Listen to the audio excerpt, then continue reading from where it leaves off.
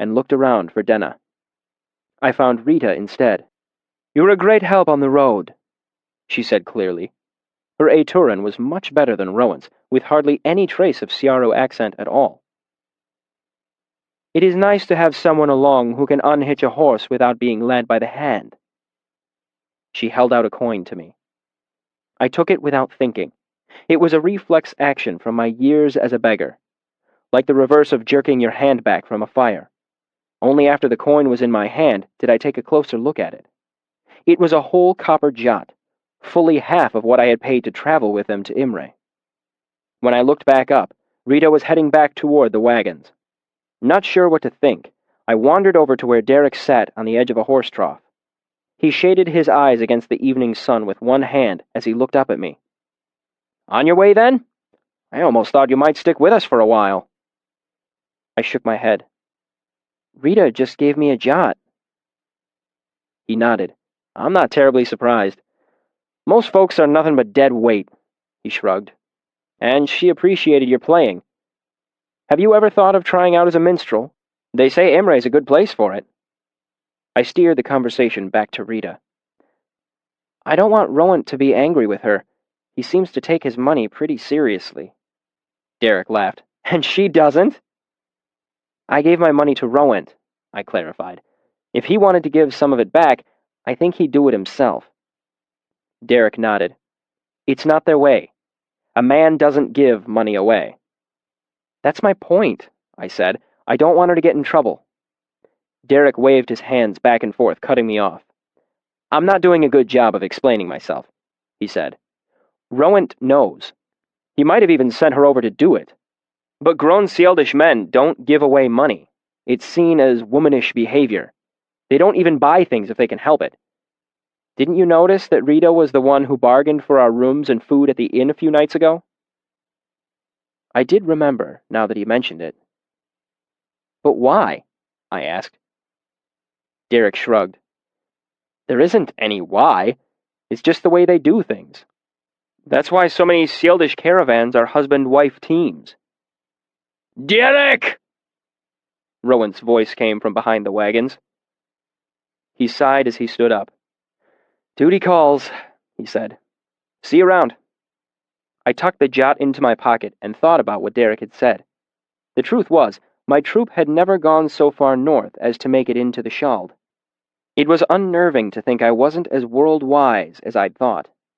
I slung my travel sack over my shoulder and looked around one last time, thinking that perhaps it would be best if I left without any troublesome goodbyes. Denna was nowhere to be seen. That settled it then. I turned to leave, and found her standing behind me. She smiled a little awkwardly with her hands clasped behind her back. She was lovely as a flower and totally unconscious of it. I was suddenly short of breath, and I forgot myself, my irritation, my hurt. "You're still going?" she asked. I nodded. "You could come to Annalyn with us," she suggested. "They say the streets are paved with gold there. You could teach Jazan to play that lute he carries around." She smiled. "I've asked him. He said he wouldn't mind." I considered it. For half a heartbeat, I almost threw my whole plan aside just to stay with her a little longer. But the moment passed, and I shook my head. "Don't look like that," she chided me with a smile. "I'll be there for a while. If things don't work out for you here..." She trailed off hopefully. I didn't know what I could do if things didn't work out for me here. I was hanging all my hopes on the university. Besides, Annalyn was hundreds of miles away. I barely owned the clothes on my back. How would I find her? Denna must have seen my thoughts reflected on my face. She smiled playfully. "I guess I'll just have to come looking for you then." We rue our travelers. Our lives are composed of meetings and partings, with brief, bright acquaintances in between. Because of this, I knew the truth. I felt it, heavy and certain in the pit of my stomach. I would never see her again. Before I could say anything, she looked nervously behind her. "I had better go. Watch for me." She flashed her impish smile again before turning to walk away. "I will," I called after her. "I'll see you where the roads meet." She glanced back and hesitated for a moment, then waved and ran off into the early evening twilight. Chapter 36. Less Talents. I spent the night sleeping outside the city limits of Imre in a soft bed of heather. The next day I woke late, washed in a nearby stream, and made my way west to the university. As I walked, I watched the horizon for the largest building in the university. From Ben's descriptions, I knew what it would look like. Featureless, gray, and square as a block, larger than 4 granaries stacked together. No windows, no decorations, and only one set of great stone doors. 10 times 10,000 books. The archives. I had come to the university for many reasons, but that was at the heart of it. The archives held answers, and I had many, many questions. First and foremost, I wanted to know the truth about the Chandrian and the Emir. I needed to know how much of Scarpi's story was the truth. When the road crossed the Omethi River, there was an old stone bridge. I don't doubt that you know the type. It was one of those ancient, mammoth pieces of architecture scattered throughout the world, so old and solidly built that they have become part of the landscape, not a soul wondering who built them or why. This one was particularly impressive. Over 200 feet long and wide enough for 2 wagons to pass each other, it stretched over the canyon the Omethi had carved into the rock. When I reached the crest of the bridge, I saw the archives for the first time in my life, rising like some great greystone over the trees to the west. The university lay at the heart of a small city, though truthfully, I hesitate to call it a city at all. It was nothing like Tarbian, with its twisting alleys and garbage smell. It was more of a town, with wide roads and clean air. Lawns and gardens were spaced between small houses and shops, but since this town had grown up to serve the peculiar needs of the university, a careful observer could note small differences in the services the town provided. For instance, there were 2 glassblowers, 3 fully stocked apothecaries, 2 binderies, 4 booksellers, 2 brothels, and a truly disproportionate number of taverns. One of them had a large wooden sign nailed to its door proclaiming, "No Sympathy." I wondered what non-arcane visitors might think of the warning. The university itself consisted of about 15 buildings that bore little resemblance to each other. Muse had a circular central hub with 8 wings radiating in each direction so it looked like a compass rose. Hollows was simple and square, with stained glass windows showing Tecum in a classic pose, standing barefoot in the mouth of his cave, speaking to a group of students. Main's was the most distinctive building of the lot. It covered nearly 1.5 acres and looked like it had been cobbled together from a number of smaller, mismatched buildings. As I approached the archives, its gray, windowless surface reminded me of an immense greystone. It was hard to believe, after all the years of waiting, that I was finally there. I circled around it until I found the entrance, a massive pair of stone doors standing wide open. Over them, chiseled deep into the stone, were the words Vorfelen Renata More. I didn't recognize the language. It wasn't Siaru, maybe Yiddish or Temic. Yet another question I needed answers for. Through the stone doors were a small antechamber with a more ordinary set of wooden doors inside. I tugged them open and felt cool, dry air brush past me. The walls were bare gray stone, lit with the distinctive, unwavering reddish light of sympathy lamps. There was a large wooden desk with several large ledger-type books lying open atop it. At the desk sat a young man who looked to be a full-blooded Sield, with the characteristic ruddy complexion and dark hair and eyes. "Can I help you?" he asked, his voice thick with the harsh burr a Siaro accent makes. "I'm here for the archives," I said stupidly. My stomach was dancing with butterflies. My palms were sweaty. He looked me over, obviously wondering at my age. "Are you a student?" "Soon," I said. "I haven't been through admissions yet." "You'll need to do that first," he said seriously. "I can't let anyone in unless they're in the book." He gestured at the ledgers on the desk in front of him. The butterflies died. I didn't bother to hide my disappointment. Are you sure I can't look around just for a couple of minutes? I've come an awfully long way. I looked at the two sets of double doors leading out of the room, one labeled Tomes, the other Stacks. Behind the desk, a smaller door was labeled Scribs Only. His expression softened somewhat. I cannot. There would be trouble. He looked me over again. Are you really going through admissions? His skepticism was obvious, even through his thick accent. I nodded. I just came here first, I said, looking around the empty room, eyeing the closed doors, trying to think of some way to persuade him to let me in. He spoke before I could think of anything. If you're really going, you should hurry. Today is the last day. Sometimes they don't go much longer than noon. My heart beat hard and quick in my chest. I'd assumed they would run all day. Where are they? Hollows. He gestured toward the outer door. Down, then left. Short building with color windows. Two big trees out front. He paused. Maple? Is that the word for a tree? I nodded and hurried outside. Soon I was pelting down the road. 2 hours later, I was in Hollows, fighting down a sour stomach and climbing up onto the stage of an empty theater. The room was dark, except for the wide circle of light that held the master's table. I walked to stand at the edge of the light and waited. Slowly, the 9 masters stopped talking among themselves and turned to look at me. They sat at a huge crescent-shaped table. It was raised, so even seated, they were looking down on me. They were serious-looking men, ranging in age from mature to ancient. There was a long moment of silence before the man sitting at the center of the crescent motioned me forward. I guessed he was the Chancellor.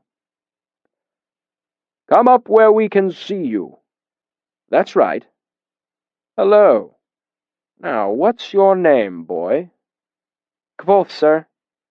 And why are you here? I looked him in the eye.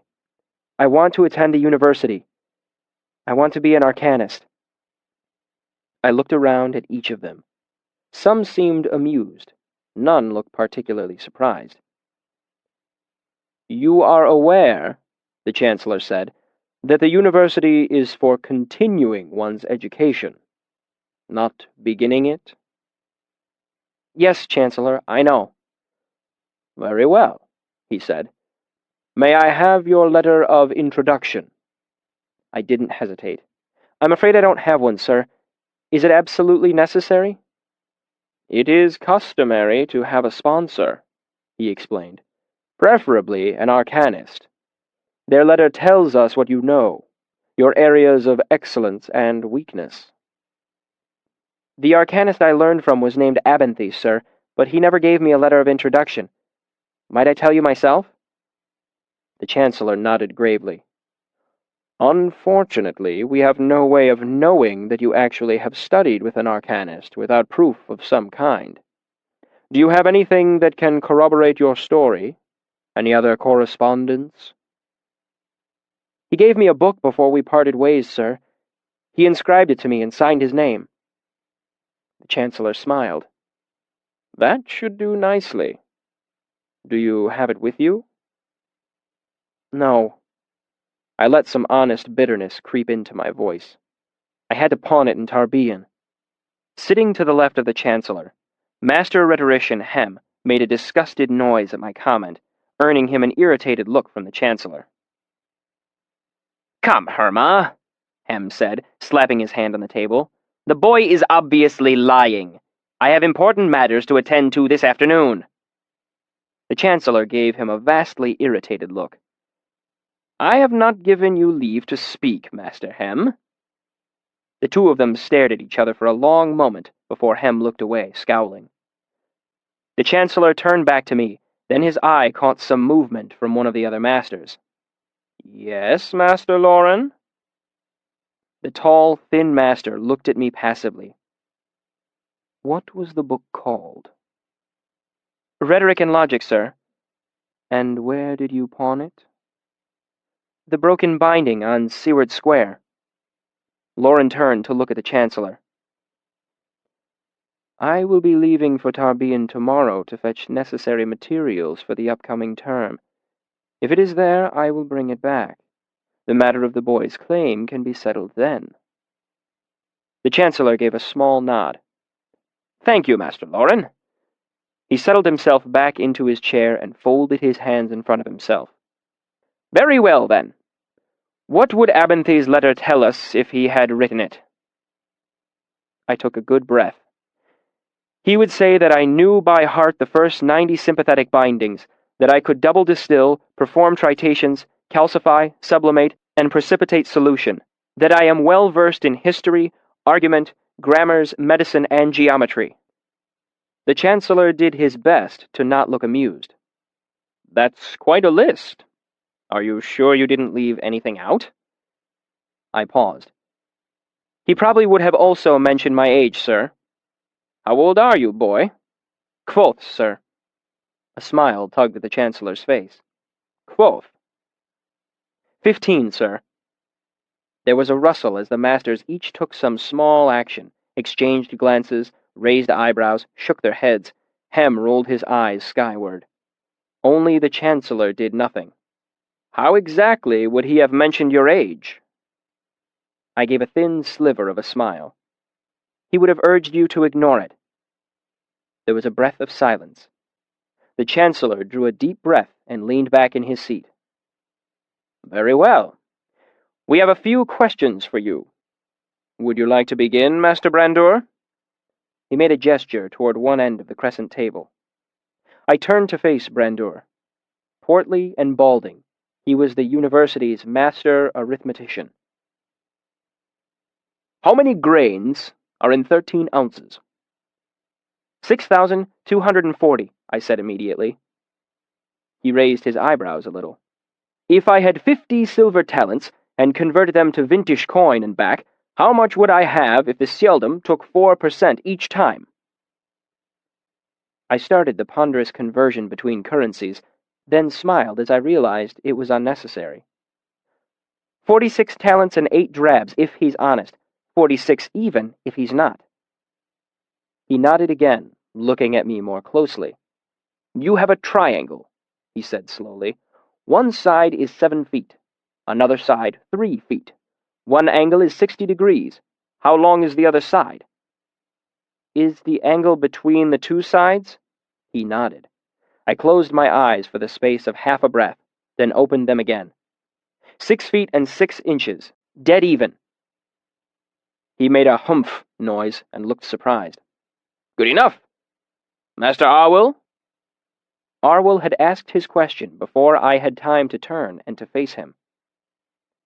What are the medicinal properties of hellebore? Anti-inflammatory, antiseptic, mild sedative, mild analgesic, blood purifier, I said, looking up at the grandfatherly spectacled old man.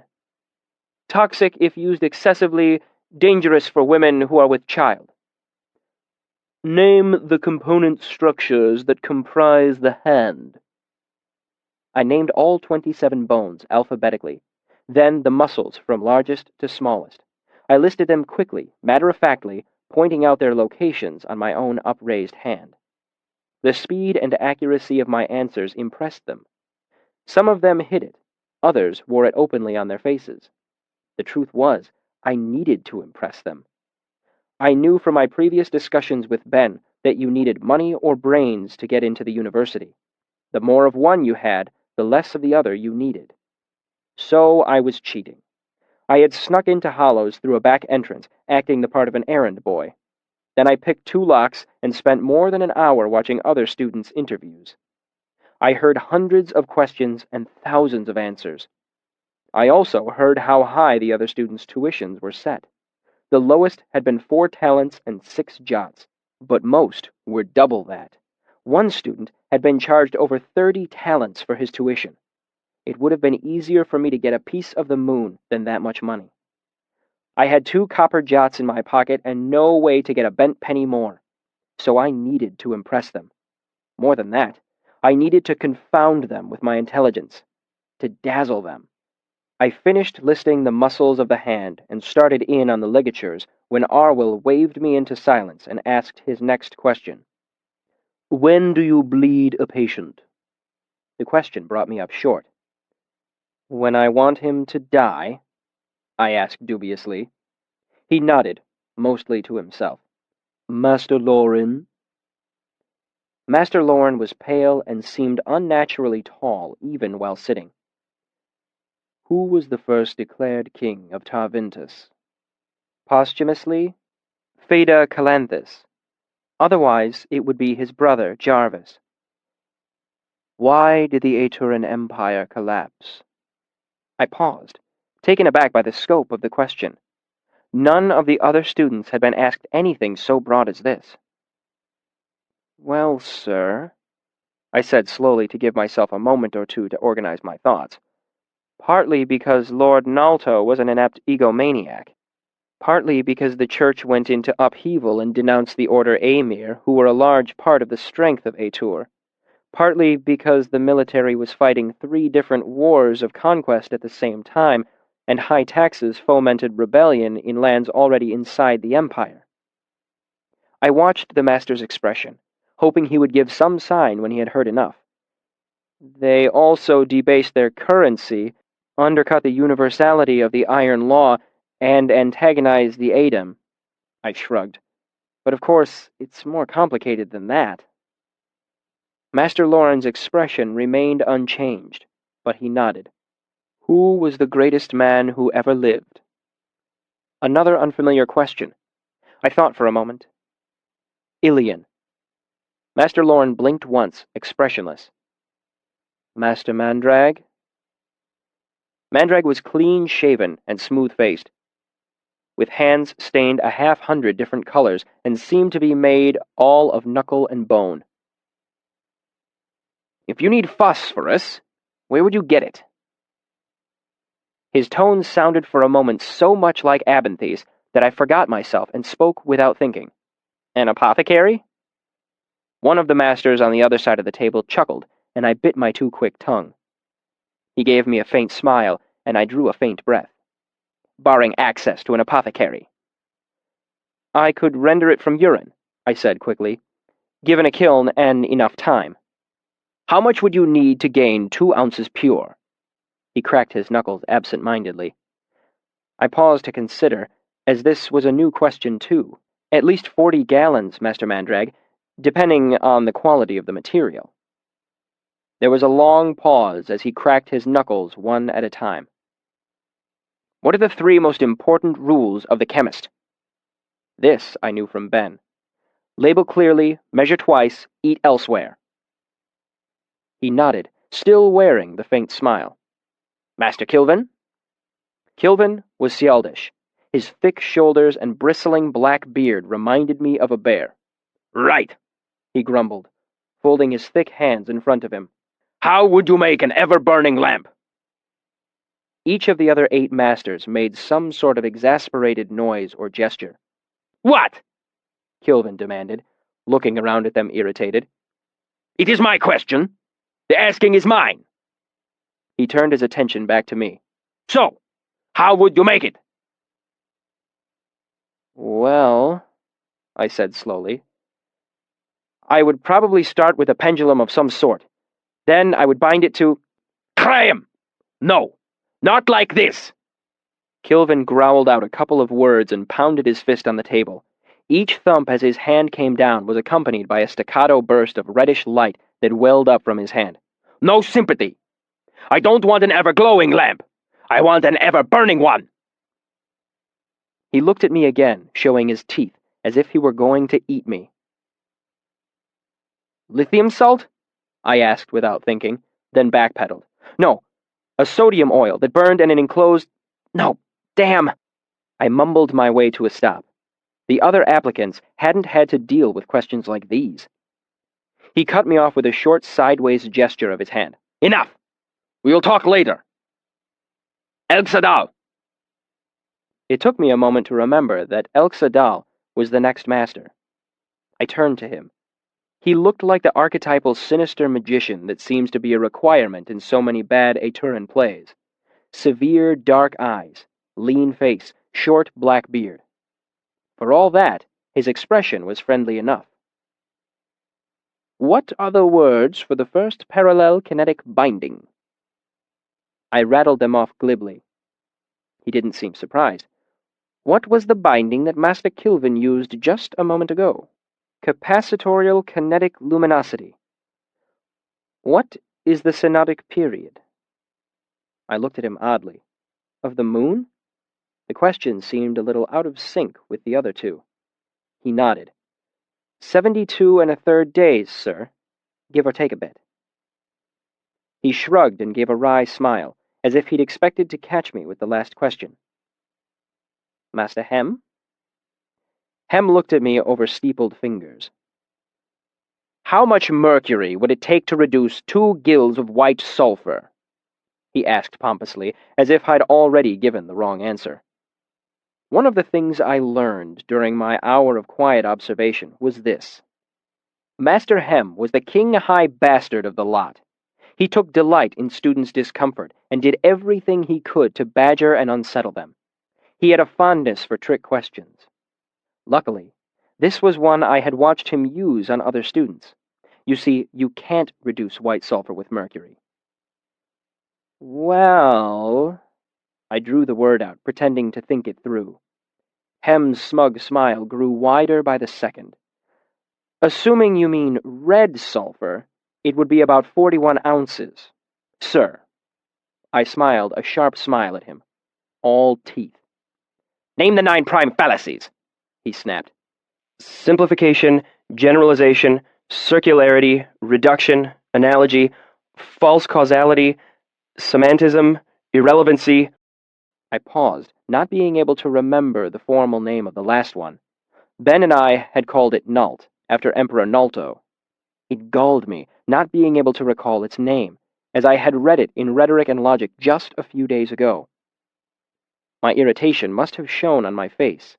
Hem glowered at me as I paused, saying, So, you don't know everything after all. He leaned back into his seat with a satisfied expression. I wouldn't be here if I didn't think I had anything to learn, I said bitingly before I managed to get my tongue under control again. From the other side of the table, Kilvin gave a deep chuckle. Hem opened his mouth, but the Chancellor silenced him with a look before he could say anything else. Now then, the Chancellor began, I think I too would ask some questions. The man to the Chancellor's right said. He had an accent that I couldn't quite place. Or perhaps it was that his voice held a certain resonance. When he spoke, everyone at the desk stirred slightly, then grew still, like leaves touched by the wind. Master Namer, the Chancellor said with equal parts deference and trepidation. Elodin was younger than the others by at least a dozen years, clean-shaven with deep eyes, medium height, medium build. There was nothing particularly striking about him, except for the way he sat at the table. One moment watching something intently, the next minute, bored and letting his attention wander among the high beams of the ceiling above. He was almost like a child who had been forced to sit down with adults. I felt Master Elodin look at me. Actually felt it. I suppressed a shiver. So Hekethka Siaro Kremeteth too? He asked. How well do you speak Siaro? Reusa, Takreala Diala too. Not very well, thank you. He lifted a hand, his index finger pointed upward. How many fingers am I holding up? I paused for a moment, which was more consideration than the question seemed to warrant. At least one, I said. Probably no more than 6. He broke into a broad smile and brought his other hand up from underneath the table. It had 2 fingers upright. He waved them back and forth for the other masters to see, nodding his head from side to side in an absent, childish way. Then he lowered his hands to the table in front of him and grew suddenly serious. Do you know the 7 words that will make a woman love you? I looked at him, trying to decide if there was more to the question. When nothing more was forthcoming, I answered simply, No. They exist, he reassured me, and sat back with a look of contentment. "Master Linguist?" He nodded to the Chancellor. "That seems to cover most of academia," the Chancellor said, almost to himself. I had the impression that something had unsettled him, but he was too composed for me to tell exactly what. "You will forgive me if I ask a few things of a less scholarly nature?" Having no real choice, I nodded. He gave me a long look that seemed to stretch several minutes. "Why didn't Abinthe send a letter of recommendation with you?" I hesitated. Not all traveling entertainers are as respectable as our troupe, so, understandably, not everyone respected them. But I doubted that lying was the best course of action. "He left my troupe 3 years ago. I haven't seen him since." I saw each of the masters look at me. I could almost hear them doing the mental arithmetic, calculating my age backward. "Oh, come now!" Hem said disgustedly, and moved as if he would stand. The Chancellor gave him a dark look, silencing him. "Why do you wish to attend the university?" I stood dumbfounded. It was the one question I was completely unprepared for. What could I say? 10,000 books? Your archives. I used to have dreams of reading there when I was young. True, but too childish. I want revenge against the Chandrian. Too dramatic. To become so powerful that no one will ever be able to hurt me again. Too frightening. I looked up to the Chancellor and realized I'd been quiet for a long while. Unable to think of anything else, I shrugged and said, "I don't know, sir. I guess I'll have to learn that too." The Chancellor's eyes had taken on a curious look by this point, but he pushed it aside and said, "Is there anything else you would like to say?"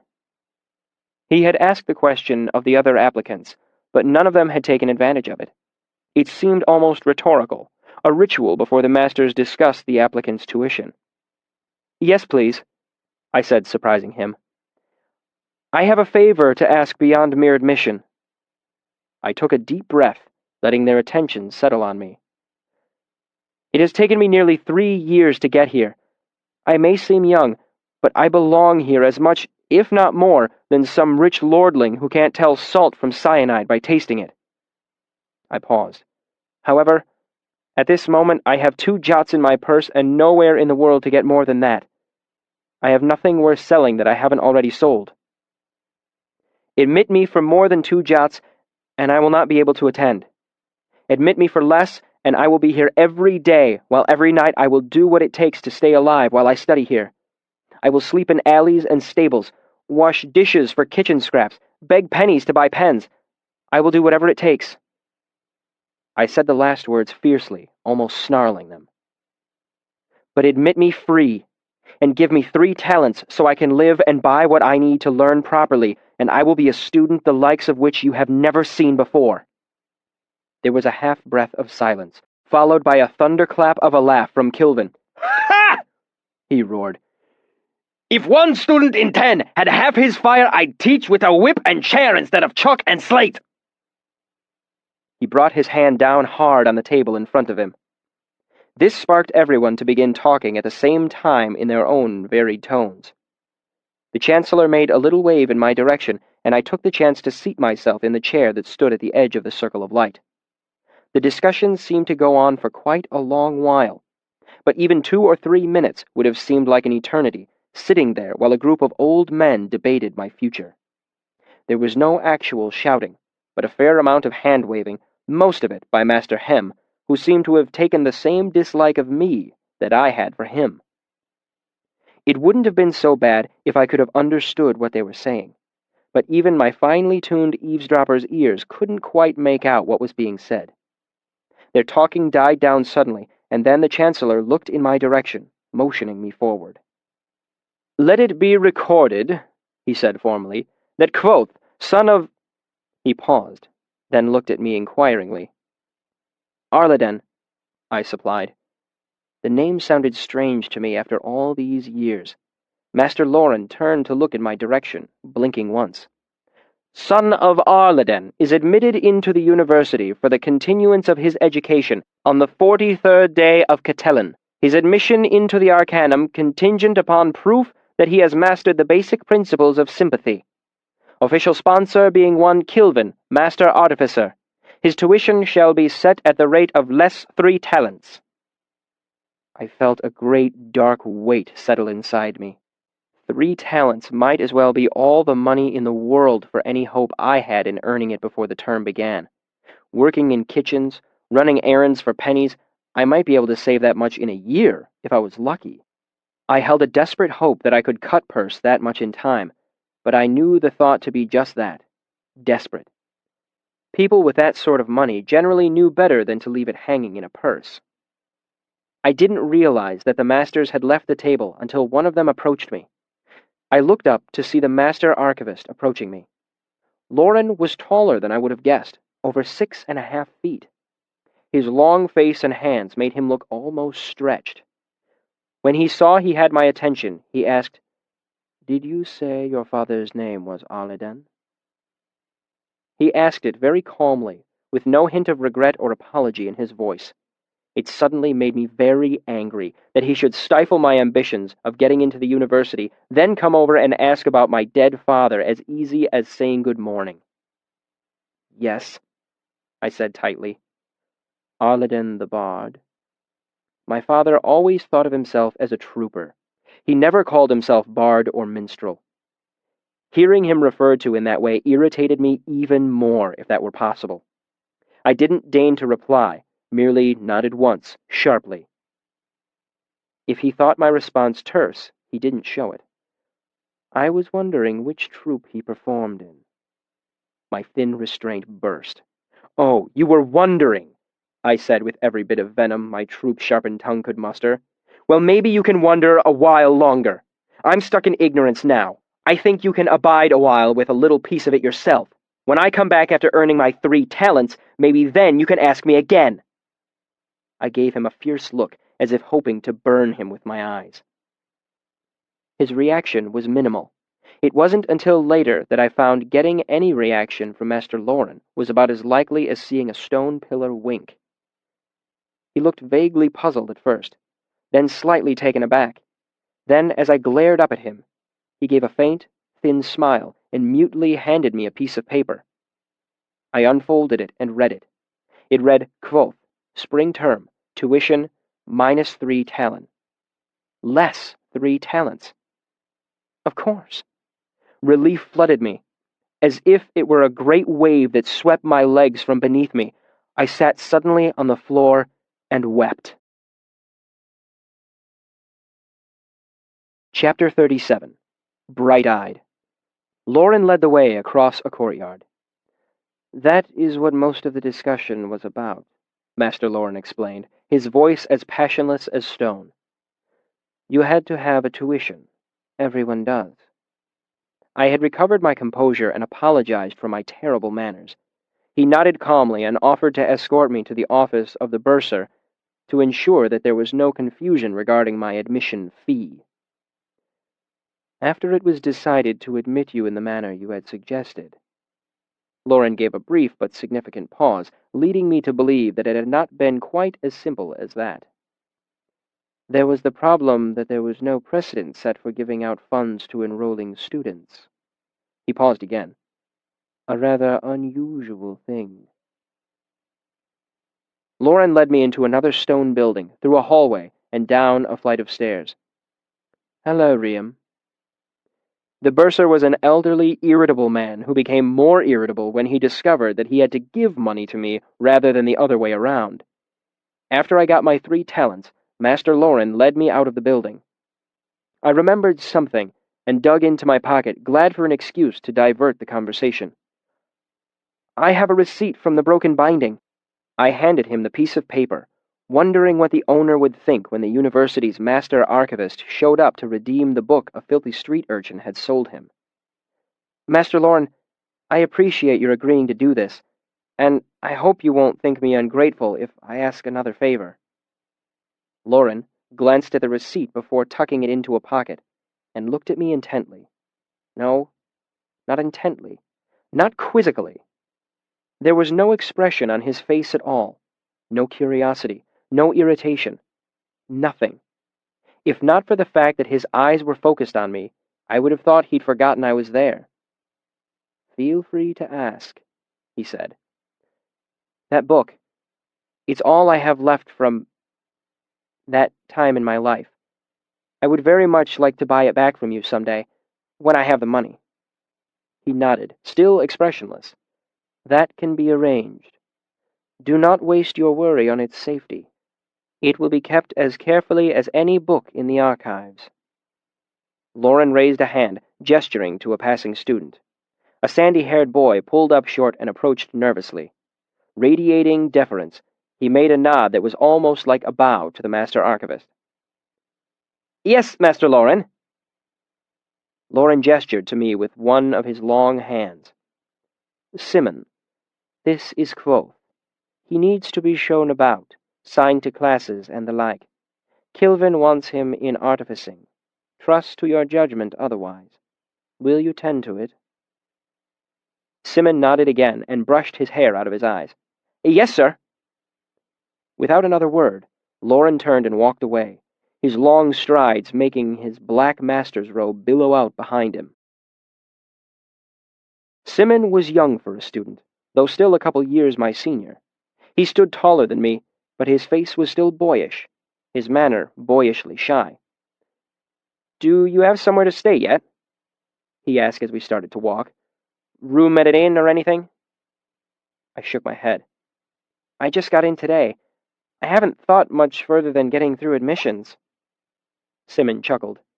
"I know what that's like. I still get sweaty at the beginning of each term." He pointed to the left, down a wide lane lined with trees. "Let's head to Muse first, then." I stopped walking. "I don't have a lot of money," I admitted. I hadn't planned on getting a room. I was used to sleeping outside, and I knew I would need to save my 3 talents for clothes, food, paper, and next term's tuition. I couldn't count on the master's generosity 2 terms in a row. "Admissions didn't go that well, huh?" Simon said sympathetically as he took my elbow and steered me toward another one of the gray university buildings. This one was 3 stories tall, many-windowed, and had several wings radiating out from a central hub. "Don't feel bad about it. I got nervous and pissed myself the first time through. Figuratively." "I didn't do that badly," I said suddenly, very conscious of the 3 talents in my purse. "But I think I offended Master Lauren. He seems a little chilly?" Simon asked. "Distant? Like an unblinking pillar of stone?" He laughed. "Lauren is always like that. Rumor has it that Elk Sadal has a standing offer of 10 gold marks to anyone who can make him laugh." "Oh." I relaxed a little. "That's good. He's the last person I'd want to get on the wrong side of. I'm looking forward to spending a lot of time in the archives." "Just handle the books gently and you'll get along fine. He's pretty detached for the most part, but careful around his books." He raised an eyebrow and shook his head. "He's fiercer than a mother bear protecting her cubs. In fact, I'd rather get caught by a mother bear than have Lauren see me folding back a page." Simon kicked at a rock, sending it skipping down the cobblestones. "Okay, you've got options in the Muse. A talent will get you a bunk and a meal chit for the term." He shrugged. "Nothing fancy, but it keeps the rain off. You can share a room for 2 talents or get one all to yourself for 3. "What's a meal chit?" "Meals are 3 a day over in the mess." He pointed to a long, low-roofed building across the lawn. "The food isn't bad so long as you don't think too hard about where it might have come from." I did some quick arithmetic. A talent for 2 months' worth of meals and a dry place to sleep was as good a deal as I could hope for. I smiled at Simon. "Sounds like just the thing." Simon nodded as he opened the door into the Muse. "Bunks it is, then. Come on, let's find a steward and get you signed up." The bunks for non-Arcanum students were on the 4th floor of the east wing of Muse, farthest from the bathing facilities on the ground floor. The accommodations were as Sim had described, nothing fancy. But the narrow bed had clean sheets, and there was a trunk with a lock where I could keep my meager possessions. All the lower bunks had already been claimed, so I took an upper one in the far corner of the room. As I looked out one of the narrow windows from on top of my bunk, I was reminded of my secret place high on Tarbean's rooftops. The similarity was oddly comforting. Lunch was a bowl of steaming hot potato soup, beans, narrow rashers of fatty bacon, and fresh brown bread. The room's large plank tables were nearly half full, seating about 200 students. The room was full of the low murmur of conversation, punctuated by laughter and the metallic sound of spoons and forks scraping against the tin trays. Simmons steered me to the back corner of the long room. 2 other students looked up as we approached. Simmons made a one-handed gesture to me as he set down his tray. "Everyone, meet Kvothe, our newest dewy-eyed first-termer." He gestured from one person to the next. "Kvothe, these are the worst students the Arcanum has to offer. Manette and Willem." "Already met him," Willem said. He was the dark-haired sealdom from the archives.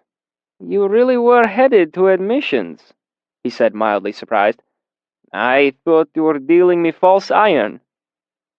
He reached out his hand for me to shake. "Welcome." "Telu anyway," Manette muttered, looking over at me. He was at least 50 years old, with wild hair and a grizzled beard. He wore a slightly disheveled look, as if he'd only woken up a few minutes ago. "Am I as old as I feel, or is he as young as he looks?" "Both," Simmons said cheerfully as he sat down. "Kvothe, Manette here has been in the Arcanum for longer than all of us put together." Manette snorted. "Give me some credit. I've been in the Arcanum longer than any of you have been alive." "And still a lowly Ilir," Willem said. His thick Siaru accent made it hard to tell if he was being sarcastic or not. "Huzzah to being an Ilir," Manette said earnestly. "You boys will regret it if you move any farther up the ranks. Trust me, it's just more hassle and higher tuition." "We want our guilders, Manette," Simmons said. "Preferably sometime before we're dead." "The guilder is overrated too," Manette said, tearing off a piece of bread and dunking it in his soup. The exchange had an easy feel, and I guessed this was a familiar conversation. "How'd you do?" Simmons asked Willem eagerly. 7 and 8, Willem grumbled. Simmons looked surprised. "What in God's name happened? Did you punch one of them?" "Fumbled my cipher," Willem said sullenly. "And Lauren asked about the influence of subinfeudation on Modegan currency. Kilvin had to translate. Even then, I could not answer." "My soul weeps for you," Sim said lightly. "You trounced me these last 2 terms. I was bound to catch a break sooner or later. I got 5 talents even this term." He held out his hand. "Pay up." Willem dug into his pocket and handed Sim a copper jot. I looked at Manette. "Aren't you in on it?" The wild-haired man huffed a laugh and shook his head. "There'd be some long odds against me," he said, his mouth half full. "Let's hear it," Simmons said with a sigh. "How much this term?" 1 and 6, Manette said, grinning like a wolf. Before anyone could think to ask me what my tuition was, I spoke up. "I heard about someone getting a 30-talent tuition. Do they usually get that high?" "Not if you have the good sense to stay low in the rankings," Manette grumbled. "Only nobility," Willem said. "Crimelish bastards with no business having their study here. I think they stoke up high tuitions just so they can complain." "I don't mind," Manette said. "Take their money. Keep my tuition low." I jumped as a tray clattered down onto the other side of the table. "I assume you're talking about me." The owner of the tray was blue-eyed and handsome, with a carefully trimmed beard and high Modegan cheekbones. He was dressed in rich, muted colors. On his hip was a knife with a worked wire hilt, the first weapon I'd seen anyone wearing at the university. "Savoy?" Simmons looked stunned. "What are you doing here?" "I ask myself the same thing." Savoy looked down at the bench. "Are there no proper chairs in this place?" He took his seat, moving with an odd combination of graceful courtliness and stiff, affronted dignity. "Excellent. Next I'll be eating with a trencher and throwing bones to the dogs over my shoulder." Etiquette dictates it to be the left shoulder, your highness, Manette said around a mouthful of bread, grinning. Savoy's eyes flashed angry, but before he could say anything, Simmons spoke up. What happened? My tuition was 68 strelum, he said indignantly. Simmons looked nonplussed. Is that a lot? It is a lot, Savoy said sarcastically. And for no good reason. I answered their questions. This is a grudge, plain and simple. Mandrag does not like me. Neither does him. Besides, everyone knows they squeeze the nobility twice as hard as you lot, bleeding us dry as stones. Simmons' nobility? Manette pointed a spoon. He seems to do fine for himself. Savoy exhaled sharply through his nose. Simmons' father is a paper duke bowing to a tin king in Aetour. My father's stables have longer bloodlines than half you Aeturian nobles. Simmons stiffened slightly in his seat, though he didn't look up from his meal. Willem turned to face Savoy, his dark eyes going hard, but before he could say anything, Savoy slumped, rubbing his face in one hand. I'm sorry, Sim. My house and name to you. It's just things were going to be better this term, but now they're worse instead. My allowance wouldn't even cover my tuition, and no one will extend me more credit. Do you know how humiliating that is? I've had to give up my rooms at the Golden Pony. I'm on the 3rd floor of Muse. I almost had to share a room. What would my father say if he knew? Simmon, his mouth full, shrugged and made a gesture with his spoon that seemed to indicate that there was no offense taken. Maybe things would go better for you if you didn't go in there looking like a peacock, Manette said. Leave off the silk when you go through admissions. Is that how it is? Savoy said, his temper flaring again. Should I abase myself? Rub ashes in my hair? Tear my clothes? As he grew angrier, his lilting accent became more pronounced. No! They are none of them better men than me! I need not bow to them! There was a moment of uncomfortable silence at the table. I noticed more than a few of the surrounding students were watching the show from the nearby tables. Heitle Team! Savoy continued. There is nothing in this place I do not hate. Your weather is wild and uncivilized, your religion barbaric and prudish, your whores are intolerably ignorant and unmannerly, your language barely has the subtlety to express how wretched this place is.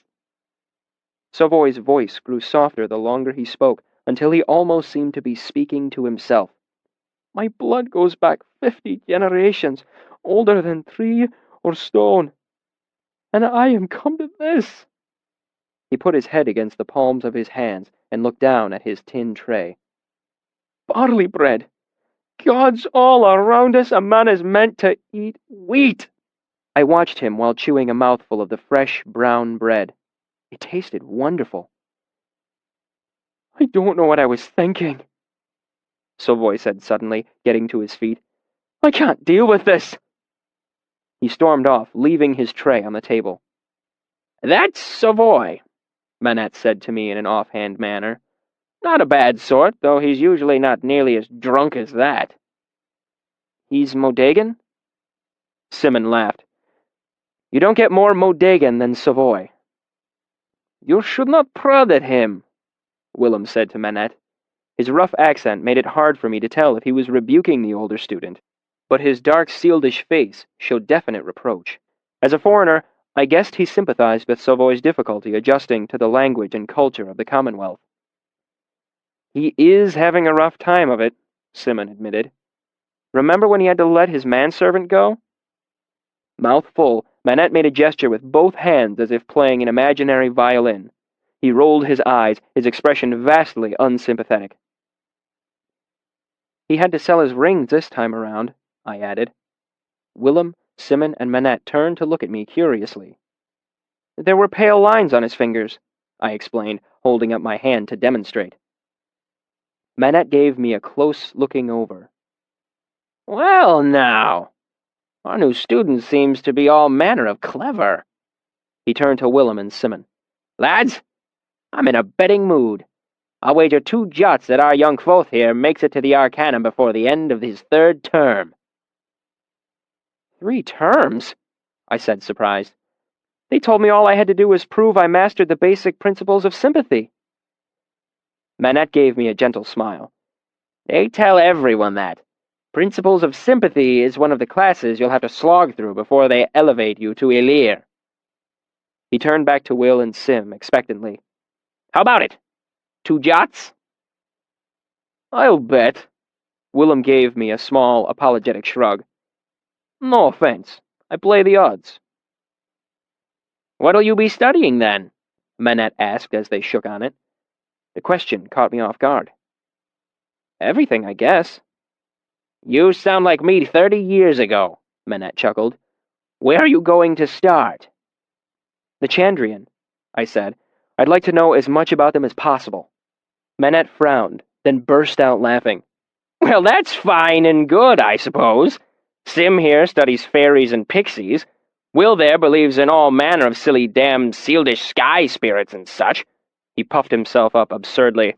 I'm big on imps and shamblemen myself.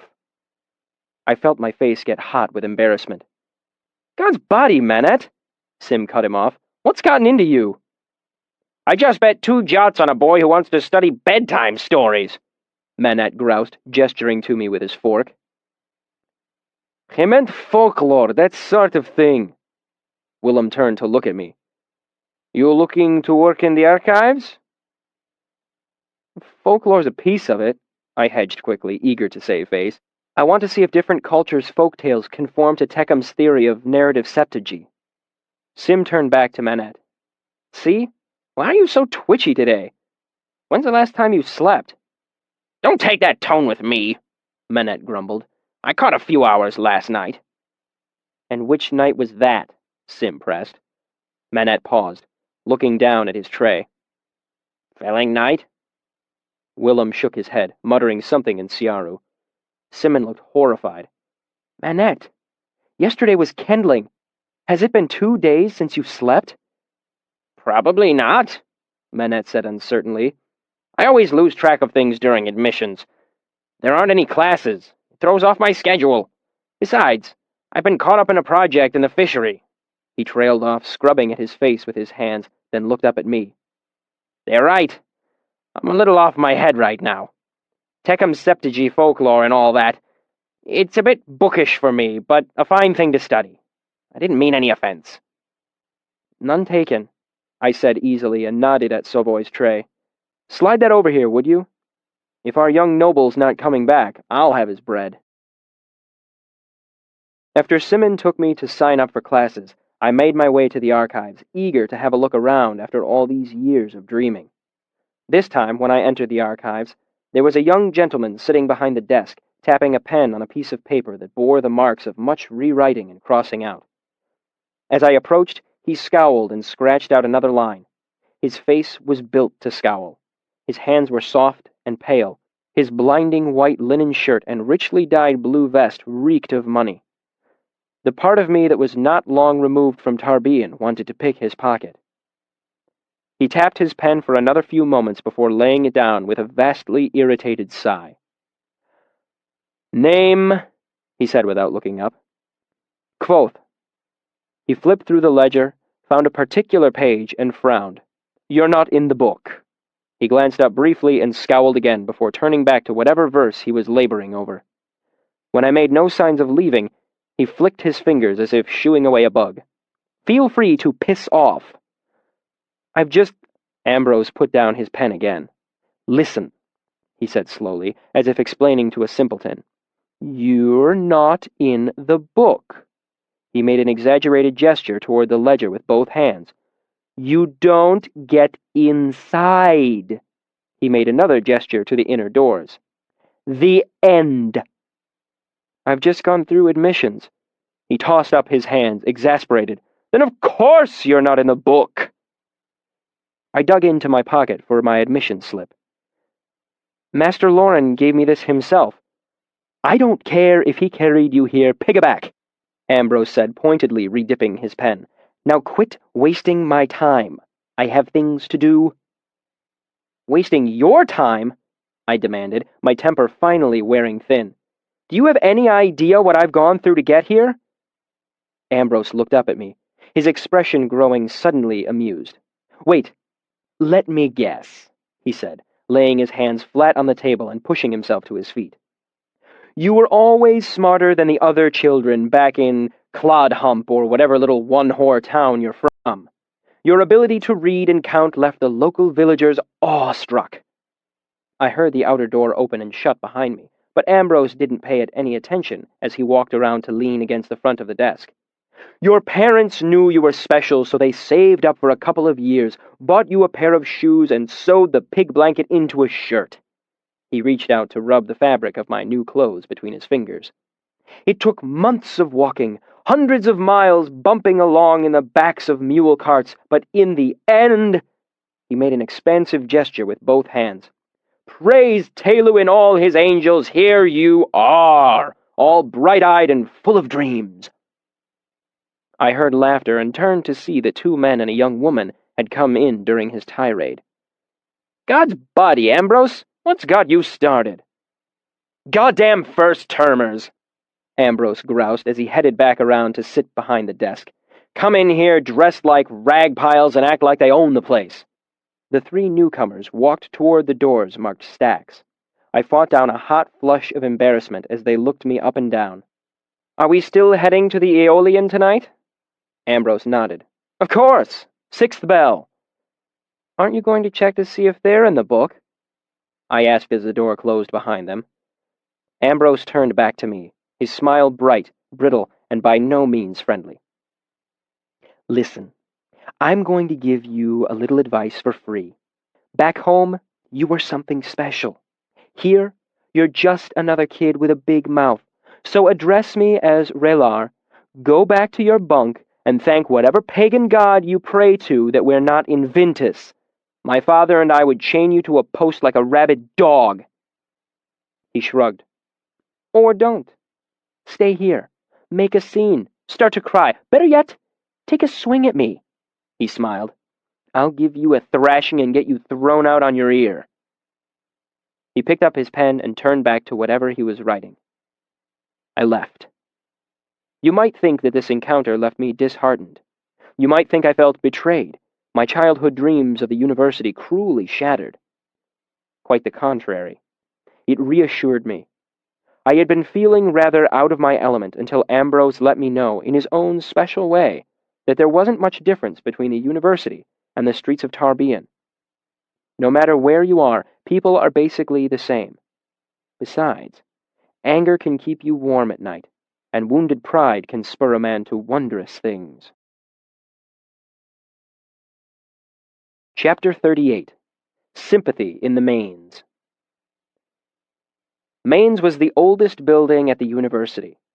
Over the centuries, it had grown slowly in all directions, engulfing smaller buildings and courtyards as it spread.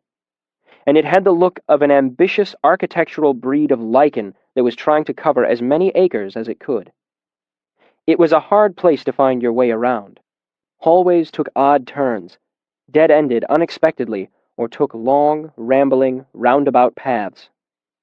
It could easily take 20 minutes to walk from one room to another, despite the fact that they were only 50 feet apart. More experienced students knew shortcuts, of course, which workrooms and lecture halls to cut through to reach your destination. At least one of the courtyards had been completely isolated and could only be accessed by climbing through a window. Rumor had it there were some rooms bricked off entirely, some with students still inside. Their ghosts were rumored to walk the halls at night, bewailing their fate and complaining about the food in the mess. My first class was held in Mains.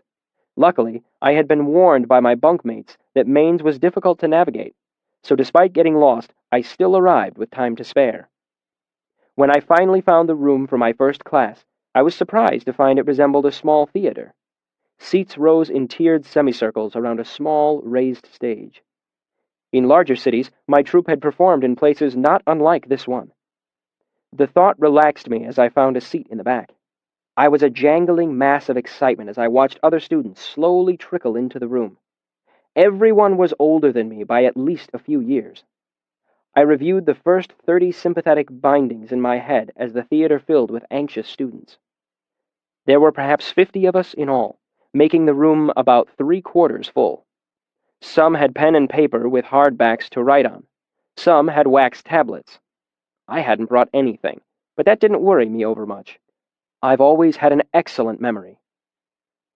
Master Hem entered the room and made his way onto the stage to stand behind a large stone work table. He looked impressive in his dark master's robes, and it was bare seconds before the whispering, shuffling theater of students hushed to silence. "So, you want to be arcanists," he said. "You want magic like you've heard about in bedtime stories. You've listened to songs about Taborlin the Great, roaring sheets of fire, magic rings, invisible cloaks, swords that never go dull, potions to make you fly." He shook his head, disgusted. "Well, if that's what you're looking for, you can leave now, because you won't find it here. It doesn't exist." At this point, a student came in, realized he was late, and moved quickly into a vacant seat. Hem spotted him, though. "Hello! Glad you chose to attend. What's your name?"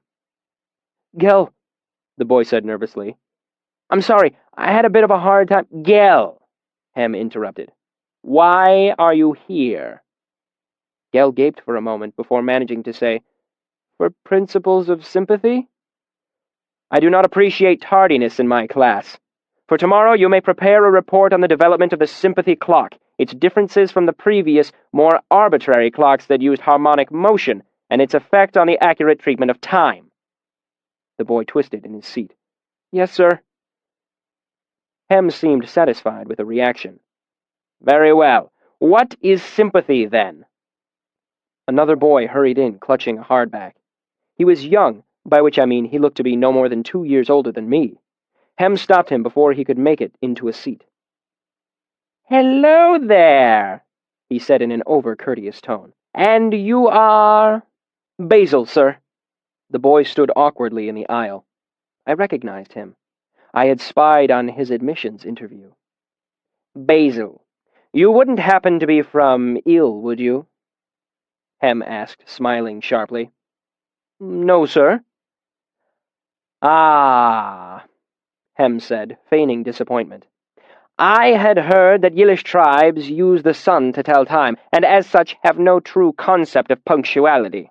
However, as you are not Yillish, I can see no excuse for being late.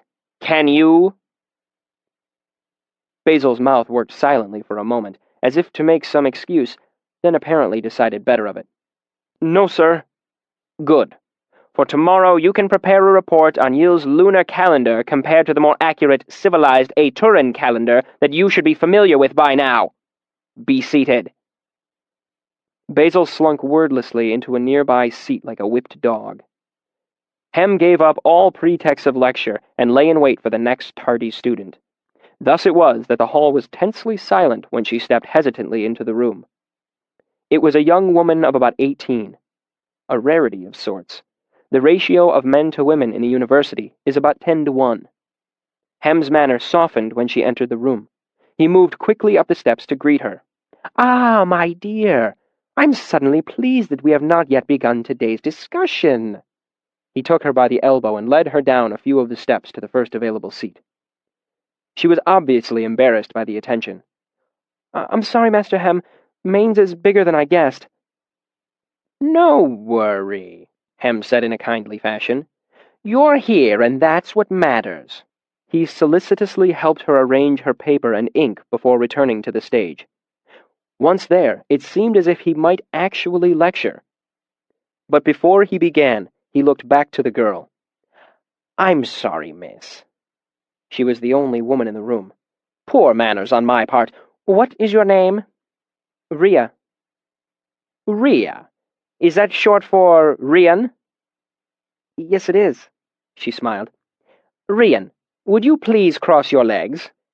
The request was made with such an earnest tone that not even a titter escaped the class. Looking around, Rian crossed her legs. "Now that the gates of hell are closed," Hem said in his normal, rougher tones, "we can begin." And so he did, ignoring her for the rest of the lecture, which, as I see it, was an inadvertent kindness. It was a long 2.5 hours. I listened attentively, always hoping that he would come to something I hadn't learned from Abinthy. But there was nothing. I quickly realized that while Hem was discussing the principles of sympathy, he was doing it at a very, very basic level. This class was a colossal waste of my time. After Hem dismissed the class, I ran down the stairs and caught him just as he was leaving through a lower door. "Master Hem!" He turned to face me. "Oh, yes. Our boy Prodigy. I wasn't aware you were in my class. I didn't go too fast for you, did I?" I knew better than to answer that honestly. "You covered the basics very clearly, sir. The principles you mentioned today will lay a good foundation for the other students in the class. Diplomacy is a large part of being a trooper." He puffed up a bit at my perceived compliment, then looked more closely at me. "Other students?" he asked. "I'm afraid I'm already familiar with the basics, sir. I know the 3 laws and the 14 corollaries, as well as the first 90— Yes, I see," he cut me off. "I'm rather busy at the moment. We can speak of this tomorrow before class." He turned and walked briskly away. Half a loaf being better than none, I shrugged and headed for the archives. If I wasn't going to learn anything from Hem's lectures, I might as well start educating myself. This time when I entered the archives, there was a young woman sitting behind the desk. She was strikingly beautiful, with long, dark hair and clear, bright eyes. A notable improvement over Ambrose, to be sure. She smiled as I approached the desk. "What's your name?" "Kvothe," I said, "son of Arladin." She nodded and began to page through the ledger. "What's yours?" I asked to fill the silence. "Fella," she said without looking up, then nodded to herself and tapped the ledger. "There you are. Go on in." There were 2 sets of double doors leading out of the antechamber, one marked stacks and the other tomes. Not knowing the difference between the two, I headed to the ones labeled stacks. That was what I wanted. Stacks of books. Great heaps of books. Shelf after endless shelf of books. I had my hands on the handles of the doors before Fella's voice stopped me. "I'm sorry, it's your first time in here, isn't it?" I nodded, not letting go of the door's handles. I was so close. What was going to happen now? "The stacks are arcanum only," she said apologetically. She stood up and walked around the desk to the other set of doors. "Here, let me show you." I reluctantly let go of the door's handles and followed her. Using both hands, she tugged one of the heavy wooden doors open, revealing a large, high-ceilinged room filled with long tables. A dozen students were scattered throughout the room, reading. The room was well lit with the unwavering light of dozens of sympathy lamps. Fella leaned close to me and spoke in a soft voice. "This is the main reading area. You'll find all the necessary tomes used for most of the basic classes." She blocked the door open with her foot and pointed along one wall to a long section of shelving with 300 or 400 books, more books than I had ever seen in one place before. Fella continued to speak softly. "It's a quiet place. No talking above a whisper." I noticed that the room was almost unnaturally quiet. "If you want a book that isn't there, you can submit a request at the desk," she pointed. "They'll find the book and bring it out to you." I turned to ask her a question, and only then realized how close she was standing. It says a great deal about how enamored I was with the archives that I failed to notice one of the most attractive women in the university standing less than 6 inches away. "How long does it usually take them to find a book?" I asked quietly, trying not to stare at her. "It varies." She brushed her long black hair over her shoulder. "Sometimes we're busier than others. Some people are better at finding the appropriate books." She shrugged and some of her hair swung back down to brush against my arm. "Usually no more than an hour." I nodded, disappointed by not being able to browse the whole of the archives, but still excited to be inside. Once again, half a loaf was better than none. "Thanks, Fella." I went inside, and she let the door swing shut behind me. But she came after me just a moment later. "One last thing," she said quietly. "I mean, it goes without saying, but this is your first time here." Her expression was serious. "The books don't leave this room. Nothing leaves the archives." "Of course," I said. "Naturally." I hadn't known. Fella smiled and nodded. I just wanted to make sure. A couple of years ago, we had a young gent who was used to carrying off books from his father's library. I'd never even seen Lauren frown before that, or talk much above a whisper.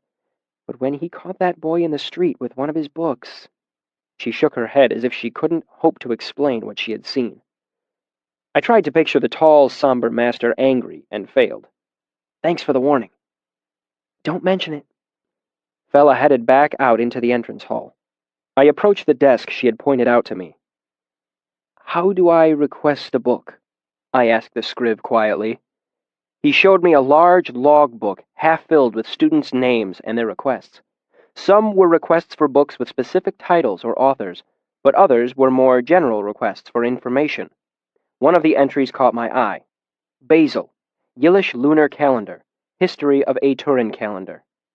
I looked around the room and saw the boy from Hem's class hunched over a book, taking notes. I wrote Kvothe, the History of the Chandrian, Reports of the Chandrian and their signs, black eyes, blue flame, etc. I went to the shelves next and started looking over books. I recognized one or two from my studies with Ben. The only sound in the room was the occasional scratch of a pen on paper, or the faint bird-wing sound of a page turning. Rather than being unsettling, I found the quiet strangely comforting. Later, I was to find out that the place was nicknamed Tombs because of its crypt-like quiet. Eventually, a book called The Mating Habits of the Common Dracus caught my eye, and I took it over to one of the reading tables. I picked it because it had a rather stylish embossed dragon on the cover, but when I started reading, I discovered it was an educated investigation into several common myths. I was halfway through the title piece, explaining how the myth of the dragon, in all likelihood, involved from the much older mundane Dracus, when a scriv appeared at my elbow. Kvothe? I nodded, and he handed me a small book with a blue cloth cover. Opening it, I was instantly disappointed. It was a collection of fairy stories. I flipped through it, hoping to find something useful, but it was filled with sticky sweet adventure stories meant to amuse children. You know the sort. Brave orphans trick the Chandrian, win riches, marry princesses, and live happily ever after. I sighed and closed the book. I had half expected this. Until the Chandrian killed my family, I thought they were nothing more than children's stories too.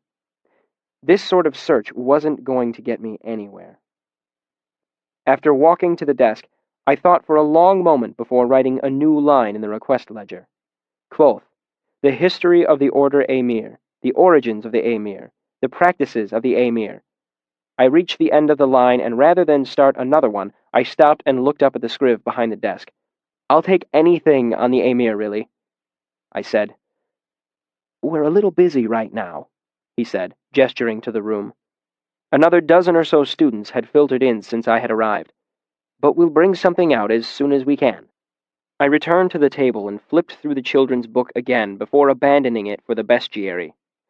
The wait was much longer this time, and I was learning about the strange summer hibernation of Susquinian when I felt a light touch on my shoulder. I turned, expecting to see a scriv with an armload of books, or maybe Basil come to say hello. I was startled by the sight of Master Lauren looming over me in his dark master's robes. Come, he said softly, and gestured for me to follow. Not knowing what might be the matter, I followed him out of the reading room. We walked behind the scriv's desk and down a flight of stairs to a small, featureless room with a table and 2 chairs. The archives was filled with little rooms like this, reading holes designed to give members of the Arcanum a place to sit privately and study. Lauren lay the request ledger from tomes on the table. I noticed your request while assisting one of the newer scrivs in his duties, he said. You have an interest in the Chandrian and the Emir? He asked. I nodded. Is this in regard to an assignment from one of your instructors? For a moment, I thought about telling him the truth, about what had happened to my parents, about the story I had heard in Tarbian. But Manette's reaction to my mention of the Chandrian had shown me how foolish that would be. Until I'd seen the Chandrian myself, I didn't believe in them. If anyone would have claimed to have seen them, I would have thought they were crazy. At best, Lauren would think I was delusional. At worst, a foolish child. I was suddenly pointedly aware of the fact that I was standing in one of the cornerstones of civilization, talking to the master archivist of the university. It put things in a new perspective for me. The stories of an old man in some dockside tavern suddenly seemed very far away and insignificant. I shook my head. No, sir. It's merely to satisfy my curiosity. I have a great respect for curiosity, Lauren said with no particular inflection. Perhaps I can satisfy yours a bit. The Emir were part of the church back when the Aturan Empire was still strong. Their credo was Ivare Enim Yuge, which roughly translates as for the greater good. They were equal part knight-errant and vigilante.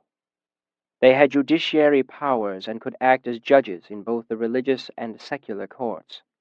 All of them, to varying degrees, were exempt from the law. I knew most of this already. But where did they come from? I asked. It was as close as I dared come to mentioning Scarpy's story.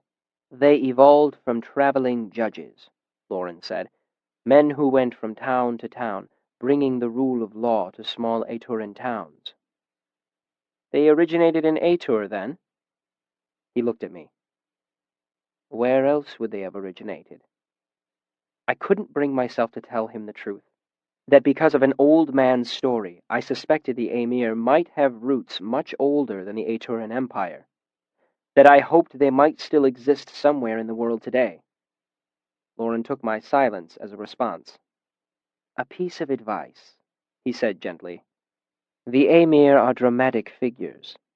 When we are young, we all pretend to be Emir and fight battles with willow-switch swords.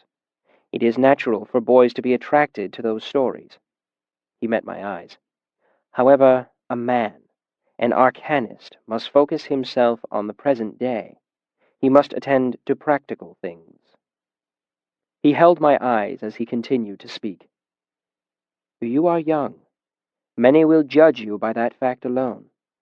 I drew a breath, but he held up a hand. I am not accusing you of engaging in boyish fancy. I am advising you to avoid the appearance of boyish fancy. He gave me a level look, his face as calm as always. I thought of the way Ambrose had treated me and nodded, feeling color rise to my cheeks. Lauren brought out a pen and drew a series of hashes through my single line of writing in the ledger book. I have a great respect for curiosity, he said, but others do not think as I do. I would not see your first term unnecessarily complicated by such things. I expect things will be difficult enough for you without that additional worry. I bowed my head, feeling as if I'd somehow disappointed him. I understand. Thank you, sir. Chapter 39. Enough Rope. The next day, I was 10 minutes early to Hem's class, sitting in the front row. I hoped to catch Hem before the class started, thereby saving myself from having to sit through another one of his lectures. Unfortunately, he did not appear early. The lecture hall was full when he entered by the hall's lower door and climbed the 3 steps onto the raised wooden stage. He looked around the hall, eyes searching me out. Ah, yes, our young prodigy. Stand up, would you? Uncertain as to what was going on, I stood. I have pleasant news for everyone, he said. Mr. Kvothe here has assured me as to his complete grasp of the principles of sympathy. In doing so, he has offered to give today's lecture. He made an expansive gesture for me to join him on the stage. He smiled at me with hard eyes. Mr. Kvothe? He was mocking me, of course, expecting me to slink down into my seat, cowed and ashamed. But I had had enough of bullies in my life, so I climbed onto the stage and shook his hand. Using a good stage voice, I spoke to the students. I thank Master Hem for this opportunity. I only hope that I can help him shed some light on this most important subject. Having started this little game, Hem was unable to stop it without looking foolish. As he shook my hand, he gave me the look a wolf gives a treed cat. Smiling to himself, he left the stage to assume my recently vacated seat in the front row. Confident of my ignorance, he was willing to let the charade continue. I would never have gotten away with it if not for two of Hem's numerous flaws. First, his general stupidity in not believing what I had told him the day before. Second, his desire to see me embarrassed as thoroughly as possible.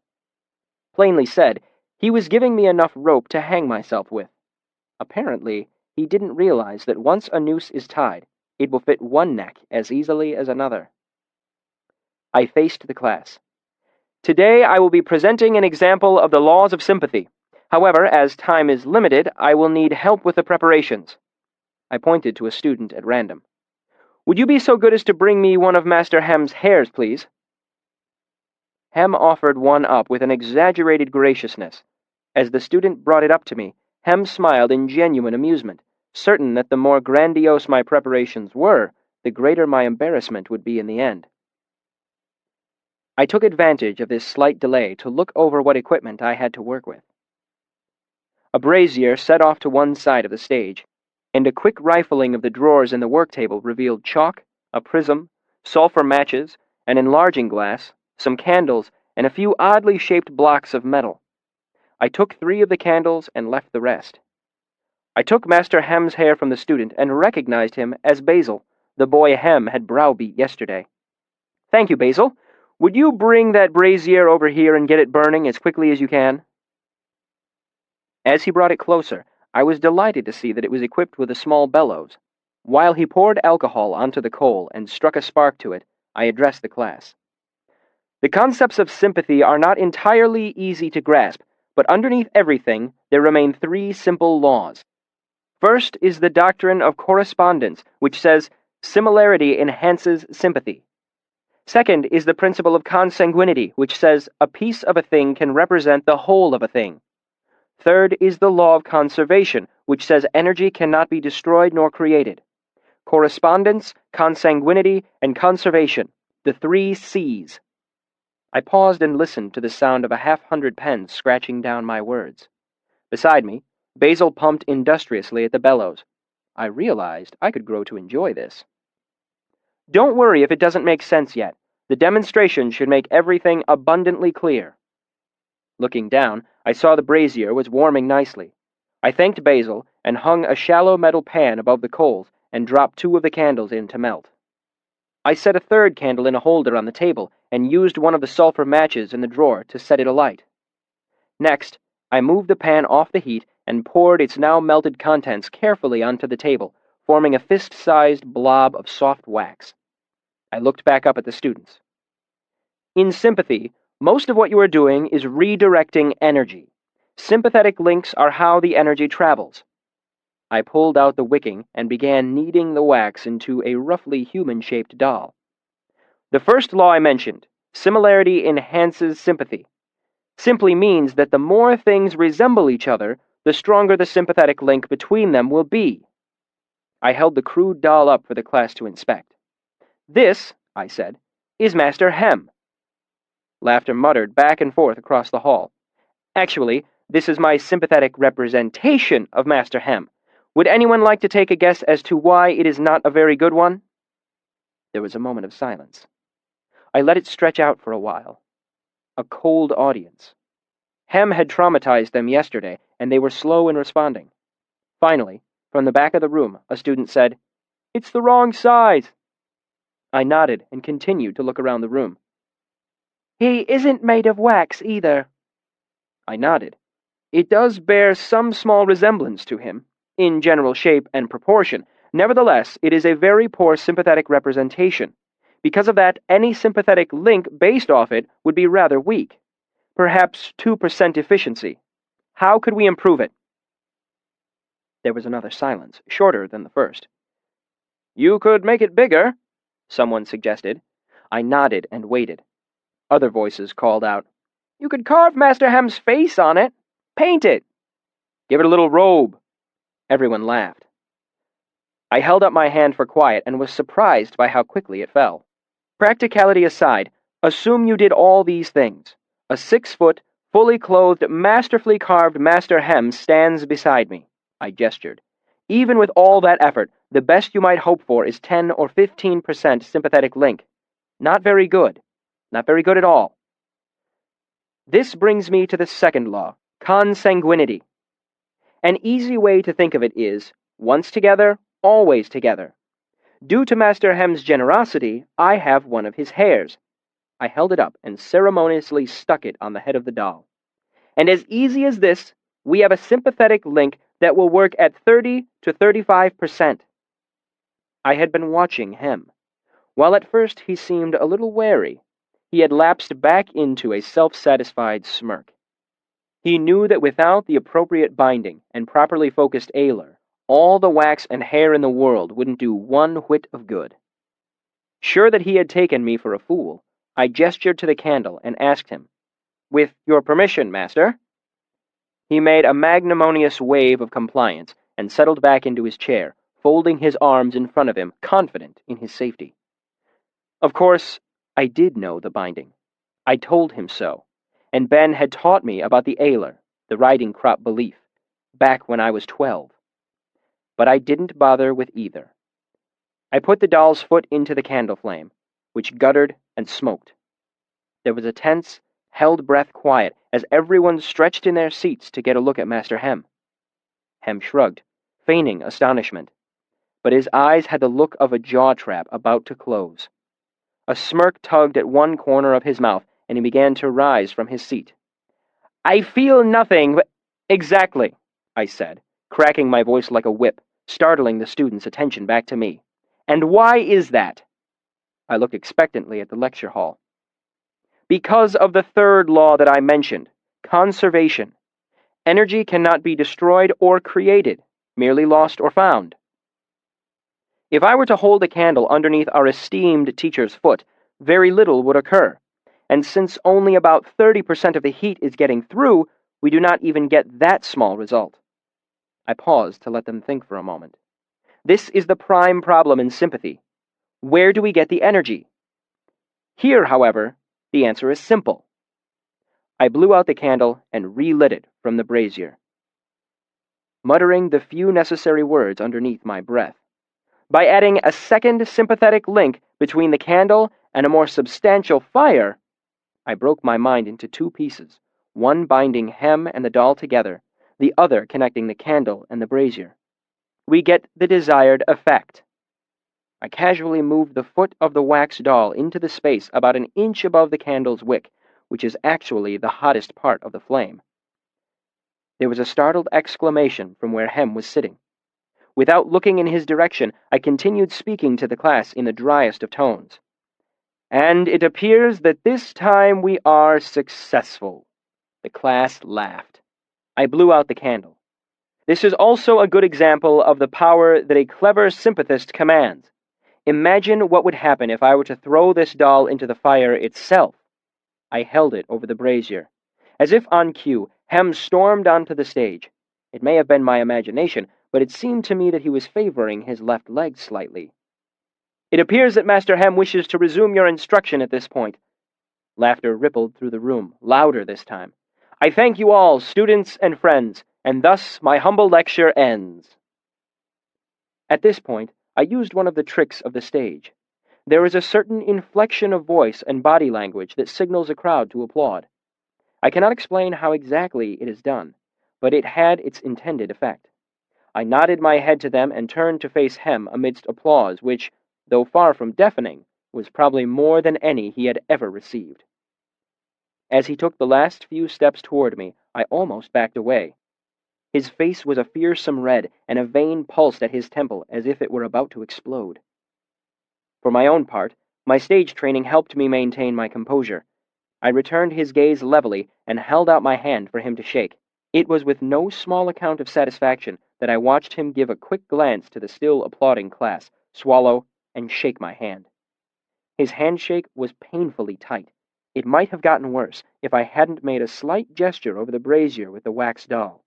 His face went from its livid red to an ashen white more quickly than I would have believed possible. His grip underwent a similar transformation, and I regained my hand. With another nod toward the seated students, I left the lecture hall without a backward glance. Chapter 40. On the Horns. After Hem dismissed his class, news of what I had done spread through the university like wildfire. I guessed from the students' reactions that Master Hem was not particularly well loved. As I sat on a stone bench outside the Mews, passing students smiled in my direction. Others waved or gave laughing thumbs up. While I enjoyed the notoriety, a cold anxiety was slowly growing in my gut.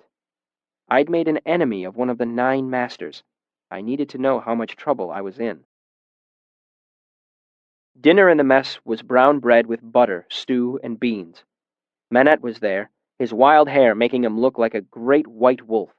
Simon and Savoy groused idly about the food, making grim speculations as to what manner of meat was in the stew.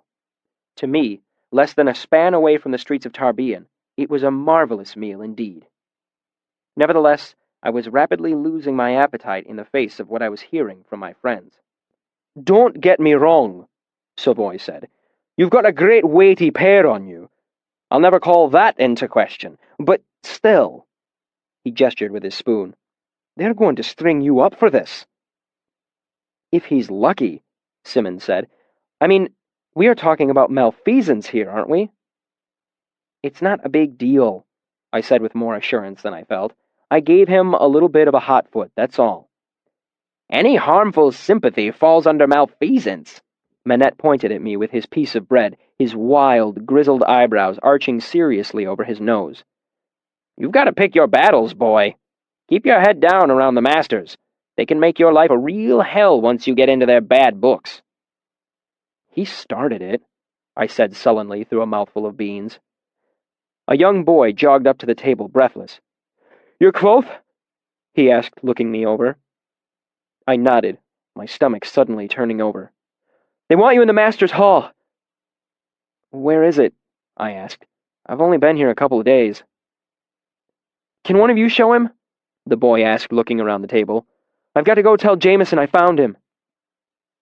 "I'll do it," Simmons said, pushing away his bowl. "I'm not hungry anyway."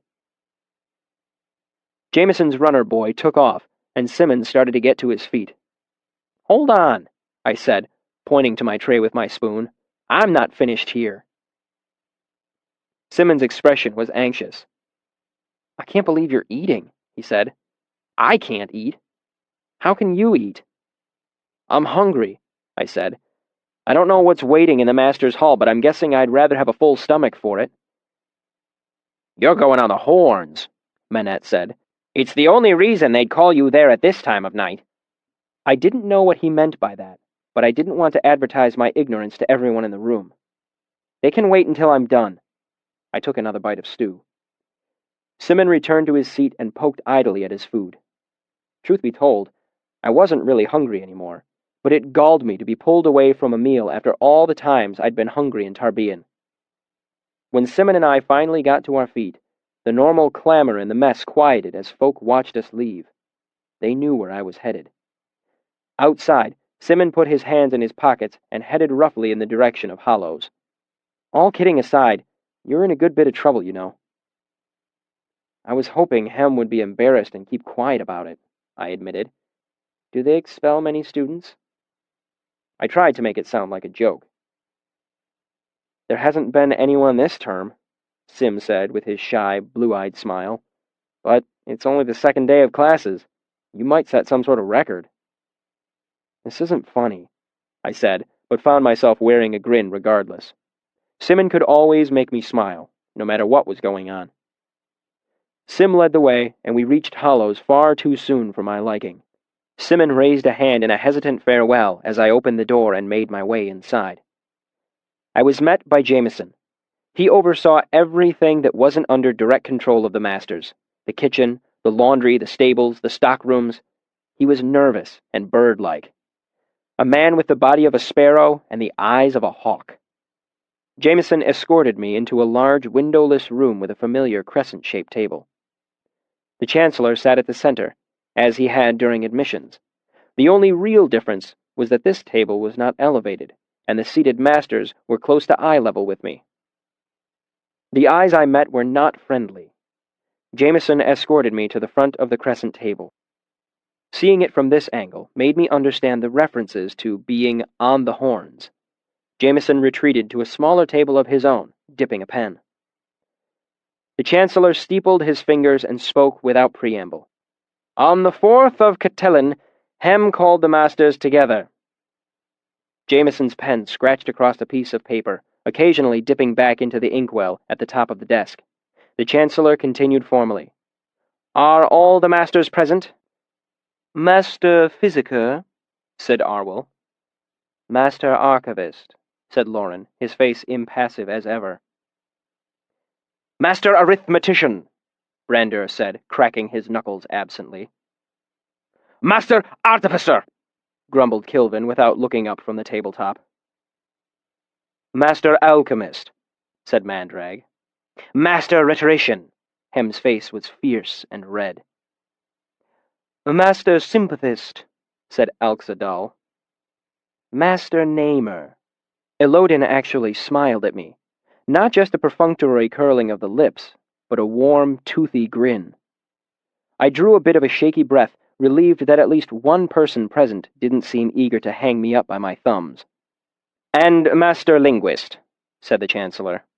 All 8, he frowned. Sorry, strike that. All 9 masters are present. Present your grievance, Master Hem. Hem did not hesitate. Today, first-term student Kvothe, not of the Arcanum, did perform sympathetic bindings on me with malicious intent. 2 grievances are recorded against Kvothe by Master Hem, the Chancellor said sternly, not taking his eyes away from me. First grievance, unauthorized use of sympathy. What is the proper discipline for this, Master Archivist?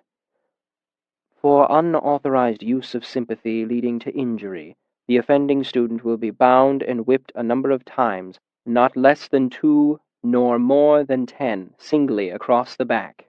Lauren said it as if reading off directions for a recipe.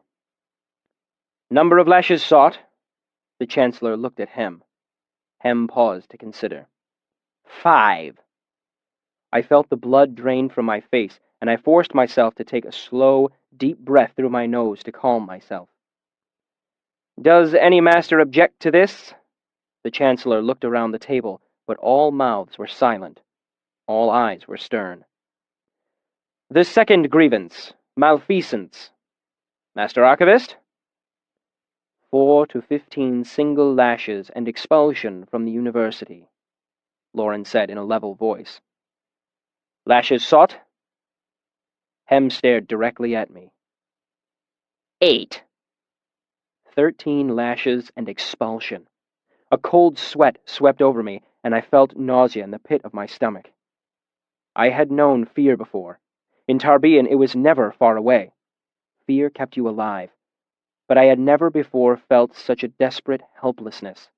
A fear not just for my body being hurt, but for my entire life being ruined. I began to get lightheaded. Do you understand these grievances set against you? The Chancellor asked sternly. I took a deep breath. Not exactly, sir. I hated the way my voice sounded, tremulous and weak. The Chancellor held up a hand, and Jameson lifted his pen from the paper. It is against the laws of the university for a student who is not a member of the Arcanum to use sympathy without permission from a master. His expression darkened.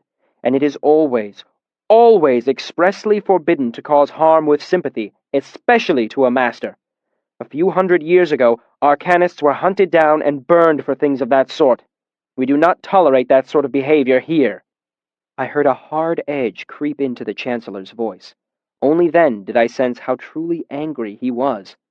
He took a deep breath. Now do you understand? I nodded shakily. He made another motion to Jameson, who set his pen back to the paper. Do you, Kvothe, understand these grievances set against you?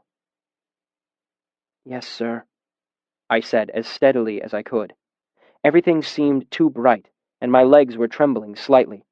I tried to force them to be still, but it only seemed to make them shake all the more. Do you have anything to say in your defense? The Chancellor asked curtly. I just wanted to leave.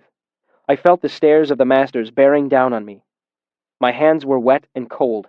I probably would have shaken my head and slunk from the room had the Chancellor not spoken again. Well? the Chancellor repeated testily.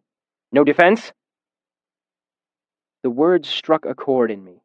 They were the same words that Ben had used 100 times as he drilled me endlessly in argument. His words came back, admonishing me. What? No defense? Any student of mine must be able to defend his ideas against an attack. No matter how you spend your life, your wit will defend you more often than a sword. Keep it sharp. I took another deep breath, closed my eyes, and concentrated. After a long moment, I felt the cool impassivity of the heart of stone surround me. My trembling stopped. I opened my eyes and heard my own voice say, I had permission for my use of sympathy, sir. The Chancellor gave me a long, hard look before saying, What? I held the heart of stone around me like a calming mantle. I had permission from Master Hem, both express and implied. The masters stirred in their seats, puzzled. The Chancellor looked far from pleased. Explain yourself. I approached Master Hem after his first lecture and told him I was already familiar with the concepts he had discussed. He told me we would discuss it the next day. When he arrived for class the next day, he announced that I would be giving the lecture in order to demonstrate the principles of sympathy. After observing what materials were available, I gave the class the first demonstration my master gave me.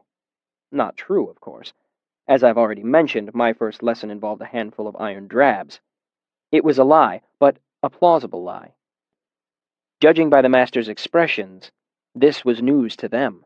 Somewhere deep in the heart of stone, I relaxed, glad that the master's irritation was based on Hem's angrily abridged version of the truth. You gave a demonstration before the class? The Chancellor asked before I could continue. He glanced at Hem, then back at me. I played innocent. Just a simple one. Is that unusual? It is a little odd, he said, looking at Hem. I could sense his anger again, but this time it didn't seem to be directed at me. I thought it might be the way you proved your knowledge of material and moved to a more advanced class. I said innocently. Another lie, but again, plausible. Elxadal spoke up. What did the demonstration involve? A wax doll, a hair from Hem's head, and a candle. I would have picked a different example, but my materials were limited. I thought that might be another part of the test, making do with what you were given. I shrugged again. I couldn't think of any other way to demonstrate all 3 laws with the materials on hand. The Chancellor looked at Hem. Is what the boy says true? Hem opened his mouth as if he would deny it, then apparently remembered that an entire classroom full of students had witnessed the exchange. He said nothing. Damn it, Hem! Elxadal burst out. You let the boy make a simulacra of you, then bring him here on malfeasance? He sputtered. You deserve worse than you got.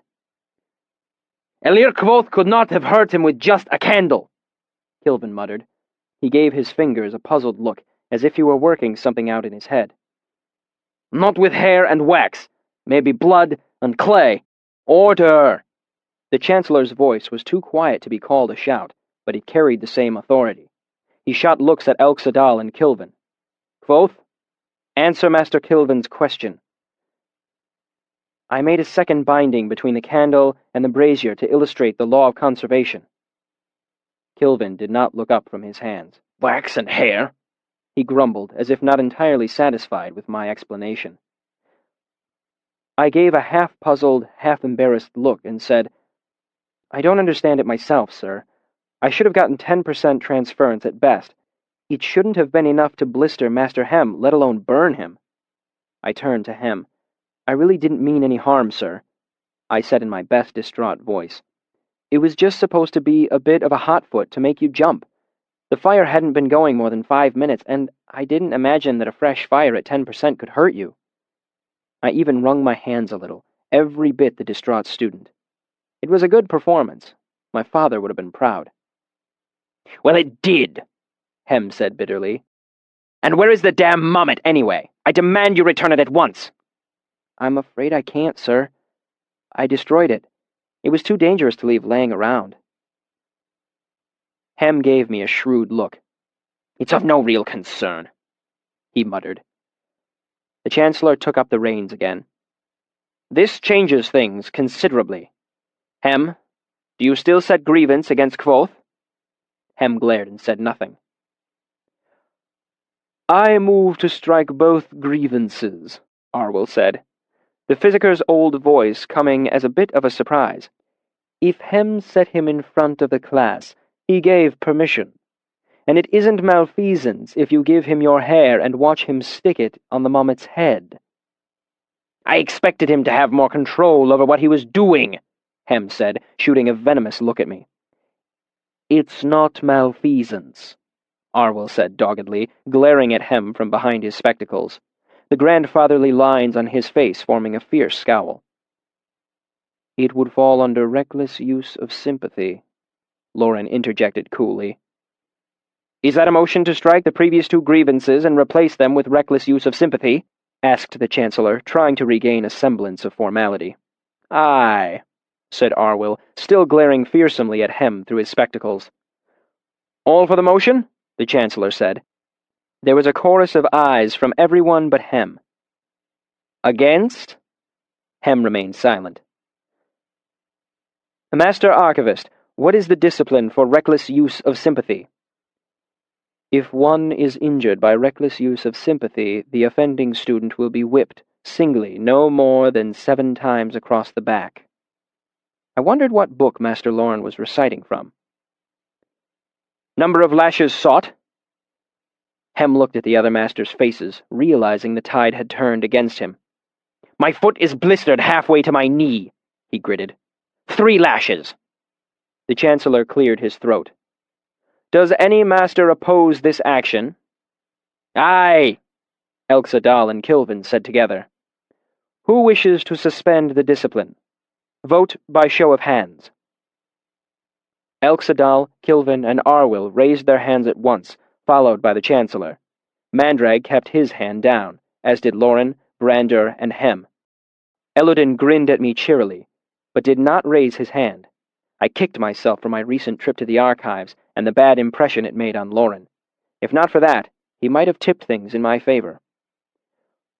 4.5 in favor of suspending punishment, the Chancellor said after a pause. The discipline stands. 3 lashes to be served tomorrow, the 3rd of Ekis at noon. As I was deep into the heart of stone, all I felt was a slight analytical curiosity about what it would be like to be publicly whipped. All the masters showed signs of preparing to stand and leave, but before things could be called to a close, I spoke up. Chancellor. He took a deep breath and let it out in a gush. Yes. During my admission, you said that my admittance to the Arcanum was granted, contingent upon proof that I had mastered the basic principles of sympathy. I quoted him nearly word for word. Does this constitute proof? Both Hem and the Chancellor opened their mouths to say something. Hem was louder. Look here, you little cocker! Hem, the Chancellor snapped. Then he turned to me. I am afraid proof of mastery requires more than a simple sympathetic binding. A double binding, Kilvin corrected gruffly. Elodin spoke, seeming to startle everyone at the table. I can think of students currently enrolled in the Arcanum who would be hard-pressed to complete a double binding, let alone draw enough heat to blister a man's foot to the knee. I had forgotten how Elodin's light voice moved through the deep places in your chest when he spoke. He smiled happily at me again. There was a moment of quiet reflection. True enough, admitted Elxadal, giving me a close look. The Chancellor looked down at the empty table for a minute. Then he shrugged, looked up, and gave a surprisingly jaunty smile. All in favor of admitting first-term student Kvothe's reckless use of sympathy as proof of mastery of the basic principles of sympathy, vote by show of hands. Kilvin and Elxadal raised their hands together. Arwyll added his a moment later. Elodin waved. After a pause, the Chancellor raised his hand as well, saying, 5.5 in favor of Kvothe's admission to the Arcanum. Motion passed. Meeting dismissed. Telu shelter us, fools and children all. He said the last very softly as he rested his forehead against the heel of his hand. Hem stormed out of the room with Brander in tow. Once they were through the door, I heard Brander ask, Weren't you wearing a gram? No, I wasn't, Hem snapped. And don't take that tone with me, as if this were my fault. You might as well blame someone stabbed in an alley for not wearing armor. We should all take precautions, Brander said placatingly. You know as well as... Their voices were cut off with the sound of a door closing. Kilvin stood and shrugged his shoulders, stretching. Looking over to where I stood, he scratched his bushy beard with both hands. A thoughtful look on his face, then strode over to where I stood. Do you have your sigildry yet, Ilir Kvothe? I looked at him blankly. Do you mean runes, sir? I'm afraid not. Kilvin ran his hands through his beard thoughtfully. Do not bother with the basic artificing class you have signed for. Instead, you will come to my workroom tomorrow, noon. I'm afraid I have another appointment at noon, Master Kilvin. Yes. He frowned. First bell, then. I'm afraid the boy will be having an appointment with my folk shortly after the whipping, Kilvin, Arwyll said with a glimmer of amusement in his eyes. Have someone bring you to the Medica afterwards, son. We'll stitch you back together. Thank you, sir. Arwyll nodded and made his way out of the room. Kilvin watched him go, then turned to look at me. My workshop. Day after tomorrow. Noon. The tone of his voice implied that it wasn't really a question. I would be honored, Master Kilvin. He grunted in response and left with Alxadal. That left me alone with the still-seated Chancellor. We stared at each other while the sound of footsteps faded in the hallway. I brought myself back up out of the heart of stone and felt a tangle of anticipation and fear at everything that had just happened. I'm sorry to be so much trouble so soon, sir, I offered hesitantly. Oh? He said, his expression considerably less stern now that we were alone. How long had you intended to wait? At least a span, sir. My brush with disaster had left me feeling giddy with relief. I felt an irrepressible grin bubble onto my face. At least a span, he muttered. The Chancellor put his face into his hands and rubbed, then looked up and surprised me with a wry smile. I realized he wasn't particularly old when his face wasn't locked in a stern expression. Probably only on the far side of 40. You don't look like someone who knows he's going to be whipped tomorrow, he observed. I pushed the thought aside. I imagine I'll heal, sir. He gave me an odd look. It took me a while to recognize it as the one I'd grown accustomed to in the troop. He opened his mouth to speak, but I jumped on the words before he could say them. I'm not as young as I look, sir. I know it.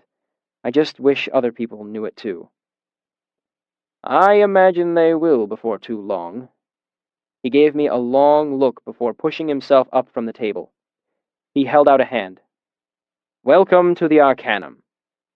I shook his hand solemnly, and we parted ways. I worked my way outside and was surprised to see that it was full night. I breathed in a lungful of sweet spring air and felt my grin resurface. Then someone touched me on the shoulder.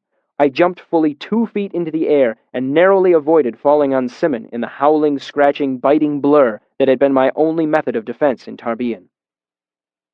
He took a step back, startled by the expression on my face. I tried to slow my pounding heart. Simon, I'm sorry. I'm just... Try to make a little noise around me.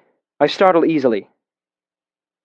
Me too, he murmured shakily, wiping a hand across his forehead. I can't really blame you, though. Riding the horns will do that to the best of us. How did things go? I'm to be whipped and admitted to the Arcanum. He looked at me curiously, trying to see if I was making a joke. I'm sorry? Congratulations? He made a shy smile at me. Do I buy you a bandage or a beer? I smiled back. Both. By the time I got back to the 4th floor of the Mews, rumor of my non-expulsion and admission into the Arcanum had spread ahead of me. I was greeted by a smattering of applause from my bunkmates. Hem was not well loved. Some of my bunkmates offered odd congratulations, while Basil made a special point of coming forward to shake my hand. I had just climbed up to a sitting position on my bunk and was explaining to Basil the difference between a single whip and a six-tail when the 3rd floor steward came looking for me. He instructed me to pack up my things, explaining that Arcanum students were located in the West Wing. Everything I owned still fit neatly into my travel sack, so it was no great chore. As the steward led me away, there was a chorus of goodbyes from my fellow first-term students. The West Wing bunks were similar to those I had left behind. It was still rows of narrow beds, but here they weren't stacked too high. Each bed had a small wardrobe and desk in addition to a trunk. Nothing fancy, but definitely a step up. The biggest difference was in the attitudes of my bunkmates. There were scowls and glares, though for the most part I was pointedly ignored. It was a chilly reception, especially in the light of the welcome I had just received from my non-Arcanum bunkmates. It was easy to understand why. Most students attend the university for several terms before being admitted into the Arcanum. Everyone here had worked their way up through the ranks the hard way. I hadn't. Only about 3/4 of the bunks were full. I picked one in the back corner, away from the others. I hung my one extra shirt and my cloak in the wardrobe and put my travel sack in the trunk at the foot of my bed. I lay down and stared at the ceiling. My bunk lay outside the light of the other students' candles and sympathy lamps. I was finally a member of the Arcanum, in some ways, exactly where I had always wanted to be. Chapter 41. Friend's Blood. The next morning, I woke early, washed up, and grabbed a bite to eat at the mess. Then, because I had nothing to do before my whipping at noon, I strolled the university aimlessly. I wandered through a few apothecaries and bottle shops, admired the well-kept lawns and gardens. Eventually, I came to rest on a stone bench in a wide courtyard. Too anxious to think of doing anything productive, I simply sat and enjoyed the weather, watching the wind tumble a few scraps of waste paper along the cobblestones. It wasn't too long before Willem strolled over and sat himself next to me without an invitation. His characteristic sealdish dark hair and eyes made him seem older than Simon and me, but he still had the slightly awkward look of a boy who wasn't quite used to being man-sized yet. "Nervous?" he asked with the harsh burr a Siaru accent makes. "Trying not to think about it, actually," I said. Willem grunted. We were both quiet for a minute while we watched the students walk past. A few of them paused in their conversations to point at me. I quickly grew tired of their attention. "Are you doing anything right now?" "Sitting," he said simply. "Breathing." "Clever. I can see why you're in the Arcanum. Are you busy for the next hour or so?" He shrugged and looked at me expectantly. "Would you show me where Master Arwell is? He told me to stop by. After." "Certainly," he said, pointing to one of the courtyard's outlets. "Medica is on the other side of archives." We made our way around the massive windowless block that was the archives. Willem pointed. "That is Medica." It was a large, oddly shaped building. It looked like a taller, less rambling version of Maine's.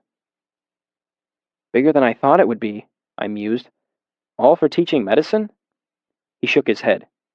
"They do much business in tending the sick. They never turn anyone away because they can't pay." "Really?" I looked at Medica again, thinking of Master Arwell. "That's surprising." "You need not pay in advance," he clarified. "After you recover—" He paused, and I heard the clear implication, "if you recover." "You settle accounts. If you have no hard coin, you work until your debt is—" He paused. "What is the word for shayam?" he asked, holding out his hands with the palms up and moving them up and down as if they were the pans of a scale. "Wade?" I suggested. He shook his head.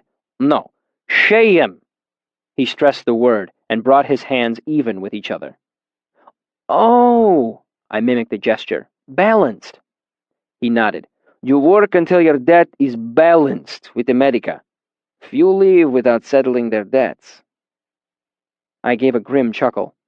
"Not that surprising. What's the point of running away from an arcanist who has a couple drops of your blood?" We eventually came to another courtyard. In the center of it was a pennant pole with a stone bench underneath it. I didn't need to guess who was going to be tied to it in an hour or so. There were about 100 students milling around, giving things an oddly festive air. It's not usually this big, Willem said apologetically, but a few masters cancelled classes.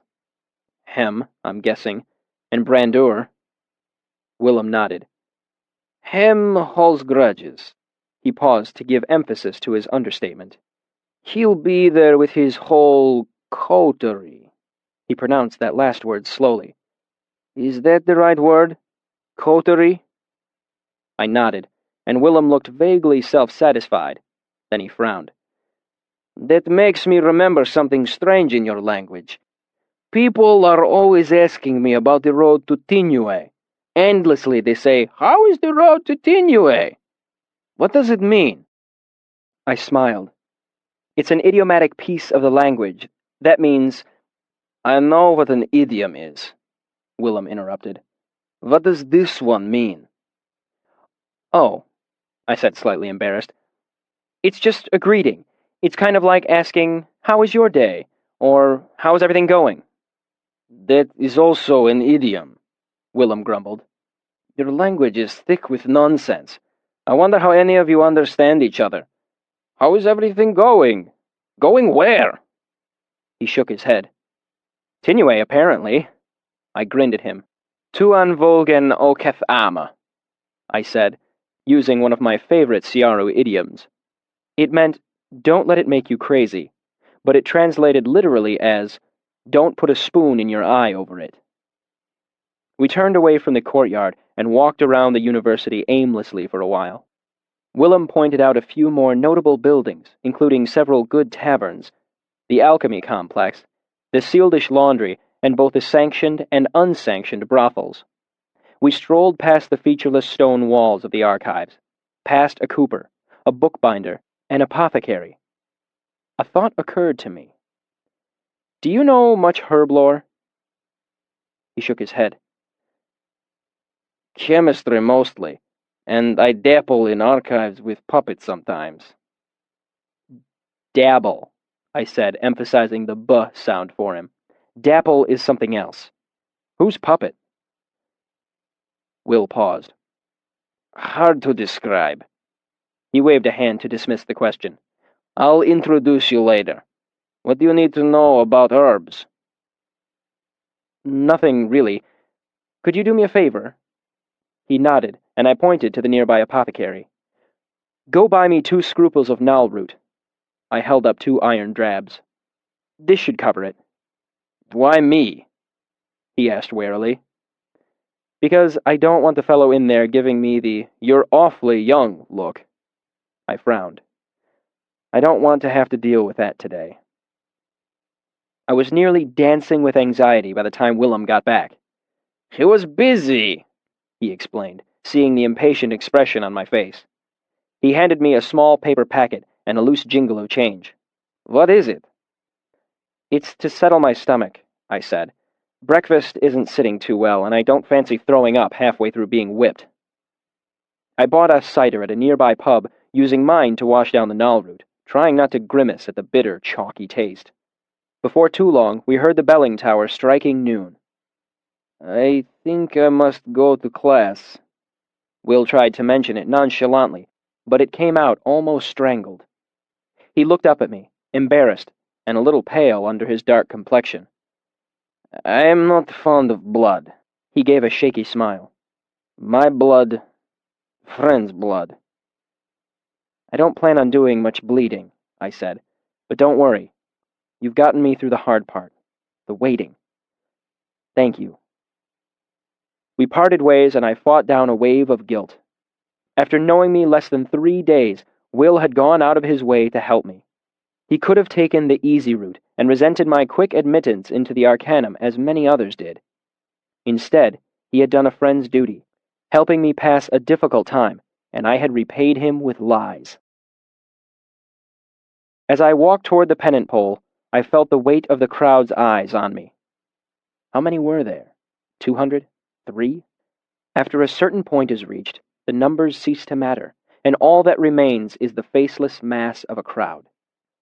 My stage training held me firm under their stares. I walked steadily toward the pennant pole amid a sea of susurrus murmurings. I didn't carry myself proudly, as I knew that might turn them against me. I was not repentant either. I carried myself well, as my father had taught me, with neither fear nor regret on my face. As I walked, I felt the null root begin to take firm hold of me. I felt perfectly awake while everything around me grew almost painfully bright. Time seemed to slow as I approached the center of the courtyard. As my feet came down on the cobblestones, I watched the small puffs of dust they raised.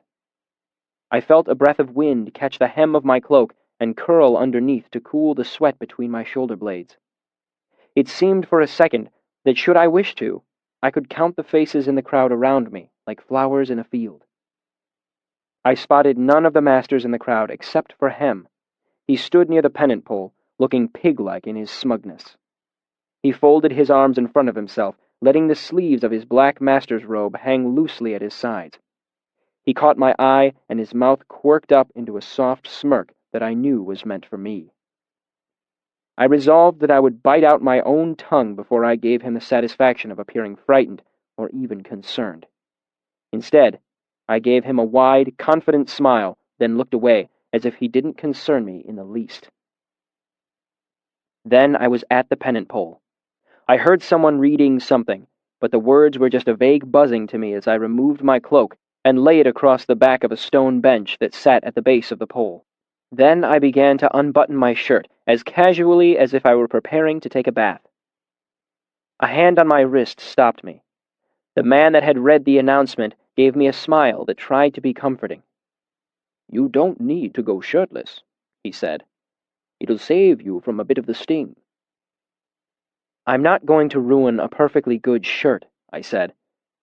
He gave me an odd look, then shrugged and ran a length of rope through an iron ring above our heads. "I'll need your hands."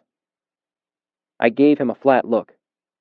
"You don't need to worry about my running off. It's to keep you from falling over if you pass out." I gave him a hard look. "If I pass out, you may do whatever you wish," I said firmly. "Until then, I will not be tied." Something in my voice gave him pause. He didn't offer me any argument as I climbed onto the stone bench beneath the pole and stretched to reach the iron ring. I gripped it firmly with both hands. Smooth and cool, I found it oddly comforting. I focused on it as I lowered myself into the heart of stone. I heard people moving away from the base of the pole.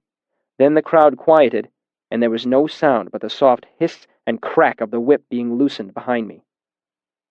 I was relieved I was to be whipped with a single-headed whip. In Tarbean, I had seen the terrible, bloody hash a six-tail can make of a man's back. There was a sudden hush. Then, before I could brace myself, there came a sharper crack than the ones before. I felt a line of dim red fire trace down my back. I gritted my teeth. But it wasn't as bad as I'd thought it would be. Even with the precautions I had taken, I expected a sharper, fiercer pain. Then the second lash came. Its crack was louder, and I heard it through my body rather than with my ears. I felt an odd looseness across my back. I held my breath, knowing I was torn and bleeding. Everything went red for a moment, and I leaned against the rough, tarred wood of the pennant pole. The third lash came before I was ready for it. It licked up to my left shoulder, then tore nearly all the way down to my left hip. I grit my teeth, refusing to make a sound. I kept my eyes open and watched the world grow black around the edges for a moment before snapping back into sharp, bright focus. Then, ignoring the burning across my back, I set my feet on the bench and loosened my clenched fingers from the iron ring. A young man jumped forward as if he expected to have to catch me. I gave him a scathing look, and he backed away. I gathered my shirt and cloak, laid them carefully over one arm, and left the courtyard, ignoring the silent crowd around me. Chapter 42. Bloodless. "It could be worse, that much is certain." Master Arwell's round face was serious as he circled me. "I was hoping you would simply welt, but I should have known better with your skin." I sat on the edge of a long table deep inside the Medica. Arwell prodded my back gently as he chattered on. "But as I say, it could be worse. 2 cuts, and as cuts go, you couldn't have done better. Clean, shallow, and straight. If you do as I tell you, you'll have nothing but smooth silver scars to show the ladies how brave you are." He stopped in front of me and raised his white eyebrows enthusiastically behind the round rings of his spectacles. "Eh?" His expression wrung a smile from me. He turned to the young man that stood by the door. "Go and fetch the next Relar on the list. Tell them only that they are to bring what is needful to repair a straight, shallow laceration." The boy turned and left, his feet pattering away in the distance. "You will provide excellent practice for one of my Relar," Arwyll said cheerfully. "Your cut is a good straight one, with little chance of complication, but there is not much to you." He prodded my chest with a wrinkled finger and made a tisk noise with his tongue against his teeth. "Just bones and a little wrapping. It is easier for us if we have more meat to work with." "But," he shrugged, bringing his shoulders almost to his ears and back down, "things are not always ideal. That is what a young physiker must learn more than anything." He looked up at me as if expecting a response. I nodded seriously. It seemed to satisfy him, and his squinting smile returned. He turned and opened a cabinet that stood against one of the walls. "Give me just a moment, and I will numb the burning that must be all across your back." He clinked a few bottles together as he rummaged around on its shelves. "It's all right, Master Arwyll," I said stoically. "You can stitch me closed the way I am." I had 2 scruples of Nalroot numbing me, and I knew better than to mix anesthetics if I could avoid it. He paused with one arm deep into the cabinet and had to withdraw it to turn and look at me. "Have you ever had stitches before, my boy?" "Yes," I said honestly. "Without anything to soften the pain?" I nodded again. As I sat on the table, my eyes were slightly higher than his. He looked up at me skeptically. "Let me see, then," he said, as if he didn't quite believe me. I pulled my pant leg up over my knee, gritting my teeth as the motion tugged on my back. Eventually, I revealed a handspan worth of scar on my outer thigh above my knee from when Pike had stabbed me with his bottle-glass knife back in Tarbean. Arwyll looked at it closely, holding his glasses with one hand. He gave it one gentle prod with his index finger before straightening. "Sloppy," he pronounced with a mild distaste. "I had thought it was a rather good job." "My cord broke halfway through," I said stiffly. "I wasn't working under ideal circumstances." Arwyll was silent for a moment, stroking his upper lip with a finger as he watched me through half-lidded eyes. "And do you enjoy this sort of thing?"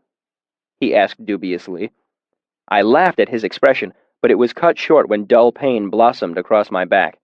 "No, Master. I was just taking care of myself as best I could." He continued looking at me, still stroking his lower lip. "Show me where the gut broke."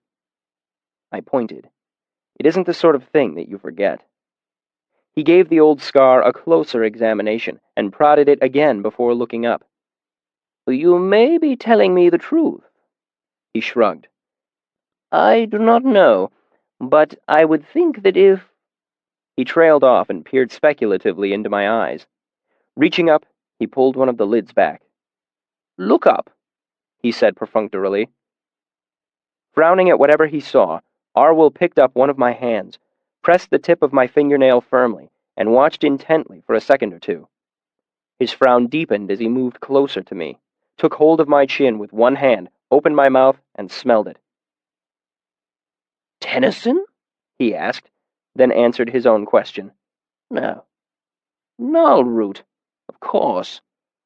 I must be getting old not to notice it sooner. It also explains why you're not bleeding all over my nice clean table." He gave me a serious look. "How much?" I didn't see any way of denying it. 2 scruples. Arwyll was silent for a while as he looked at me. After a moment, he removed his spectacles and rubbed them fiercely against his cuff. Replacing them, he looked straight at me. "It is no surprise that a boy might fear a whipping enough to drug himself for it." He looked sharply at me. "But why, if he was so afraid, would he remove his shirt beforehand?" He frowned again. You will explain all of this to me. If you've lied to me before, admit it, and all will be well. I know boys tell foolish stories sometimes." His eyes glittered behind the glass of his spectacles. "But if you lie to me now, neither I nor any of mine will stitch you.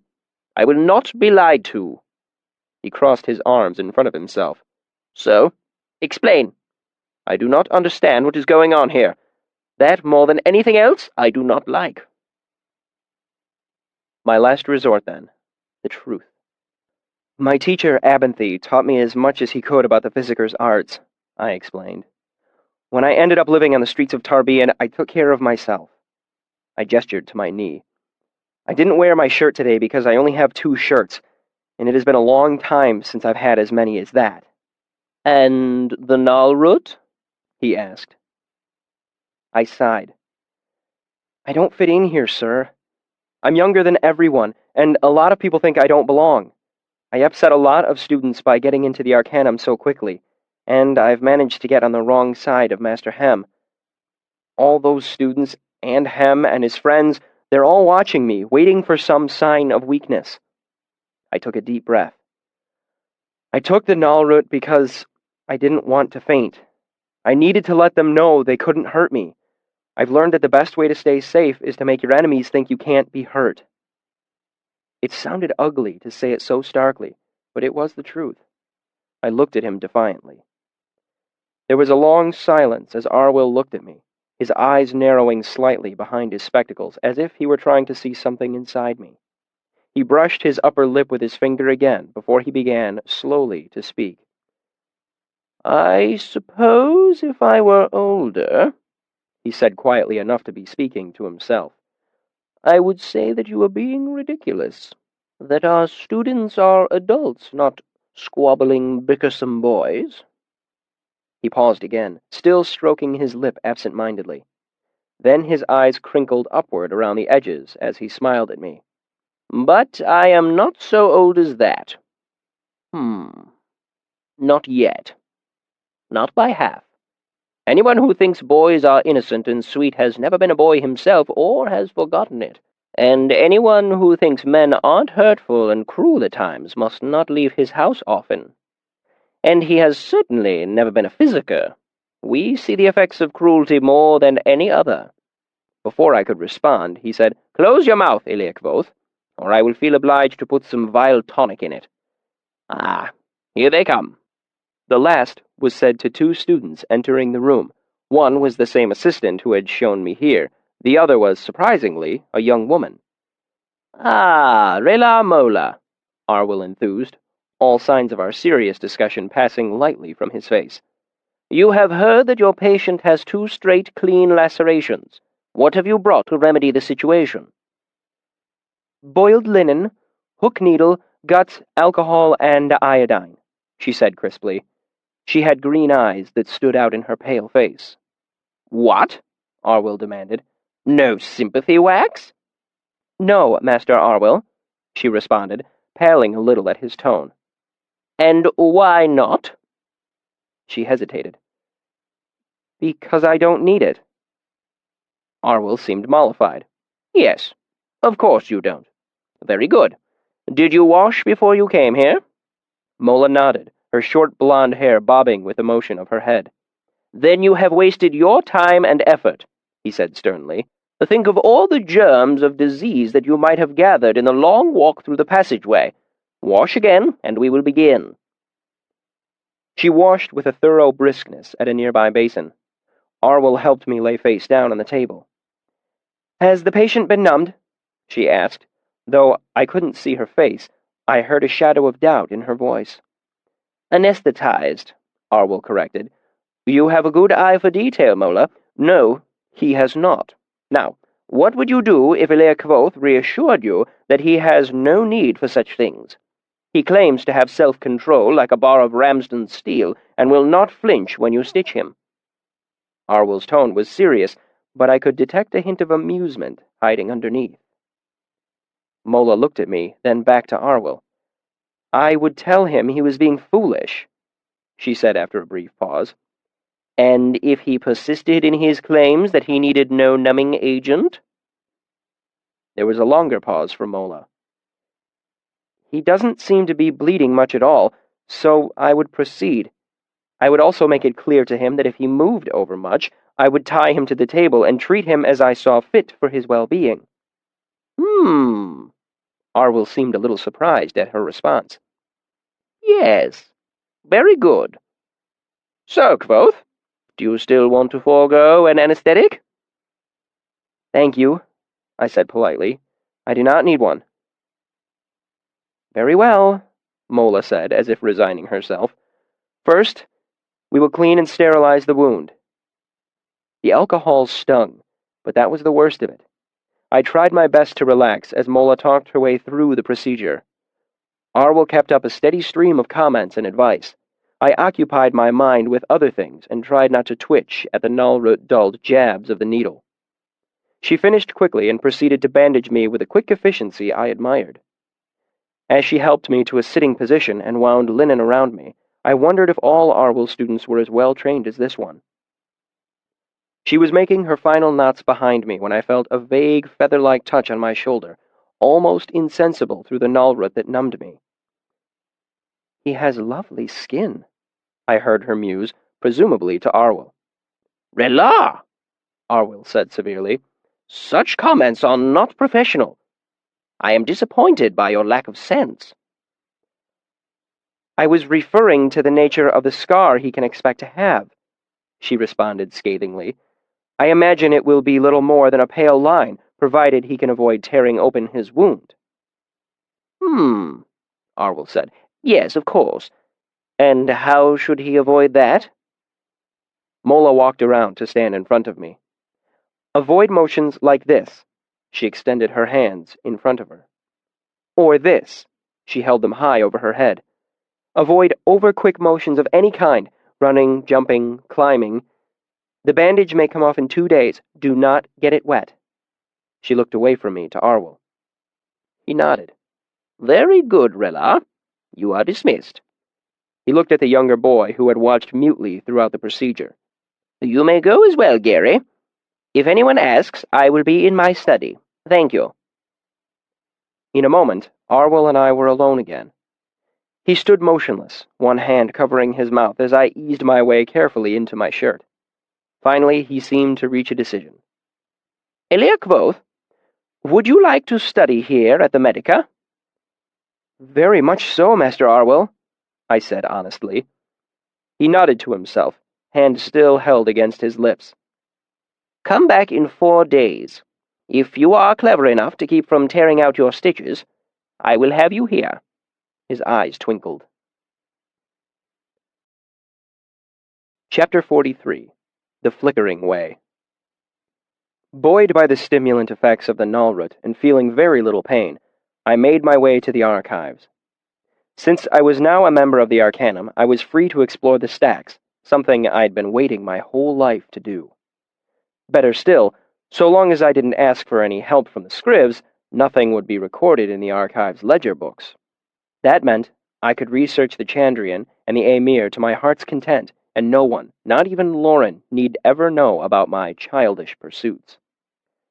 Entering the reddish light of the archives, I found both Ambrose and Fella sitting behind the entry desk. A mixed blessing, if ever there was one. Ambrose was leaning toward her, speaking in a low voice. She had the distinctly uncomfortable look of a woman who knows the futility of a polite refusal. One of his hands rested on her knee, while the other arm was draped across the back of her chair, his hand resting on her neck. He meant for it to look tender and affectionate, but there was a tension in her body like that of a startled deer. The truth was, he was holding her there, the same way you hold a dog by the scruff of its neck to keep it from running off. As the door thumped closed behind me, Fella looked up, met my eyes, then looked down and away, ashamed by her predicament, as if she'd done anything. I had seen that look too many times on the streets of Tarbean. It sparked an old anger in me. I approached the desk, making more noise than necessary. Pen and ink lay on the other end of the desk, and a piece of paper 3/4 full of rewriting and crossing out. From the looks of things, Ambrose had been trying to compose a poem. I reached the edge of the desk and stood for a moment. Fella looked everywhere except at me or Ambrose. She shifted in her seat, uncomfortable, but obviously not wanting to make a scene. I cleared my throat pointedly. Ambrose looked over his shoulder, scowling. You have damnable timing, Ilir. Come back later. He turned away again, dismissing me. I snorted and leaned over the desk, craning my neck to look at the sheet of paper he'd left lying there. I have damnable timing? Please. You have 13 syllables in a line here. I tapped a finger onto the page. It's not iambic either. I don't know if it's anything metrical at all. He turned to look at me again, his expression irritated. Mind your tongue, Ilir. The day I come to you for help with poetry is the day you have 2 hours to spare, I said. 2 long hours, and that's just for getting started. So same can the humble thrush well know its north? I mean, I don't even know how to begin to criticize that. It practically mocks itself. What do you know of poetry? Ambrose said, without bothering to turn around. I know a limping verse when I hear it, I said, but this isn't even limping. A limp has rhythm. This is more like someone falling down a set of stairs. Uneven stairs. With a midden at the bottom. It is a sprung rhythm, he said, his voice stiff and offended. I wouldn't expect you to understand. Sprung? I burst out with an incredulous laugh. I understand that if I saw a horse with a leg this badly sprung, I'd kill it out of mercy, then burn its poor corpse for the fear the local dogs might gnaw on it and die. Ambrose finally turned around to face me, and in doing so, he had to take his right hand off Fella's knee. A half-victory. But his other hand remained on her neck, holding her in her chair with the appearance of a casual caress. I thought you might stop by today, he said with a brittle cheerfulness. So I already checked the ledger. You're not in the lists yet. You'll have to stick with tomes or come back later, after they've updated the books. No offense, but would you mind checking again? I'm not sure I can trust the literacy of someone who tries to rhyme north with worth. No wonder you have to hold women down to get them to listen to it. Ambrose stiffened, and his arm slid off the back of the chair to fall at his side. His expression was pure venom. When you're older, Ilir, you'll understand that what a man and a woman do together— What, in the privacy of the entrance hall of the archives? I gestured around us. God's body, this isn't some brothel. And in case you haven't noticed, she's a student, not some brass nail you've paid to bang away at. If you're going to force yourself on a woman, have the decency to do it in an alleyway. At least that way she'll feel justified screaming about it. Ambrose's face flushed furiously, and it took him a long moment to find his voice. You don't know the first thing about women. There, at least, we can agree, I said easily. In fact, that's the reason I came here today. I wanted to do some research, find a book or two on the subject. I struck the ledger with 2 fingers, hard. So look up my name and let me in. Ambrose flipped the book open, found the proper page, and turned the book around to face me. There. If you can find your name on that list, you are welcome to peruse the stacks at your leisure. He gave a tight smile. Otherwise, feel free to come back in a span or so. We should have things updated by then. I had the masters send along a note just in case there was any confusion about my admission to the Arcanum, I said, and drew my shirt up over my head, turning so he could see the broad expanse of bandages covering my back. Can you read it from there, or do I have to come closer? There was a pointed silence from Ambrose, so I lowered my shirt and turned to face Fella, ignoring him entirely. My lady Scriv, I said to her with a bow, a very slight bow, as my back wouldn't permit a deep one. Would you be so good as to help me locate a book concerning women? I have been instructed by my betters to inform myself on this most subtle subject. Fella gave a faint smile and relaxed a bit. She had continued sitting stiff and uncomfortable after Ambrose had taken his hand away. I guessed that she knew Ambrose's temperament well enough to know that if she bolted away and embarrassed him, he would make her pay for it later. I don't know if we have anything like that. I would settle for a primer, I said with a smile. I have it on good report that I don't know the first thing about them, so anything would further my knowledge. Something with pictures, Ambrose spat. If our search degenerates to that level, I'll be sure to call on you, I said without looking in his direction. I smiled at Fella. Perhaps a bestiary, I said gently. I hear they are singular creatures, much different than men. Fella's smile blossomed, and she gave a small laugh.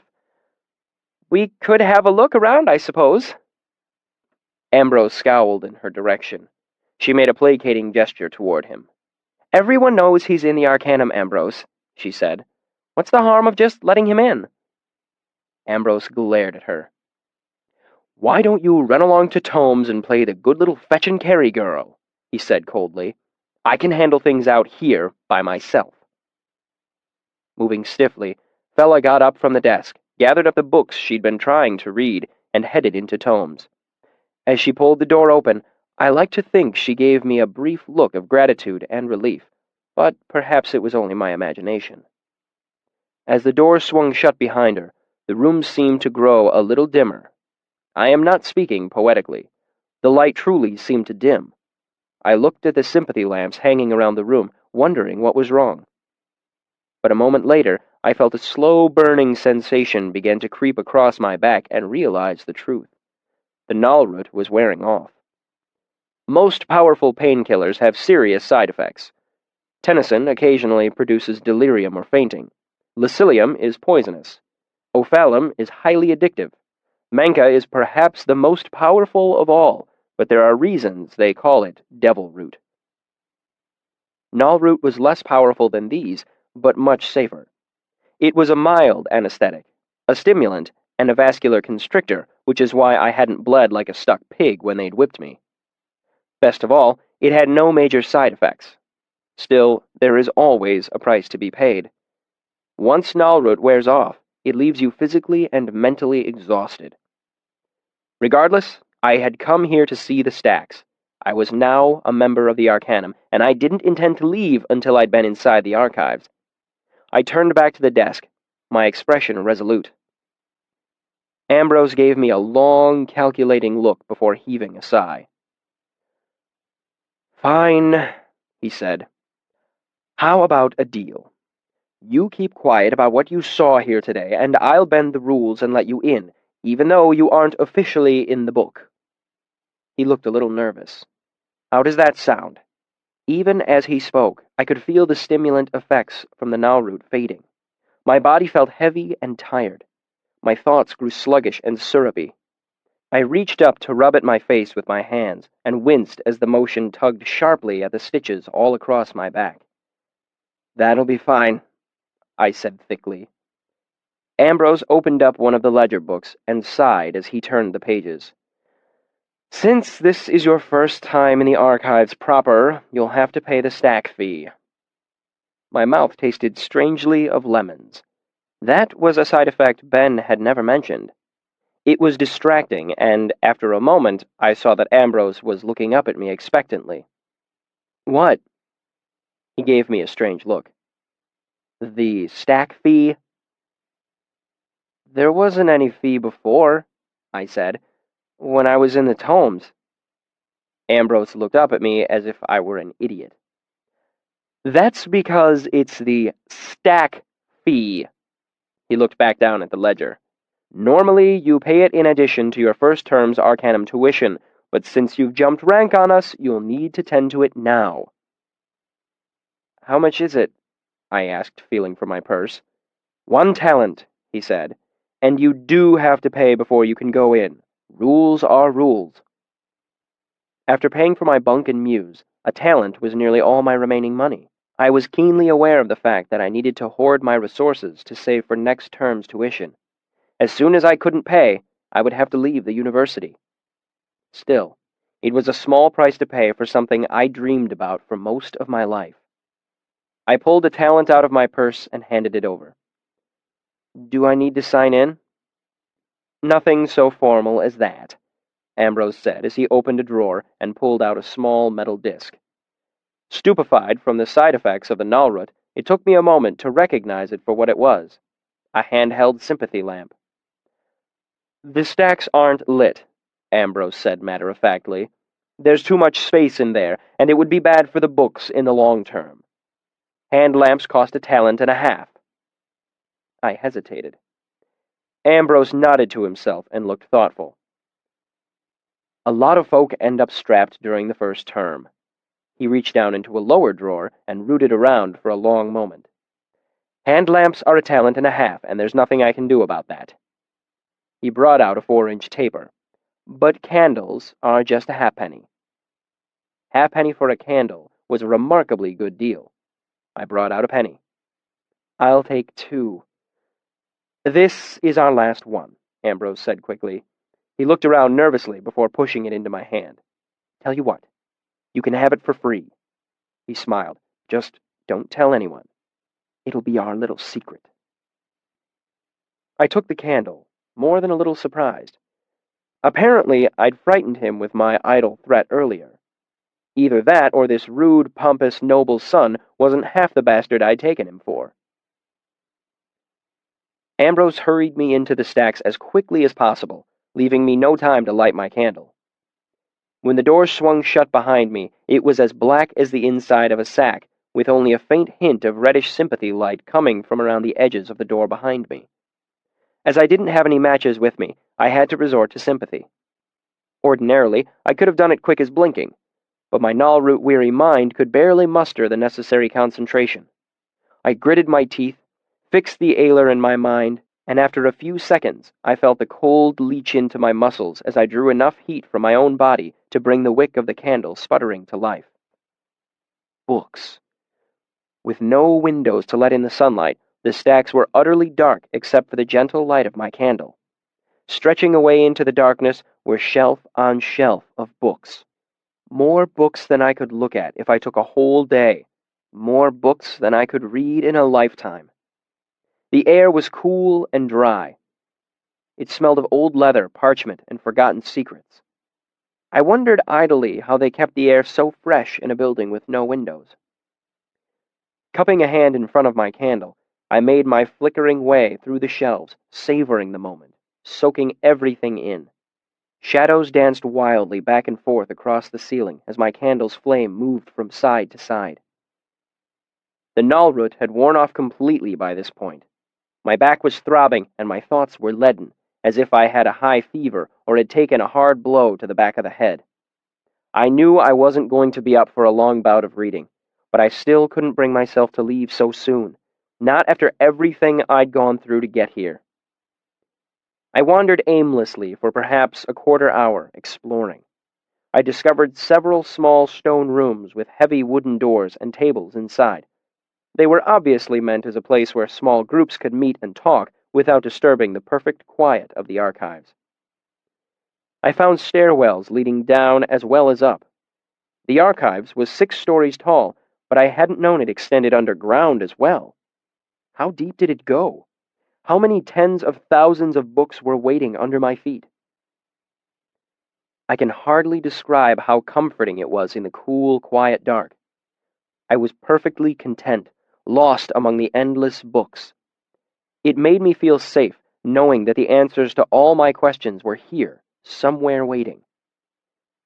It was quite by accident that I found the 4-plate door.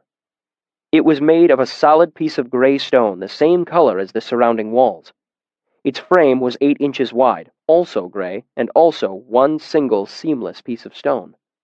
The door and frame fit together so tightly that a pin couldn't slide into the crack. It had no hinges, no handle, no window or sliding panel. Its only features were 4 hard copper plates. They were set flush with the face of the door, which was flush with the front of the frame, which was flush with the wall surrounding it. You could run your hand from one side of the door to the next and hardly feel the lines of it at all. In spite of these notable lacks, the expanse of gray stone was undoubtedly a door. It simply was. Each copper plate had a hole in its center, and though they were not shaped in the conventional way, they were undoubtedly keyholes. The door sat still as a mountain, quiet and indifferent as the sea on a windless day. This was not a door for opening. It was a door for staying closed. In its center, between the untarnished copper plates, a word was chiseled deep into the stone. Valeritas. There were other locked doors in the university, places where dangerous things were kept, where old and forgotten secrets slept, silent and hidden, doors whose opening was forbidden, doors whose thresholds no one crossed, whose keys had been destroyed or lost or locked away themselves for safety's sake. But they all paled in comparison to the four-plate door. I lay my palm on the cool, smooth face of the door and pushed, hoping against hope that it might swing open to my touch. But it was solid and unmoving as a gray stone. I tried to peer through the holes in the copper plates, but couldn't see anything by the light of my single candle. I wanted to get inside so badly I could taste it. It probably shows a perverse element of my personality that even though I was finally inside the archives, surrounded by endless secrets, that I was drawn to the one locked door I had found. Perhaps it is human nature to seek out hidden things. Perhaps it is simply my nature. Just then I saw the red, unwavering light of a sympathy lamp approaching through the shelves. It was the first sign I'd seen of any other students in the archives. I took a step back and waited, thinking to ask whoever was coming what was behind the door, what Valeritas meant. The red light swelled, and I saw two scrivs turn a corner. They paused. Then one of them bolted to where I stood and snatched my candle away, spilling hot wax on my hand in the process of extinguishing it. His expression couldn't have been more horrified if he had found me carrying a freshly severed head. "What are you doing with an open flame in here?" he demanded in the loudest whisper I had ever heard. He lowered his voice and waved the now extinguished candle at me. "Charred body of God! What's the matter with you?" I rubbed at the hot wax on the back of my hand, trying to think clearly through the fog of pain and exhaustion. Of course, I thought, remembering Ambrose's smile as he pressed the candle into my hands and hurried me through the door. Our little secret. Of course. I should have known. One of the scrivs led me out of the stacks, while the other ran to fetch Master Lauren. When we emerged into the entryway, Ambrose managed to look confused and shocked. He overacted the part, but it was convincing enough for the scriv accompanying me. "What's he doing in here?" "We found him wandering around," the scriv explained, "with a candle." "What?" Ambrose's expression was perfectly aghast. "Well, I didn't sign him in," Ambrose said. He flipped open one of the ledger books. "Look! See for yourself!" Before anything else could be said, Lauren stormed into the room. His normally placid expression was fierce and hard. I felt myself sweat cold, and I thought of what Tecum wrote in his Theophany. There are three things all wise men fear: the sea in storm, a night with no moon, and the anger of a gentle man. Lauren towered over the entry desk. "Explain," he demanded of the nearby scriv. His voice was a tight coil of fury. "Micah and I saw a flickering light in the stacks, and we went to see if someone was having trouble with their lamp. We found him near the southeast stairwell with this." The scriv held up the candle. His hand shook slightly under Lauren's glare. Lauren turned to the desk where Ambrose sat. "How did this happen, Relar?" Ambrose raised his hands helplessly. "He came in earlier, and I wouldn't admit him because he wasn't in the book. We bickered for a while. Fellow was here for most of it." He looked at me. "Eventually, I told him he'd have to leave. He must have snuck in when I went into the back room for more ink." Ambrose shrugged. "Or maybe he slipped in past the desk in tomes." I stood there, stupefied. What little part of my mind wasn't leaden with fatigue was preoccupied with the screaming pain across my back. That's not true." I looked up at Lauren. "He let me in. He sent fella away, then let me in." "What?" Ambrose gaped at me, momentarily speechless. For all that I didn't like him, I must give him credit for a masterful performance. "Why, in God's name, would I do that?" "Because I embarrassed you in front of fella," I said. He sold me the candle, too. I shook my head, trying to clear my head. No, he gave it to me. Ambrose's expression was amazed. Look at him, he laughed. The little cocker is drunk or something. I was just whipped, I protested. My voice sounded shrill in my own ears. Enough! Lauren shouted, looming over us like a pillar of anger. The scrivs went pale at the sound of him. Lauren turned away from me and made a brief, contemptuous gesture toward the desk. Relar Ambrose is officially remanded for laxity in his duty. What? Ambrose's indignant tone wasn't feigned this time. Lauren frowned at him, and Ambrose closed his mouth. Turning to me, he said, Kvothe is banned from the archives. He made a sweeping gesture with the flat of his hand. I tried to think of something I could say in my defense. Master, I didn't mean... Lauren rounded on me. His expression, always so calm before, was filled with such a cold, terrible anger that I took a step away from him without meaning to. You mean, he said, I care nothing for your intentions, Kvothe, deceived or otherwise. All that matters is the reality of your actions. Your hand held the fire. Yours is the blame. That is the lesson all adults must learn. I looked down at my feet, tried desperately to think of something I could say, some proof I could offer. My leaden thoughts were still plodding along when Lauren strode out of the room. I don't see why I should be punished for his stupidity, Ambrose groused to the other scrivs as I made my way numbly to the door. I made the mistake of turning around and looking at him.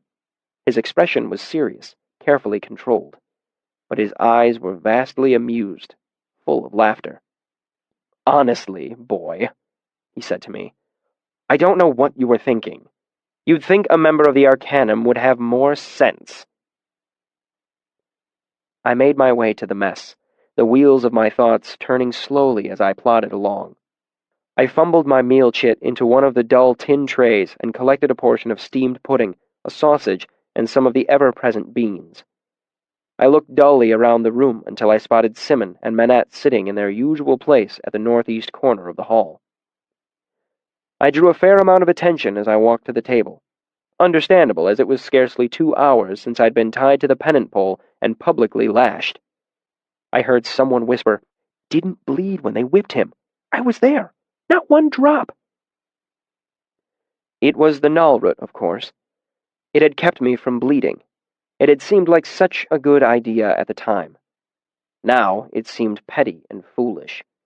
Ambrose would never have managed to gull me so easily if my naturally suspicious nature hadn't been fuddled.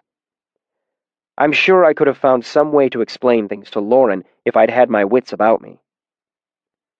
As I made my way to the far corner of the room, I realized the truth. I had traded away my access to the archives in exchange for a little notoriety. Still, there was nothing to do but make the best of it. If a bit of reputation was all I had to show for this debacle, I'd have to do my best to build on it.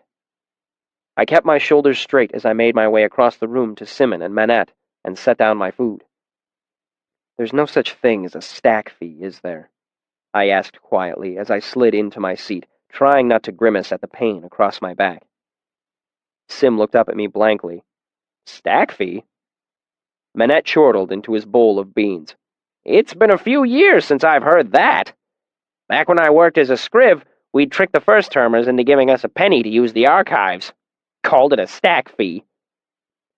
Sim gave him a disapproving look. That's horrible. Manette held up his hands defensively in front of his face. Just a little harmless fun. Manette looked me over. Is that what your long face is for? Somebody call you for a copper?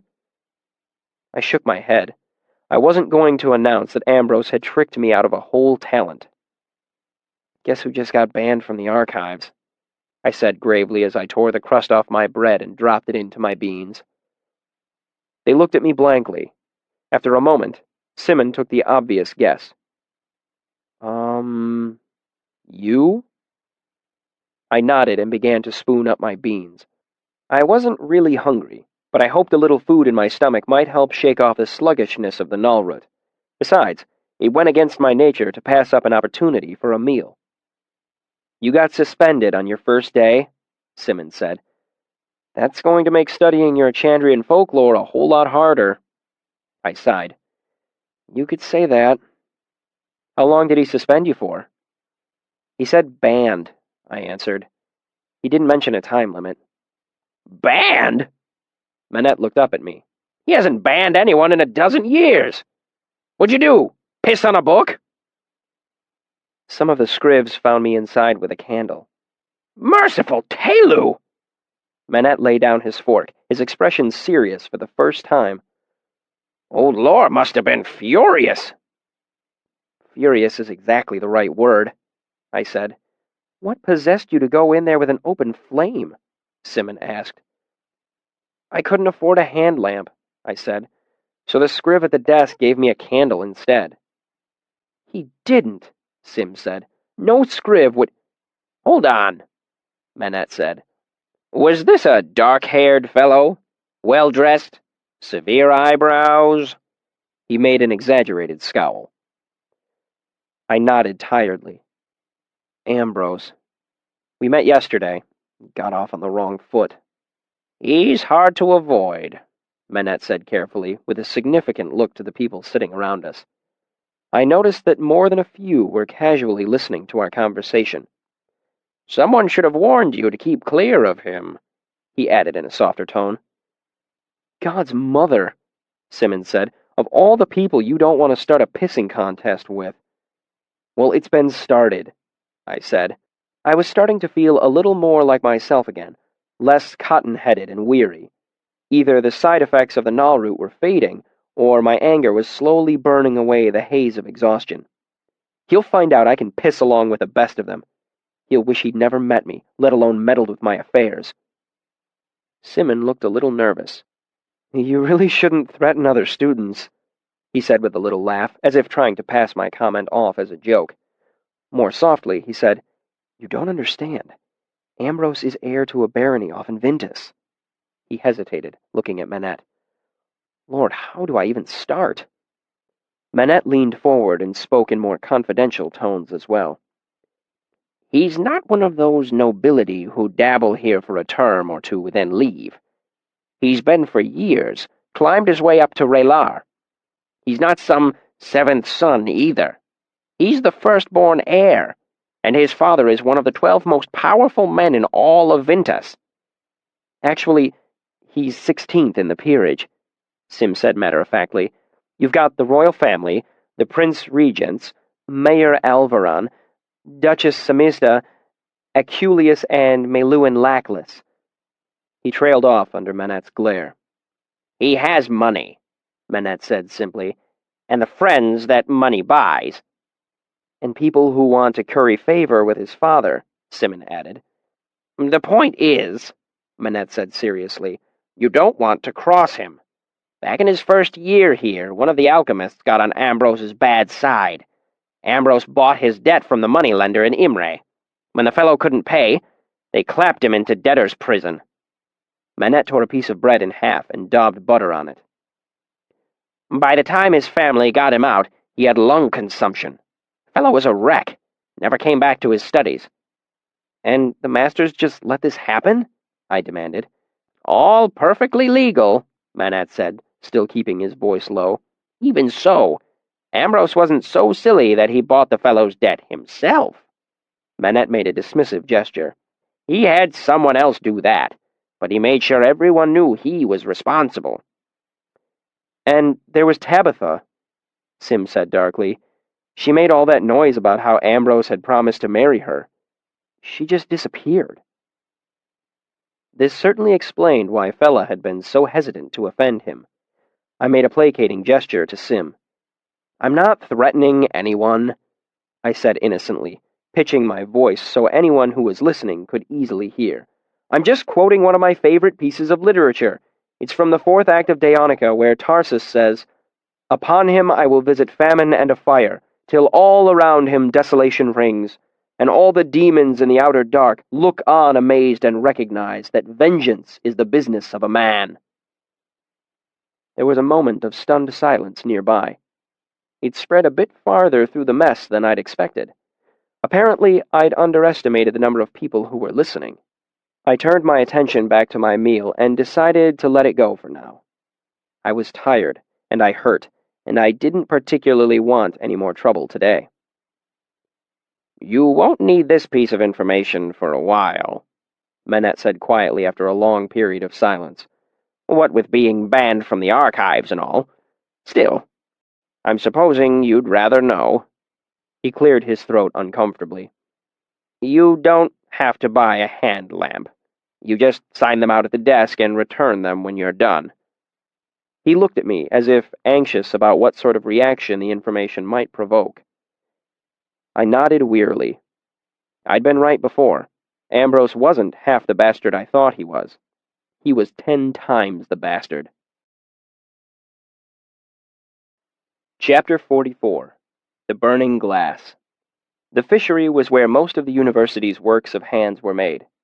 The building held shops for glassblowers, joiners, potters, and glaziers. There was also a full forge and smeltworks that would figure prominently into any metallurgist's daydreams. Kilvin's workshop was located in the artificery, or, as it was more commonly called, the fishery. It was big as the inside of a granary, holding at least 24 thick-timbered work tables strewn with countless, nameless tools and projects in progress. The workshop was the heart of the fishery, and Kilvin was the heart of the workshop. When I arrived, Kilvin was in the process of bending a twisted length of iron rod into what I could only assume was a more desirable shape. Seeing me peering in, he left it firmly clamped to the table and walked to meet me, wiping his hands on his shirt. He looked me over critically. "Are you well, Kvothe?" I'd gone wandering earlier and found some willow bark to chew. My back still burned and itched, but it was bearable. "Well enough, Master Kilvin." He nodded. "Good. Boys your age shouldn't worry over such small things. Soon again you will be as sound as stone." I was trying to think up a polite response when my eye was drawn to something over our heads. Kilvin followed my gaze up over his shoulder. When he saw what I was looking at, a grin split his great bearded face. "Ah!" he said with fatherly pride. "My lovelies!" High among the high rafters of the workshop, 100 glass spheres hung from chains. They were of varying sizes, though none were much larger than a man's head. And they were burning. Seeing my expression, Kilvin made a gesture. "Come!" he said, and led me to a narrow stairway made of wrought iron. Reaching the top, we stepped out onto a series of slim iron walkways 25 feet above the ground, weaving their way among the thick timbers that supported the roof. After a moment of maneuvering through the maze of timber and iron, we came to a hanging row of glass spheres with fires burning inside them. "These," Kilvin gestured, "are my lamps." It was only then that I realized what they were. Some were filled with liquid and wicking, much like ordinary lamps, but most of them were utterly unfamiliar. One contained nothing but a boiling gray smoke that flickered sporadically. Another sphere contained a wick hanging in empty air from a silver wire, burning with a motionless white flame despite its apparent lack of fuel. Two hanging side by side were twins, save that one had a blue flame and the other was a hot forge orange. Some were small as plums, others large as melons. One held what looked like a piece of black coal and a piece of white chalk, and where the two pieces were pressed together, an angry red flame burned outward in all directions. Kilvin let me look for a long while before he moved closer. "Among the Kjeldar, there are legends of ever-burning lamps. I believe that such a thing was once within the scope of our craft. 10 years I have been looking. I have made many lamps, some of them very good, very long burning." He looked at me. "But none of them ever burning." He walked down the line to point at one of the hanging spheres. "Do you know this one, Kvothe?" It held nothing but a knob of greenish-grayish wax that was burning with a greenish-grayish tongue of flame. I shook my head. You should. White lithium salt. I thought of it 3 span before you came to us. It is good so far. 24 days, and I expect many more." He looked at me. "Your guessing this thing surprised me, as it took me 10 years to think of it." Your second guess, sodium oil, was not as good. I tried it years ago. 11 days. He moved all the way to the end of the row, pointing at the empty sphere with the motionless white flame. 70 days, he said proudly. I do not hope that this will be the one, for hoping is a foolish game. But if it burns 6 more days, it will be my best lamp in these 10 years. He watched it for a while, his expression oddly soft. But I do not hope, he said resolutely. I make new lamps and take my measurements. That is the only way to make progress. Wordlessly, he led me back down to the floor of the workshop. Once there, he turned to me. Hands, he said in a peremptory way. He held out his own huge hands expectantly. Not knowing what he wanted, I raised my hands in front of me. He took them in his own, his touch surprisingly gentle. He turned them over, looking at them carefully. Do you have killed hands? He said in a grudging compliment. He held his own up for me to see. They were thick-fingered with wide palms. He made 2 fists that looked more like mauls than bald hands. I had many years before these hands could learn to be Kildar hands. You are lucky. You will work here. Only by the quizzical tilting of his head did he make the gruff grumble of a statement into an invitation. Oh, yes. Thank you, sir. I'm honored that you— He cut me off with an impatient gesture. Come to me if you have any thoughts on the ever-burning lamp. If your head is as clever as your hands look— What might have been a smile was hidden by his thick beard, but a grin shone in his dark eyes as he hesitated teasingly, almost playfully. If, he repeated, holding up a finger, its tip as large as the ball of a hammer's head. Then me and mine will show you things. You need to figure out who you're going to suck up to, Simmons said. A master has to sponsor you to Relar, so you should pick one and stick to him like shit on a shoe. Lovely, Savoy said dryly. Savoy, Willem, Simon, and I were sitting at an out-of-the-way table in the back of Anchors, isolated from the felling night crowd that filled the room with a low roar of conversation. My stitches had come out 2 days earlier, and we were celebrating my first full span in the Arcanum. We were none of us particularly drunk, but then again, none of us were particularly sober either. Our exact positioning between those 2 points is a matter of pointless conjecture, and I will waste no time on it. I simply concentrate on being brilliant, Savoy said, then wait for the masters to realize it. How did that work out with Mandrag? Willem said with a rare smile. Savoy gave Willem a dark look. Mandrag is a horse's ass. That explains why you threatened him with your riding crop, Willem said. I covered my mouth to stifle a laugh. Did you really?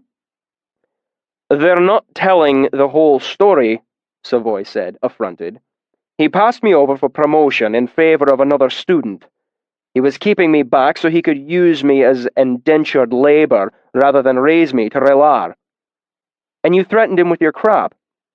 We had an argument, Savoy said calmly, and I happened to have my crop in my hand. You waved it at him, Willem said. I'd been riding, Savoy said hotly.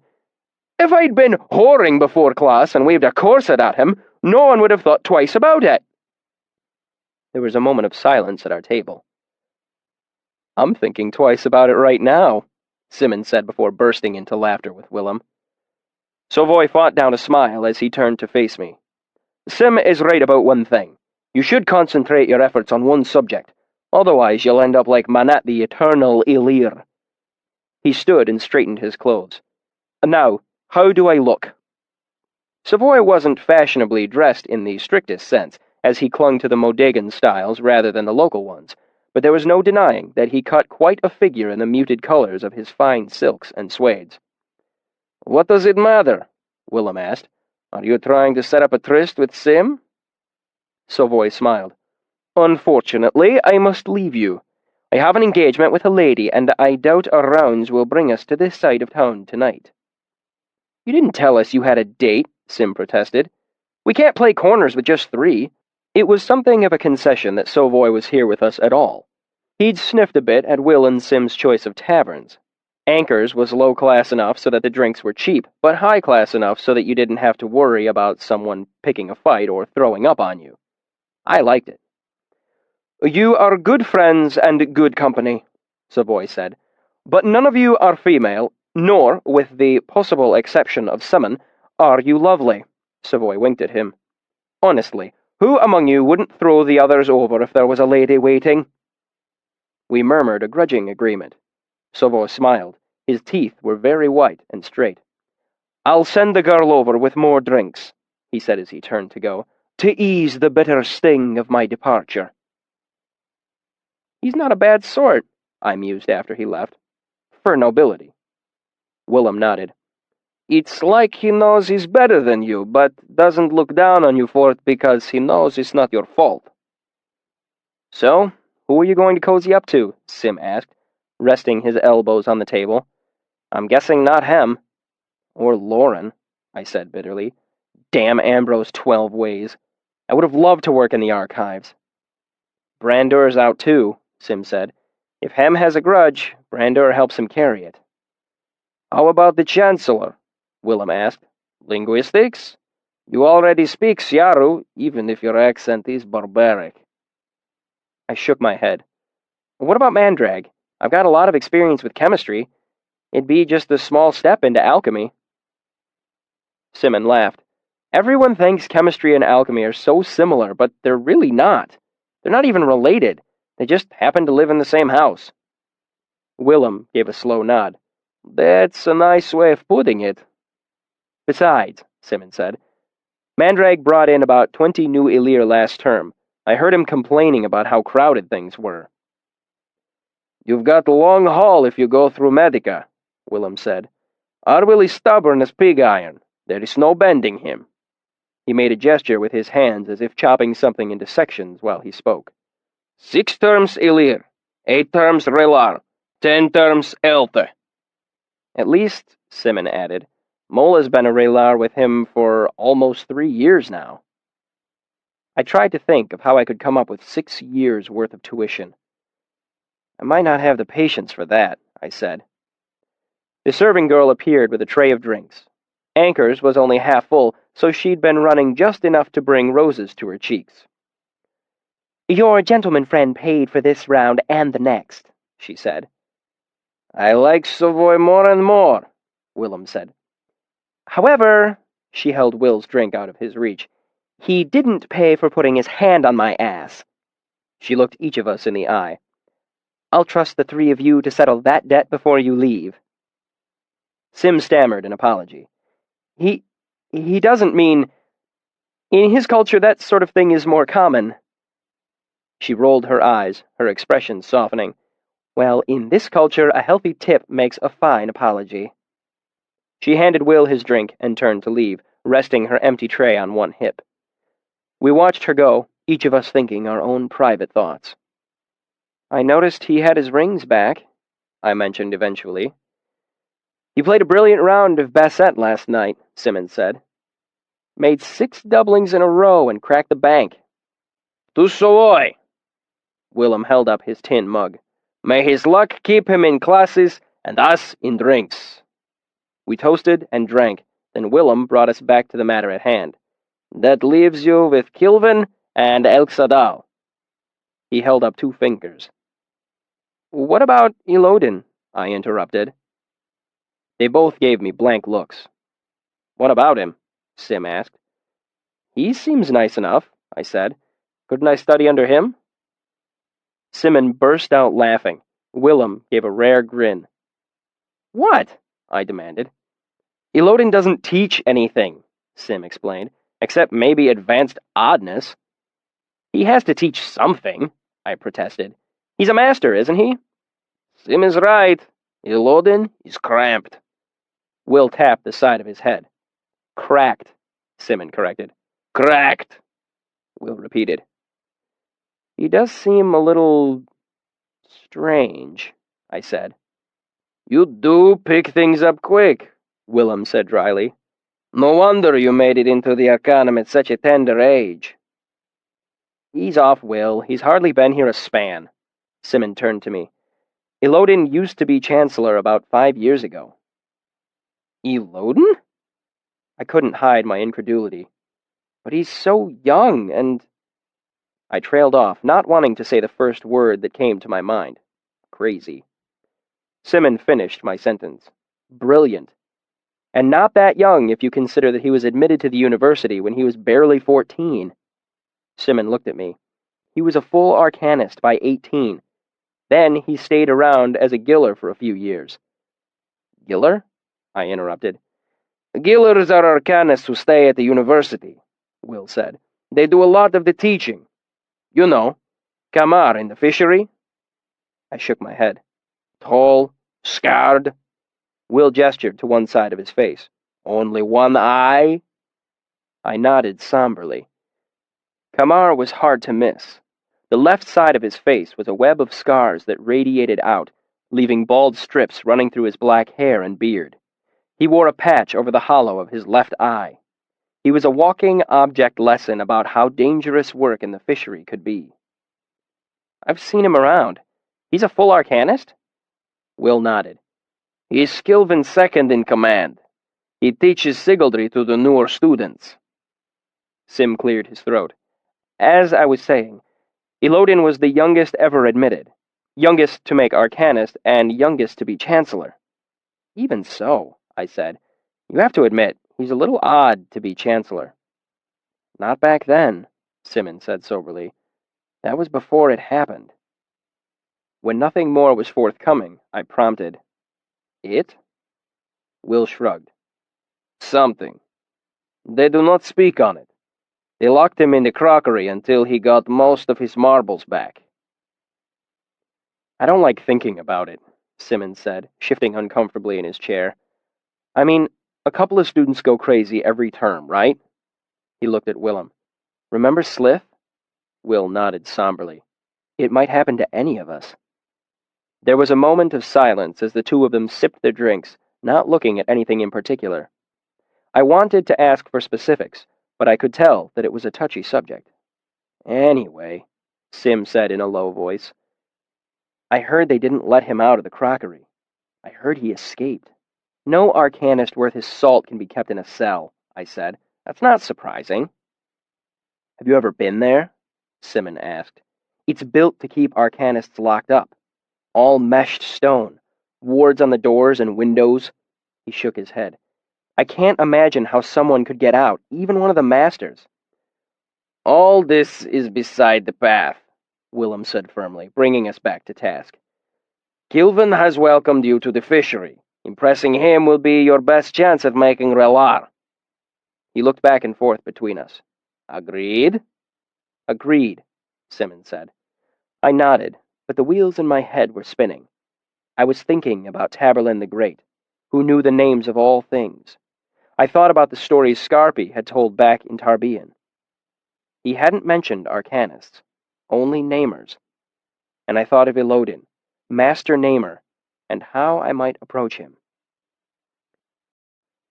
Chapter 45, Interlude, Some Tavern Tale. At a gesture from Kvothe, Chronicler wiped off the nib of his pen and shook out his hand. Bast gave a great seated stretch, his arms arching over the back of the chair. I'd almost forgotten how quickly it all happened, Kvothe mused. Those were probably the first stories anyone ever told about me. They're still telling them at the university, Chronicler said. I've heard 3 different versions of the class you taught. Your whipping, too. Is that when they started calling you Kvothe the Bloodless? Kvothe nodded. Possibly. If we're asking questions, Reshi, Bast said sheepishly, I was wondering why you didn't go looking for Scarpi. What could I have done, Bast? Smeared my face with lampblack and staged a daring midnight rescue? Kvothe gave a brief, humorless laugh. They'd taken him in on heresy. All I could do was hope he truly had friends in the church. Kvothe drew a deep breath and sighed.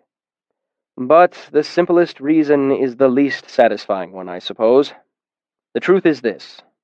I wasn't living in a story. I don't think I'm understanding you, Reshi, Bast said, puzzled. Think of all the stories you've heard, Bast. You have a young boy, the hero.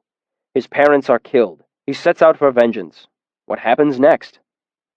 Bast hesitated, his expression puzzled. Chronicler answered the question instead. He finds help. A clever talking squirrel, an old drunken swordsman, a mad hermit in the woods, that sort of thing. Kvothe nodded. Exactly.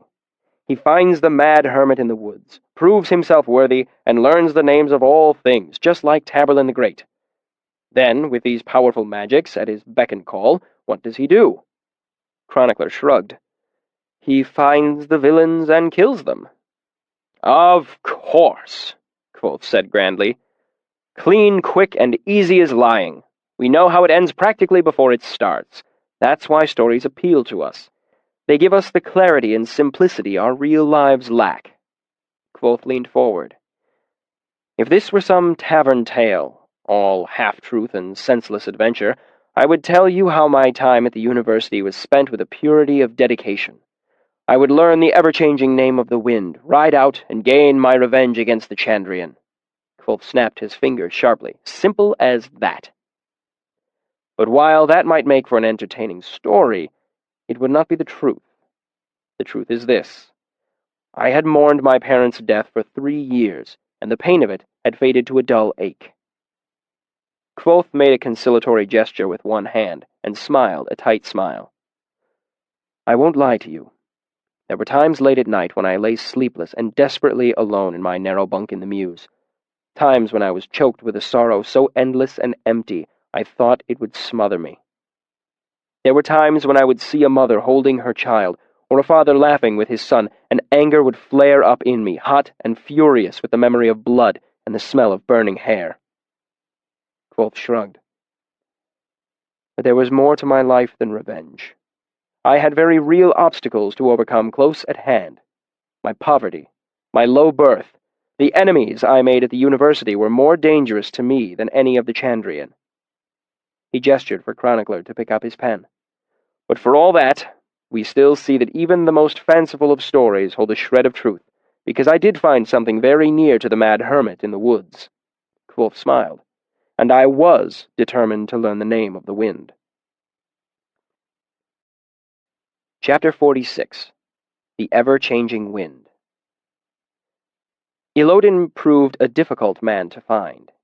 He had an office in Hollows, but never seemed to use it. When I visited ledgers and lists, I discovered he only taught one class, unlikely maths. However, this was less than helpful in tracking him down, as according to the ledger, the time of the class was now, and the location was everywhere. In the end, I spotted him through sheer luck across a crowded courtyard. He was wearing his black master's robes, which was something of a rarity. I was on my way to the Medica for observation, but decided I'd rather be late for my class than miss the opportunity to speak with him. By the time I struggled through the midday crowd and caught up with him, we were on the northern edge of the university, following a wide dirt road that led into the forest. "Master Elodin," I said, pelting up to him. "I was hoping I could talk with you." "A sad little hope," he said without breaking stride or looking in my direction. "You should aim higher. A young man ought to be afire with high ambitions." "I hope to study naming, then," I said, falling into step beside him. "Too high," he said matter-of-factly. "Try again, somewhere in between." The dirt road curved, and the trees blocked the sight of the university's buildings behind us. "I hope you'll accept me as a student," I tried again, "and teach me whatever you think best." Elodin stopped walking abruptly and turned to face me. "Fine," he said. "Go find me 3 pine cones." He made a circle with his thumb and finger. "This big, without any of the little bits broken off." He sat down right in the middle of the road and made a shooing motion with his hand. "Go on, hurry!" I darted off into the surrounding trees. It took me about 5 minutes to find 3 pine cones of the appropriate type. By the time I got back to the road, I was disheveled and bramble-scratched. Elodin was nowhere to be seen. I looked around stupidly, then cursed, dropped the pine cones, and took off running, following the road north.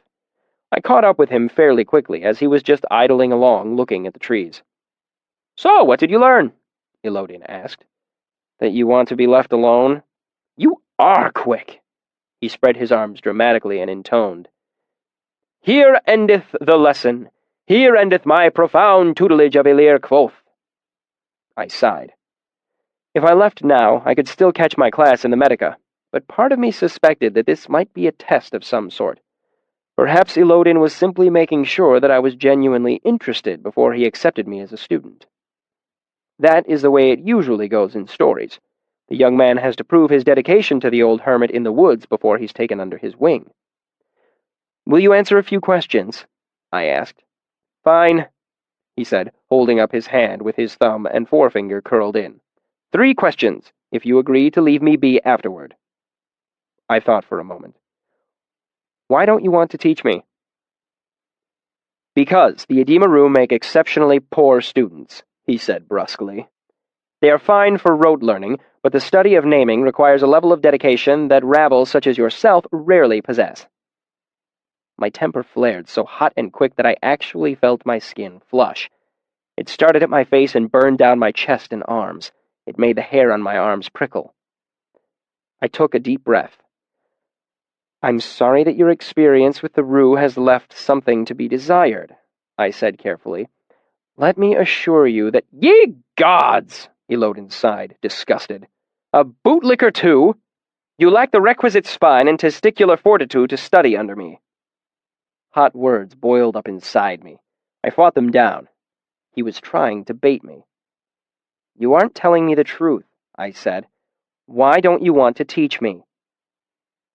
For the same reason I don't want a puppy, Elodin shouted, waving his arms in the air like a farmer trying to startle crows out of a field. Because you're too short to be a namer. Your eyes are too green. You have the wrong number of fingers. Come back when you're taller and you found a decent pair of eyes. We stared at each other for a long while. Finally, he shrugged and started walking again. Fine. I'll show you why. We followed the road north. Elodin strolled along, picking up stones and tossing them into the trees. He jumped to snatch leaves from low-hanging branches, his master's robes billowing ridiculously. At one point, he stopped and stood motionless and intent for nearly half an hour, staring at a fern swaying slowly in the wind. But I kept the tip of my tongue firmly between my teeth. I didn't ask, Where are we going? Or, What are you looking at? I knew 100 stories about young boys who squandered questions or wishes by chatting them away. I had 2 questions left, and I was going to make them count. Eventually, we emerged from the forest, and the road became a path leading up a vast lawn to a huge manor house. Bigger than the artificery, it had elegant lines, a red tile roof, high windows, arched doorways, and pillars. There were fountains, flowers, hedges. But something wasn't quite right. The closer we got to the gates, the more I doubted this was some nobleman's estate.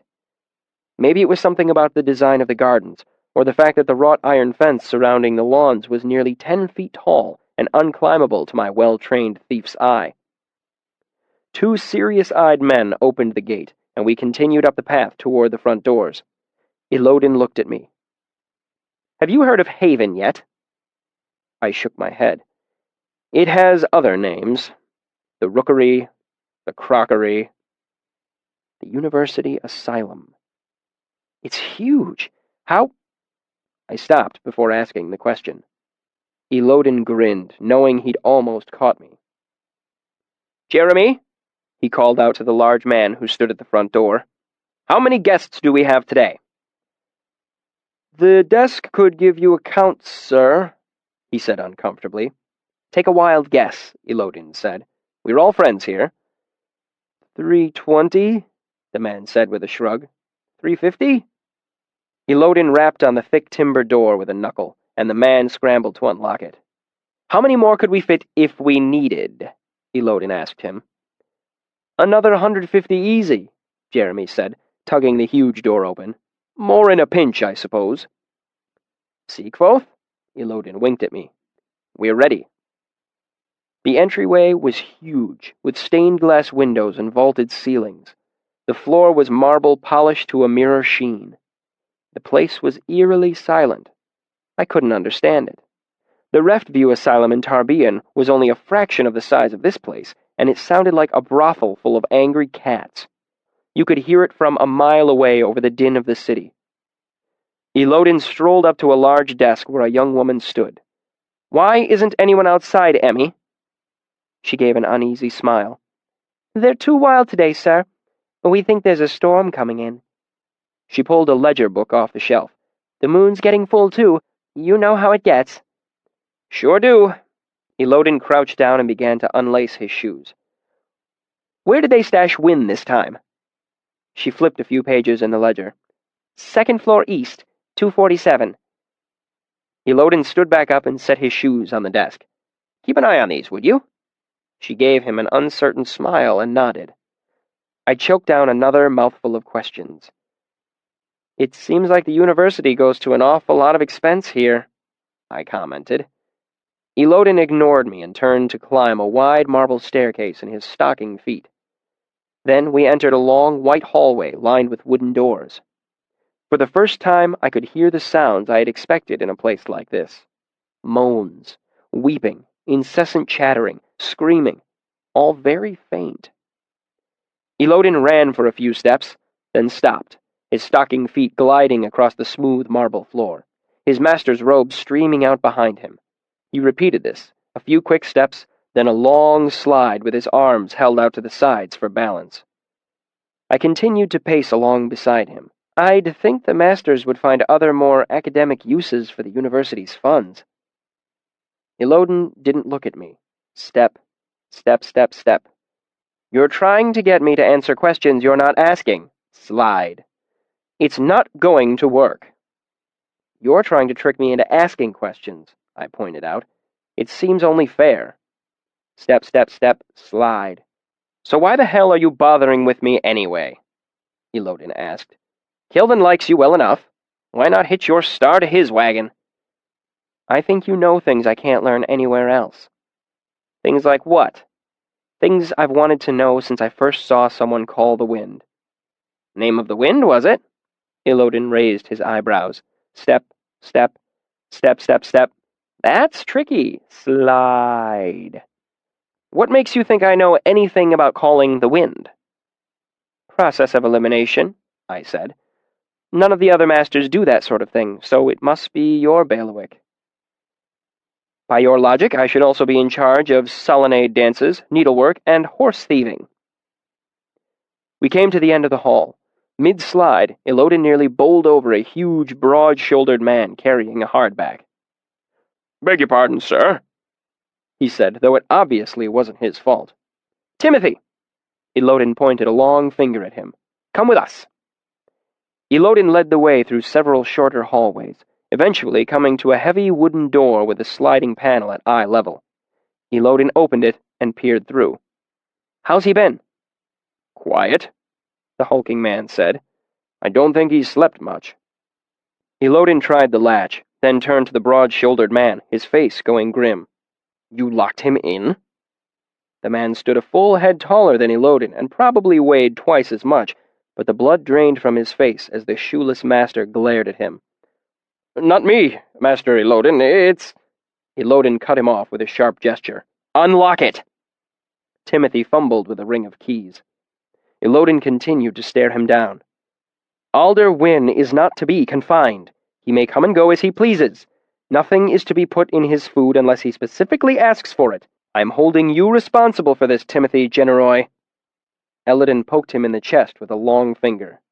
"If I find out that Wynne has been sedated or restrained, I'll ride you naked through the streets of Imre like a little pink pony." He glared. "Go!" The fellow left as quickly as he could manage without actually breaking into a run. Elodin turned to me. "You can come in, but don't make any noises or sudden movements. Don't talk unless he talks to you. If you do talk, keep your voice low. Understand?" I nodded, and he opened the door. The room wasn't what I'd expected. Tall windows let the daylight in, revealing a sizable bed and a table with chairs. The walls, ceiling, and floor were all padded with thick white cloth, muffling even the faint noises from the hallway. The blankets had been pulled off the bed, and a thin man of about 30 was bundled up in them, huddled against the wall.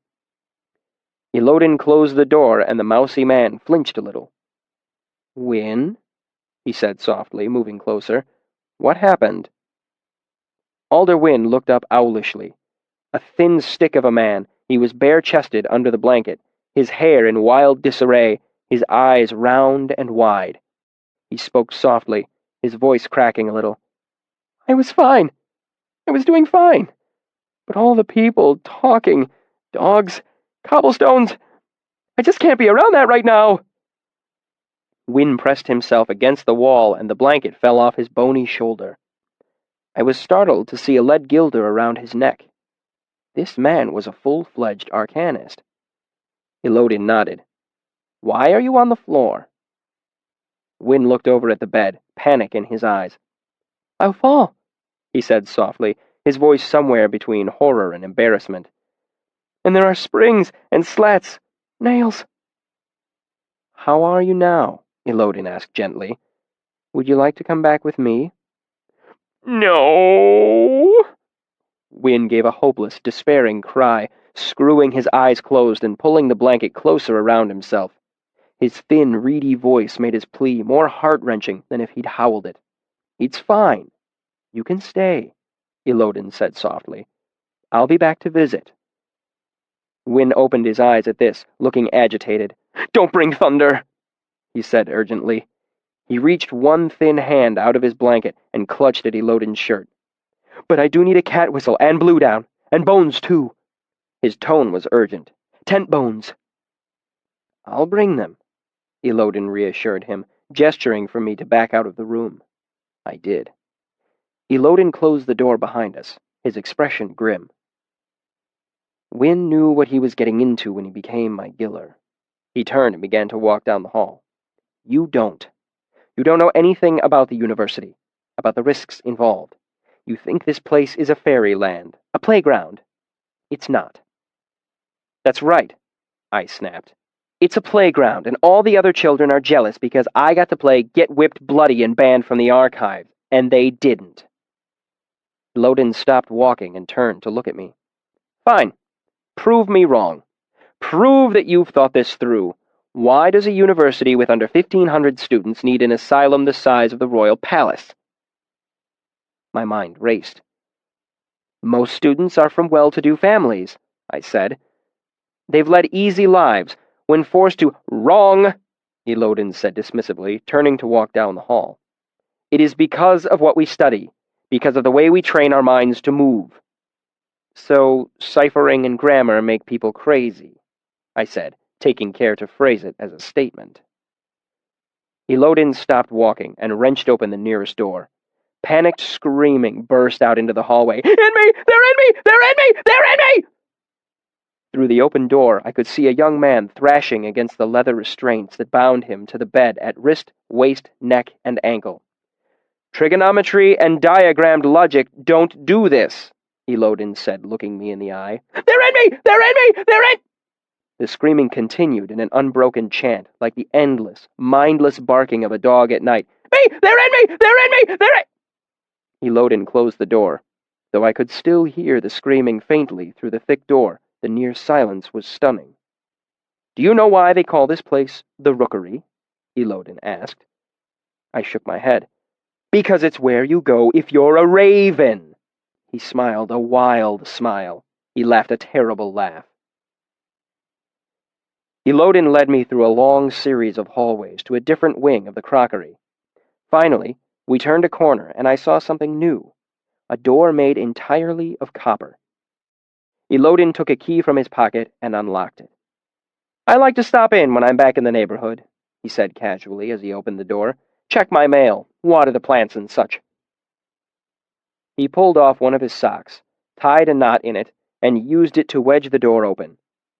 "It's a nice place to visit, but, you know." He tugged on the door, making sure it wouldn't swing closed. "Not again."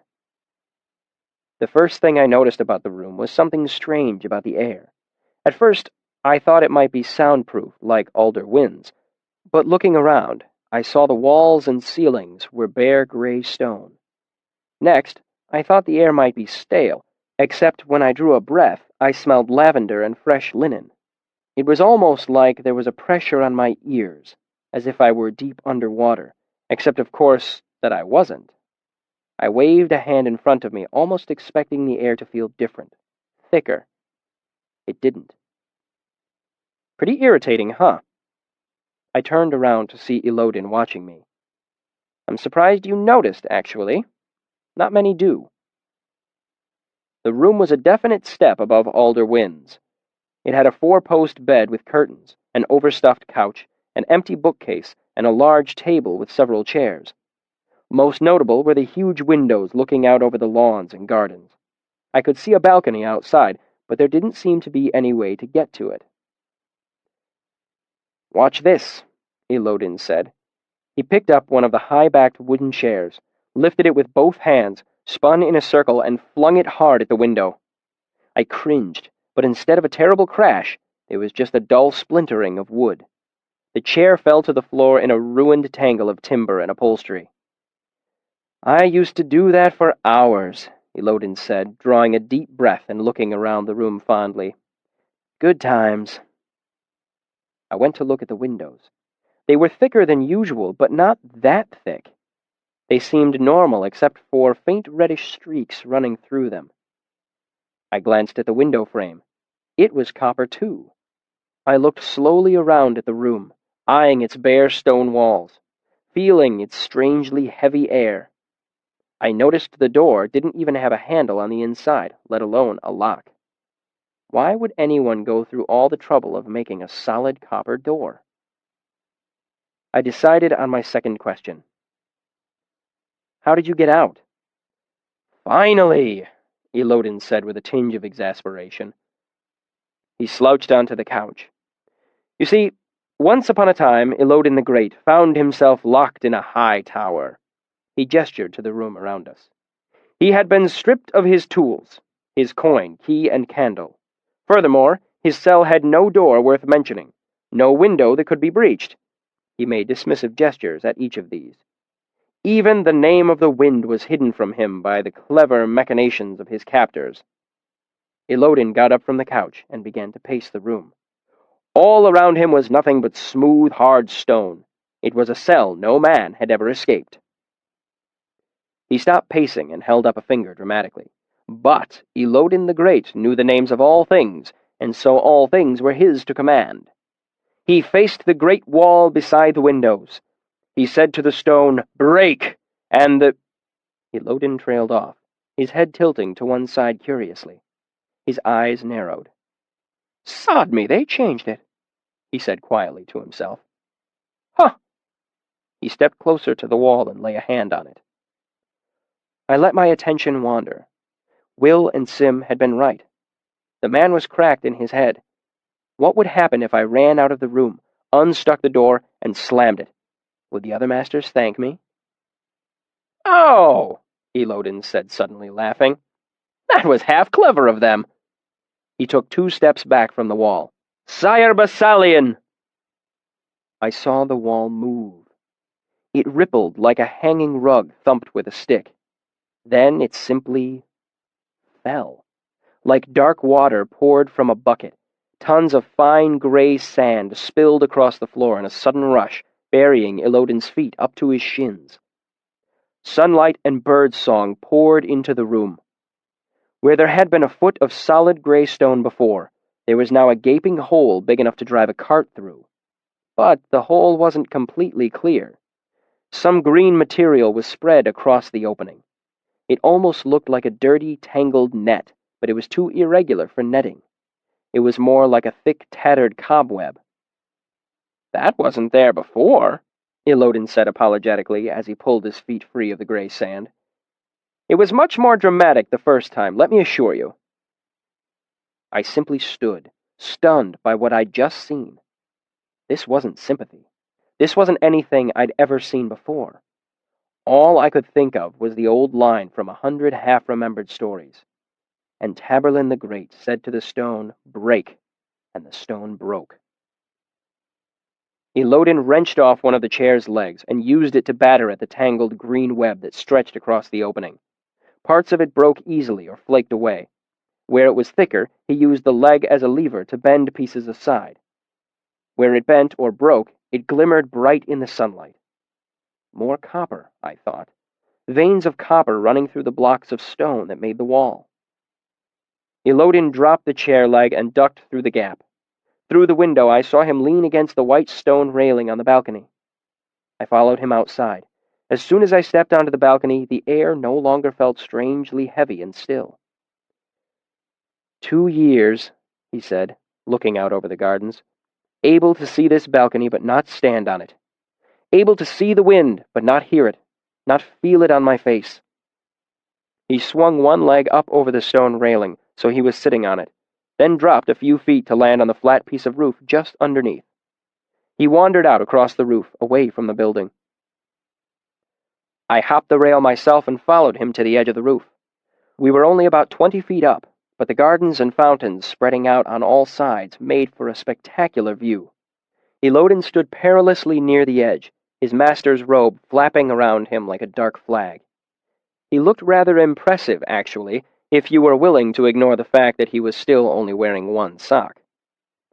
I went to stand beside him on the edge of the roof. I knew what my third question had to be.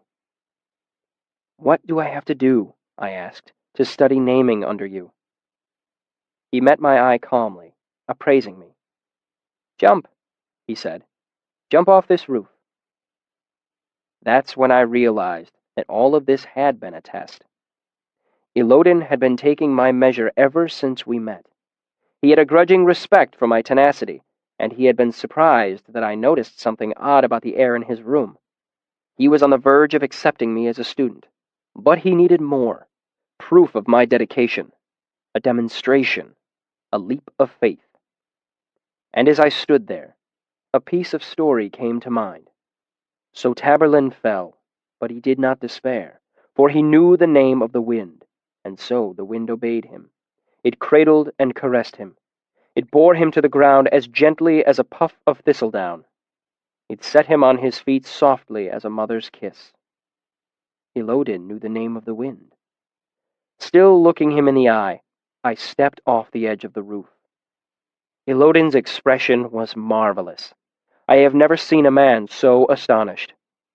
I spun slightly as I fell, so he stayed in my line of vision. I saw him raise one hand slightly, as if making a belated attempt to grab hold of me. I felt weightless, like I was floating. Then I struck the ground. Not gently like a feather settling down. Hard, like a brick hitting a cobblestone street. I landed on my back with my left arm beneath me. My vision went dark as the back of my head struck the ground and all the air was driven from my body. I didn't lose consciousness. I just lay there, breathless and unable to move. I remember thinking, quite earnestly, that I was dead, that I was blind. Eventually, my sight returned, leaving me blinking against the sudden brightness of the blue sky. Pain tore through my shoulder, and I tasted blood. I couldn't breathe. I tried to roll off my arm, but my body wouldn't listen to me. I had broken my neck. My back. After a long, terrifying moment, I managed to gasp a shallow breath, then another. I gave a sigh of relief and realized that I had at least one broken rib in addition to everything else. But I moved my fingers slightly, then my toes. They worked. I hadn't broken my spine. As I lay there, counting my blessings and broken ribs, Elodin stepped into my field of vision. He looked down at me. "Congratulations," he said.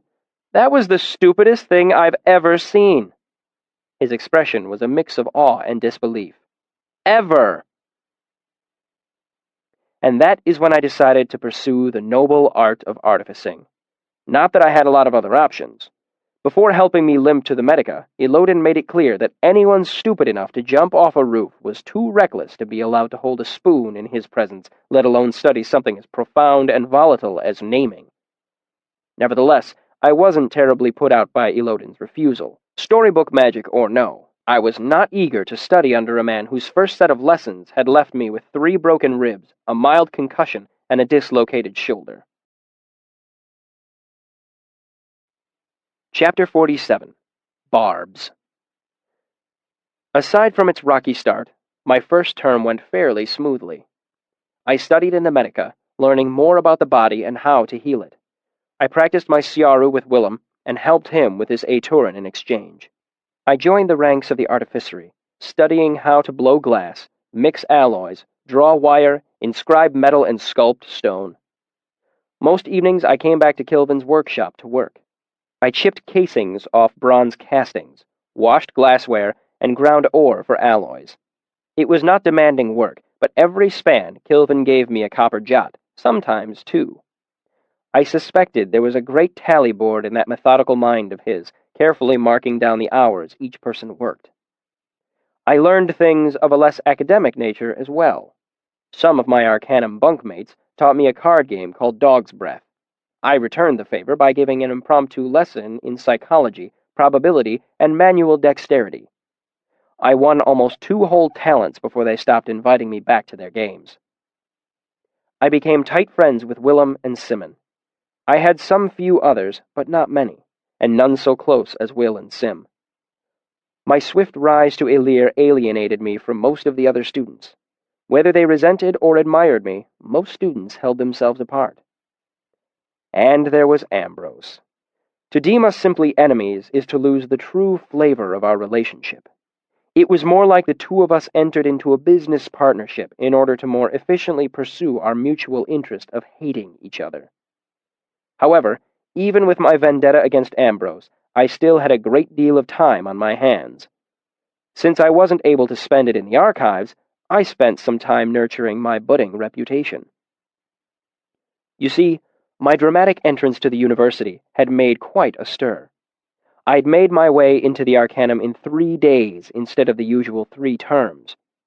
I was the youngest member by almost 2 years. I had openly defied one of the masters in front of his own class and avoided expulsion. When whipped, I hadn't cried out or bled. On top of everything else, I had apparently managed to infuriate Master Elodin to such an extent that he had thrown me off the roof of the crockery. I let that story circulate uncorrected, as it was preferable to the embarrassing truth. Altogether, it was enough to start a steady stream of rumor around me, and I decided to take advantage of it. Reputation is like a sort of armor, or a weapon you can brandish if need be. I decided that if I was going to be an arcanist, I might as well be a well-known arcanist. So I let slip a few pieces of information. I had been admitted without a letter of recommendation. The masters had given me 3 talents to attend, rather than make me pay a tuition.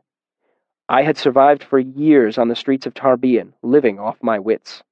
I even started a few rumors that were pure nonsense, lies so outrageous that people would repeat them despite the fact that they were obviously untrue. I had demon blood in me. I could see in the dark. I only slept an hour each night. When the moon was full, I would talk in my sleep, speaking a strange language no one could understand. Basil, my former bunkmate from Muse, helped me start these rumors.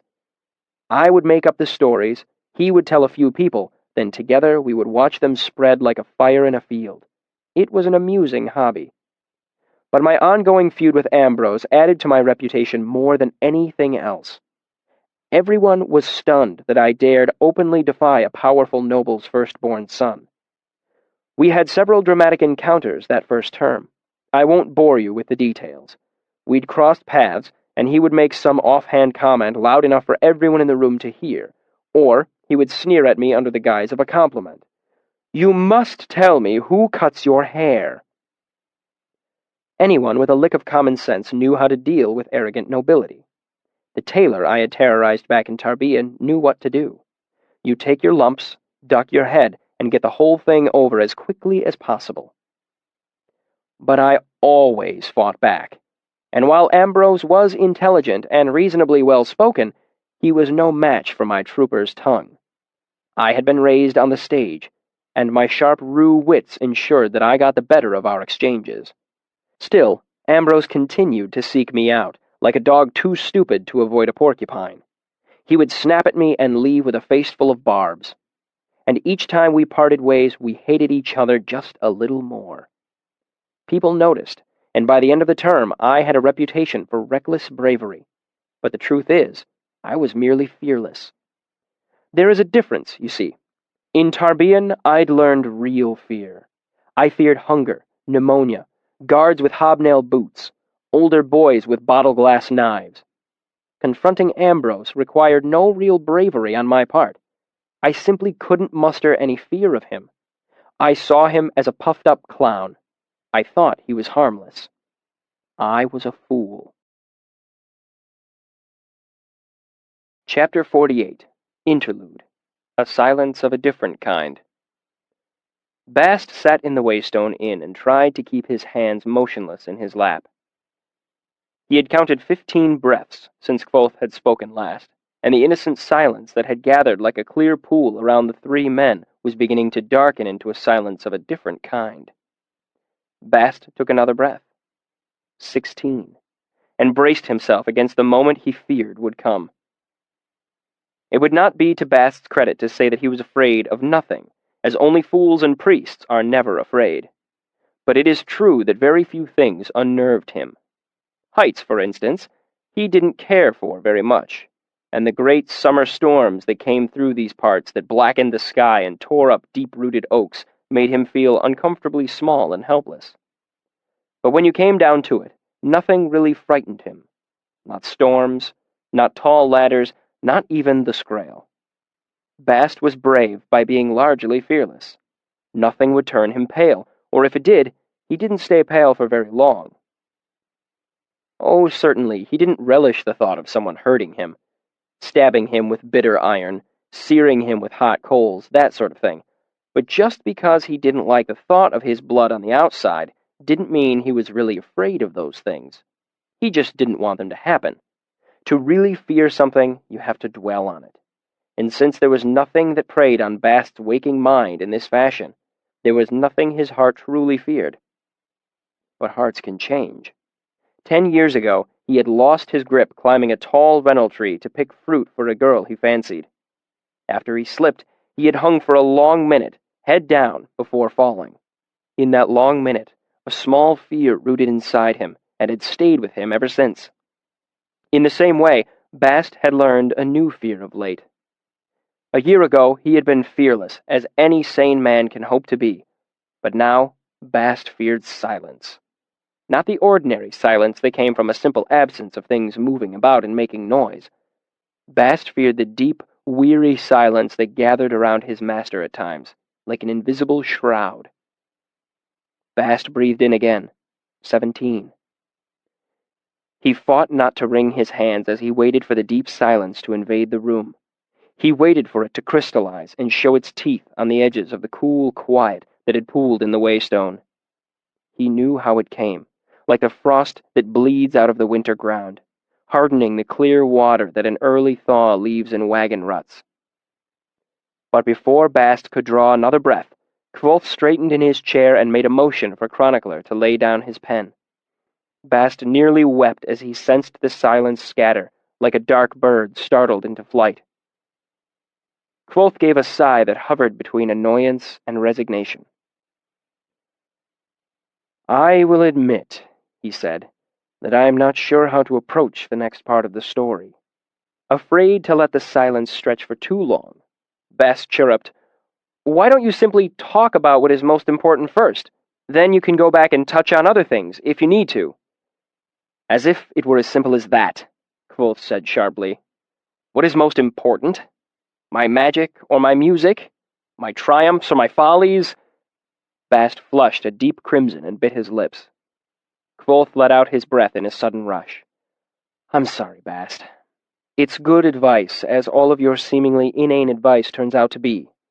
He pushed his chair back from the table. "But before we continue, the real world has certain calls on me that I can no longer ignore. If you will please excuse me for a moment." Chronicler and Bast stood as well, stretching their legs and attending to calls of their own. Bast lit the lamps. Kvothe produced more cheese and bread and hard spiced sausage. They ate, and some small effort was made at polite conversation, but their minds were elsewhere, dwelling on the story. Bast ate half of everything. Chronicler accounted for a sizable, though more modest, amount. Kvothe had a bite or two before he spoke. "Onward, then. Music and magic. Triumph and folly. Think now, what does our story need? What vital element is it lacking?" "Women, Reshi." Bast said immediately. "There's a real paucity of women." Kvothe smiled. "Not women, Bast. A woman. The woman." Kvothe looked at Chronicler. "You have heard bits and pieces, I don't doubt. I will tell you the truth of her, though I fear I may not be equal to the challenge." Chronicler picked up his pen, but before he could dip it, Kvothe held up a hand. "Let me say one thing before I start. I've told stories in the past, painted pictures with words, told hard lies and harder truths. Once I sang colors to a blind man. 7 hours I played, but at the end he said he saw them, green and red and gold. That, I think, was easier than this. Trying to make you understand her with nothing more than words. You have never seen her, never heard her voice. You cannot know." Kvothe motioned for Chronicler to pick up his pen. "But still, I will try. She is in the wings now, waiting for her cue. Let us set the stage for her arrival." Chapter 49. The Nature of Wild Things. As with all truly wild things, care is necessary in approaching them. Stealth is useless. Wild things recognize stealth for what it is, a lie and a trap. While wild things might play games of stealth, and in doing so may even occasionally fall prey to stealth, they are never truly caught by it. So, with slow care rather than stealth, we must approach the subject of a certain woman. Her wildness is of such degree, I fear approaching her too quickly even in a story. Should I move recklessly, I might startle even the idea of her into sudden flight. So in the name of slow care, I will speak of how I met her, and to do that, I must speak of the events that brought me, quite unwillingly, across the river and into Imre. I finished my first term with 3 silver talents and a single jot. Not long ago, it would have seemed like all the money in the world to me. Now, I simply hoped it would be enough for 1 more term's tuition and a bunk in the Mews. The last span of every term at the university was reserved for admissions exams. Classes were cancelled, and the masters spent several hours of each day conducting examinations. Your next term's tuition was based on your performance. A lottery determined what day and hour you would go through admissions. A great deal hung on the brief interview. Missing a few questions could easily double your tuition. Because of this, slots later in the span were highly prized, as they gave students more time to study and prepare. There was a vigorous trade in appointment times after the lottery was held. Money and favors were bartered as everyone vied for a time that suited them. I was lucky enough to draw mid-morning hour on Kendling, the last day of admissions. If I'd wanted to, I could have sold my slot, but I preferred to take the extra time to study. I knew my performance would have to be brilliant, as several of the masters were now less than impressed by me. My previous trick of spying was out of the question. I now knew it was grounds for expulsion, and I couldn't risk that. Despite the long days I spent studying with Will and Sim, admissions were difficult. I breezed through many of the questions, but Hem was openly hostile, asking questions with more than one answer so that nothing I said could be correct. Brandur was difficult as well, clearly helping Hem carry his grudge. Lauren was unreadable, but I sensed his disapproval rather than seeing it on his face. Afterward, I fidgeted while the masters discussed my tuition. Voices were calm and muted at first, then became somewhat louder. Eventually, Kilvin stood and shook a finger at Hem while shouting and pounding the table with his other hand. Hem maintained more composure than I would have if I had been faced with 20 stone of furious, bellowing artificer. After the Chancellor managed to regain control of things, I was called forward and given my receipt. Elir Kvothe, fall term, tuition 3 talents, 9 and 7. 8 jots more than I had. As I walked out of the Master's Hall, I ignored the sinking feeling in my gut and tried to think of a way I could lay hands on more money by tomorrow noon. I made a brief stop at the 2 Sealdish money changers on this side of the river. As I suspected, they wouldn't lend me a thin shim. While I wasn't surprised, the experience was sobering. reminding me again of how different I was from the other students. They had families paying their tuition, granting them allowances to cover their living expenses. They had reputable names they could borrow against in a pinch. They had possessions they could pawn or sell. If worse came to worst, they had homes to return to.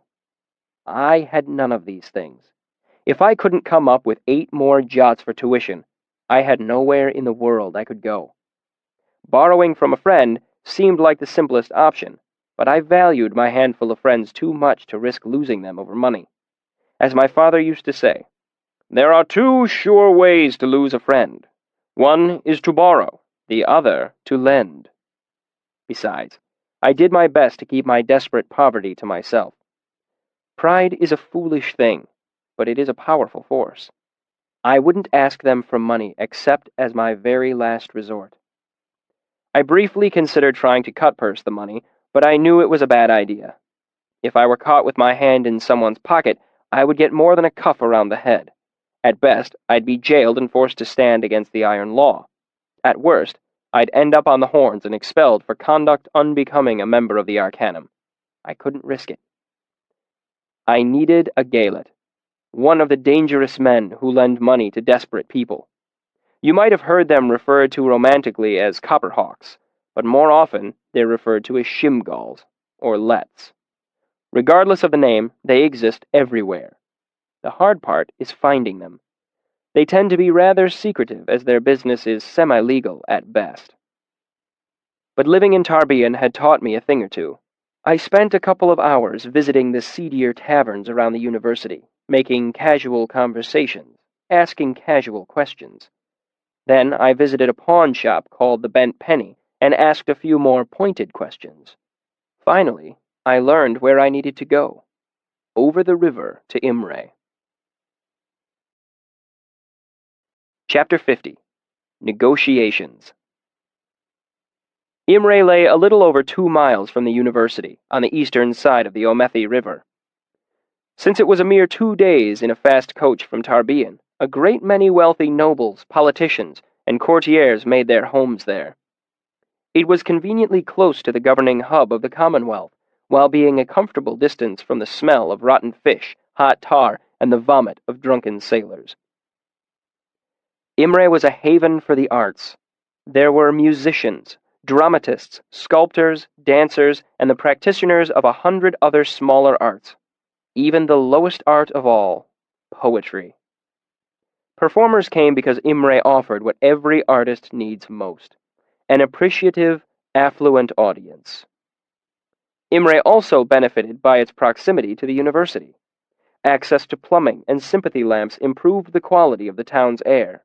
Quality glass was easy to come by, so windows and mirrors were commonplace. Eyeglasses and other ground lenses, while expensive, were readily available. Despite this, there was little love lost between the 2 towns. Most of Imre's citizens did not like the thought of 1,000 minds tinkering with dark forces better left alone. Listening to the average citizen speak, it was easy to forget that this part of the world had not seen an arcanist burned for nearly 300 years. To be fair, it should be mentioned that the university had a vague contempt for Imre's populace too, viewing them as self-indulgent and decadent. The arts that were viewed so highly in Imre were seen as frivolous by those at the university.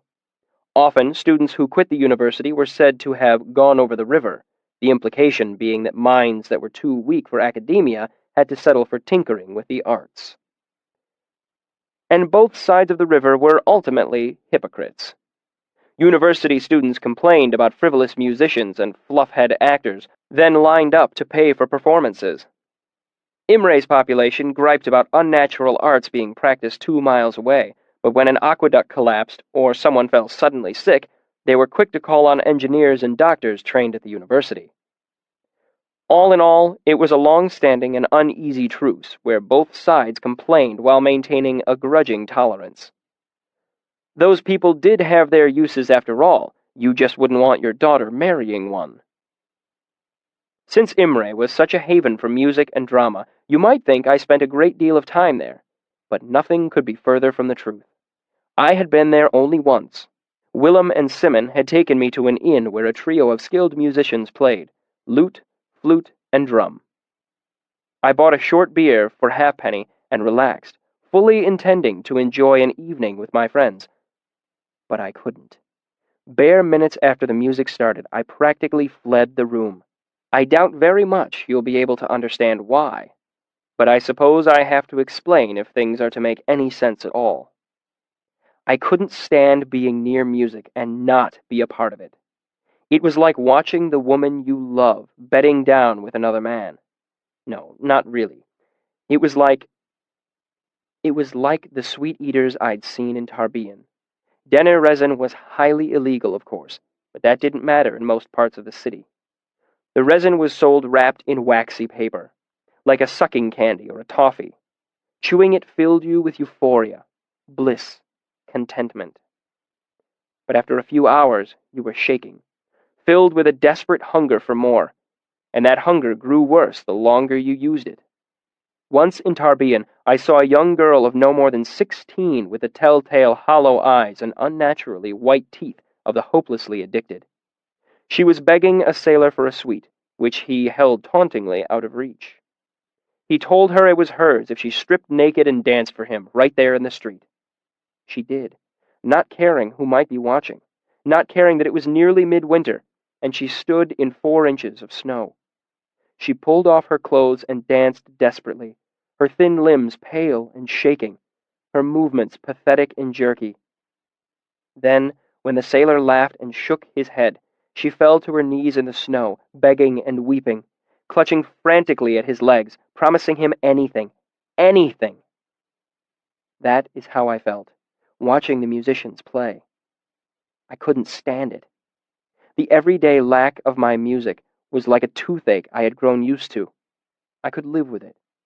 But having what I wanted dangled in front of me was more than I could bear. So I avoided Imre until the problem of my second term's tuition forced me back across the river. I had learned that Devi was the person anyone could ask for a loan, no matter how desperate the circumstances. So I crossed the Omethi by Stonebridge and made my way to Imre.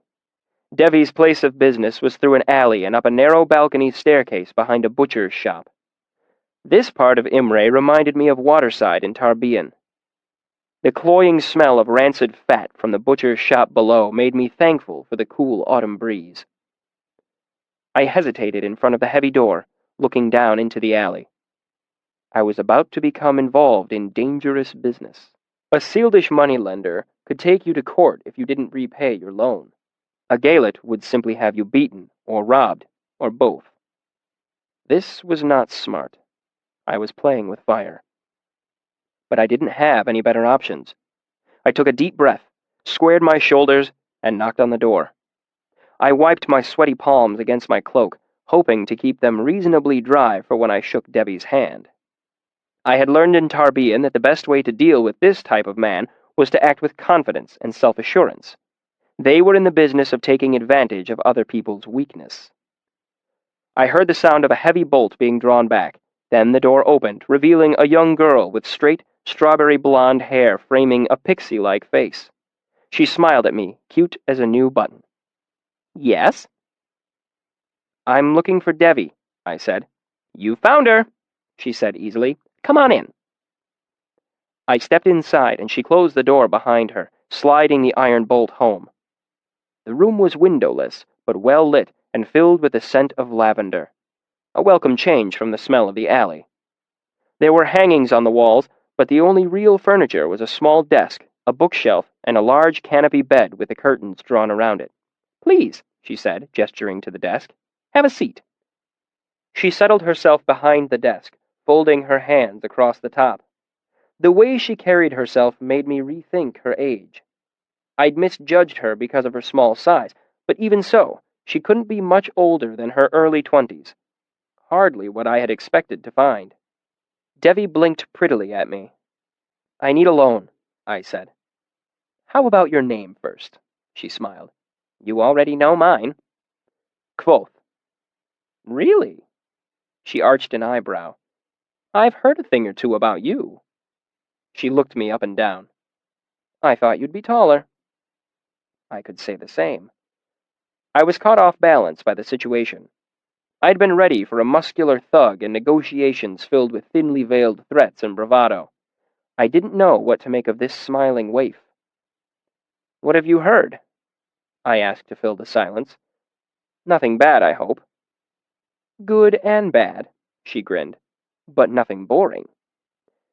I folded my hands to keep from fidgeting. "So how exactly do we do this?" "Not much for banter, are you?" she said, giving a brief, disappointed sigh. "Fair enough. Straight to business. How much do you need?" "Only about a talent," I said. 8 jots, actually. She shook her head seriously, her strawberry blonde hair swinging back and forth. "I can't do that, I'm afraid. It's not worth my while to make halfpenny loans." I frowned. "How much is worth your while?" "4 talents," she said. "That's the minimum." "And the interest?" 50% every 2 months. So if you're looking to borrow as little as possible, it'll be 2 talents at the end of the term. You can pay off the whole debt for 6 if you like, but until I get all the principal back, it's 2 talents every term." I nodded, not terribly surprised. It was roughly 4 times what the most avaricious moneylender would charge. "But I'm paying interest on money I don't really need." "No," she said, meeting my eyes seriously. "You're paying interest on money you borrowed. That's the deal." "How about 2 talents?" I said. "Then at the end—" Devi waved her hands, cutting me off. "We aren't bargaining here. I'm just informing you as to the conditions of the loan." She smiled apologetically. "I'm sorry. I didn't make that clear from the beginning." I looked at her, the set of her shoulders, the way she met my eyes. "Okay," I said, resigned. "Where do I sign?" She gave me a slightly puzzled look, her forehead furrowing slightly. "No need to sign anything." She opened a drawer and pulled out a small brown bottle with a glass stopper. She laid a long pin next to it on the desk. "Just a little blood." I sat frozen in my chair, my arms at my side. "Don't worry," she reassured me. "The pin's clean. I only need about 3 good drops." I finally found my voice. "You've got to be kidding." Devi cocked her head to one side, a tiny smile curling one edge of her mouth. "You didn't know?" she said, surprised. "It's rare that anyone comes here without knowing the whole story." "I can't believe anyone actually—" I stalled, at a loss for words. "Not everyone does," she said. "I usually do business with students and ex-students. Folks on this side of the river would think I was some sort of witch or a demon or some nonsense like that. Members of the Arcanum know exactly why I want blood and what I can do with it." "You're a member of the Arcanum, too?" "Former," she said, her smile fading a little. "I made Relar before I left. I know enough so that with a little blood, you can never hide from me. I can douse you out anywhere." "Among other things," I said incredulously, thinking of the wax mommet I made of Hem at the beginning of the term. That was just hair. Blood was much more effective at creating a link. "You could kill me." She gave me a frank look. "You're awfully thick to be the Arcanum's bright new star. Think it through. Would I stay in business if I made a habit of malfeasance?" "The masters know about this?" She laughed. "God's body, of course not. Neither does the constable, the bishop, or my mother." She pointed to her chest, then to me. "I know, and you know. That's usually enough to ensure a good working relationship between the two of us." "What about unusually?" I asked. "What if I don't have your money at the end of the term? What then?" She spread her hands and shrugged carelessly. "Then we work something out between the two of us, like rational people. Maybe you work for me. Tell me secrets. Do me favors." She smiled and gave me a slow, lecherous looking over, laughing at my discomfiture.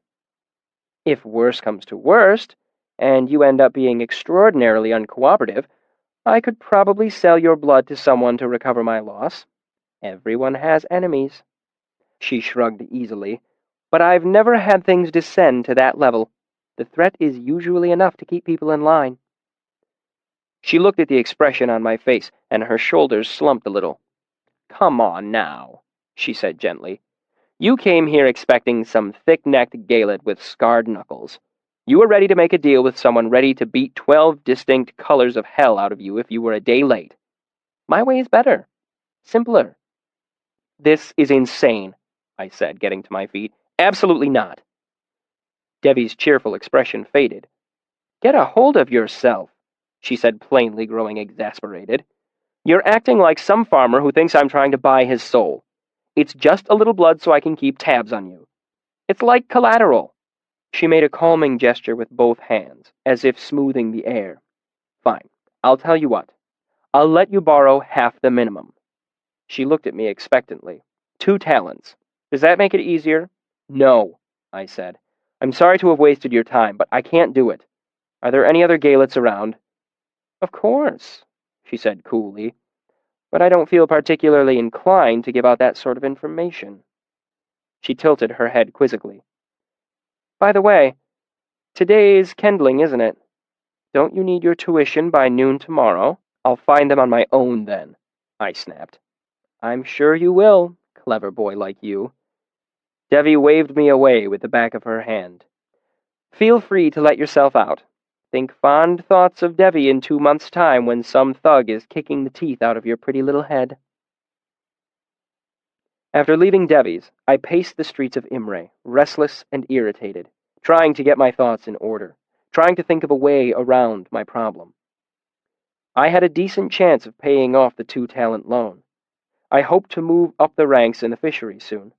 Once I was allowed to pursue my own projects, I could start earning real money. All I needed was to stay in classes long enough. It was just a matter of time. That's really what I was borrowing. Time. 1 more term. Who knew what opportunities might present themselves in the next 2 months? But even as I tried to talk myself into it, I knew the truth. It was a bad idea. It was begging for trouble. I would swallow my pride and see if Will or Sim or Sovoy could lend me the 8 jots I needed. I sighed, resigning myself to a term of sleeping outside and scavenging meals where I could find them. At least it couldn't be worse than my time in Tarbian. I was just about to head back to the university when my restless pacing took me by a pawn shop's window. I felt the old ache in my fingers. How much for the 7-string lute? I asked. To this day, I do not remember actually entering the store. 4 talents even, the owner said brightly. I guessed he was new to the job, or drunk. Pawnbrokers are never cheerful, not even in rich cities like Imre. Ah, I said, not bothering to hide my disappointment. Could I take a look at it? He handed it over. It wasn't much to look at. The grain of the wood was uneven, the varnish rough and scratched. Its frets were made of gut and badly in need of replacing, but that was of little concern to me, as I typically played fretless anyway. The bowl was rosewood, so the sound of it wouldn't be terribly subtle, but on the other hand, rosewood would carry better in a crowded taproom, cutting through the murmur of idle conversation. I tapped the bowl with a finger, and it gave off a resonant hum. Solid, but not pretty. I began to tune it so I would have an excuse to hold it a while longer. I might be able to go as low as 3 and 5, the man behind the counter said. My ears pricked up as I heard something in his tone. Desperation. It occurred to me that an ugly, used lute might not sell very well in a city full of nobility and prosperous musicians. I shook my head. The strings are old. Actually, they were fine, but I hoped he didn't know that. True, he said, reassuring me of his ignorance, but strings are cheap. I suppose, I said doubtfully. With a deliberate plan, I set each of the strings just a hair out of tune with the others. I struck a chord and listened to the grating sound. I gave the lute's neck a sour, speculative look. I think the neck might be cracked. I strummed a minor chord that sounded even less appealing. Does that sound cracked to you? I strummed it again, harder. 3 and 2? He asked hopefully. It's not for me, I said, as if correcting him. It's for my little brother. The little bastard won't leave mine alone. I strummed again and grimaced. I may not like the little sprit very much, but I'm not cruel enough to buy him a lute with a sour neck. I paused significantly. When nothing was forthcoming, I prompted him. Not for 3 and 2. 3 even? He said hopefully. To all appearances, I held the loot casually, carelessly, but in my heart, I was clutching it with a white-knuckled fierceness. I cannot hope for you to understand this. When the Chandrian killed my troop, they destroyed every piece of my family and home I had ever known. But in some ways, it had been worse when my father's loot was broken in Tarbean. It had been like losing a limb, an eye, a vital organ. Without my music, I had wandered Tarbean for years, half alive, like a crippled veteran or one of the walking dead. Listen, I said to him frankly, I've got 2 and 2 for you. I pulled out my purse. You can take it, or this ugly thing can gather dust on a high shelf for the next 10 years. I met his eye, careful to keep my face from showing how badly I needed it. I would do anything to keep this loot. I would dance naked in the snow. I would clutch at his legs, shaking and frantic, promising him anything. Anything. I counted out 2 talents and 2 jots onto the counter between us, nearly all of the money I had saved for this term's tuition. Each coin made a hard click as I pressed it to the table. He gave me a long look, measuring me. I clicked down 1 more jot and waited. And waited. When he finally reached out his hand for the money, his haggard expression was the same one I was used to seeing on pawnbrokers' faces. Devi opened the door and smiled. Well now, I honestly didn't think I'd see you again. Come in. She bolted the door behind me and walked over to her desk. I can't say I'm disappointed, though. She looked over her shoulder and flashed me her impish smile. I was looking forward to doing a little business with you. She sat down. So, 2 talents then? 4 would be better, actually, I said. Just enough for me to afford tuition and a bunk in the mews. I could sleep outside in the wind and the rain. My loot deserved better. Wonderful, she said as she pulled out the bottle and pin. I needed the tips of my fingers intact, so I pricked the back of my hand and let 3 drops of blood slowly gather and fall into the small brown bottle. I held it out to Devi. Go ahead and drop the pin in there, too. I did. Devi swabbed the bottle's stopper with a clear substance and slid it into the mouth of the bottle. A clever little adhesive from your friends over the river, she explained. This way, I can't open the bottle without breaking it. When you pay off your debt, you get it back intact and can sleep safe knowing I haven't kept any for myself. Unless you have the solvent, I pointed out. Devi gave me a pointed look. You're not big on trust, are you? She rummaged around in a drawer, brought out some sealing wax, and began to warm it over the lamp on her desk. I don't suppose you have a seal, or ring, or anything like that? She asked as she smeared the wax across the top of the bottle stopper. If I had jewelry to sell, I wouldn't be here, I said frankly, and pressed my thumb into the wax. It left a recognizable print. But that should do. Devi etched a number on the side of the bottle with a diamond stylus, then brought out a slip of paper. She wrote for a moment, then fanned it with a hand, waiting for it to dry. You can take this to any moneylender on either side of the river, she said cheerfully as she handed it to me. Pleasure doing business with you. Don't be a stranger. I headed back to the university with money in my purse and the comforting weight of the loot strap hanging from my shoulder. It was second-hand, ugly, and had cost me dearly in money, blood, and peace of mind.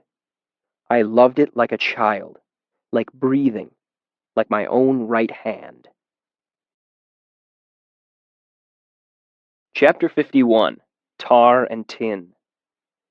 At the beginning of my second term, Kilvin gave me permission to study sigildry. This raised a few eyebrows, but none in the fishery where I'd proven myself to be a hard worker and a dedicated student. Sigildry, simply put, is a set of tools for channeling forces, like sympathy made solid. For example, if you engraved one brick with the rune Ul and another with the rune Dak, the 2 runes would cause the bricks to cling to each other, as if mortared in place. But it's not as simple as that. What really happens is the 2 runes tear the bricks apart with the strength of their attraction. To prevent this, you have to add the rune Aru to each of the bricks. Aru is the rune for clay, and it makes the two pieces of clay cling to each other, solving your problem. Except that Aru and Dak don't fit together. They're the wrong shape.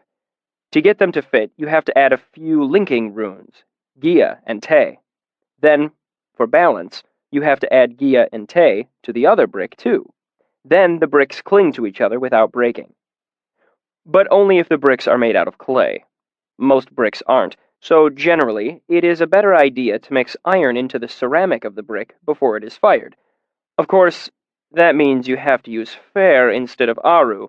Then you have to switch Te and Gia so the ends come together properly. As you can see, mortar is a simpler and more reliable route for holding bricks together. I studied my sigildry under Kamar. The scarred, one-eyed man was Kilvin's gatekeeper. Only after you were able to prove your firm grasp of sigildry to him could you move on to a loose apprenticeship with one of the more experienced artificers. You assisted them with their projects, and in return, they showed you the finer points of the craft. There were 197 runes.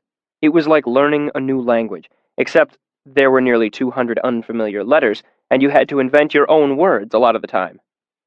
Most students took at least a month of study before Kamar judged them ready to move on.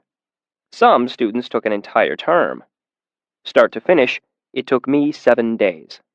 How? First, I was driven. Other students could afford to stroll through their studies. Their parents or patrons would cover the expense. I, on the other hand, needed to climb the ranks in the fishery quickly so I could earn money working on my own projects. Tuition wasn't even my first priority anymore. Devi was. Second, I was brilliant. Not just your run-of-the-mill brilliance either. I was extraordinarily brilliant. Lastly, I was lucky, plain and simple. I stepped across the patchwork rooftops of Mainz with my lute strung across my back. It was a dim, cloudy twilight, but I knew my way around by now. I kept to the tar and tin, knowing that red tiles or gray slate made for treacherous footing. At some point in the remodeling of Mainz, one of the courtyards had become completely isolated. It could only be accessed by clambering through a high window in one of the lecture halls, or by climbing down a gnarled apple tree, if you happened to be on the roof. I came here to practice my lute. My bunk and muse was not convenient. Not only was music viewed as frivolous on this side of the river, but I would only make more enemies by playing while my bunkmates tried to sleep or study. So I came here. It was perfect, secluded and practically on my doorstep. The hedges had gone wild, and the lawn was a riot of weeds and flowering plants. But there was a bench under the apple tree that was perfectly suited to my needs. Usually, I came late at night, when Mainz was locked and abandoned. But today was Thaden. That meant that if I ate dinner quickly, I had nearly an hour between Elxadal's class and my work in the fishery, plenty of time for some practice. However, when I reached the courtyard tonight, I saw lights through the windows. Brandur's lecture was running late today. So I stayed on the rooftop. The windows to the lecture hall were shut, so there wasn't much chance of my being overheard. I put my back to a nearby chimney and began to play. After about 10 minutes, the lights went out, but I decided to stay where I was rather than waste time climbing down. I was halfway through Ten Tap Tim when the sun slipped out from behind the clouds. Golden light covered the rooftop, spilling over the edge of the roof into a thin slice of the courtyard below. That's when I heard the noise. A sudden rustling, like a startled animal down in the courtyard. But then there was something else. A noise unlike anything a squirrel or rabbit would make in the hedge. It was a hard noise, a vaguely metallic thud, as if someone had dropped a heavy bar of iron. I stopped playing, the half-finished melody still running through my head. Was another student down there listening? I put my lute back in its case before I made my way over to the lip of the roof and looked down. I couldn't see through the thick hedge that covered most of the eastern edge of the courtyard. Had a student climbed through the window? The sunset was fading quickly, and by the time I made it down the apple tree, most of the courtyard lay in shadow. I could see from here that the high window was closed. No one had come in that way. Even though it was quickly growing dark, Curiosity won over caution, and I made my way into the hedge. There was quite a lot of space there. Portions of the hedge were nearly hollow, a green shell of living branches, leaving enough room to crouch comfortably. I made note of the place as a good space for sleeping if I didn't have enough money for a bunk in the mews next term. Even in the fading light, I could see I was the only one there. There wasn't room for anything bigger than a rabbit to hide. In the dim light, I couldn't spot anything that could have made the metallic noise either. Humming the catchy chorus of Ten Tap Tim, I crawled through to the other end of the hedge. Only when I came through the other side did I notice the drainage grate. I'd seen similar ones scattered throughout the university, but this one was older and larger. In fact, the opening might be large enough for a person to fit through if the grate were removed. Hesitantly, I curled a hand around one of the cool metal bars and pulled. The heavy grate pivoted on a hinge and came up about 3 inches before stopping. In the dim light, I couldn't tell why it wouldn't go any further. I pulled harder, but couldn't budge it. Finally, I gave up and dropped it back into place. It made a hard noise, vaguely metallic, like someone had dropped a heavy bar of iron. Then my fingers felt something that my eyes missed, a maze of grooves etching the surface of the bars. I looked closer and recognized some of the runes I was learning under Kamar, Ool and Dak. Then something clicked in my head. The chorus of Ten Tap Tim suddenly fit together with the runes I'd been studying under Kamar for the last handful of days. Ool and Dak are both for binding. Re for seeking, Kel for finding. Gia ki, te lak. Pesin water, resin rock. Before I could go any further, 6th bell struck. The sound startled me from my reverie. But when I reached out to steady myself, my hand didn't come to rest on leaves and dirt. I touched something round and hard and smooth. A green apple. I emerged from the hedge and made my way to the northwest corner where the apple tree stood. No apples were on the ground. It was too early in the year for that. What's more, the iron grate was on the opposite side of the small courtyard. It couldn't have rolled that far. It must have been carried. Unsure of what to think, but knowing I was late for my evening shift in the fishery, I climbed the apple tree, gathered up my loot, and hurried to Kilvin's shop. Later that night, I fit the rest of the runes to music. It took a few hours, but when I was done, it was like having a reference sheet in my head. The next day, Kamar put me through an extensive 2-hour examination, which I passed. For the next stage of my education in the fishery, I was apprenticed to Manette, the old, wild-haired student I'd met during my first days at the university. Manette had been attending the university for nearly 30 years, and everyone knew him as the Eternal Elir. But despite the fact that we held the same rank, Manette had more hands-on experience in the fishery than any dozen higher-ranking students combined. Manette was patient and considerate. In fact, he reminded me of my old teacher, Abinthy. Except Abinthy had wandered the world like a restless tinker, and it was common knowledge that Manette desired nothing more than to stay at the university for the rest of his life if he could manage it. Manette started small, teaching me simple formulae of the sort required for twice-tough glass and heat funnels. Under his tutelage, I learned artificing as quickly as I learned everything, and it wasn't long before we worked our way up to more complex projects like heat eaters and sympathy lamps. Truly high-level artificing such as sympathy clocks or gear winds were still beyond my reach, but I knew that it was just a matter of time. Unfortunately, time was proving to be in short supply. Chapter 52. Burning. Owning a lute again meant I had my music back, but I quickly realized I was 3 years out of practice. My work in the artificery over the last couple months had toughened and strengthened my hands, but not in entirely the right ways. It took several frustrating days before I could play comfortably for even an hour at a time. I might have progressed more quickly had I not been so busy with my other studies. I had 2 hours of each day in the Medica, running or standing, an average of 2 hours of lecture and ciphering each day in mathematics, and 3 hours of studying under Manette in the fishery, learning the tricks of the trade. And then there was advanced sympathy with Elxadal. Out of class, Elxadal was charming, soft-spoken, and even a little ridiculous when the mood was on him. But when he taught, his personality strode back and forth between mad prophet and galley slave drummer. Every day in his class, I burned another 3 hours of time and 5 hours worth of energy. Combined with my paid work in Kilvin's shop, this left me with barely enough time to eat, sleep, and study, let alone give my lute the time it deserved. Music is a proud, temperamental mistress. Give her the time and attention she deserves, and she is yours. Slight her, and there will come a day when you call and she will not answer. So I began sleeping less to give her the time she needed. After a span of this schedule, I was tired. After 3 span, I was still fine, but only through a grim, set-jaw type of determination. Somewhere around the 5th span, I began to show definite signs of wear. It was during that 5th span that I was enjoying a rare, shared lunch with Willem and Simon. They had their lunches from a nearby tavern. I couldn't afford a drab for an apple and meat pie, so I had snuck some barley bread and a gristly sausage out of the mess. We sat on the stone bench beneath a pennant pole where I'd been whipped. The place had filled me with dread after my whipping, but I forced myself to spend time there to prove to myself that I could. After it no longer unnerved me, I sat there because the stares of the students amused me. Now I sat there because I was comfortable. It was my place. And because we spent a fair amount of time together, it had become Willem and Simon's place too. If they thought my choice an odd one, they didn't speak of it.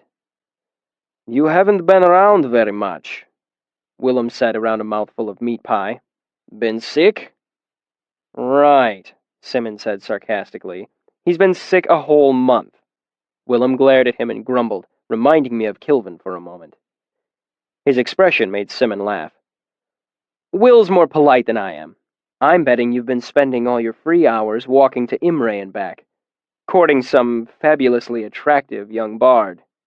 He gestured at the lute case that lay at my side. "He looks like he's been sick."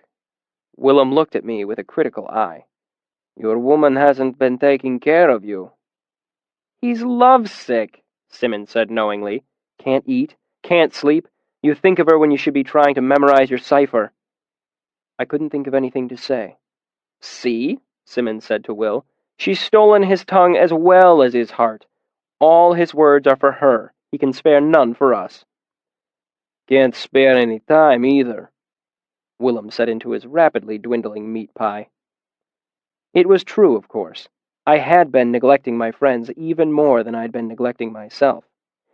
I felt a flush of guilt wash over me. I couldn't tell them the full truth, that I needed to make the most of this term because it would very likely be my last. I was flat broke. If you cannot understand why I couldn't bring myself to tell them this, then I doubt you have ever been truly poor. I doubt you can really understand how embarrassing it is to only own 2 shirts, to cut your own hair as best you can because you can't afford a barber. I lost a button and couldn't spare a shim to buy a matching one. I tore out the knee of my pants and had to make do with the wrong color thread for mending. I couldn't afford salt for my meals or drinks on my rare evenings out with friends. The money I earned in Kilvin's shop was spent on essentials, ink, soap, lute strings. The only other thing I could afford was pride. I couldn't bear the thought of my 2 best friends knowing how desperate my situation was. If I suffered a piece of extraordinary good luck, I might be able to muster 2 talents to pay the interest on my debt to Debbie, but it would require a direct act of God for me to somehow gather enough money to pay that and next term's tuition as well. After I was forced out of the university and squared my debt with Debbie, I didn't know what I'd do. Pull up stakes and head for Annalyn to look for Denna, perhaps. I looked at them, not knowing what to say. "Will, Simon, I'm sorry. It's just that I've been so busy lately." Simon grew a little more serious, and I saw that he was earnestly hurt at my unexplained absence. "We're busy too, you know. I've got rhetoric and chemistry, and I'm learning Siaru." He turned to Will and scowled. "You should know I'm beginning to hate your language, you shim bastard." "Tu krailim," the young sealed replied amiably. Simon turned back to me and spoke with remarkable candor. "It's just that we'd like to see you more often than once every handful of days as you run from Mainz to the fishery. Girls are wonderful, I'll admit, but when one takes one of my friends away, I get a little jealous." He gave a sudden, sunny smile. "Not that I think of you in that way, of course." I found it hard to swallow past the sudden lump in my throat. I couldn't remember the last time I'd been missed. For a long time, I hadn't had anyone to miss me. I felt the beginning of hot tears in the back of my throat. Really, there isn't a girl. I mean it. I swallowed hard, trying to regain my composure. Sim, I think we've been missing something here. Willem was looking at me oddly. Take a good look at him. Simon gave me a similar, analytical stare. That look from the two of them was enough to unnerve me, pushing me back from the edge of tears. Now, Willem said, as if lecturing, how many terms has our young Ilir been attending the university? Realization poured into Sim's honest face. Oh. Anyone care to tell me? I said petulantly. Willem ignored my question. What classes are you taking? Everything, I said, glad to have an excuse to complain. Geometry, observation in the Medica, advanced sympathy with Elxadal, and I've got my apprenticeship under Manette in the fishery. Simon looked a little shocked. No wonder you look like you haven't slept in a span of days, he said. Willem nodded to himself. And you're still working in Kilvin's shop, aren't you? A couple of hours every night. Simon was aghast. And you're learning an instrument at the same time? Are you insane? The music is the only thing that keeps me grounded, I said, reaching down to touch my lute, and I'm not learning to play. I just need practice. Willem and Simon exchanged looks. How long do you think he has? Simon looked me over. Span and a half tops. What do you mean? Willem leaned forward. We all bite off too much sooner or later, but some students don't know when to spit their mouthful.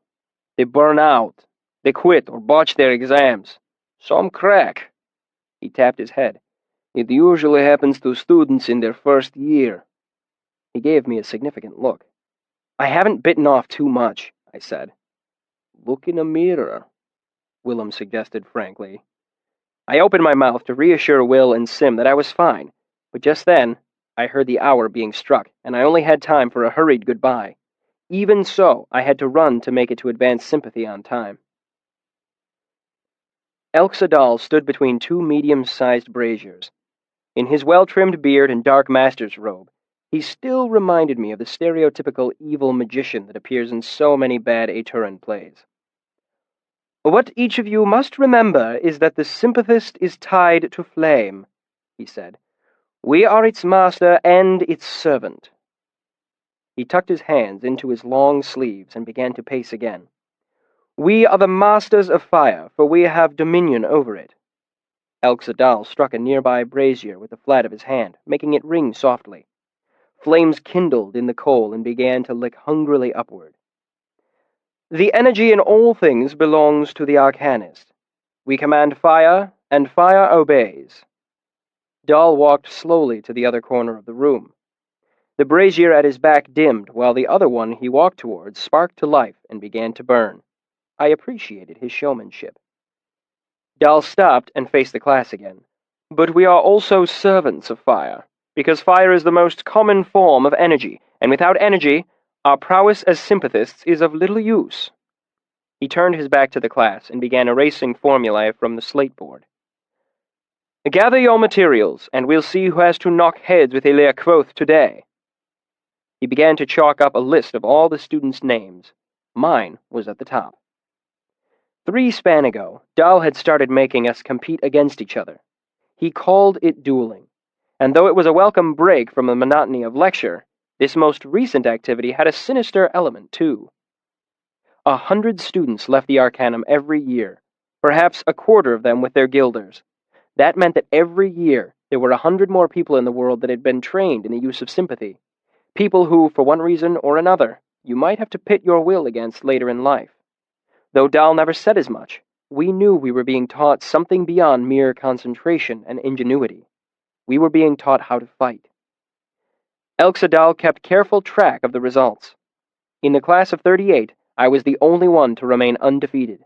By this point, Even the most thick-headed and grudging students were being forced to admit that my quick admittance to the Arcanum was something other than a fluke.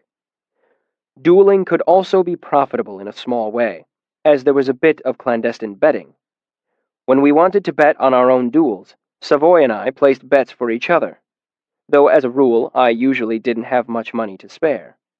Thus, it was no coincidence that Savoy and I bumped into each other while we were gathering our materials. I handed him 2 jots underneath the table. He slid them into his pocket without looking at me. "Goodness," he said quietly. "Someone's pretty confident today." I shrugged nonchalantly, though in truth I was a little nervous. I had started the term penniless and been scraping by ever since, but yesterday Kilvin had paid me for a span's work in the fishery, 2 jots. All the money I had in the world. Savoy began to rummage around in a drawer, bringing out sympathy wax, twine, and a few pieces of metal. "I don't know how well I'll be able to do for you. The odds are getting bad. I'm guessing 3 to 1 is the best you'll get today. You still interested if it gets that low?" I sighed. The odds were the downside to my undefeated rank. Yesterday, they had been 2 to 1, meaning I would have had to risk 2 pennies for the chance to win 1. "I've got a little something planned," I said. "Don't bet until we've set terms. You should get at least 3 to 1 against me." "Against you?" he muttered as he gathered up an armful of paraphernalia. "Not unless you're going up against Dahl." I turned my face to conceal a slightly embarrassed blush at the compliment. Dahl clapped his hands and everyone rushed to take their proper place. I was paired with a vintage boy, Fenton. He was 1 step below me in the class ranking. I respected him as one of the few in the class that could pose a real challenge to me in the right situation. "Right then," Elxadal said, rubbing his hands together eagerly. "Fenton, you're lower on the ranks. Pick your poison." "Candles." "And your link?" Dahl asked ritualistically. With candles, it was always either wicking or wax. "Wick." He held up a piece for everyone to see. Dahl turned to me. "Link?" I dug into a pocket and held up my link with a flourish. "Straw." There was a murmur from the class at this. It was a ridiculous link. The best I could hope for is a 3% transfer, maybe 5. Fenton's wicking would be 10 times better. "Straw?" "Straw," I said with slightly more confidence than I felt. If this didn't tip the odds against me, I didn't know what would. "Straw it is, then," Dahl said easily. "Elia Fenton, since Kvothe is undefeated, you will have the choice of sauce." A quiet laugh spread through the class. My stomach dropped. I hadn't expected that. Normally, whoever doesn't pick the game gets to choose the source. I'd been planning on choosing brazier, knowing that the quantity of heat would help offset my self-imposed handicap. Fenton grinned, knowing his advantage. "No source." I grimaced. All we would have to draw from was our own body heat. Difficult in the best of circumstances, not to mention a little dangerous. I couldn't win. Not only was I going to lose my perfect rank, I had no way to signal Savoy not to bet my last 2 jots. I tried to meet his eyes, but he was already caught up in quiet, intense negotiations with a handful of other students. Fenton and I moved wordlessly to sit on opposite sides of a large work table. Elxadal set 2 thick stumps of candle down, one in front of each of us. The object was to light your opponent's candle without letting him do the same to yours. This involved splitting your mind into 2 different pieces. One piece tried to hold the ailer that your piece of wicking, or straw if you were stupid, was the same as the wick of the candle you were trying to light. Then you drew energy from your source to make it happen. Meanwhile, the second piece of your mind was kept busy trying to maintain the belief that your opponent's piece of wicking was not the same as the wick of your candle. If all of this sounds difficult, believe me, you don't know the half of it. Making it worse was the fact that neither of us had an easy source to draw from. You had to be careful using yourself as a source. Your body is warm for a reason. It responds badly when heat is pulled away. At a gesture from Elxadal, we began. I immediately devoted my whole mind to the defense of my own candle, and began to think furiously. There was no way I could win. It doesn't matter how skilled a fencer you are, You can't help but lose when your opponent has a blade of Ramsden steel and you've chosen to fight with a willow switch. I lowered myself into the heart of stone. Then, still devoting most of my mind to the protection of my candle, I muttered a binding between my candle and his. I reached out and tipped my candle on its side, forcing him to make a grab for his before it did the same and rolled away. I tried to take quick advantage of his distraction and set his candle aflame. I threw myself into it and felt a chill bleed up my arm from my right hand that held the piece of straw. Nothing happened. His candle remained cold and dark. I cupped my hand around the wick of my candle, blocking his line of sight. It was a petty trick and largely useless against a skilled sympathist, but my only hope was to rattle him in some way. "Hey, Fen," I said, "have you heard the one about the tinker, the Talon, the farmer's daughter, and the butter churn yet?" Fen gave no response. His pale face was locked in fierce concentration. I gave up distraction as a lost cause. Fenton was too smart to be thrown off that way. Besides, I was finding it difficult to maintain the necessary concentration to keep my candle safe. I lowered myself more deeply into the heart of stone and forgot the world apart from the 2 candles and a piece of wick and straw. After a minute, I was covered in a clammy, chill sweat. I shivered. Fenton saw this and gave me a smile with bloodless lips. I redoubled my efforts, but his candle ignored my best attempts to force it into flame. 5 minutes passed, with the whole class quiet as stones. Most duels lasted no longer than a minute or two, one person quickly proving himself more clever or possessed of a stronger will. Both my arms were cold now.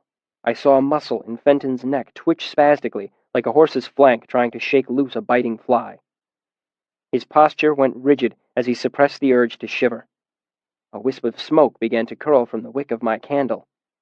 I bore down. I realized that my breath was hissing through my clenched teeth. My lips pulled back in a feral grin. Fenton didn't seem to notice, his eyes growing glassy and unfocused. I shivered again, so violently that I almost missed seeing the tremor in his hand. Then slowly, Fenton's head began to nod toward the tabletop. His eyelids drooped. I set my teeth and was rewarded to see a thin curl of smoke rise from the wick of his candle. Woodenly, Fenton turned to look, but instead of rallying to his own defense, he made a slow, leaden gesture of dismissal and lay his head in the crook of his arm. He didn't look up as the candle near his elbow spat fitfully to life. There was a brief scattering of applause mixed in with exclamations of disbelief. Someone pounded me on the back.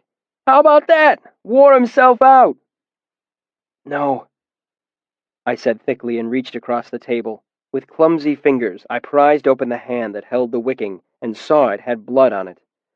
"Master Dahl," I said as quickly as I could manage. "He's got the chills." Speaking made me realize how cold my lips felt. But Dahl was already there, bringing a blanket to wrap around the boy.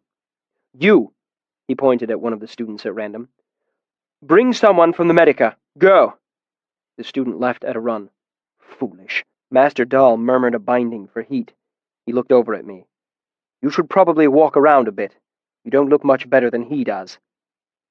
There was no more dueling that day. The rest of the class watched as Fenton revived slowly under Elxadal's care.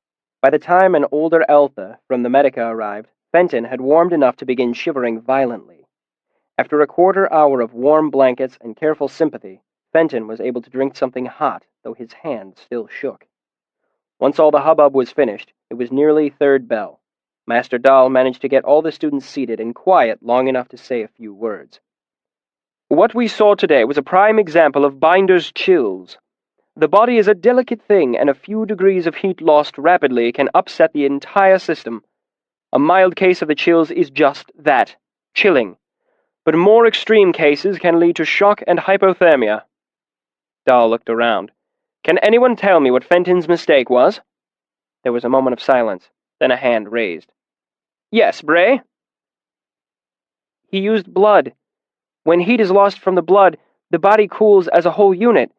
This is not always advantageous, as the extremities can stand a more drastic temperature loss than the viscera can." "Why would anyone consider using blood, then?" "It offers up more heat more rapidly than the flesh."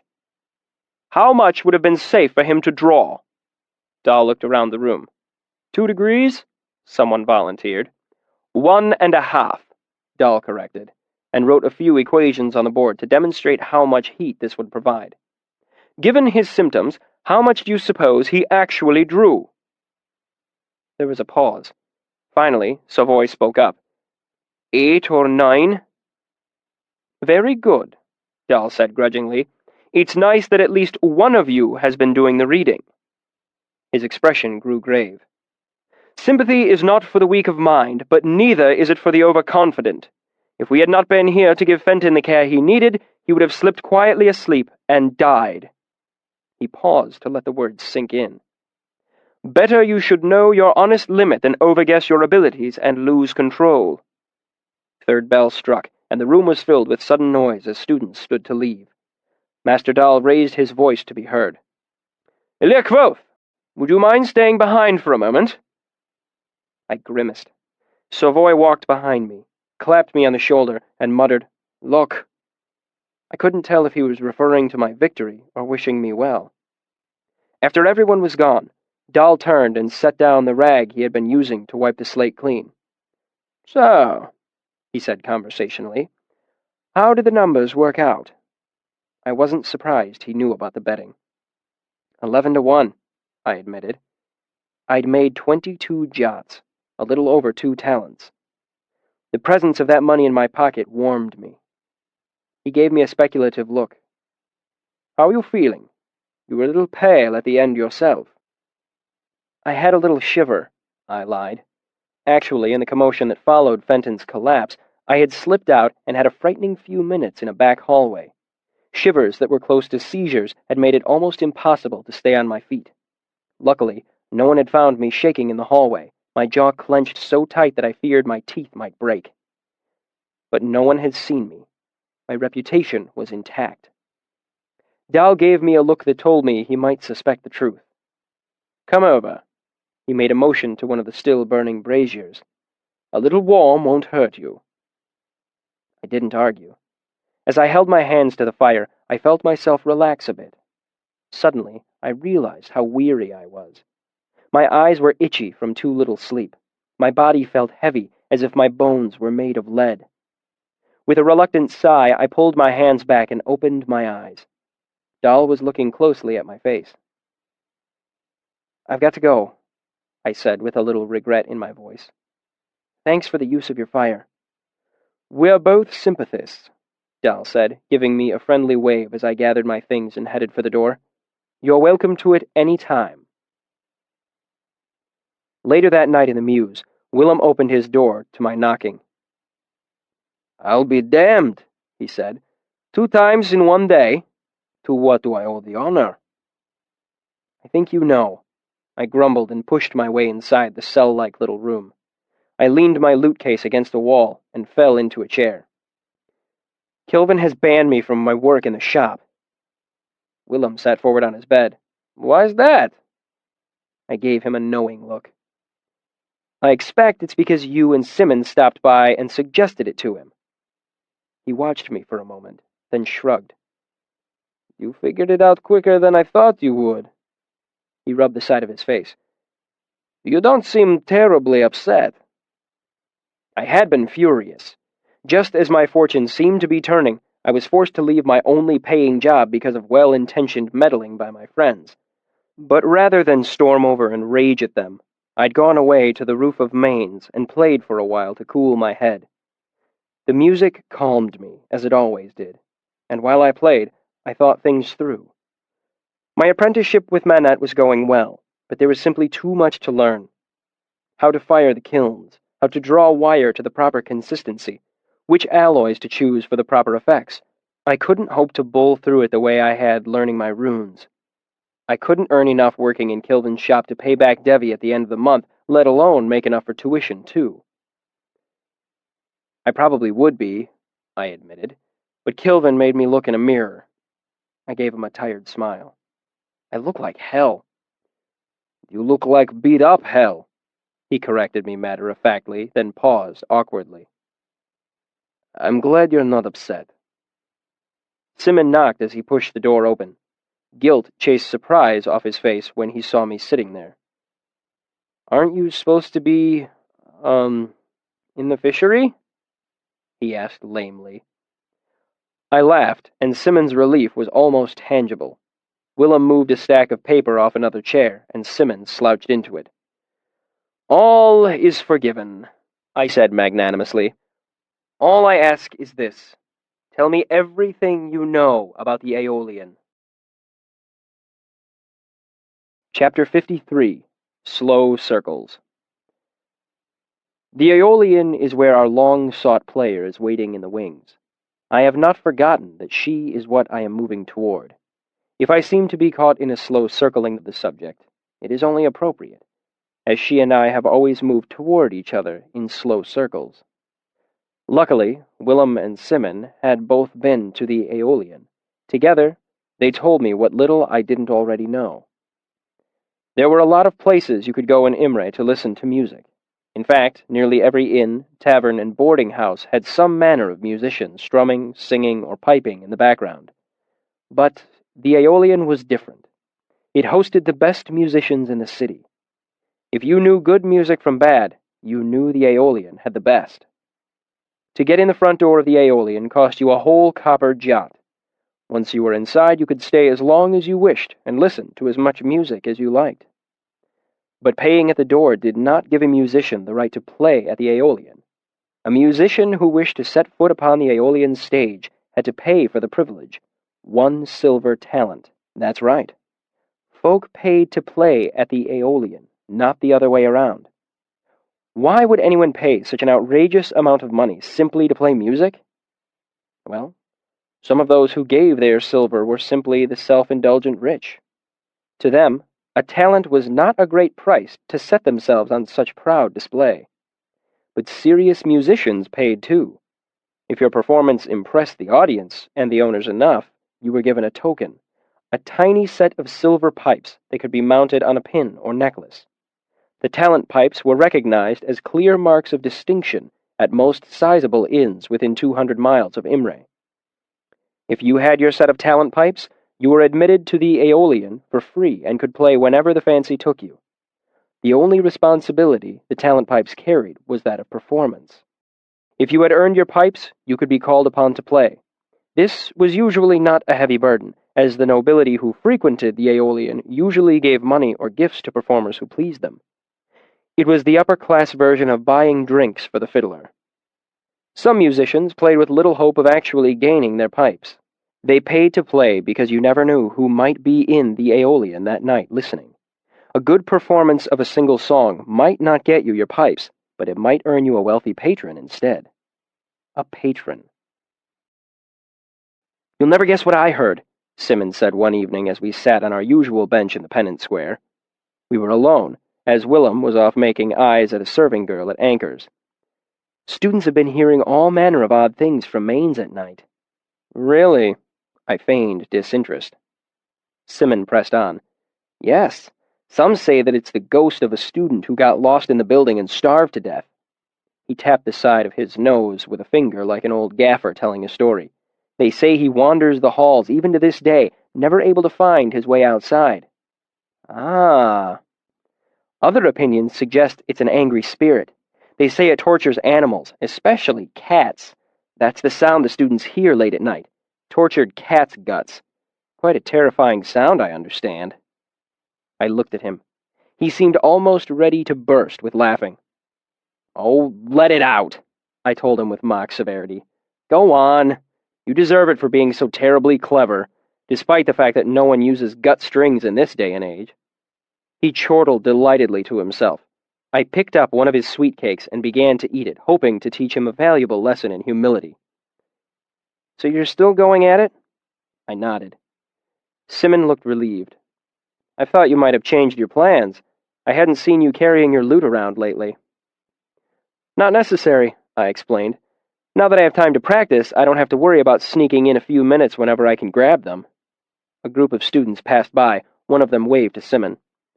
When are you going to do it? This morning, I said. So soon? Sim asked. It was only 2 span ago that you were worried about being rusty. Has it all come back so quickly? Not all of it, I admitted. It'll take years for it all to come back. I shrugged and popped the last of the sweet cake into my mouth. But it's easy again. The music doesn't stop in my hands anymore. It just...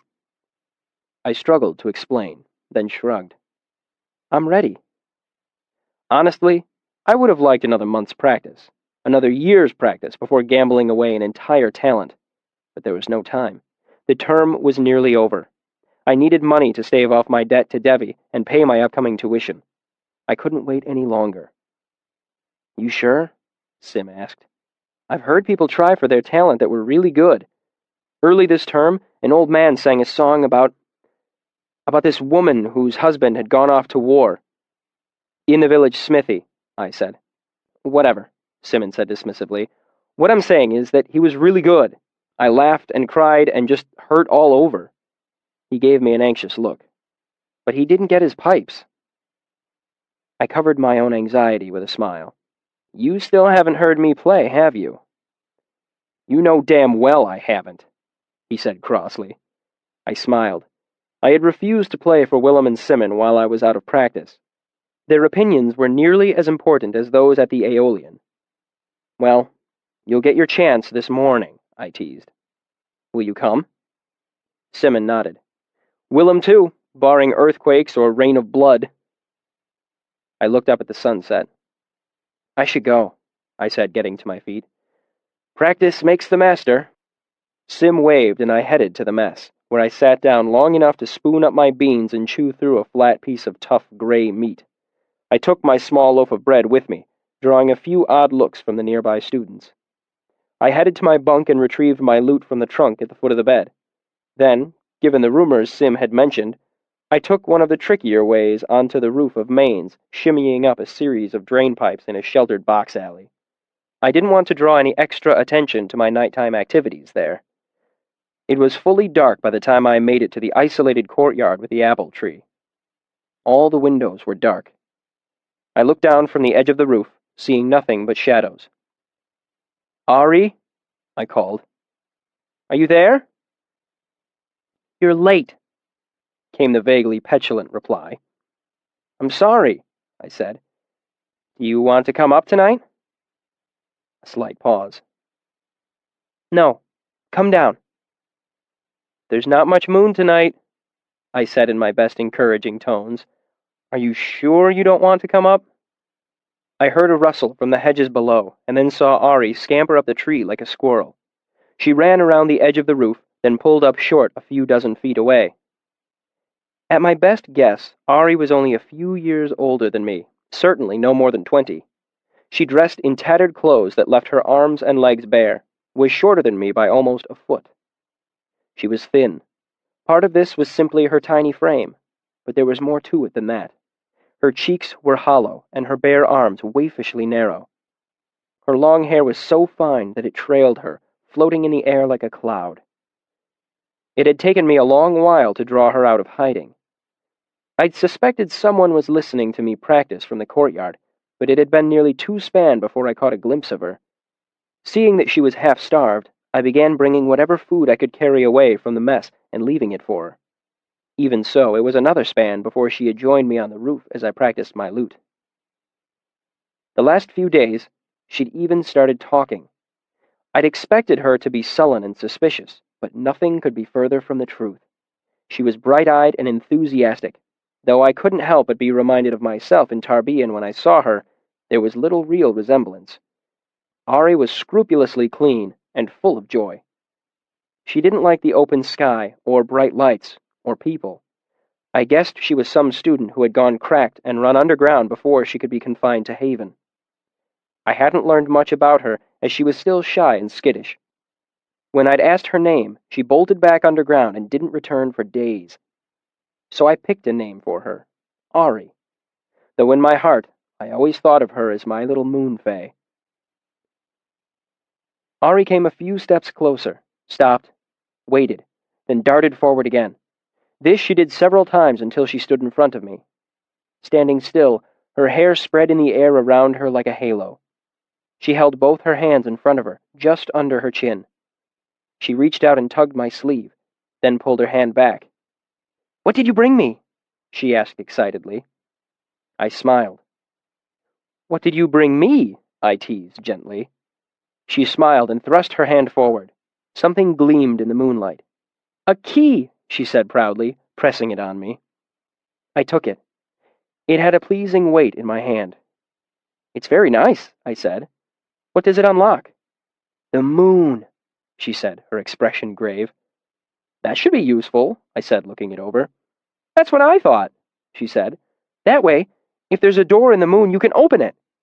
She sat cross-legged on the roof and grinned up at me. Not that I would encourage that sort of reckless behavior. I squatted down and opened my loot case. "I brought you some bread."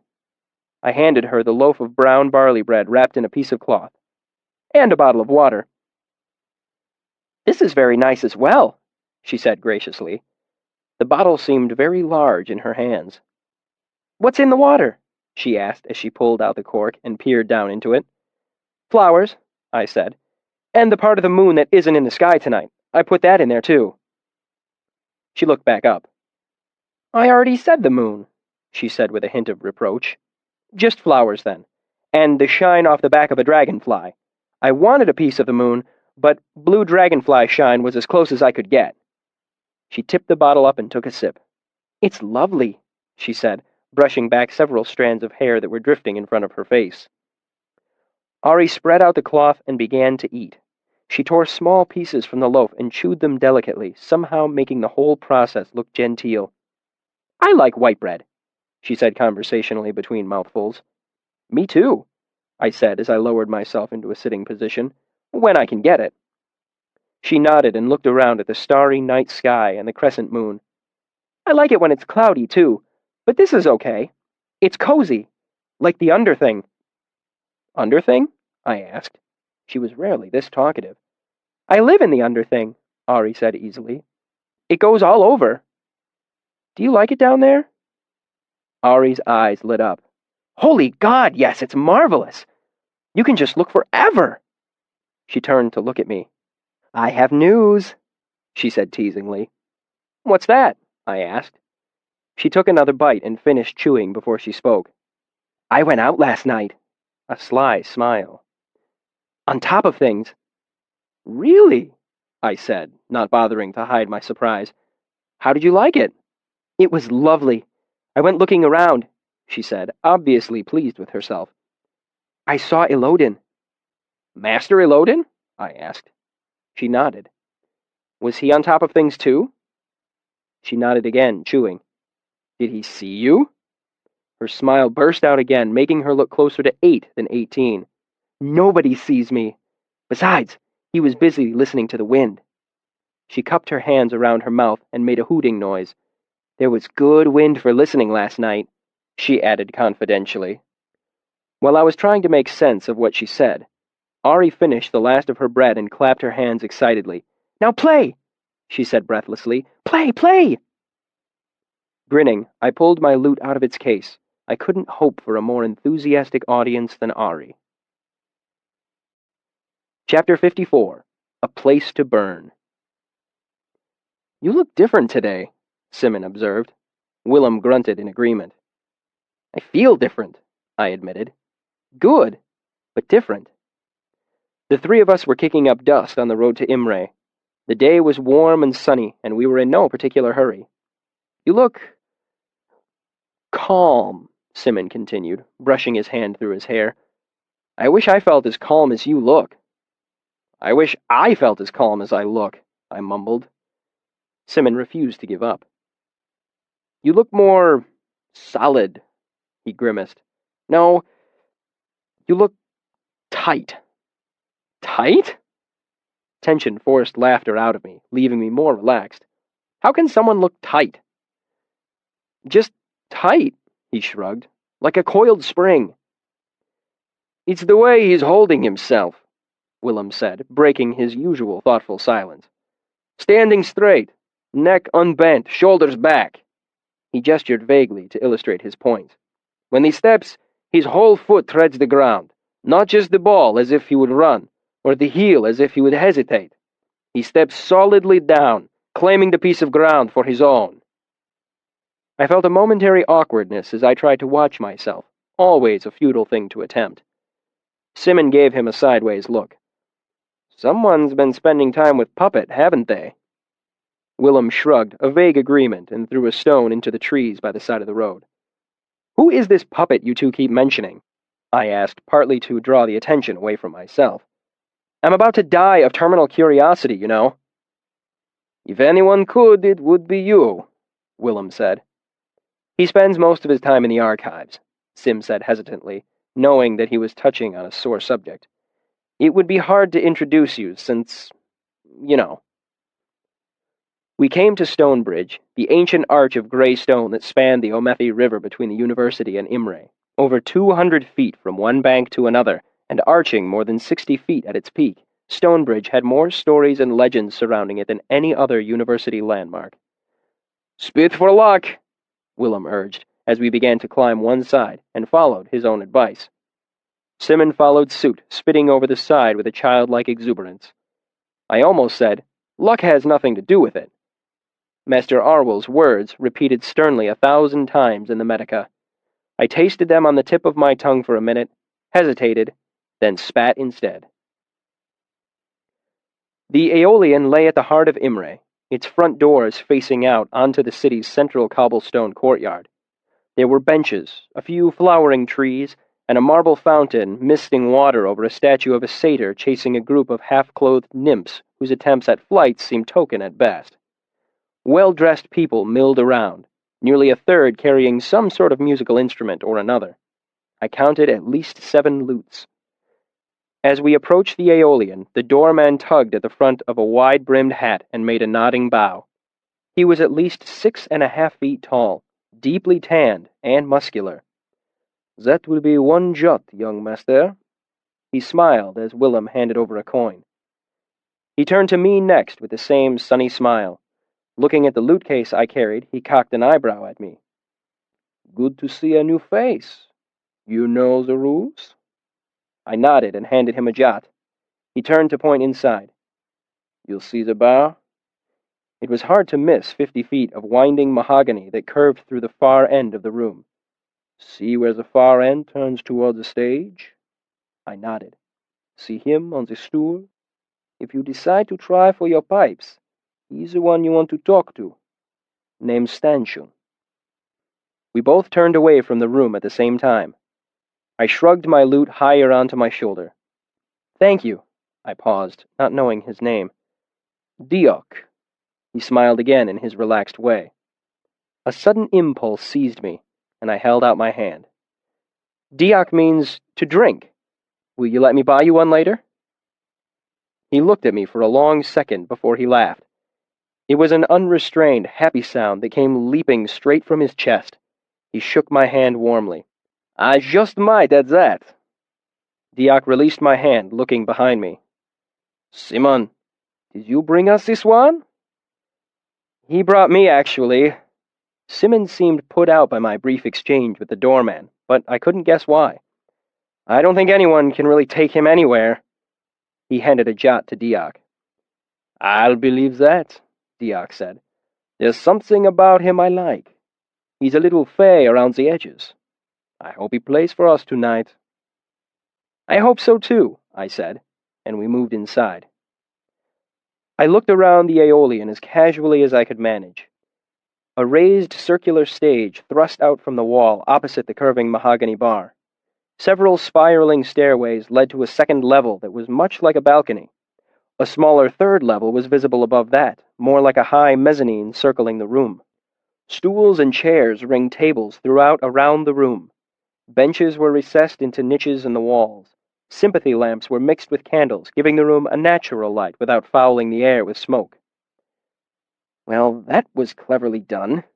Simon's voice was brittle. "Merciful Taylor, warn me before you try any more stunts, will you?" "What?" I asked. "The thing with the doorman?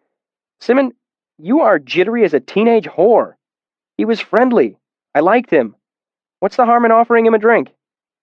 "Diok owns this place," Simon said sharply, "and he absolutely hates it when musicians suck up to him. 2 span ago, he threw someone out of here for trying to tip him." He gave me a long look. "Actually threw him, almost far enough to make it into the fountain." "Oh," I said, properly taken aback. I snuck a look at Diok as he bantered with someone at the door. I saw the thick muscles in his arm tense and relax as he made a gesture outside. "Did he seem upset to you?" I asked. "No, he didn't. That's the damnedest thing." Willem approached us. "If the two of you will stop fishwifing and come to table, I will buy the first drinks. Lynn?" We made our way to the table Willem had picked out, not too far from where Stanchion sat at the bar. "What do you want to drink?" Willem asked as Simon and I sat down and I settled my loot case into the fourth chair. "Cinnamon mead," Simon said without stopping to think. "Girl," Willem said in a vaguely accusatory way and turned to me. "Cider," I said. "Soft cider." "Two girls," he said, and walked off to the bar. I nodded toward Stanchion. "What about him?" I asked Simon. "I thought he owned the place." "They both do. Stanchion handles the music end of it." "Is there anything I should know about him?" I asked, my near catastrophe with Diok having sharpened my anxiety. Simon shook his head. "I hear he's cheerful enough in his own right, but I've never talked with him. Don't do anything stupid and everything should be fine." "Thanks," I said sarcastically as I pushed my chair back from the table and stood. Stanchion had a medium build and was handsomely dressed in deep green and black. He had a round, bearded face and a slight paunch that was probably only noticeable because he was sitting. He smiled and motioned me forward with the hand that wasn't holding an impressively tall tankard. "Ho there!" he said cheerily. "You have the hopeful look about you. Are you here to play for us tonight?" He raised a speculative eyebrow. Now that I was closer, I noticed that Stanchion's hair was a deep, bashful red that hid if the light struck him the wrong way. "I hope to, sir," I said, "though I was planning to wait for a while." "Oh, certainly. We never let anyone try their talent until the sun is down." He paused to take a drink, and as he turned his head, I saw a golden set of pipes hanging from his ear. Sighing, he wiped his mouth happily across the back of his sleeve. "What do you play, then? Lute?" I nodded. "Have any idea what you'll use to woo us?" "That depends, sir. Has anyone played the lay of Sir Savian Tralliard lately?" Stanchion raised an eyebrow and cleared his throat. Smoothing his beard with his free hand, he said, "Well, no. Someone gave it a whirl a few months ago, but he bit off more than he could swallow whole. Missed a couple fingerings and fell apart." He shook his head. I simply said, "No, not lately." He took another drink from his tankard and swallowed thoughtfully before he spoke again. "Most people find that a song of more moderate difficulty allows them to showcase their talent," he said carefully. I sensed his unspoken advice and was not offended. Sir Savian is the most difficult song I had ever heard. My father had been the only one in the troupe with the skill to perform it, and I had only heard him do it perhaps 4 or 5 times in front of an audience. It was only about 15 minutes long, but those 15 minutes required quick, precise fingering that, if done properly, would set 2 voices singing out of the lute at once, both a melody and a harmony. That was tricky, but nothing any skilled lutist couldn't accomplish. However, Sir Savian was a ballad, and the vocal part was a counter-melody that ran against the timing of the lute. Difficult. If the song was being done properly, with both a man and a woman alternating the verses, the song was further complicated by the female's counter-harmony in the refrains. If it is done well, it is enough to cut a heart. Unfortunately, few musicians could perform calmly in the center of such a storm of song. Stanchion drank off another solid swallow from his tankard and wiped his beard on his sleeve. "You singing alone?" he asked, seeming a bit excited in spite of his half-spoken warning. "Or have you brought someone to sing opposite you? Is one of the boys you came with a castrati?" I fought down laughter at the thought of Willem as a soprano and shook my head. "I don't have any friends that can sing it. I was going to double the third refrain to give someone the chance to come in as Eloine." "Trooper style, eh?" He gave me a serious look. "Son, it's really not my place to say this, but do you really want to try for your pipes with someone you've never even practiced with?" It reassured me that he realized how hard it was going to be. "How many pipes will be here tonight, roughly?" He thought briefly. "Roughly 8? Maybe a dozen? So in all likelihood there will be at least 3 women who have earned their talents. Stanchion nodded, watching me curiously. Well, I said slowly, if what everyone has told me is true, if only real excellence can win the pipes, then one of those women will know Eloine's part. Stanchion took another long, slow drink, watching me over the top of his tankard. When he finally set it down, he forgot to wipe his beard. "You're a proud one, aren't you?" he said frankly. I looked around the room. Isn't this the Aeolian? I heard that this is where pride pays silver and plays golden. "I like that," Stanchion said almost to himself. "Plays golden." He slammed his tankard down onto the bar, causing a small geyser of something frothy to erupt from the top. "Damn it, boy! I hope you're as good as you seem to think you are. I could use someone else around here with Ilian's fire." He ran a hand through his own red hair to clarify his double meaning. "I hope this place is as good as everyone seems to think it is," I said earnestly. "I need a place to burn." "He didn't throw you out," Simon quipped as I returned to the table, "so I'm guessing it didn't go as badly as it could have." "I think it went well," I said distractedly, "but I'm not sure." "How can you not know?" Simon objected. "I saw him laugh. That must mean something good." "Not necessarily," Willem said. "I'm trying to remember everything I said to him," I admitted. "Sometimes my mouth just starts talking and it takes my mind a little bit to catch up." "This happens often, does it?" asked Willem with one of his rare quiet smiles. Their banter began to relax me. "More and more often," I confessed, grinning. We drank and joked about small things, rumors of the masters and the rare female students who caught our attention. We talked about who we liked in the university, but more time was spent mulling over who we didn't like, and why, and what we would do about it given the chance. Such is human nature. So time passed, and the Aeolians slowly filled. Simon gave in to Willem's taunting and began to drink scutton, a powerful black wine from the foothills of the Shalda Mountains, more commonly called cut-tail. Simon showed the effects almost immediately, laughing louder, grinning wider, and fidgeting in his seat. Willem remained his same taciturn self. I bought the next round of drinks, making it large mugs of straight cider for each of us. I responded to Willem's scowl by telling him that if I made my talent tonight, I would float him home in cut-tail, but if either of them got drunk on me before then, I would personally thrash them and drop them in the river. They settled down an appreciable amount and began inventing obscene verses to Tinker Tanner. I left them to it, retreating into my own thoughts. At the forefront of my mind was the fact that Stanchion's unspoken advice might be worth listening to. I tried to think of other songs I could perform that were difficult enough to show my skill, but easy enough to allow me room for artistry. Simon's voice drew me back to the here and now. "Come on, you're good at rhymes," he urged me. I replayed the last bit of their conversation that I'd been half listening to. "Try In the Talon's Cassock," I suggested disinterestedly. I was too nervous to bother explaining that one of my father's vices had been his propensity for dirty limericks. They chortled delightedly to themselves while I tried to come up with a different song to sing. I hadn't had much luck when Willem distracted me again. "What?" I demanded angrily. Then I saw the flat look in Willem's eyes that he only gets when he sees something he really doesn't like. "What?" I repeated more reasonably this time. "Someone we all know and love," he said darkly, nodding in the direction of the door. I couldn't see anyone I recognized. The Aeolian was nearly full, and over 100 people milled about on the ground floor alone. I saw through the open door that night had settled outside. "His back is to us. He's working his oily charm on a lovely young lady who must not know him, to the right of the round gentleman in red." Willem directed my attention. "Son of a bitch," I said, too stunned for proper profanity.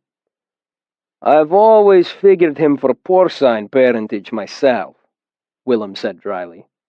Simon looked around, blinking owlishly. "What? Who's here?" "Ambrose." "God's balls," Simon said and hunched over the tabletop. "That's all I need. Haven't you two made nice yet?" "I'm willing to leave him be," I protested, but every time he sees me, he can't help but make another jab in my direction. It takes two to argue, Simmons said. Like hell, I retorted. I don't care whose son he is. I won't go belly up like some timid pup. If he's fool enough to take a poke at me, I'll snap the finger clean off that does the poking. I took a breath to calm myself and tried to sound rational. Eventually, he'll learn to leave me well enough alone. You could just ignore him, Simmons said, sounding surprisingly sober. Just don't rise to his baiting and he'll tire of it soon enough. No, I said seriously, looking Simmons in the eye. No, he won't. I liked Simmons, but he was terribly innocent at times. Once he thinks I'm weak, he'll be on me twice as thick as the day before. I know his type. Here he comes, Willem observed, looking casually away. Ambrose saw me before he made it to our side of the room. Our eyes met, and it was obvious that he hadn't expected to see me there. He said something to one of his ever-present group of bootlickers, and they moved off through the crowd in a different direction to claim a table. His eyes moved from me to Willem to Simmons to my lute and back to me. Then he turned and walked to the table his friends had claimed. He looked in my direction before he took his seat. I found it unnerving that he didn't smile. He had always smiled at me before, an over-sad pantomime smile with mockery in his eyes. Then I saw something that unnerved me even more. He was carrying a sturdy, squared case. Ambrose plays lyre? I demanded of the world in general. Willem shrugged. Simmons looked uncomfortable. I thought you knew, he said weakly. You've seen him here before? I asked. Sim nodded. Did he play? Recited, actually. Poetry. He recited and kind of plucked at the lyre. Simmons looked like a rabbit about to run. Does he have his talent? I said darkly. I decided then that if Ambrose was a member of this group, I didn't want anything to do with it. No, Simmons squeaked. He tried for it, but... He trailed off, looking a little wild around the eyes. Willem laid a hand on my arm and made a calming gesture. I took a deep breath, closed my eyes, and tried to relax. Slowly, I realized that none of this mattered. At most, it simply raised the stakes for tonight. Ambrose wouldn't be able to do anything to disrupt my playing. He would be forced to watch and listen. Listen to me playing the Lay of Sir Savian Tralliard. Because now there was no question as to what I would be performing tonight. The evening's entertainment was led by one of the talented musicians from the crowd.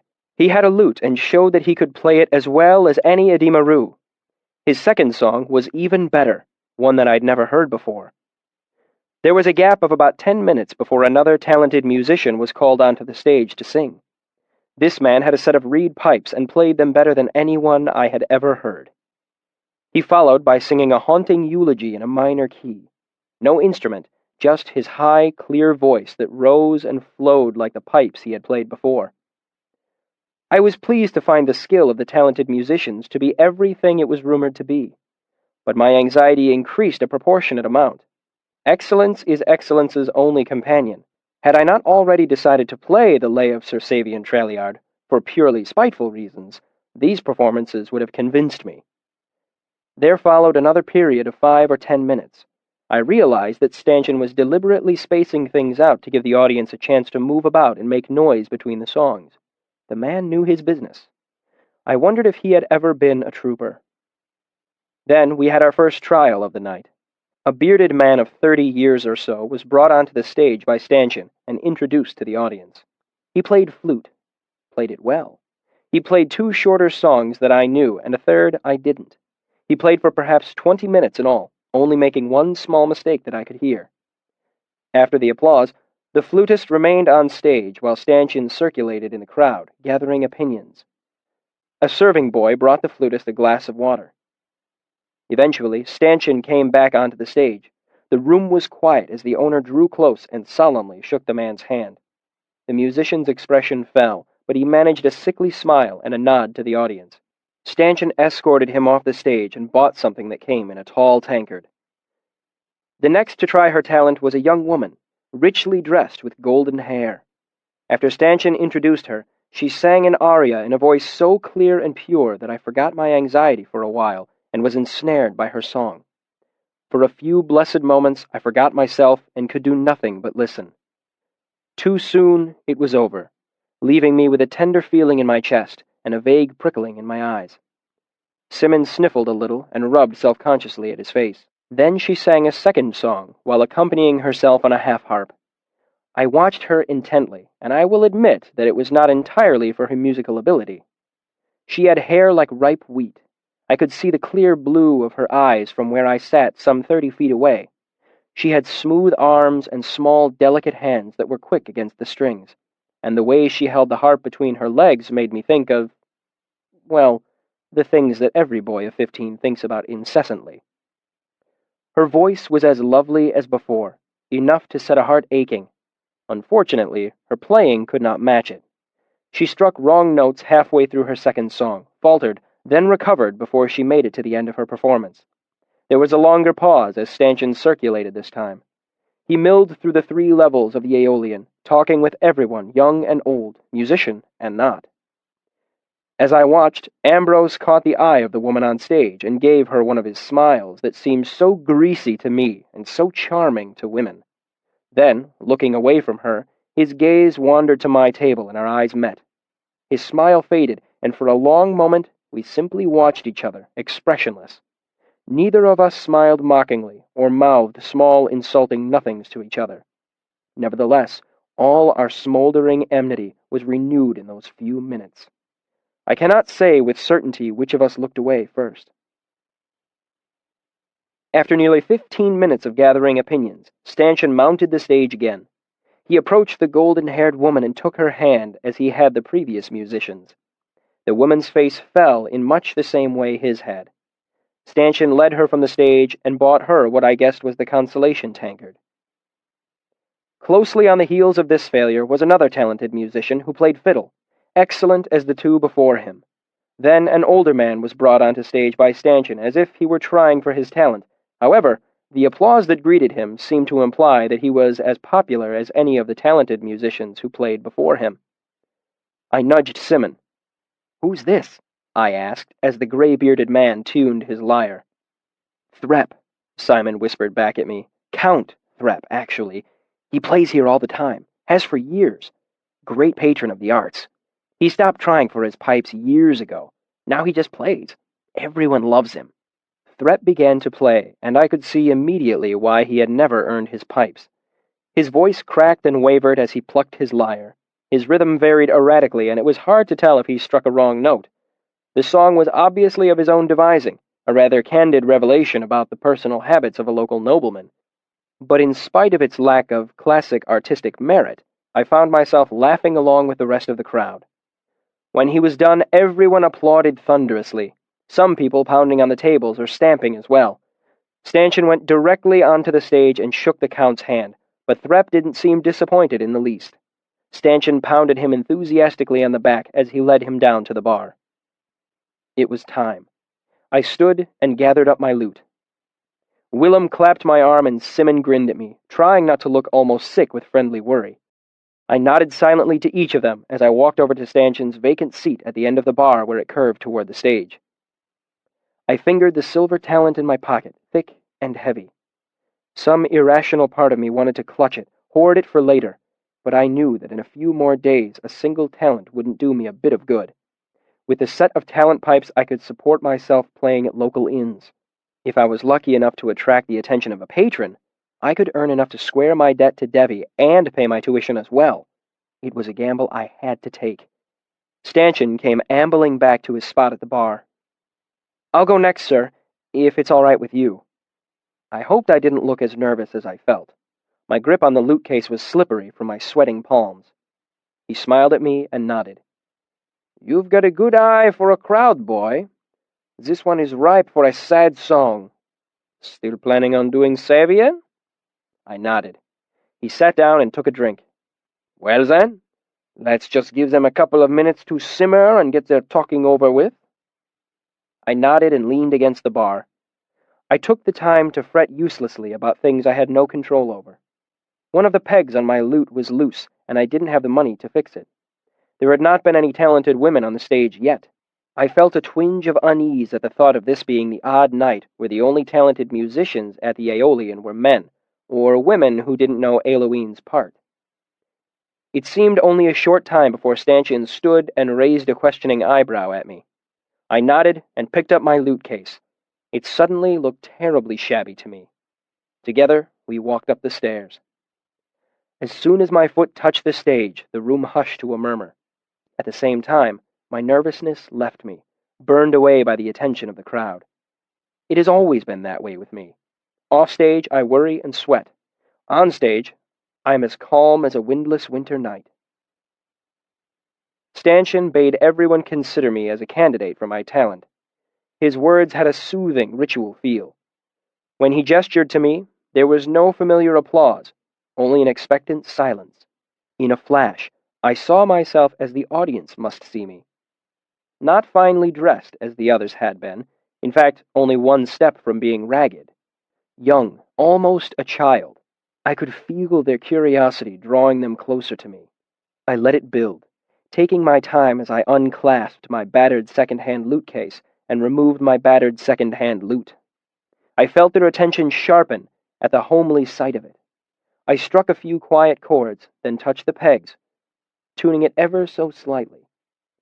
I fingered a few more light chords, testing, listened, and nodded to myself.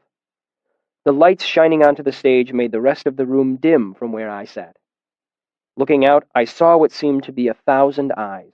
Simon and Willem, Stanchion by the bar. Deoch by the door. I felt a vague flutter in my stomach as I saw Ambrose watching me with all the menace of a smoldering coal. I looked away from him to see a bearded man in red. Count Threp, an old couple holding hands, a lovely dark-eyed girl. My audience. I smiled at them. The smile drew them closer still, and I sang. Still, sit, for though you listen long, long would you wait without the hope of song, so sweet as this, as Ilion himself set down, an age ago. Master work of a master's life, of Savian and Eiloween, the woman he would take to wife. I let the wave of whisper pass through the crowd. Those who knew the song made soft exclamation to themselves, while those who didn't asked their neighbors what the stir was about. I raised my hands to the strings and drew their attention back to me. The room stilled, and I began to play.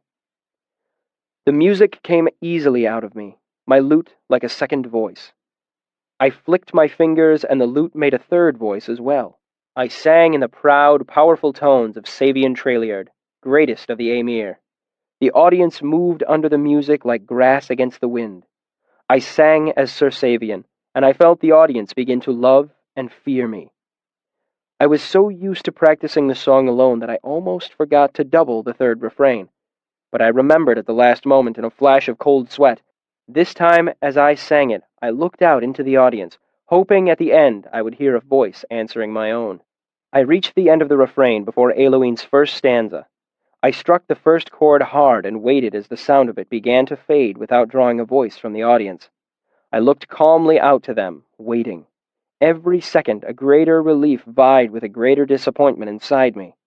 Then a voice drifted onto the stage, gentle as a brushing feather, singing, Savian, how could you know? It was the time for you to come to me. Savian, do you remember the days we squandered pleasantly?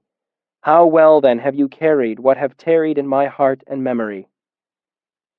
She sang as Eiloween, I as Savian. On the refrains her voice spun, twinning and mixing with my own. Part of me wanted to search the audience for her, to find the face of the woman I was singing with. I tried once, but my fingers faltered as I searched for the face that could fit with the cool moonlight voice that answered mine. Distracted, I touched a wrong note and there was a burr in the music. A small mistake. I set my teeth and concentrated on my playing. I pushed my curiosity aside and bowed my head to watch my fingers, careful to keep them from slipping on the strings. And we sang. Her voice like burning silver, my voice an echoing answer. Savian sang solid, powerful lines, like branches of a rock-old oak. All the while, Eiloween was like a nightingale, moving in darting circles around the proud limbs of it. I was only dimly aware of the audience now, dimly aware of the sweat on my body. I was so deeply in the music that I couldn't have told you where it stopped and my blood began. But it did stop. 2 verses from the end of the song, the end came. I struck the beginning chord of Sabian's verse, and I heard a piercing sound that pulled me out of the music like a fish dragged from deep water. A string broke. High on the neck of the lute, it snapped, and the tension lashed it across the back of my hand, drawing a thin, bright line of blood. I stared at it numbly. It should not have broken. None of my strings were worn badly enough to break. But it had. And as the last notes of the music faded into silence, I felt the audience begin to stir. They began to rouse themselves from the waking dream I had woven for them out of the strands of song. In the silence, I felt it all unraveling. The audience waking with the dream unfinished, all my work ruined, wasted, and all the while burning inside me was the song, the song, the song! Without knowing what I did, I set my fingers back to the strings and fell deep into myself, into years before, when my hands had calluses like stones, and my music had come as easily as breathing. Back to the time I played to make the sound of wind turning a leaf on a lute with 6 strings. I began to play, slowly, then with greater speed as my hands remembered. I gathered the fraying strands of song and wove them carefully back to what they had been a moment earlier. It was not perfect. No song as complex as Sir Savian can be played perfectly on 6 strings instead of 7. But it was whole, and as I played, the audience sighed, stirred, and slowly fell back under the spell that I had made for them. I hardly knew they were there, and after a minute, I forgot them entirely. My hands danced, then ran, then blurred across the strings as I fought to keep the lute's 2 voices singing with my own. Then, even as I watched them, I forgot them. I forgot everything except finishing the song. The refrain came, and Eloine sang again. To me, she was not a person, or even a voice. She was just a part of the song that was burning out of me. And then it was done. Raising my head to look at the room was like breaking the surface of the water for air. I came back into myself, found my hand bleeding and my body covered in sweat. Then the ending of the song struck me like a fist in my chest, as it always does, no matter where or when I listen to it. I buried my face in my hands and wept. Not for a broken lute string and the chance of failure. Not for blood shed and a wounded hand. I did not even cry for the boy who had learned to play a lute with 6 strings in the forest years ago. I cried for Sir Savian and Eloine, for love lost and found and lost again, at cruel fate and man's folly, and so, for a while, I was lost in grief and knew nothing. Chapter 55. Flame and Thunder. I held all of my mourning for Savian and Eloine to a few moments. Knowing I was still on display, I gathered myself and straightened in my chair to look out at my audience. My silent audience. Music sounds different to the one who plays it. It is the musician's curse. Even as I sat, the ending I had improvised was fading from my memory. Then came doubt. What if it hadn't been as whole as it had seemed? What if my ending hadn't carried the terrible tragedy of the song to anyone but myself? What if my tears seemed to be nothing more than a child's embarrassing reaction to his own failure? Then, waiting, I heard the silence pouring from them. The audience held themselves quiet, tense, and tight, as if the song had burned them worse than flame. Each person held their wounded selves closely, clutching their pain as if it were a precious thing. Then there was a murmur of sobs released and sobs escaping, a sigh of tears, a whisper of bodies slowly becoming no longer still. Then the applause, a roar like leaping flame, like thunder after lightning. Chapter 56. Patrons, Maids, and Metheglin. I restrung my lute. It was a fair distraction while Stanchion gathered opinions from the crowd. My hands went through the routine motion of stripping the broken string away while I fretted to myself. Now that the applause had died, my doubts had come to plague me again. Was one song enough to prove my skill? What if the audience's reaction had been due to the power of the song rather than my playing of it? What of my improvised ending? Perhaps the song had only seemed whole to me. As I finished removing the broken string, I gave it an idle look, and all my thoughts fell to a jumble at my feet. It wasn't worn or flawed as I had thought it would be. The broken end was clean, as if it had been cut with a knife or snipped with a pair of scissors. For a while, I simply stared at it dumbly. My lute had been tampered with? Impossible! It was never out of my sight. Besides, I had checked the strings before I left the university, and again before I had come on stage. Then how? I was running the thought in circles in my head when I noticed the crowd quieting. I looked up in time to see Stanchion take the last step onto the stage. I hurriedly got to my feet to face him. His expression was pleasant, but otherwise unreadable. My stomach tied a knot as he walked toward me, then it fell as he held out his hand the same way he had held it out for the other two musicians who had been found wanting. I forced my best smile onto my face and reached to take his hand. I was my father's son and a trooper. I would take my refusal with the high dignity of the Edimaru. The earth would crack and swallow this glittering, self-important place before I would show a trace of despair. And somewhere in the watching audience was Ambrose. The earth would have to swallow the Aeolian, Imre, and the whole Sympathy before I gave him a grain of satisfaction over this. So I smiled brightly and took Stanchion's hand in my own. As I shook it, something hard pressed into my palm. Looking down, I saw a glimmer of silver. My talent pipes. My expression must have been a delight to watch. I looked back up at Stanchion. His eyes danced and he winked at me. I turned and held my pipes aloft for everyone to see. The Aeolian roared again. This time, it roared a welcome. "You have to promise me," a red-eyed Simon said seriously, "that you will never play that song again without warning me first. Ever!" Was it that bad? I smiled giddily at him. "No!" Simon almost cried out. I've never—" He struggled wordless for a moment, then bowed his head and began to cry hopelessly into his hands. Willem put a protective arm around Simon, who leaned unashamedly against his shoulder. "Our Simon has a tender heart," he said gently. "I imagine he meant to say he liked it very much." I noticed that Willem's eyes were red around the edges too. I lay a hand on Simon's back. "It hit me hard the first time I heard it too," I told him honestly. "My parents performed it during the midwinter pageantry when I was 9, and I was a wreck for 2 hours afterward.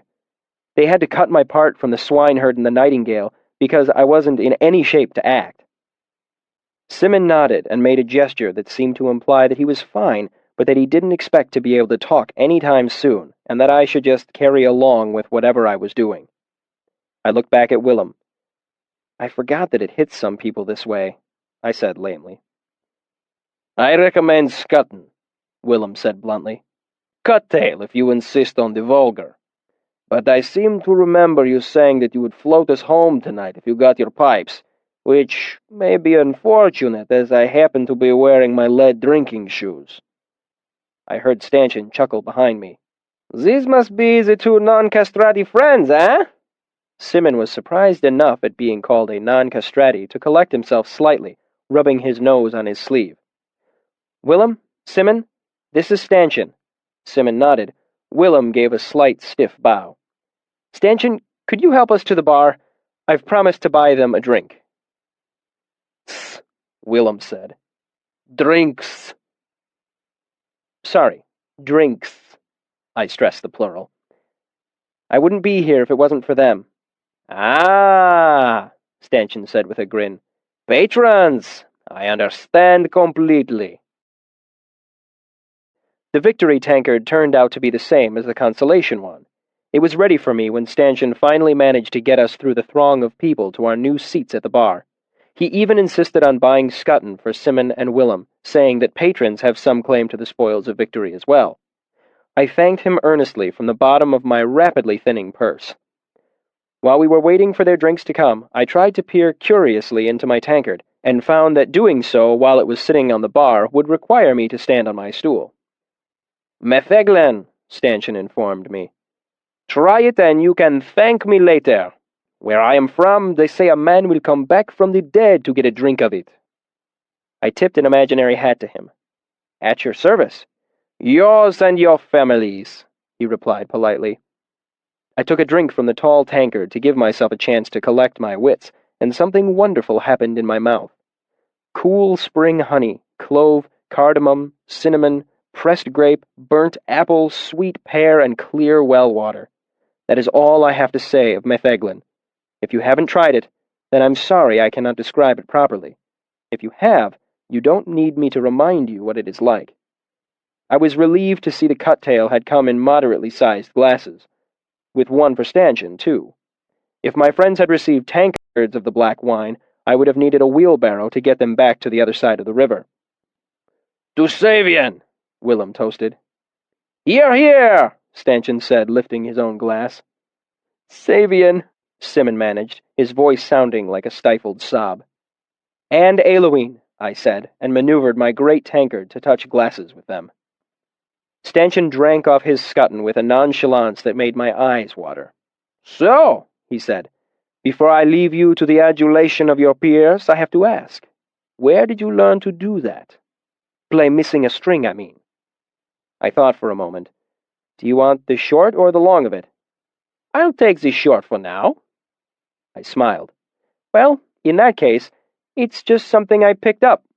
I made a casual gesture as if tossing something away. "A remnant of my misspent youth." Stanchion gave me a long look, his expression amused. "I suppose I deserve that. I'll take the long version next time." He took a deep breath and looked around the room. His golden earrings swung and caught the light. "I'm off to mix the crowd. I'll keep them from coming at you all at once." I grinned relief. "Thank you, sir." He shook his head and made a peremptory motion to someone behind the bar, who quickly fetched him his tankard. "Earlier tonight, sir, was proper and good, but now it's Stanchion." He glanced back in my direction, and I smiled and nodded. "And I should call you?" "Kvothe," I said. "Just Kvothe." "Just Kvothe," Willem toasted behind me. "And Eloine," Simon added, and began to cry softly into the crook of his arm. Count Threp was one of the first to come to me. He looked shorter up close, and older, but he was bright-eyed and laughing as he talked about my song.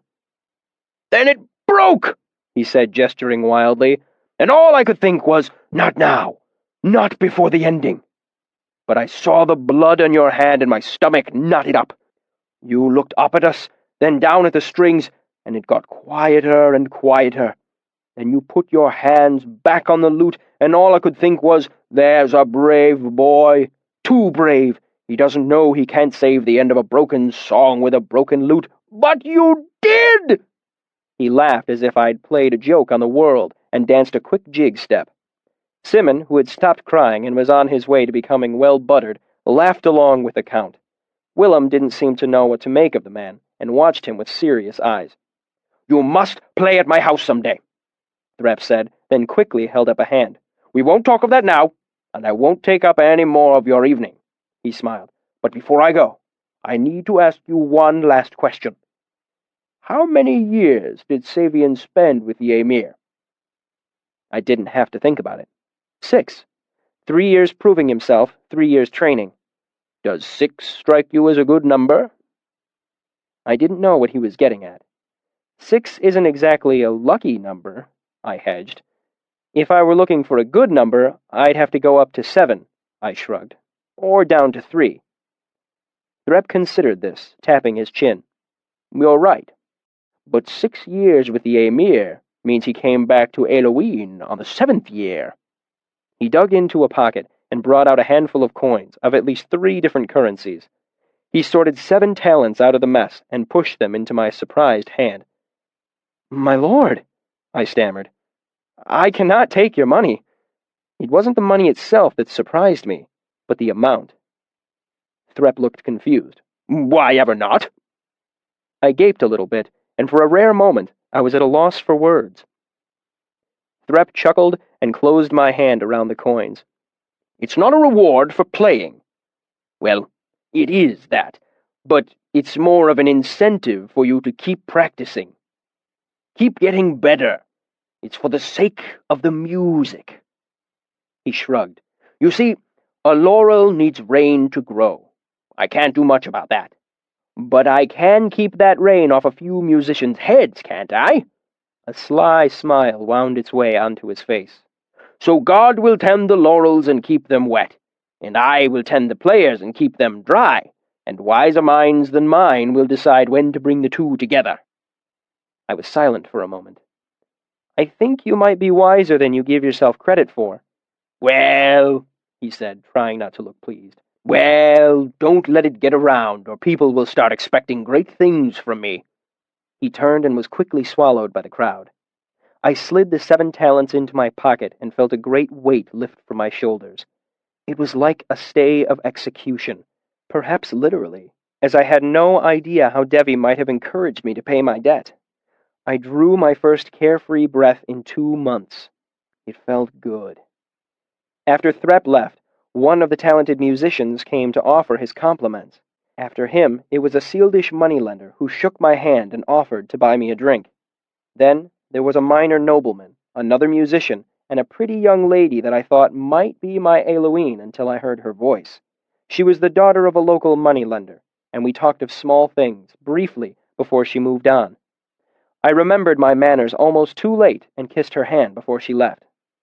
They all blurred together after a while. One by one they came to give me their regards, compliments, handshakes, advice, envy, and admiration. Though Stanchion was true to his word and managed to keep them all from coming at me in a mass. It wasn't long before I began having trouble telling one from another.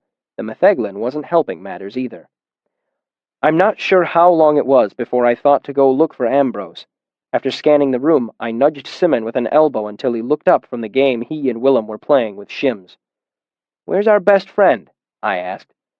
Simon gave me a blank look, and I realized that he was too far into his cups to catch sarcasm. Ambrose, I clarified. Where's Ambrose? Scoffered off, Willem announced with an edge of bellicosity. As soon as you finished playing, before you'd even got your pipes. He knew. He knew, Simon sing-songed delightedly.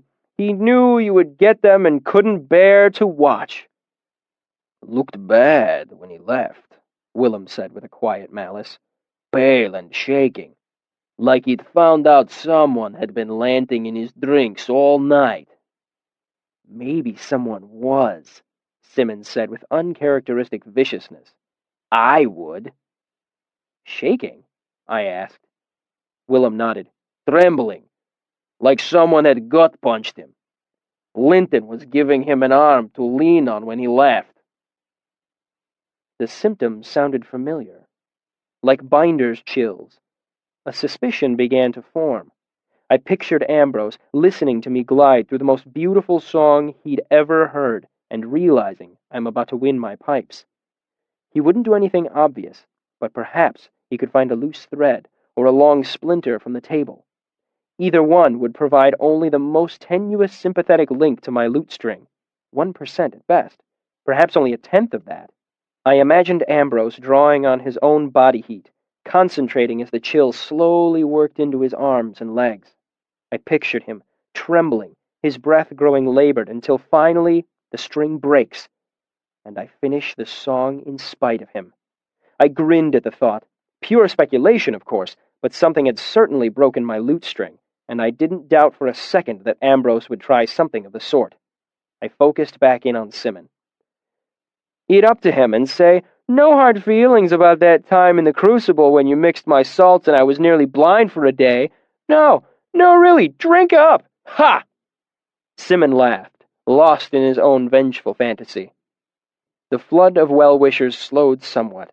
A fellow lutist, the talented piper I'd seen on stage, a local merchant. A heavily perfumed gentleman with long, oiled hair and a Vintic accent clapped me on the back and gave me a purse of money for new strings. I didn't like him. I kept the purse. "Why does everyone keep going on about that?" Willem asked me. "About what?" "Half the people that come over to shake your hand bubble about how beautiful the song was. The other half hardly mention the song at all, and all they talk about is how you played with a broken string. It's like they didn't hardly hear the song at all." "The first half don't know anything about music," Simmons said. "Only people who take their music seriously can really appreciate what our little Elir here did tonight." Willem grunted thoughtfully. "It's hard, then? What you did?" "I've never seen anyone play Squirrel in the Thatch without a full set of strings," Simmons told him. "Well," he said, "you made it look easy.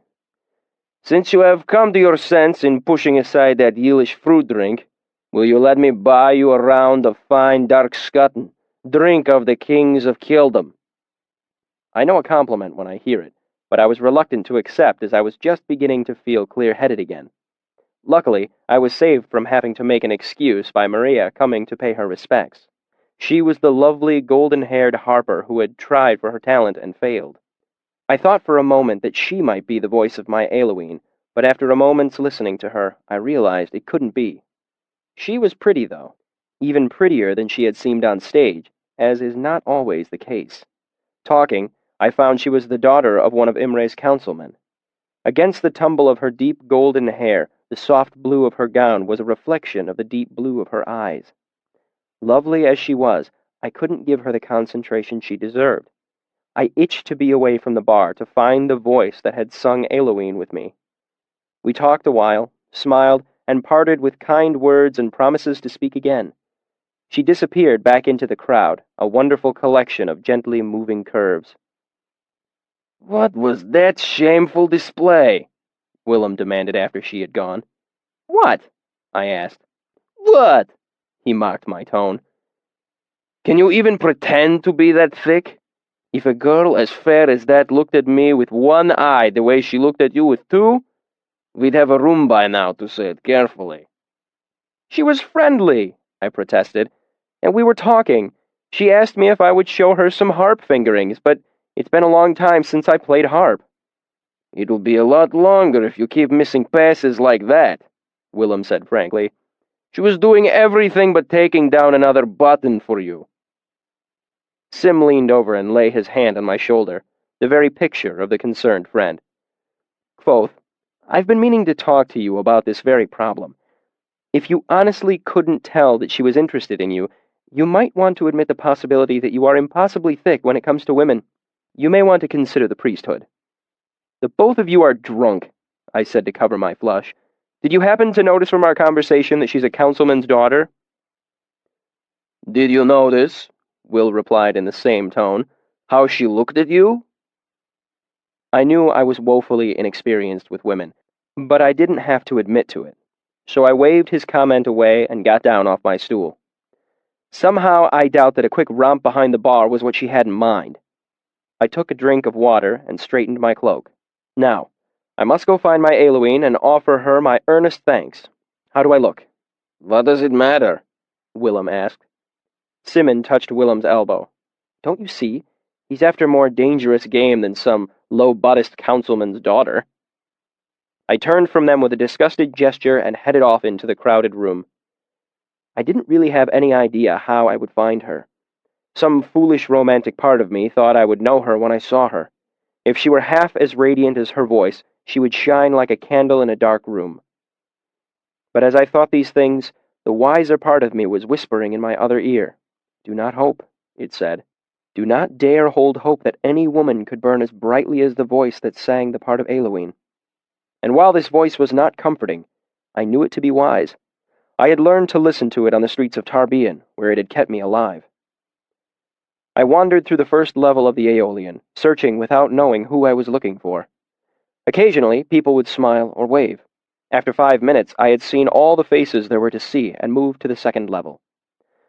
This was actually a converted balcony, but instead of tiers of seats, there were rising ranks of tables that looked onto the lower level. As I wended my way through the tables, looking for my Eowyn, my wiser half kept murmuring in my ear, "Do not hope. All you will earn is disappointment. She will not be as beautiful as you imagine, and then you will despair." As I finished searching the second level, a new fear began to rise in me. She might have left while I was sitting at the bar, drinking in metheglin and praise. I should have gone to her straight away, fallen to one knee, and thanked her with my whole heart. What if she was gone? What if no one knew who she was or where she had gone? A nervousness settled into the pit of my stomach as I took the stairs to the highest level of the Aeolian. "Now look what your hope has gotten you," the voice said. "She is gone, and all you have is a bright, foolish imagining to torment yourself with." The last level was the smallest of the three, hardly more than a thin crescent that hugged three walls, high above the stage. Here, the tables and benches were more widely spaced and sparsely populated. I noticed that the inhabitants of this level were mostly couples, and I felt something of a voyeur as I passed from table to table. Trying to appear casual, I looked at the faces of those who sat talking and drinking. I grew more nervous the closer I came to the last table. It was impossible for me to do so casually, as it was in a corner. The couple sitting there, one light-haired and one dark, had their backs to me. As I approached, the light-haired one laughed, and I caught a glimpse of a proud, fine-featured face. A man. I turned my attention to the woman with the long, dark hair. My last hope. I knew she would be my Eowyn. Coming round the corner of the table, I saw her face, or rather, his face. They were both men. My Eowyn had left. I had lost her, and with that knowledge I felt as if my heart had been tipped from its resting place in my chest to topple and fall somewhere deep inside me near my feet. They looked up, and the fair-haired one smiled at me. "Look, Threa, young Six-String has come to offer us his respects." He eyed me up and down. "You're a fair one. Would you like to join us for a drink?" "No," I murmured, embarrassed. "I was just looking for someone." "Well, you found someone," he said easily, touching my arm. "My name is Fallon, and this is Threa. Come and have a drink. I promise to keep Threa here from trying to take you home. He has a terrible weakness for musicians." He smiled charmingly at me. I murmured an excuse and took my leave, too distraught to worry whether or not I had made an ass of myself. As I made my desolate way back to the stairs, my wise self took the opportunity to berate me. "That is what comes of hope," it said. "No good. Still, you are better having missed her. She could never have been equal to her voice. That voice, fair and terrible as burning silver, like moonlight on river stones, like a feather against your lips." I headed to the stairs, eyes on the floor lest anyone try to catch me in a conversation. Then I heard a voice like burning silver, like a kiss against my ears. Looking up, my heart lifted, and I knew it was my Eowyn. Looking up, I saw her, and all I could think was beautiful. Beautiful. Chapter 57. Interlude. The Parts That Form Us. Moving slowly, Bast stretched and looked around the room. Finally, the short fuse of his patience burned out. "Reshi?" "Hmm?" Kvothe looked at him. "And then what, Reshi? Did you talk to her?" "Of course I talked to her. There would be no story if I hadn't. Telling that part is easy. But first, I must describe her. I'm not sure how to do it." Bast fidgeted. Kvothe laughed, a fond expression wiping the irritation from his face. "So, is describing a beautiful woman as easy as looking at one for you?" Bast looked down and blushed, and Kvothe laid a gentle hand on his arm, smiling. "My trouble, Bast, is that she is very important. Important to the story. I cannot think of how to describe her without falling short of the mark." I think I understand, Reshi," Bast said in conciliatory tones.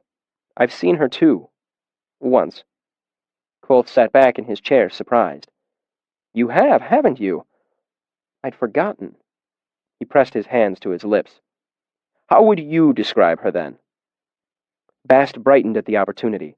Straightening up in his chair, he looked thoughtful for a moment, and then said, "She had perfect ears." He made a delicate gesture with his hands. Perfect little ears, like they were carved out of something. Chronicler laughed, then looked slightly taken aback, as if he'd surprised himself. Her ears? He asked, as if he couldn't be sure if he had heard correctly. You know how hard it is to find a pretty girl with the right sort of ears, Bast said matter-of-factly. Chronicler laughed again, seeming to find it easier the second time. No, he said. No, I'm sure I don't. Bast gave the story collector a deeply pitying look. Well then, you'll just have to take my word for it. They were exceptionally fine. I think you've struck that chord well enough, Bast, Kvothe said, amused. He paused for a moment, and when he spoke again, it was slowly, his eyes far away. The trouble is, she is unlike anyone I have ever known. There was something intangible about her, something compelling, like heat from a fire. She had a grace, a spark. She had a crooked nose, Reshi, Bast said, interrupting his master's reverie. Kvothe looked at him, a line of irritation creasing his forehead. What? Bast held his hands up defensively. It's just something I noticed, Reshi.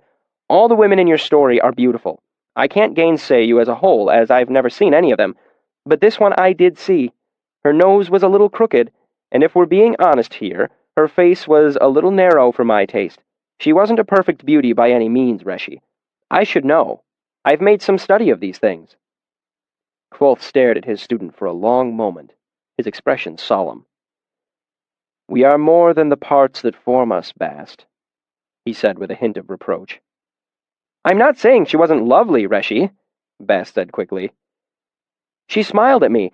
It had a sort of... It went right down into you, if you understand me. I understand, Bast. But then again, I've met her. Kvothe looked at Chronicler. The trouble comes from comparison, you see. If I say she was dark-haired, you might think, I've known dark-haired women, some of them lovely.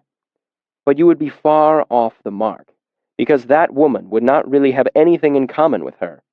That other woman wouldn't have her quick wit, her easy charm. She was unlike anyone I have ever met. Kvothe trailed off, looking down at folded hands. He was quiet for such a long moment that Bast began to fidget, looking around anxiously. There's no sense worrying, I suppose, Kvothe said at last, looking up and motioning to Chronicler. If I ruin this as well, it'll be a small thing as far as the world is concerned. Chronicler picked up his pen, and Kvothe began to speak before he had the chance to dip it. Her eyes were dark, dark as chocolate, dark as coffee, dark as the polished wood of my father's lute. They were set in a fair face, oval, like a teardrop. Kvothe stopped suddenly, as if he had run himself out of words. The silence was so sudden and deep that Chronicler glanced briefly up from his page, something he had not done before. But even as Chronicler looked up, another flood of words burst out of Kvothe. Her easy smile could stop a man's heart.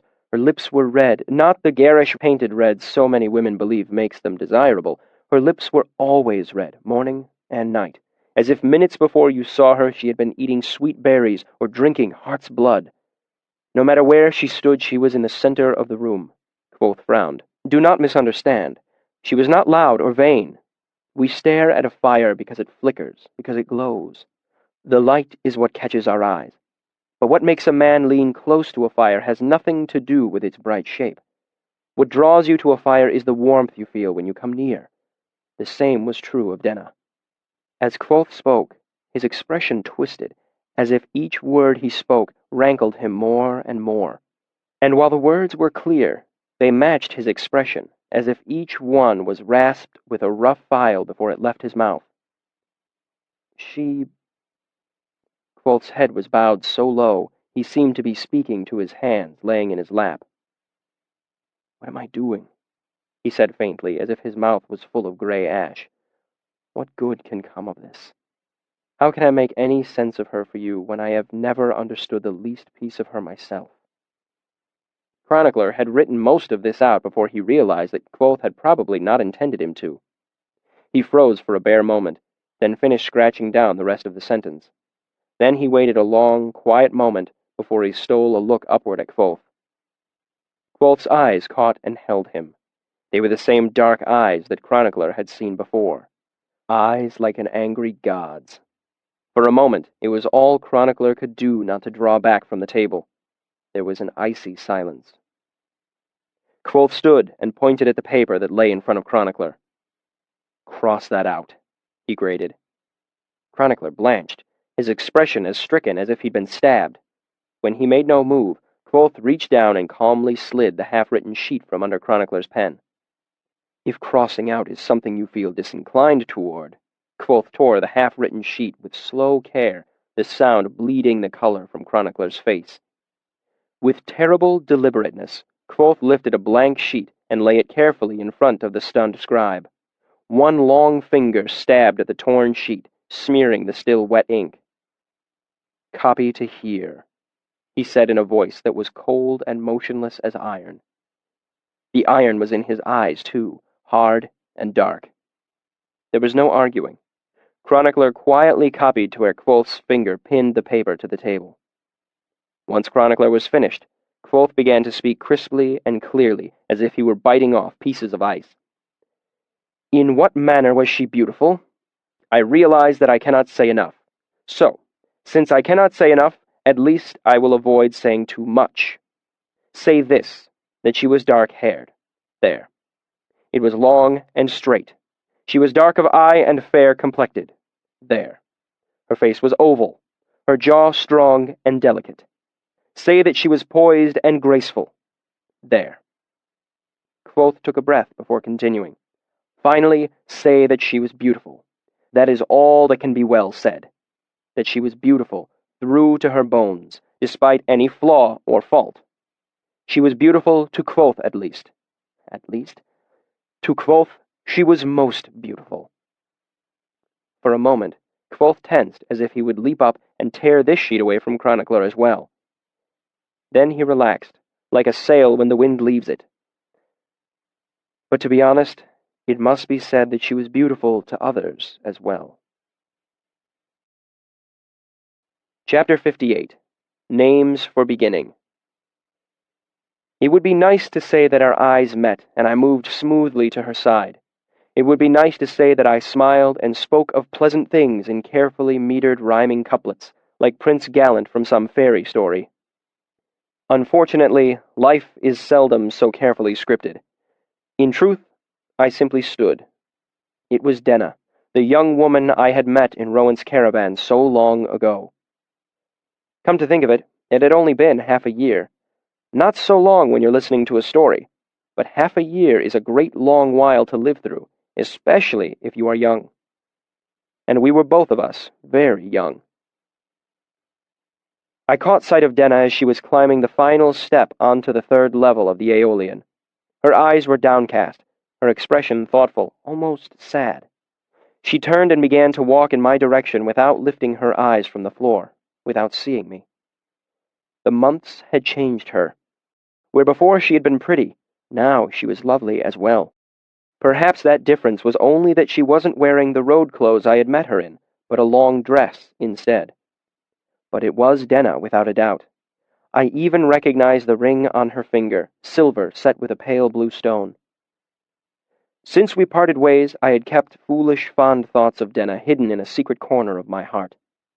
I had thought of making the trip to Annalyn and tracking her down, of meeting her by chance on the road again, of her coming to find me at the university. But deep down, I knew these thoughts were nothing more than childish daydreams. I knew the truth. I would never see her again. But here she was, and I was entirely unprepared. Would she even remember me, the awkward boy she had known for a few days so long ago? Denna was barely a dozen feet away when she looked up and saw me. Her expression brightened, as if someone had lit a candle inside her and she was glowing from its light. She rushed toward me, closing the distance between us in 3 excited skipping steps. For a moment, she looked as if she would run straight into my arms, but at the last moment she pulled back, darting a glance at the people sitting around us. In the space of half a step, she transformed her delighted, headlong run into a demure greeting at arm's length. It was gracefully done, but even so, she had to reach out a hand and steady herself against my chest, lest she stumble into me due to her sudden stop. She smiled at me then. It was warm and sweet and shy, like a flower unfurling. It was friendly and honest and slightly embarrassed. When she smiled at me, I honestly cannot think of how I could describe it. Lying would be easier. I could steal from 100 stories and tell you a lie so familiar you would swallow it whole. I could say my knees went to rubber, that my breath came hard in my chest, but that would not be the truth. My heart did not pound or stop or stutter. That is the sort of thing they say happens in stories. Foolishness, hyperbole, tripe, but still. Go out in the early days of winter, after the first cold snap of the season. Find a pool of water with a sheet of ice across the top, still fresh and new and clear as glass. Near the shore, the ice will hold you. Slide out farther, farther. Eventually, you'll find a place where the surface just barely bears your weight. There, you will feel what I felt. The ice splinters under your feet. Look down, and you can see the white cracks darting through the ice like mad, elaborate spiderwebs. It is perfectly silent, but you can feel the sudden sharp vibrations through the bottoms of your feet. That is what happened when Denna smiled at me. I don't mean to imply I felt as if I stood on brittle ice about to give way beneath me. No. I felt like the ice itself, suddenly shattered, with cracks spiraling out from where she had touched my chest. The only reason I held together was because my 1,000 pieces were all leaning together. If I moved, I feared I would fall apart. Perhaps it is enough to say that I was caught by a smile, and though that sounds as if it came from a storybook, it is very near the truth. Words have never been difficult for me. Quite the opposite, in fact. Often I find it all too easy to speak my mind, and things go badly because of it. However, here, in front of Denna, I was too stunned to speak.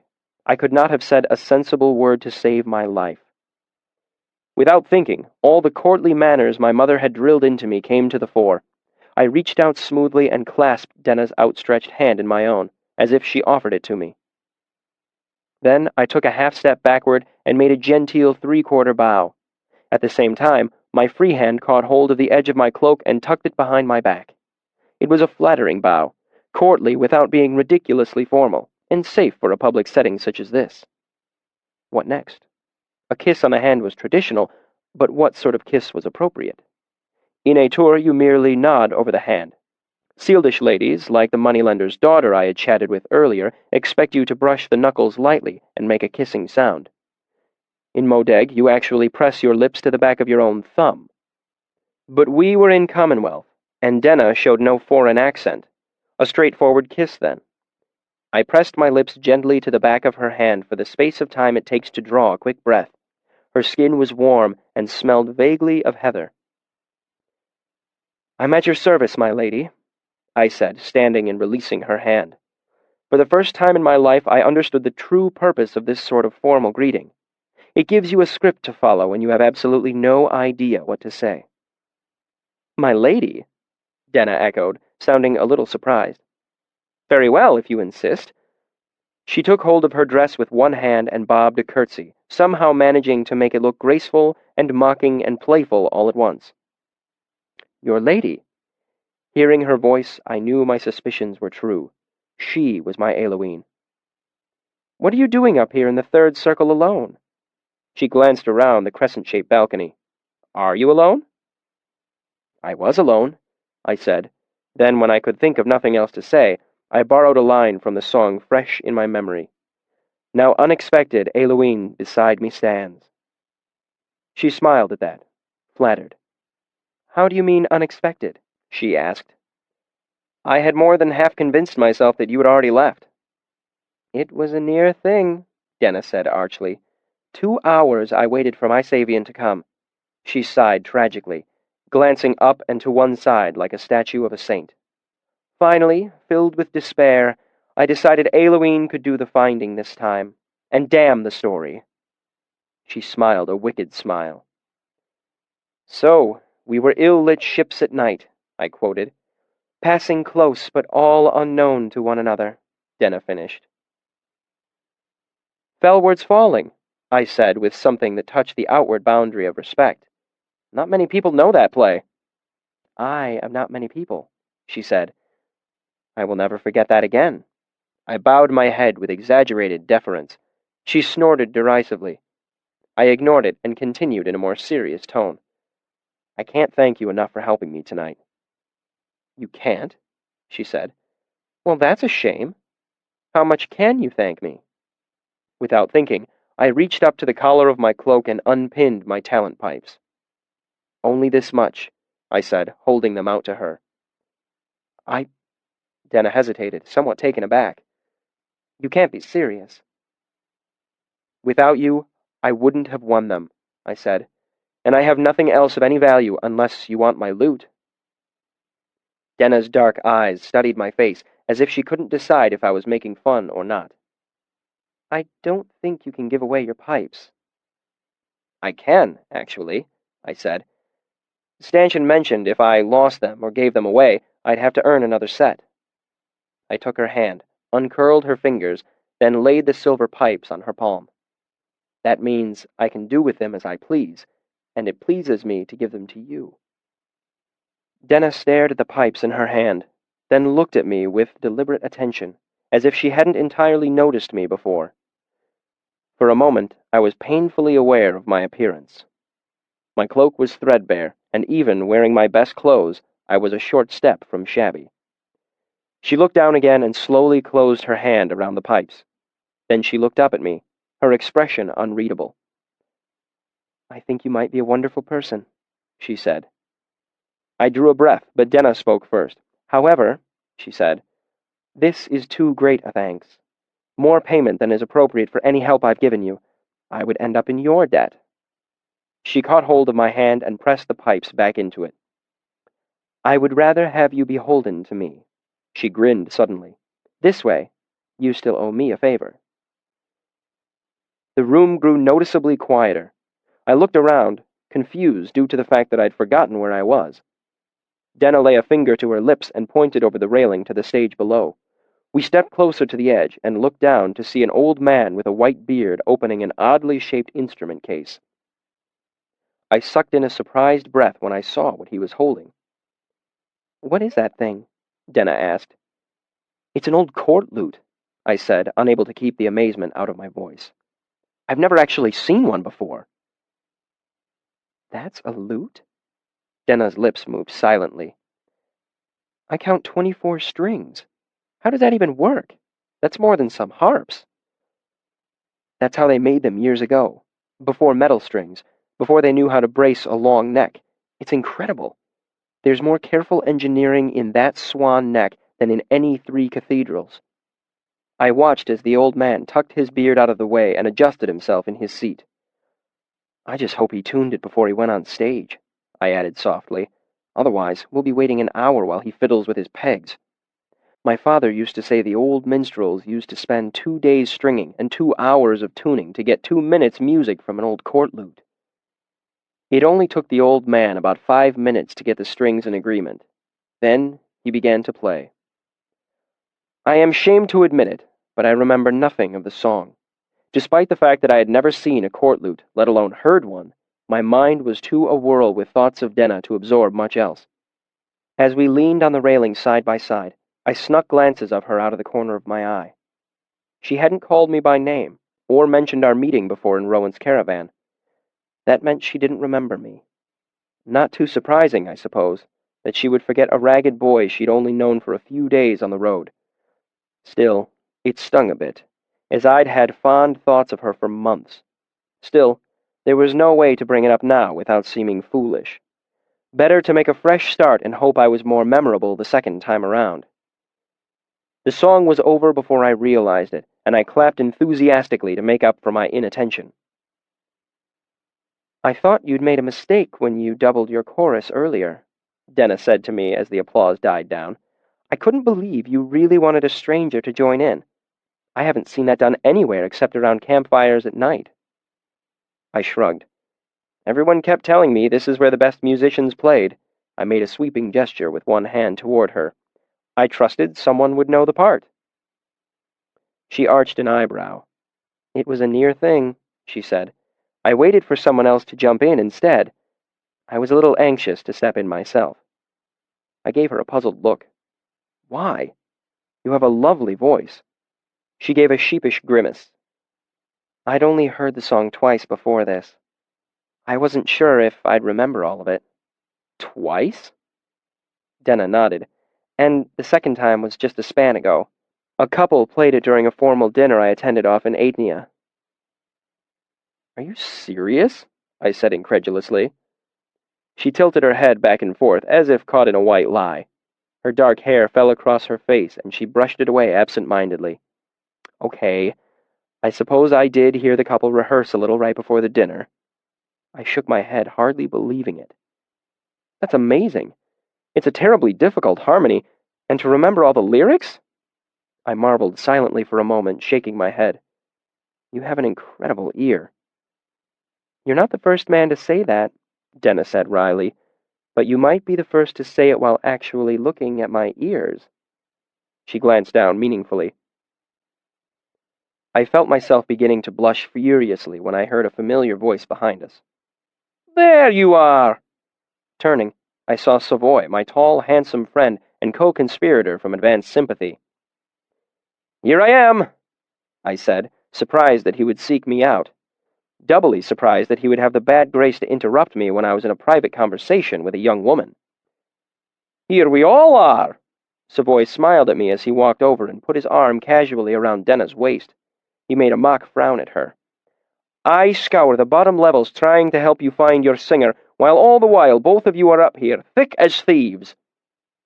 We stumbled into each other, Denna said, laying her hand over his where it rested on her hip. I knew you'd come back for your drink, if nothing else. She nodded to a nearby table, empty except for a pair of wine glasses.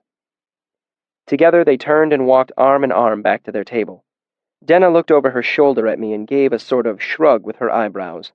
I hadn't the slightest idea what the expression meant. Savoy waved me over to join them and pulled over an unoccupied chair so I would have a place to sit. I couldn't quite believe it was you down there, he said to me. I thought I recognized your voice, but... He gestured, indicating the highest level of the Aeolian. While the third circle provides a comfortable privacy for young lovers, its view of the stage leaves a little to be desired. I didn't know you played. He settled a long arm across Denna's shoulders and smiled his charming blue-eyed smile. Off and on, I said flippantly as I sat down. Lucky for you I picked the Aeolian for our entertainment tonight, Savoy said. Otherwise, you've had nothing but echoes and crickets to accompany you. Then I'm in your debt, I said to him with a deferential nod. Make it up to me by taking Simon as a partner next time we play corners, he said. That way you're the one to eat the forfeit when the giddy little bastard calls the tall card with nothing but a pair. Done, I said, though it pains me. I turned to Denna. What of you? I owe you a great favor. How can I repay it? Ask anything and it's yours, should it be within my skill. Anything within your skill? She repeated playfully. What can you do, then, besides play so well that Telu and his angels would weep to hear? I imagine I could do anything, I said easily, if you would ask it of me. She laughed. That's a dangerous thing to say to a woman, Savoy said, especially this one. She'll have you off to bring her a leaf of the singing tree from the other side of the world. She leaned back in her chair and looked at me with dangerous eyes. A leaf of the singing tree, she mused. That might be a nice thing to have. Would you bring me one? I would, I said, and was surprised to find that it was the truth. She seemed to consider it, then shook her head playfully. I couldn't send you journeying so far away. I'll have to save my favor for another day. I sighed. So I'm left in your debt. Oh, no! She exclaimed. Another weight upon my Savian's heart. The reason my heart is so heavy is that I fear I might never know your name. I could keep thinking of you as Felurian, I said, but that could lead to unfortunate confusion. She gave me an appraising look. Felurian? I might like that if I didn't think you were a liar. A liar? I said indignantly. My first thought in seeing you was Felurian. What have I done? The adulation of my peers below has been a waste of hours. Could I recall the moments I have careless cast away, I could but hope to spend them in a wiser way, and warm myself in light that rivals light of day. She smiled. A thief and a liar. You stole that from the third act of Daonica. She knew Daonica, too. Guilty, I admitted freely, but that doesn't make it untrue. She smiled at Savoy, and then turned back to me. Flattery is fine and good, but it won't win you my name. Savoy mentioned you were keeping pace with him at the university. That means you meddle with dark forces better left alone. If I give you my name, you would have a terrible power over me. Her mouth was serious, but her smile showed itself around the corners of her eyes, in the tilt of her head. That is very true, I said with equal seriousness, but I will make you a bargain. I'll give you my name in exchange. Then I will be in your power as well. You'd sell me my own shirt, she said. Savoy knows your name. Assuming he hasn't told me already, I could have it from him as easy as breathing. True enough, Savoy said, seeming relieved that we remembered he was there. He took up her hand and kissed the back of it.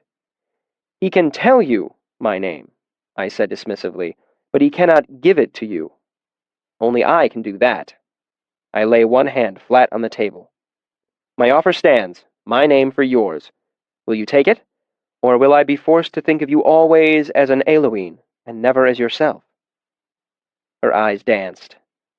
Very well, she said. I'll have yours first, though. I leaned forward and motioned for her to do the same. She let go of Savoy's hand and turned an ear toward me. With due solemnity, I whispered my name in her ear. Kvothe. She smelled faintly of flowers, which I guessed was a perfume, but beneath that was her own smell, like green grass, like the open road after a light spring rain. Then she leaned back into her seat and seemed to think of it for a while. Kvothe, she said eventually. It suits you.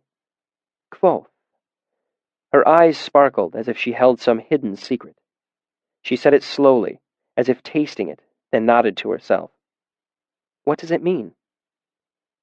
It means many things, I said in my best Taberlin the Great voice. But you will not distract me so easily. I have paid, and now I am in your power. Would you give me your name that I might call you by it? She smiled and leaned forward again. I did likewise. Turning my head to the side, I felt an errant strand of her hair brush against me. Diane. Her warm breath was like a feather against my ear. Diane. We both sat back in our seats. When I didn't say anything, she prompted me. Well? I have it, I assured her, as sure as I know my own. Say it, then. I'm saving it, I reassured her, smiling. Gifts like these should not be squandered. She looked at me. I relented. Diane, I said. Diane. It suits you as well. We looked at each other for a long moment. Then I noticed that Savoy was giving me a not quite subtle stare. I should get back downstairs, I said, rising quickly from my seat. I've got important people to meet. I cringed inwardly at the awkwardness of the words as soon as I'd said them, but couldn't think of a less awkward way to take them back. Savoy stood and shook my hand, no doubt eager to be rid of me. Well done tonight, Kvothe. I'll be seeing you. I turned to see Denna standing too. She met my eyes and smiled. I hope to see you too. She held out her hand. I gave her my best smile. There's always hope.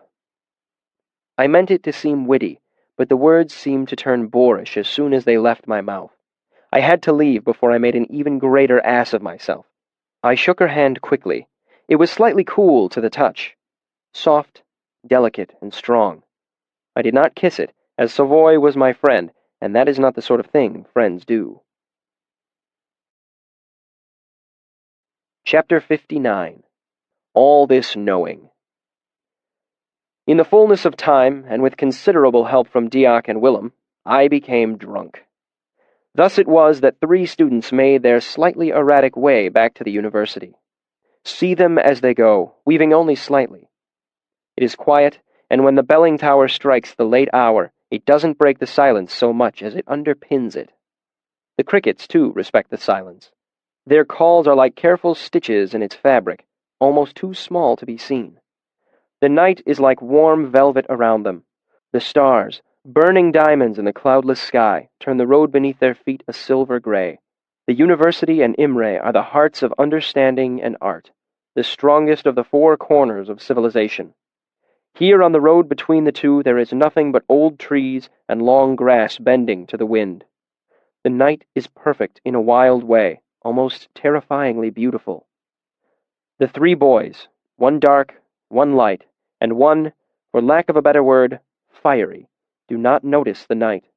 Perhaps some part of them does, but they are young and drunk, and busy knowing deep in their hearts that they will never grow old or die. They also know that they are friends, and they share a certain love that will never leave them. The boys know many other things, but none of them seem as important as this. Perhaps they are right. Chapter 60. Fortune. The next day I went to the admissions lottery, sporting my very first hangover. Weary and vaguely nauseous, I joined the shortest line and tried to ignore the din of hundreds of students milling about, buying, selling, trading, and generally complaining about the slots they'd drawn for their exams. Kvothe, Ardalin's son, I said when I finally arrived at the front of the line. The bored-looking woman marked my name, and I drew a tile out of the black velvet bag. It read, Hepton, noon. 5 days from now. Plenty of time to prepare. But as I turned back to the Muse, a thought occurred to me. How much preparation did I really need? More importantly, how much could I genuinely accomplish without access to the archives? Thinking it over, I raised my hand over my head with my middle finger and thumb extended, signaling that I had a slot 5 days from now that I was willing to sell. It wasn't long before an unfamiliar student wandered close. 4th day, she said, holding up her own tile. I'll give you a jot to trade. I shook my head. She shrugged and wandered away. Galvin, a Relar from the Medica, approached me. He held up his index finger, indicating that he had a slot later this afternoon. From the circles under his eyes and his anxious expression, I didn't think he was eager to go through testing that soon. Will you take 5 jots? I'd like to get a whole talent. He nodded, flipping his own tile over between his fingers. It was a fair price. No one wanted to go through admissions on the first day. Maybe later. I'll look around a little first. As I watched him leave, I marveled at the difference a single day could make. Yesterday, 5 jots would have seemed like all the money in the world. But today, my purse was heavy. I was lost in vague musings about how much money I had actually earned last night when I saw Willem and Simon approaching. Will looked a little pale under his dark sealdish complexion. I guessed he was feeling the after-effects of our night's carousing, too. Sim, on the other hand, was bright and sunny as ever. Guess who drew slots this afternoon? He nodded over my shoulder. Ambrose and several of his friends. It's enough to make me believe in a just universe. Turning to search the crowd, I heard Ambrose's voice before I saw him. From the same bag. That means they did a piss-poor job mixing. They should restart this whole mismanaged sham, and Ambrose was walking with several well-dressed friends, their eyes sweeping over the crowd, looking for raised hands. Ambrose was a dozen feet away before he finally looked down and realized the hand he was heading toward was mine. He stopped short, scowling, then gave a sudden barking laugh. You poor boy! All the time in the world and no way to spend it. Hasn't Lauren let you back in yet? Hammer and horn, Will said wearily behind me. Ambrose smiled at me. Tell you what, I'll give you halfpenny and one of my old shirts for your slot. That way you'll have something to wear when you're washing that one in the river. A few of his friends chuckled behind him, looking me up and down. I kept my expression nonchalant, not wanting to give him any satisfaction. Truth was, I was all too aware of the fact that I only owned 2 shirts, and after 2 terms of constant wear, they were getting shabby. Shabbier. What's more, I did wash them in the river, as I'd never had money to spare for laundry. I'll pass, I said lightly. Your shirt tails are a little richly dyed for my taste. I tugged at the front of my own shirt to make my point clear. A few nearby students laughed. I don't get it, I heard Sim say quietly to Will. He's implying Ambrose has the... Will paused. The edemateitas, a disease you get from whores. There's a discharge. Okay, Sim said quickly. I get it, ick. Ambrose is wearing green, too. Meanwhile, Ambrose forced himself to chuckle along with the crowd at my joke. I suppose I deserve that, he said. Very well. Pennies for the poor. He brought out his purse and shook it.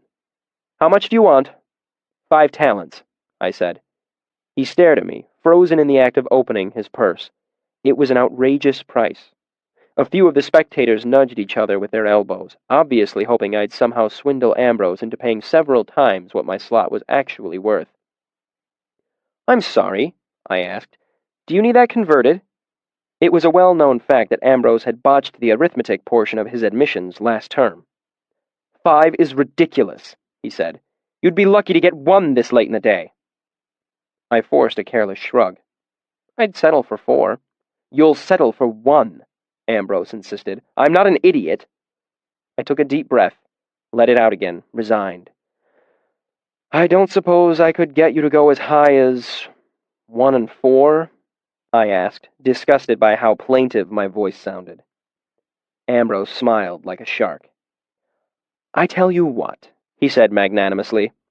I'll give you 1 and 3. I'm not above a little charity now and again. Thank you, sir, I said meekly.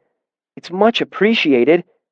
I could sense the crowd's disappointment as I rolled over like a dog for Ambrose's money. Don't mention it, Ambrose said smugly. Always a pleasure to help out the needy. In vintage coin, that'll be 2 nobles, 6 bits, 2 pennies, and 4 shims. I can do my own conversions, he snapped. I've traveled the world with my father's retinue since I was a boy. I know how money spends. Of course you do. I ducked my head. Silly of me. I looked up curiously. You've been to Modeg, then? Of course, he said absent-mindedly, as he proceeded to dig through his purse, pulling out an assortment of coins. I've actually been to High Court in Kershane. Twice. Is it true that the Modegan nobility regard haggling as a contemptible activity for those of any high-born station? I asked innocently. I heard that they consider it a sure sign that the person is either possessed of low blood or fallen on truly desperate times. Ambrose looked up at me, frozen halfway through the act of digging coins out of his purse. His eyes narrowed. Because if that's true, it's terribly kind of you to come down to my level just for the fun of a little bargain. I grinned at him. We rue love to dicker. There was a murmur of laughter from the crowd around us. It had grown to several dozen people at this point. That's not it at all, Ambrose said. My face became a mask of concern. Oh, I'm sorry, my lord. I had no idea you'd come on hard times. I took several steps toward him, holding out my admissions tile. Here. You can have it for just a halfpenny. I'm not above a little charity myself. I stood directly in front of him, holding out the tile. Please, I insist. It's always a pleasure to help the needy. Ambrose glared furiously. Keep it and choke, he hissed at me in a low voice. And remember this when you're eating beans and washing in the river. I'll still be here the day you leave with nothing but your hands in your pockets. He turned and left, the very picture of affronted dignity. There was a smattering of applause from the surrounding crowd. I took flourishing bows in all directions. How would you score that one? Will asked Sim. 2 for Ambrose, 3 for Kvothe. Sim looked at me. Not your best work, really. I didn't get much sleep last night, I admitted. Every time you do this, it makes the eventual payback that much worse, Will said. We can't do anything but snap at each other, I said. The masters made sure of that. Anything too extreme would get us expelled for conduct unbecoming of a member of the Arcanum. Why do you think I haven't made his life a hell? You're lazy, Will suggested. Laziness is one of my best characteristics, I said easily. If I weren't lazy, I might go through the work of translating edemateitas and grow terribly offended when I discover it means the edema drip. I raised my hand again, thumb and middle finger extended. Instead, I'll assume it translates directly into the name of the disease, Nemseria, thus preventing any unnecessary strain on our friendship. I eventually sold my slot to a desperate Raylar from the fishery named Jacksim. I drove a hard bargain, trading him my slot for 6 jots and a favor to be named later. Admissions went about as well as could be expected, considering I couldn't study. Hem was still carrying his grudge. Lauren was cool. Elodin had his head down on the table and seemed to be asleep. My tuition was a full 6 talents, which put me in an interesting situation. The long road to Imre was mostly deserted. The sun brushed through the trees, and the wind carried just a hint of the cool that fall would soon be bringing. I headed to the Aeolian first to retrieve my loot. Stanchion had insisted that I leave it there last night, lest I break it on my long, inebriated walk home. As I approached the Aeolian, I saw Diak lounging against the doorpost, walking a coin across the back knuckles of his hand. He smiled when he saw me. "Ho there! Thought you and your friends would end up in the river by the way you were weaving when you left last night." "We were swaying in different directions," I explained, "so it balanced out." Diak laughed. "We've got your lady inside." I fought down a flush and wondered how he had known I was hoping to find Denna here. "I don't know if I would call her my lady, exactly. Savoy was my friend, after all." He shrugged. "Whatever you call her, Stanchion's got her behind the bar. I'd go grab her before he gets overly familiar and starts practicing his fingering." I felt a flash of rage and barely managed to swallow a mouthful of hot words. My loot. He was talking about my loot. I ducked inside quickly, guessing the less Diak saw of my expression, the better it would be. I wandered through the 3 levels of the Aeolian, but Denna was nowhere to be found. I did run into Count Threp, though, who enthusiastically invited me to have a seat. "I don't suppose I might persuade you to pay me a visit at my house sometime?" Threp asked bashfully. "I'm thinking of having a little dinner, and I know a few people who would love to meet you." He winked. "Word about your performance is already getting around." I felt a twinge of anxiety, but I knew rubbing elbows with the nobility was something of a necessary evil. "I'd be honored to, my lord." Threp grimaced. "Does it have to be, my lord?" Diplomacy is a large part of being a trooper, and a large portion of diplomacy is adherence to title and rank. "Etiquette, my lord," I said regretfully. "Piss on etiquette," Threp said petulantly. "Etiquette is a set of rules people use so they can be rude to each other in public. I was born Danaeus first, Threp second, and Count last of all." He looked imploringly up at me. "Den for short?" I hesitated. "Here, at least," he pleaded. "It makes me feel like a weed in a flower bed when someone starts lording me here." I relaxed. "If it makes you happy, Den." He flushed as if I'd flattered him. "Tell me a bit about yourself, then. Where are you lodging?" "On the other side of the river," I said evasively. The bunks in Mews were not exactly glamorous. When Threp gave me a puzzled look, I continued. "I attend the university." "The university?" he asked, clearly puzzled. "Are they teaching music now?" I almost laughed at the thought. No, I'm in the Arcanum." I immediately regretted my words. He leaned back in his seat and gave me an uncomfortable look. "You're a warlock." "Oh, no," I said dismissively. "I'm just studying. You know, grammar, mathematics."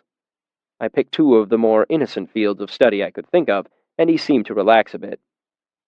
"I guess I just thought you were—" He trailed off and shook himself. "Why are you studying there?" The question caught me off guard. I've always wanted to. There's so much to learn." "But you don't need any of that. I mean," he groped for words, "the way you play. Surely your patron is encouraging you to focus on your music." "I don't have a patron, Den," I said with a shy smile. "Not that I'm opposed to the idea, mind you." His reaction was not what I expected. "Damn my blackened luck!" He slapped his hand on the table, hard. "I assumed someone was being coy, keeping you a secret." He thumped the table with his fist. "Damn! Damn! He recovered his composure a little and looked up at me. "I'm sorry, it's just that—" He made a frustrated gesture and sighed. Have you ever heard the saying, 1 wife, you're happy, 2, and you're tired? I nodded. 3, and they'll hate each other. 4, and they'll hate you, Threp finished. Well, the same thing is doubly true for patrons and their musicians. I just picked up my 3rd, a struggling flutist. He sighed and shook his head. They bicker like cats in a bag, worried they're not getting enough attention. If only I'd known you were coming along, I would have waited. You flatter me, Den. I'm kicking myself is what I'm doing. He sighed and looked guilty. That's not fair. Saffron's good at what he does. They're all good musicians and overprotective of me, just like real wives. He gave me an apologetic look. If I try to bring you in, there'll be hell to pay. I've already had to lie about that little gift I gave you last night. So I'm your mistress, then? I grinned. Threp chuckled. Well, let's not carry the analogy too far. I'll be your matchmaker instead. I'll help you toward a proper patron.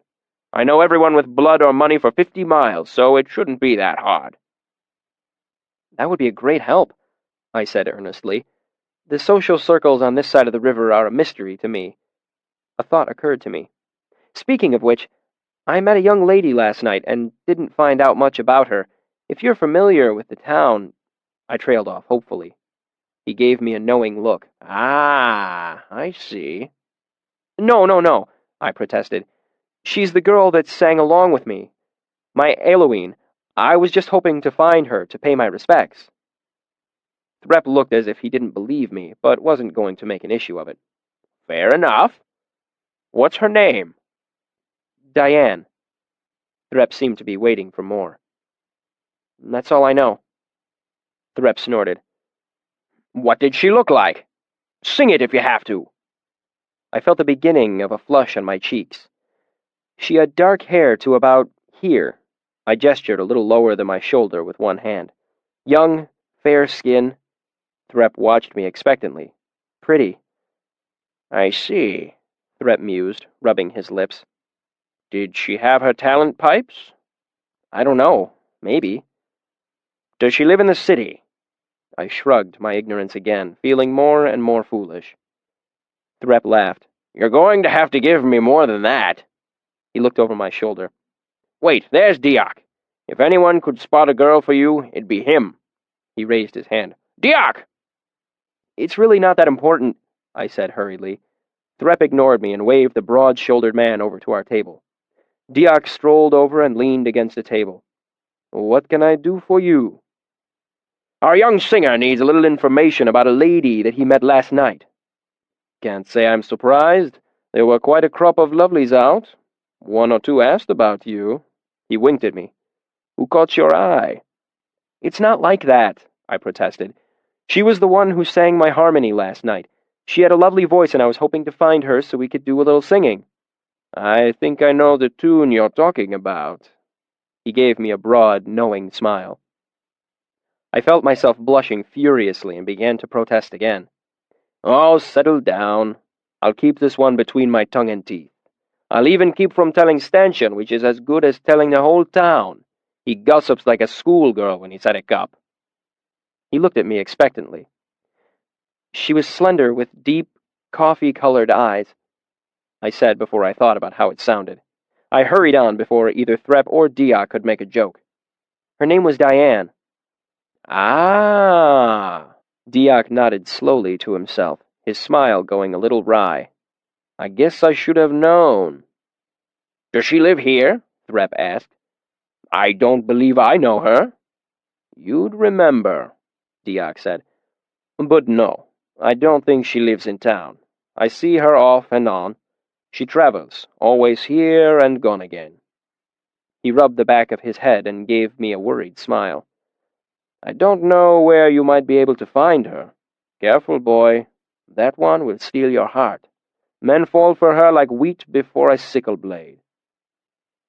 I shrugged as if such things couldn't be further from my mind, and was glad when Threp turned the topic to a piece of gossip about one of the local councilmen. I chuckled at their bickering until my drink was done, then made my farewells and took my leave of them.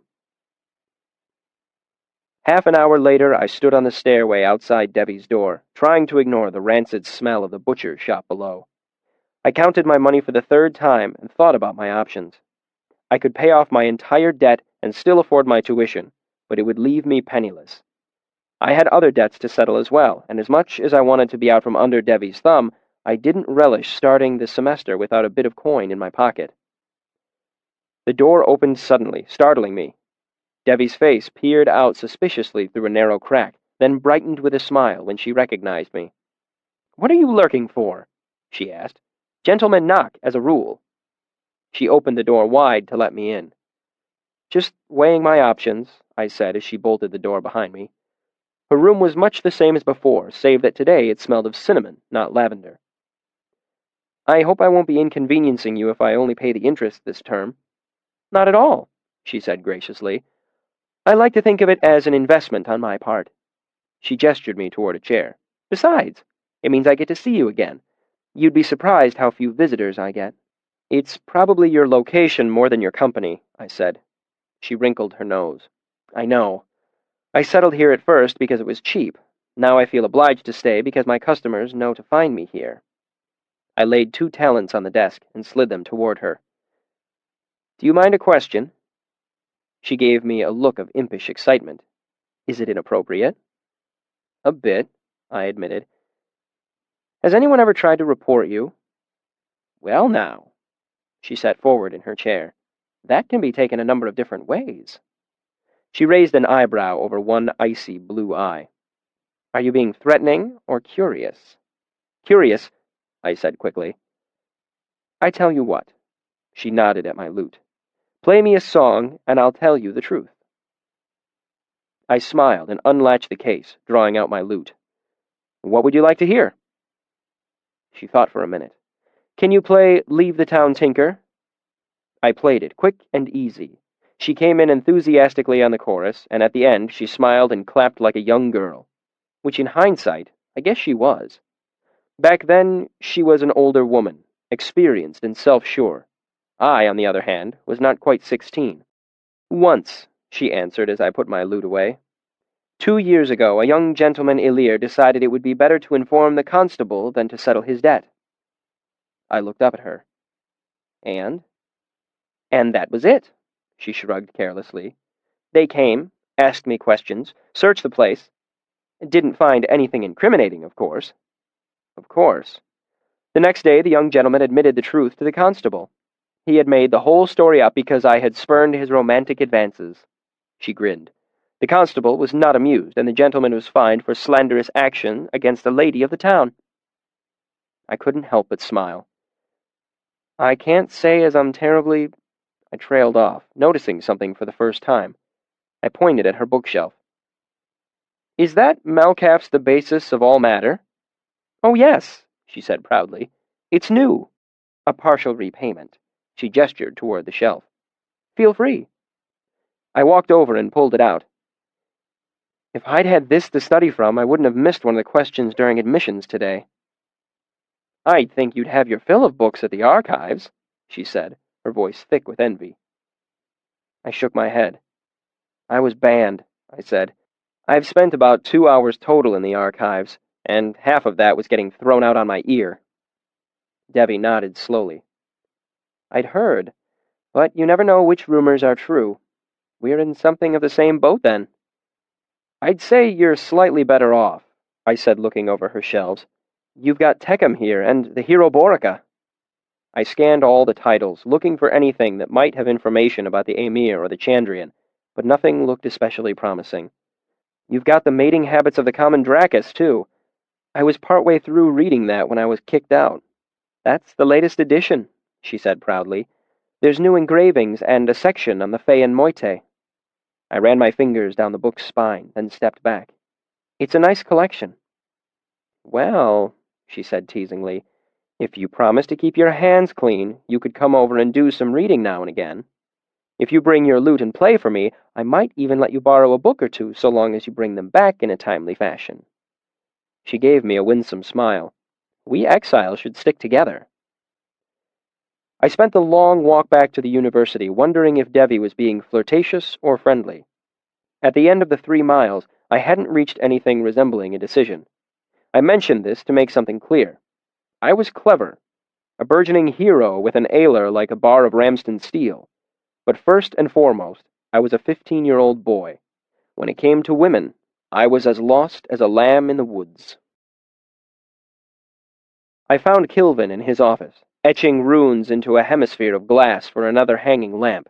I knocked softly on the open door. He glanced up at me. Kvothe, you are looking better?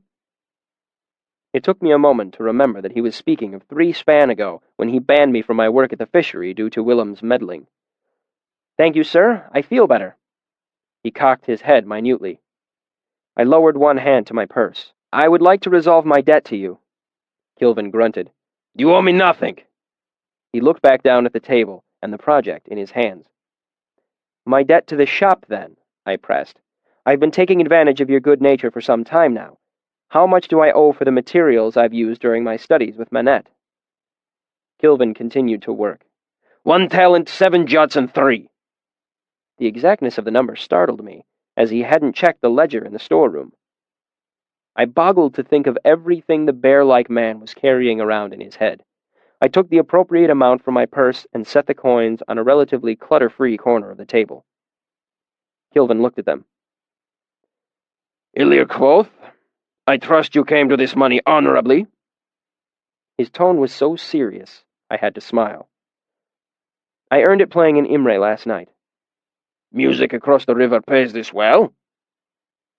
I held my smile and shrugged nonchalantly. I don't know if I'll do this well every night. This was only my first time, after all. Kilvin made a sound somewhere between a snort and a huff and turned his eyes back to his work. Elxadal's pridefulness is rubbing off on you. He drew a careful line on the glass. Am I correct in assuming that you will no longer be spending evenings in my employ? Shocked, it took me a moment to catch my breath. I wouldn't. I came here to speak with you about coming back to work in the shop. The thought of not working for Kilvin hadn't crossed my mind. Apparently your music has more profit than working here. Kilvin gave the coins on the table a significant look. But I want to work here, I said wretchedly. Kilvin's face broke into a great white smile. Good! I would not have wanted to lose you to the other side of the river. Music is a fine thing, but metal lasts. He struck the table with 2 huge fingers to emphasize his point. Then he made a shooing motion with the hand that held his unfinished lamp. Go!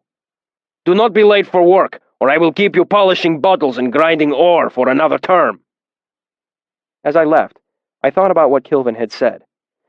It was the first thing he had said to me that I did not agree with wholeheartedly. Metal rusts, I thought. Music lasts forever. Time will eventually prove one of us right. After I left the fishery, I headed straight to the Horse and Four, arguably the best inn this side of the river. The innkeeper was a bald, portly fellow named Kvothe. I showed him my talent pipes and bargained for a pleasant 15 minutes.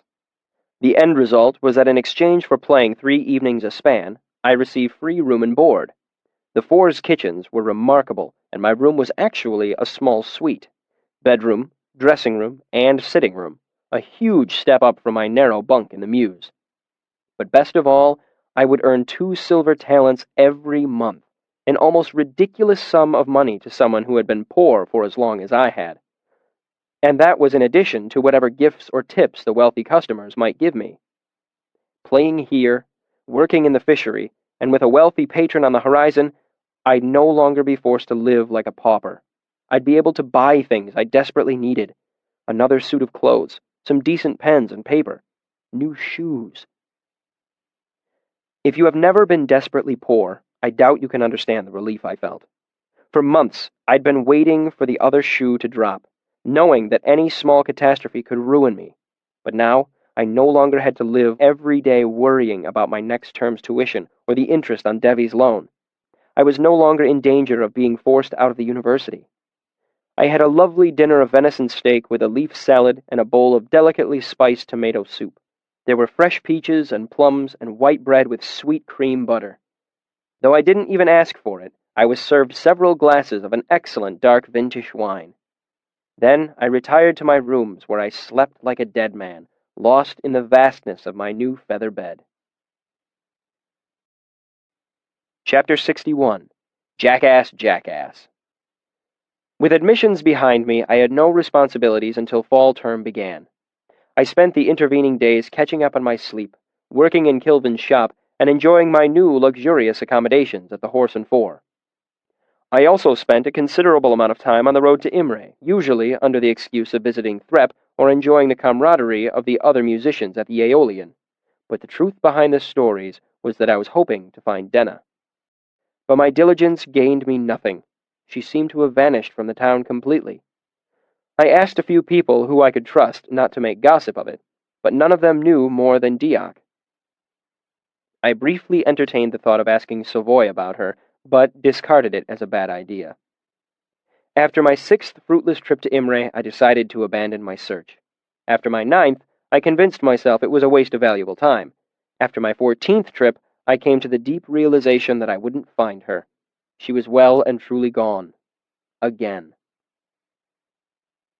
It was during one of my Denaless trips to the Aeolian that I received some troubling news from Count Threp. Apparently, Ambrose, firstborn son of the wealthy and influential Baron Jackas, had been busy as a bee in the social circles of Imre. He had spread rumors, made threats, and generally turned the nobility against me.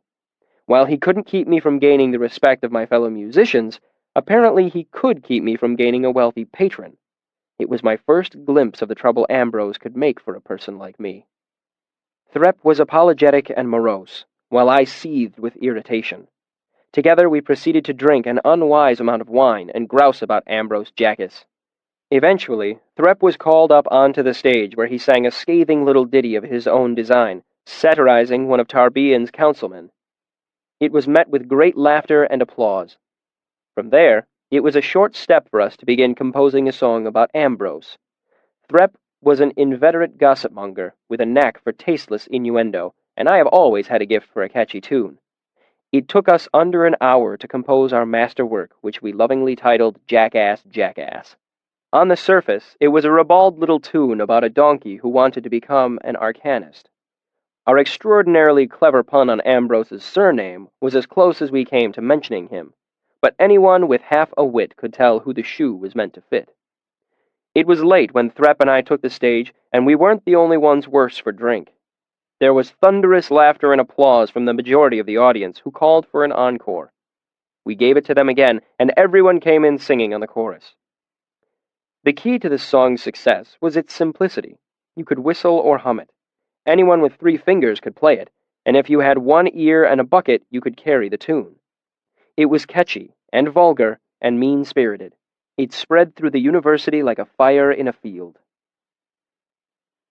I tugged open the outer door of the archives and stepped into the entry hall, my eyes adjusting to the red tint of the Sympathy lamps.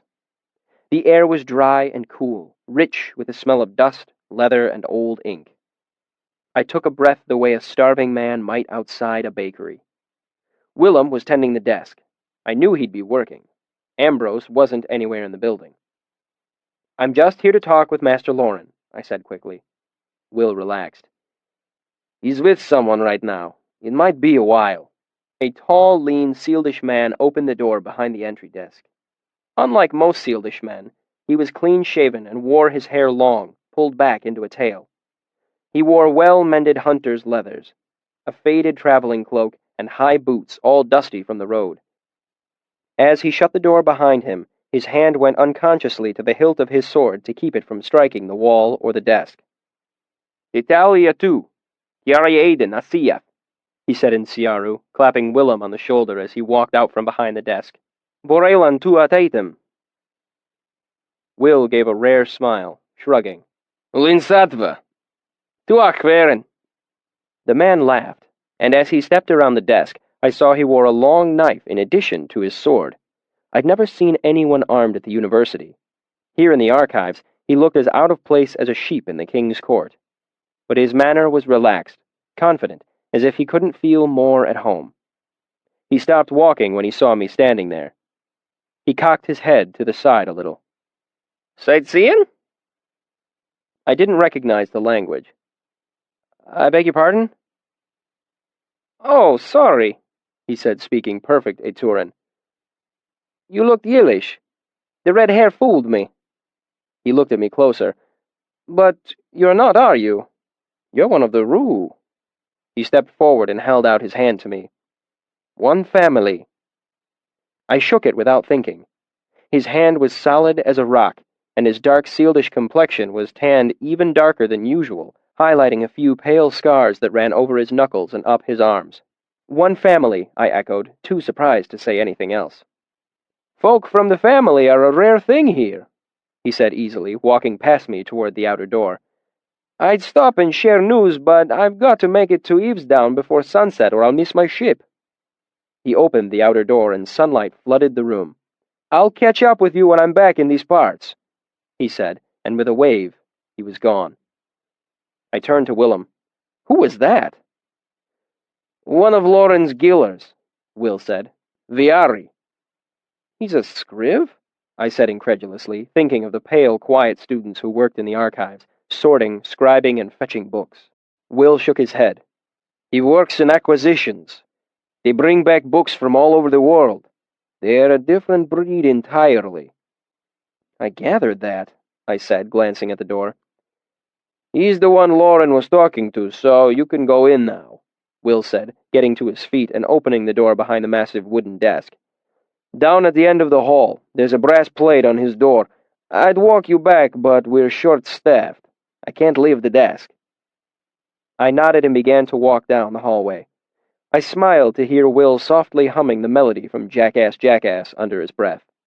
Then the door gave a muffled thump behind me, and the hall was quiet save for the sound of my own breathing. By the time I reached the appropriate door, my hands were clammy with sweat. I knocked. "Enter," Lauren called from inside. His voice was like a sheet of smooth gray slate without the barest hint of inflection or emotion. I opened the door. Lauren sat behind a huge semicircular desk. Shelves lined the walls from floor to ceiling. The room was so full of books, there wasn't more than a palm's breadth of wall visible in the entire room. Lauren looked at me coolly. Even sitting down, he was still nearly as tall as me. "Good morning."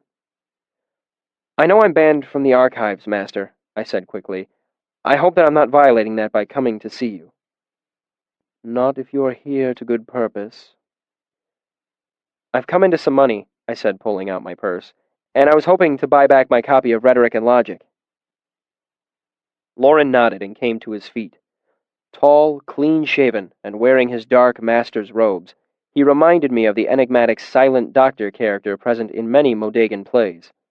I fought off a shiver, trying not to dwell on the fact that the appearance of the Doctor always signaled catastrophe in the next act. Lauren went to one of the shelves and pulled out a small book. Even at a glimpse, I recognized it as mine. A dark stain patterned the cover from the time it had gotten wet during a storm in Tarbean. I fumbled with the strings of my purse, surprised to see my hands trembling slightly. "It was 2 silver pennies, I believe." Lauren nodded. "Can I offer you anything in addition to that? If you hadn't bought it for me, I would have lost it forever, not to mention the fact that your purchase helped me gain admittance in the first place." "2 silver pennies will be sufficient."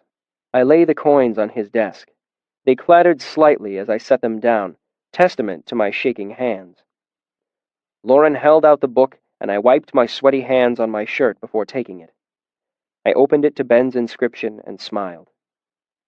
"Thank you for taking care of it, Master Lauren. It is precious to me." "The care of one more book is little trouble," Lauren said as he returned to his seat. I waited to see if he might continue. He didn't. My voice snagged in my throat. I swallowed to clear it. "I also wanted to say that I was sorry for—" I stalled at the thought of actually mentioning open flame in the archives. "For what I did before," I finished lamely. "I accept your apology, Kvothe." Lauren looked back down at the book he had been reading when I had come in. "Good morning." I swallowed again against the dryness in my mouth. I was also wondering when I might hope to regain admittance to the archives. Lauren looked up at me.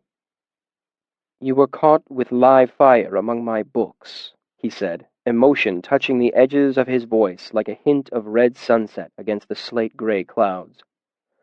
All of my carefully planned persuasion flew out of my head. "Master Loren," I pleaded. "I'd been whipped that day and wasn't at my wit's best. Ambrose—" Loren raised his long-fingered hand from the desk, his palm facing out toward me. The careful gesture cut me off more quickly than a slap across the face. His face was expressionless as a blank page. "Who am I to believe? A relar of 3 years or an elir of 2 months? A scriv in my employ or an unfamiliar student found guilty of reckless use of sympathy?" I managed to regain a little of my composure. "I understand your decision, Master Loren, but is there anything I might do to earn readmittance?" I asked, unable to keep my voice entirely free of desperation. "Honestly, I would rather be whipped again than spend another term banned. I would give you all the money in my pocket, though it isn't much. I'd work long hours as a scriv without pay for the privilege of proving myself to you. I know you're short-staffed during exams." Loren looked at me, his placid eyes almost curious. I couldn't help but feel that my plea had affected him. "All that?" "All that," I said earnestly, hope billowing wildly through my chest. "All that, and any other penance you desire." "I require but one thing to rescind my ban," Loren said. I fought to keep a manic grin off my face. "Anything!" "Demonstrate the patience and prudence which you have heretofore been lacking," Loren said flatly, then looked down at the book that lay open on his desk. "Good morning." The next day, one of Jameson's errand boys woke me out of a sound sleep in my vast bed at the Horse and Four. He informed me that I was due on the horns at a quarter hour before noon. I was being charged with conduct unbecoming a member of the Arcanum. Ambrose had finally caught wind of my song. I spent the next several hours feeling vaguely sick to my stomach. This was exactly what I'd hoped to avoid, an opportunity for both Ambrose and Hem to settle scores with me. Worse still, this was bound to lower Loren's opinion of me even further, no matter what the outcome. I arrived in the Master's Hall early and was relieved to find the atmosphere much more relaxed than when I'd gone on the horns for malfeasance against Hem. Arwyll and Elxadal smiled at me. Kilvin nodded. I was relieved that I had friends among the Masters to balance out the enemies I'd made. "All right," the Chancellor said briskly. "We've got 10 minutes before we start admissions. I don't feel like getting behind schedule, so I'm going to move this right along." He looked around at the rest of the Masters and saw only nods. "Raylar Ambrose, make your case. Keep it under a minute." "You have a copy of the song right there," Ambrose said hotly. "It's slanderous. It defames my good name. It's a shameful way for a member of the Arcanum to behave." He swallowed, his jaw clenching. "That's all." The Chancellor turned to me. "Anything to say in your defense?" "It was in poor taste, Chancellor, but I didn't expect it to get around. I only sang it on one occasion, in fact." "Fair enough." The Chancellor looked down at the paper in front of him. He cleared his throat. "Raylar Ambrose, are you a donkey?" Ambrose went stiff. "No, sir," he said. "Are you possessed of—" He cleared his throat and read directly off the page. "A pizzle bound to fizzle?" A few of the Masters struggled to control smiles. Elodin grinned openly. Ambrose flushed. "No, sir." "Then I'm afraid I don't see the problem," the Chancellor said curtly, letting the paper settle to the table. "I move the charge of conduct unbecoming be replaced with undignified mischief." "Seconded," Kilvin said. "All in favor?" All hands went up except for Hems and Brandeurs. "Motion passed. Discipline will be set at a formal letter of apology tendered to—" "For God's sake, Arthur," Hem broke in, "at least make it a public letter." The Chancellor glared at Hem, then shrugged. "Formal letter of apology posted publicly before the fall term. All in favor?" All hands were raised. "Motion passed." The Chancellor leaned forward onto his elbows and looked down at Ambrose. "Raylar Ambrose, in the future you will refrain from wasting our time with spurious charges." I could feel the anger radiating off Ambrose. It was like standing near a fire. "Yes, sir." Before I could feel smug, the Chancellor turned to me. "And you, Kvothe, will comport yourself with more decorum in the future." His stern words were somewhat spoiled by the fact that Elodin had begun cheerfully humming the melody to Jackass Jackass next to him. I lowered my eyes and did my best to fight down a smile. "Yes, sir." "Dismissed." Ambrose turned on his heels and stormed off, but before he made it through the door, Elodin burst out singing, "He's a well-bred ass, you can see it in his stride, and for a copper penny he will let you take a ride." The thought of writing a public apology was galling to me, but, as they say, the best revenge is living well. So I decided to ignore Ambrose and enjoy my new luxurious lifestyle at the Horse and Four. But I only managed 2 days of revenge. On the third day, the Horse and Four had a new owner. Short, jolly Kvaran was replaced with a tall, thin man who informed me that my services were no longer required. I was told to vacate my rooms before nightfall. It was irritating, but I knew of at least 4 or 5 inns of similar quality on this side of the river that would jump at the chance to employ a musician with his talent pipes. But the innkeeper at Hollybush refused to speak with me. The White Hart and Queen's Crown were content with their current musicians. At the Golden Pony, I waited for over an hour before I realized I was being politely ignored. By the time I was turned away by the Royal Oak, I was fuming. It was Ambrose. I didn't know how he'd done it, but I knew it was him. Bribes, perhaps, or a rumor that any inn employing a certain red-haired musician would be losing the business of a large number of wealthy, noble customers. So I began working my way through the rest of the inns this side of the river. I'd already been turned away by the upper-class ones, but there were many respectable places left. Over the next several hours, I tried the Shepherd's Rest, the Boar's Head, Dog in the Wall, Staves Inn, and the Tabard. Ambrose had been very thorough. None of them were interested. It was early evening by the time I came to Anchor's, and by that time, the only thing keeping me going was pure black temper. I was determined to try every single inn on this side of the river before I resorted to paying for a bunk and a meal chit again.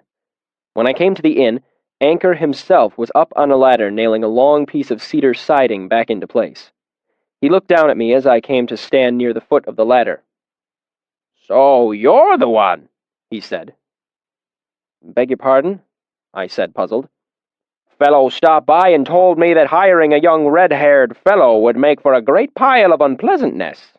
He nodded at my lute. "You must be him." "Well then," I said, adjusting the shoulder strap of my lute case, "I won't waste your time." "You aren't wasting it yet," he said as he climbed down the ladder, wiping his hands on his shirt. "The place could use some music." I gave him a searching look. "Aren't you worried?" He spat. "Damn little gadflies think they can buy the sun out of the sky, don't they?" "This particular one could probably afford it," I said grimly, "and the moon too, if he wanted the match set to use as bookends." He snorted derisively. "He can't do a damn thing to me. I don't cater to his sort of folk, so he can't scare off my business, and I own this place my own self, so he can't buy it and fire me off like he did to poor old Kvaran." "Someone bought the Horse and Four?" Anchor gave me a speculative look. "You didn't know?" I shook my head slowly, taking a moment to digest this piece of information. Ambrose had bought the Horse and Four just to spite me out of a job. No, he was too clever for that. He had probably loaned the money to a friend and passed it off as a business venture. How much had it cost? 1,000 talents? 5,000? I couldn't even guess how much an inn like the Horse and Four was worth. What was even more disturbing was how quickly he had managed it. It put things in sharp perspective for me. I'd known Ambrose was rich, but honestly, everyone was rich compared to me. I'd never bothered thinking about how wealthy he was, or how he could use it against me. I was getting a lesson in the sort of influence a wealthy baron's firstborn son could bring to bear. For the first time, I was glad for the university's strict code of conduct. If Ambrose was willing to go to these lengths, I could only imagine what drastic measures he would take if he didn't need to maintain a semblance of civility. I was jolted out of my reverie by a young woman leaning out the front door of the inn. "Damn you, Anchor!" she shouted. "I'm not going to pull and carry while you stand out here scratching your arse! Get in here!" Anchor muttered something under his breath, as he picked up the ladder and he stowed it around the corner in the alleyway. "What'd you do to this fellow anyway? Chop his mum?" "Wrote a song about him, actually." As Anchor opened the door of the inn, a gentle welter of conversation poured out onto the street. "I'd be curious to hear a song like that," he grinned. "Why don't you come give it a play?" "If you're sure," I said, not quite believing my luck. "There's bound to be trouble." "Trouble?" he chuckled. "What does a boy like you know about trouble? I was in trouble afore you were born. I been in trouble you don't even got words for." He turned to face me, still standing in the doorway. "It's been a while since we've had music in here regular. Can't say as I like to go without. A proper tavern has music." I smiled. "I have to agree with you there." "Truth is, I'd have you in just to twist that rich tit's nose," Anchor said. "But if you can play worth half a damn—" He pushed the door open farther, making it an invitation. I could smell sawdust and honest sweat and baking bread. By the end of the night, it was all arranged. In exchange for playing 4 nights a span, I earned a tiny room on the 3rd floor and the assurance that if I was around at mealtimes, I would be welcome to a bit of whatever was cooking in the pot. Admittedly, Anchor was getting the services of a talented musician for a bargain price, but it was a deal I was happy to make. Anything was better than going back to the muse and the silent scorn of my bunkmates. The ceiling of my tiny room slanted downward in 2 corners, making it seem even smaller than it really was. It would have been cluttered if there had been more than the few sticks of furniture, a small desk with a wooden chair, and a single shelf above it. The bed was flat and narrow as any bunk in the muse. I set my slightly battered copy of Rhetoric and Logic on the shelf over the desk. My loot case leaned comfortably in the corner. Through the window, I could see the lights of the university unblinking in the cool autumn air. I was home. Looking back, I count myself lucky that I ended up in Anchor's. True, the crowds were not as wealthy as those at the Horse and Four, but they appreciated me in a way the nobles never had. And while my suite of rooms at the Horse and Four had been luxurious, my tiny room at Anchor's was comfortable. Think in terms of shoes. You don't want the biggest you can find. You want the pair that fits. In time, that tiny room at Anchor's came to be more of a home to me than anywhere else in the world. But at that particular moment, I was furious at what Ambrose had cost me. So when I sat down to write my public letter of apology, it dripped with venomous sincerity. It was a work of art. I beat my breast with remorse. I wailed and gnashed my teeth over the fact that I had maligned a fellow student. I also included a full copy of the lyrics, along with 2 new verses and full musical notation. I then apologized in excruciating detail about every vulgar, petty innuendo included in the song. I then spent 4 precious jots of my own money on paper and ink and called in the favor Jackson owed me for trading him my late admissions slot. He had a friend that worked in a print shop, and with his help, we printed over 100 copies of the letter. Then, the night before fall term began, Will, Sim, and I posted them on every flat surface we could find on both sides of the river. We used a lovely alchemical adhesive Simon had cooked up for the occasion. The stuff went on like paint, then dried clear as glass and hard as steel. If anyone wanted to remove the posts, they'd need a hammer and chisel. In hindsight, it was as foolish as taunting an angry bull, and if I had to guess, I'd say this particular piece of insolence was the main reason Ambrose eventually tried to kill me.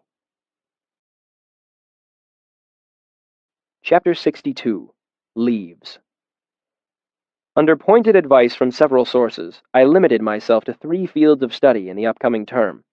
I continued advanced sympathy with Alxadal, held a shift in the Medica, and continued my apprenticeship under Manette.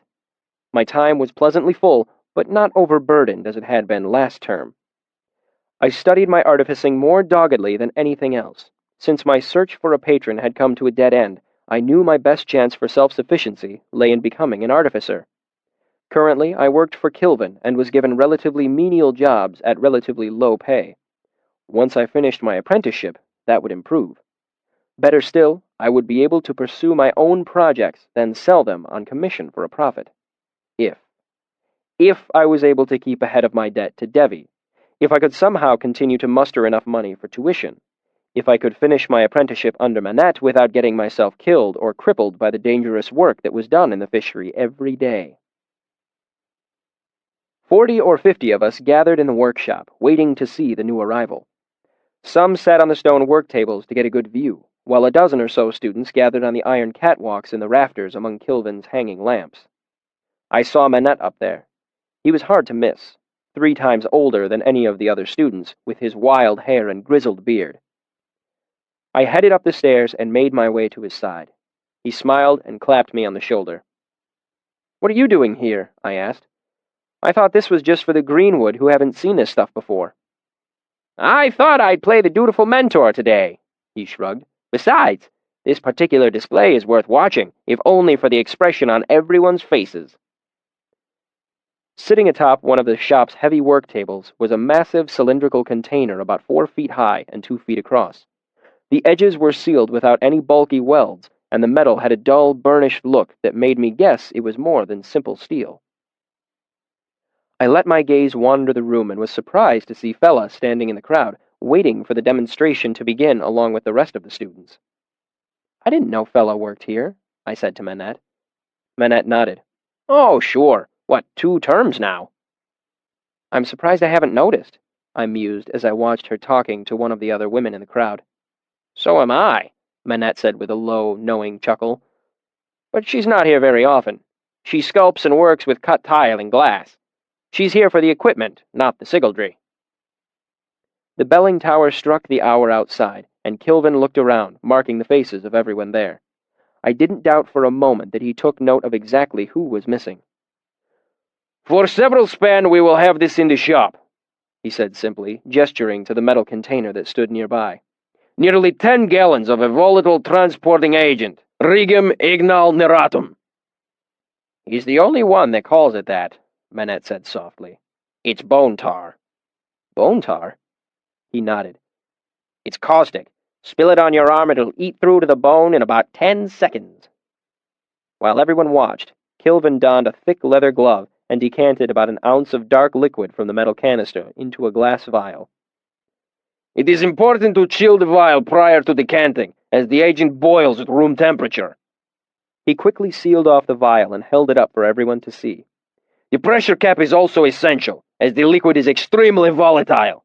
As a gas, it exhibits surface tension and viscosity like mercury. It is heavier than air and does not dissipate. It coheres to itself." With no further preamble, Kilvin tossed the vial into a nearby firewell, and there was the sharp, clear sound of breaking glass. From this height, I could see the firewell must have been cleaned out specially for this occasion. It was empty, just a shallow circular pit of bare stone. "It's a shame he's not more of a showman," Manette said softly to me. "Elxadal could do this with a little more flair." The room was filled with a sharp crackling and hissing as the dark liquid warmed itself against the stone of the firewall and began to boil. From my high vantage, I could see a thick, oily smoke slowly filling the bottom of the well. It didn't behave like fog or smoke at all. Its edges didn't diffuse. It pooled and hung together like a tiny, dark cloud. Manette tapped me on the shoulder, and I looked at him just in time to avoid being blinded by the initial burst of flame as the cloud caught fire. There were dismayed noises from all around, and I guessed most of the others had been caught unaware. Manette grinned at me and gave a knowing wink. "Thanks," I said, and turned back to watch. Jagged flames danced across the surface of the fog, colored a bright sodium red. The additional heat made the dark fog boil faster, and it swelled until the flames were licking toward the top of the waist-high lip of the firewall. Even from where I stood on the catwalk, I could feel a gentle heat on my face. "What the hell do you call that?" I asked him quietly. "Fire fog?" "We could," he responded. "Kilvin would probably call it an atmospherically activated incendiary action."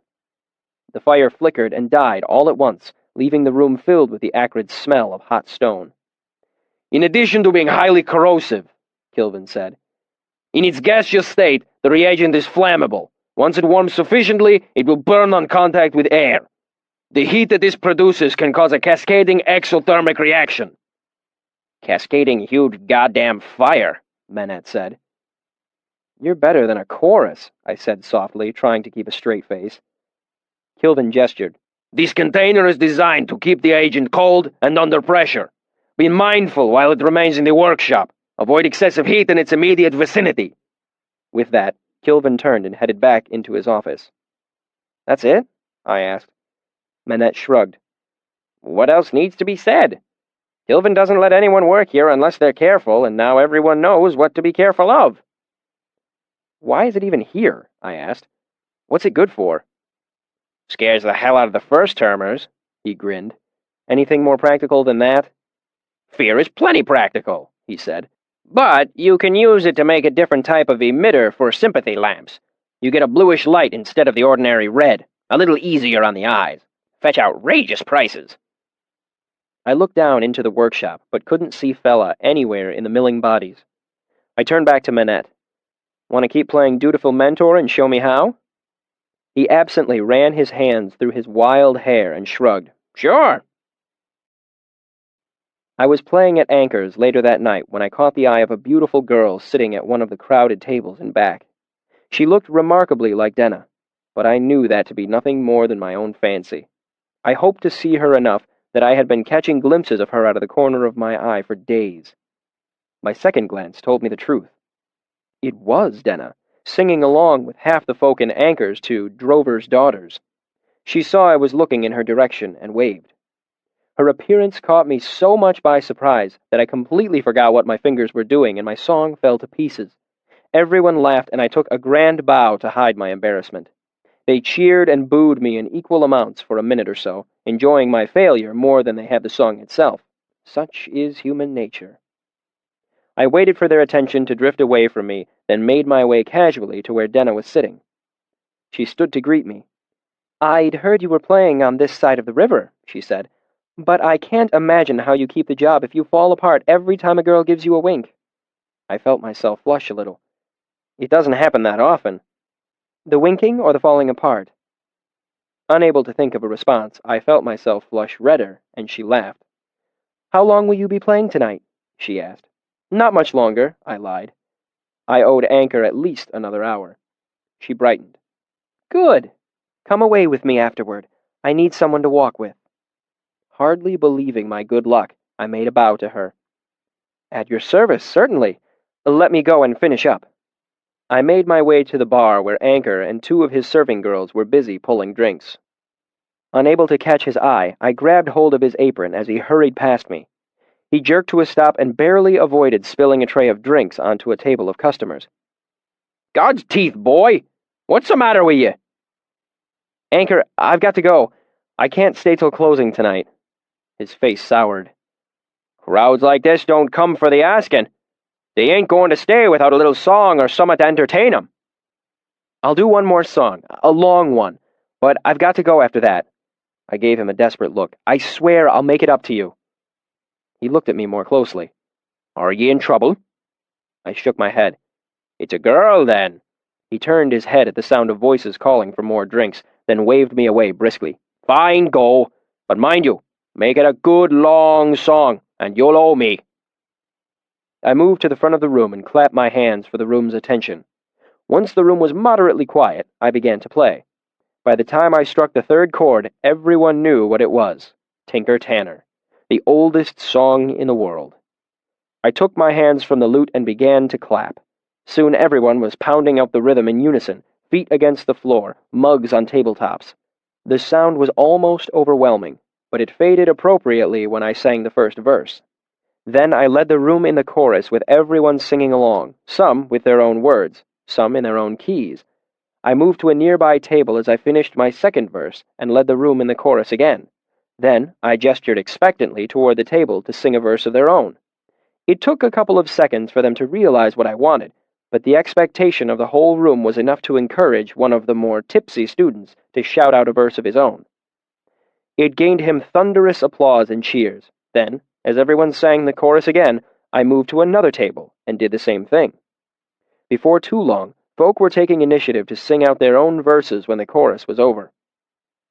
I made my way to where Denna waited by the outer door, and together we slipped out into the early evening twilight. That was cleverly done, she said as we began to stroll away from the tavern. How long do you think they'll keep it up? That will all depend on how quickly Anchor manages to pull down drinks for the lot of them. I came to a stop at the edge of the alley and ran between the back of Anchor's tavern and the bakery next door. If you'll excuse me a moment, I have to put my lute away. In an alley? She asked. In my room. Stepping lightly, I moved quickly up the side of the building. Right foot rain barrel, left foot window ledge, left hand iron drain pipe, and I swung myself onto the lip of the first-story roof. I hopped across the alley to the roof of the bakery and smiled at her startled intake of breath. From there, it was a short stroll upward, and I hopped back across to the second-story roof of Anchor's. Tripping the latch to my window, I reached through and set my loot lightly on my bed before heading back down the way I had come. "Does Anchor charge a penny every time you use his stairs?" she asked as I neared the ground. I stepped down from the rain barrel and brushed my hands against my pants. "I come and go at odd hours," I explained easily as I fell into step beside her. "Am I correct in understanding that you are looking for a gentleman to walk with you tonight?" A smile curved her lips as she looked sideways at me. "Quite." "That is unfortunate," I sighed. "I am no gentleman." Her smile grew. "I think that you are close enough." "I would like to be closer." "Then come walking with me." "It would please me greatly. However—" I slowed my walk a bit, my smile fading into a more serious expression. "What about Savoy?" Her mouth made a line. "He staked a claim on me, then?" "Well, not as such, but there are certain protocols involved." "A gentleman's agreement?" she asked acidly. "More like honor among thieves, if you will." She looked me in the eye. "Kvothe," she said seriously. "Steal me." I bowed and made a sweeping gesture toward the world. "At your command." We continued our walk. The moon was shining, making the houses and shops around us seem washed and pale. "How is Savoy, anyway? I haven't seen him for a while." She waved a hand to dismiss the thought of him. "I haven't either, not for lack of trying on his part." My spirits rose a bit. "Really?" She rolled her eyes. "Roses! I swear, you men have all your romance from the same worn book. Flowers are a good thing, a sweet thing to give a lady. But it's always roses, always red, and always perfect hothouse blooms when they can come by them." She turned to face me. "When you see me, do you think of roses?" I knew enough to shake my head, smiling. "What then? If not a rose, what do you see?" Trapped. I looked her up and down once, as if trying to decide. "Well," I said slowly, "you'll have to forgive us men. You see, it's not an easy thing to pick a flower to fit a girl, if you'll excuse my expression." She grimaced. "Pick a flower? Yes, I'll excuse it this time. The trouble is, when you gift a girl with flowers, your choice can be construed so many different ways. A man might give you a rose because he feels you are beautiful, or because he fancies their shade or shape or softness similar to your lips. Roses are expensive, and perhaps he wishes to show through a valuable gift that you are valuable to him." "You make a good case for roses," she said. "The fact remains, I do not like them. Pick another flower to suit me." "But what suits? When a man gives you a rose, what you see may not be what he intends. You may think he sees you as delicate or frail. Perhaps you dislike a suitor who considers you all sweet and nothing else. Perhaps the stem is thorned, and you assume he thinks you likely to hurt a hand too quick to touch. But if he trims the thorns, you might think he has no liking for a thing that can defend itself with sharpness. There's so many ways a thing can be interpreted," I said. "What is a careful man to do?" She cast a sidelong look at me. "If the man is you, I'd guess he would spin clever words and hope the question was forgotten." She tilted her head. "It isn't. What flower would you pick for me?" "Very well. Let me think." I turned to look at her, then away. "Let's run down a list. Dandelion might be good. It's bright, and there is a brightness about you. But dandelion is common, and you are not a common creature. Roses we have dealt with and discarded. Nightshade, no. Nettle, perhaps." She made a face of mock outrage and showed me her tongue. I tapped a finger to my lips as if reconsidering. "You are correct, except for your tongue, it doesn't suit you." She huffed and crossed her arms. Wild oat, I exclaimed, startling a laugh from her. Its wildness suits you, but it's a small flower and bashful. For that as well as other, I cleared my throat, more obvious reasons, I think we'll pass the wild oat by. Pity, she said. Daisy is a good one. I bowled ahead, not letting her distract me. Tall and slender, willing to grow by roadsides. A hardy flower, not too delicate. Daisy is self-reliant. I think it might suit you, but let us continue in our list. Iris? Too gaudy. Thistle? Too distant. Violet? Too brief. Trillium? There's a thing. A fair flower. Doesn't take to cultivation. The texture of the petals. I made the boldest motion of my young life and brushed the side of her neck gently with a pair of fingers. Smooth enough to match your skin, just barely.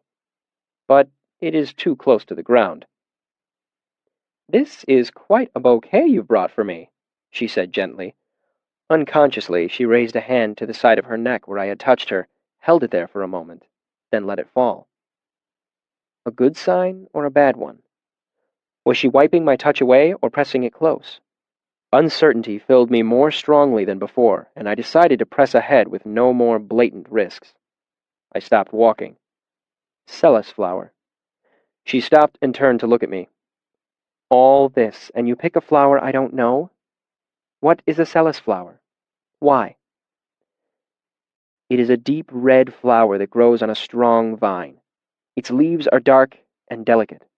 They grow best in shadowy places, but the flower itself finds stray sunbeams to bloom in. I looked at her. That suits you. There is much of you that is both shadow and light. It grows in deep forests and is rare because only skilled folk can tend one without harming it. It has a wondrous smell and is much sought and seldom found. I paused and made a point of examining her. Yes, since I'm forced to pick, I would choose Celis. She looked at me, looked away. You think too much of me. I smiled. Perhaps you think too little of yourself. She caught a piece of my smile and shone it back at me. You were closer earlier in your list. Daisies, simple and sweet. Daisies are the way to win my heart. I will remember it. We started walking again. What flower would you bring me? I teased, thinking to catch her off guard. A willow blossom, she said without a second's hesitation. I thought for a long minute. Do willows have blossoms? She looked up and to the side, thinking. I don't think so. A rare treat to be given one, then, I chuckled. Why a willow blossom? You remind me of a willow, she said easily.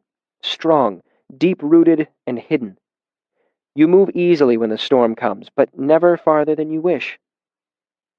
I lifted my hands as if fending off a blow. Cease these sweet words, I protested. You seek to bend me to your will, but it will not work. Your flattery is naught to me but wind. She watched me for a moment, as if to make sure my tirade was complete. Beyond all other trees, she said with a curl of a smile on her elegant mouth, the willow moves to the wind's desire.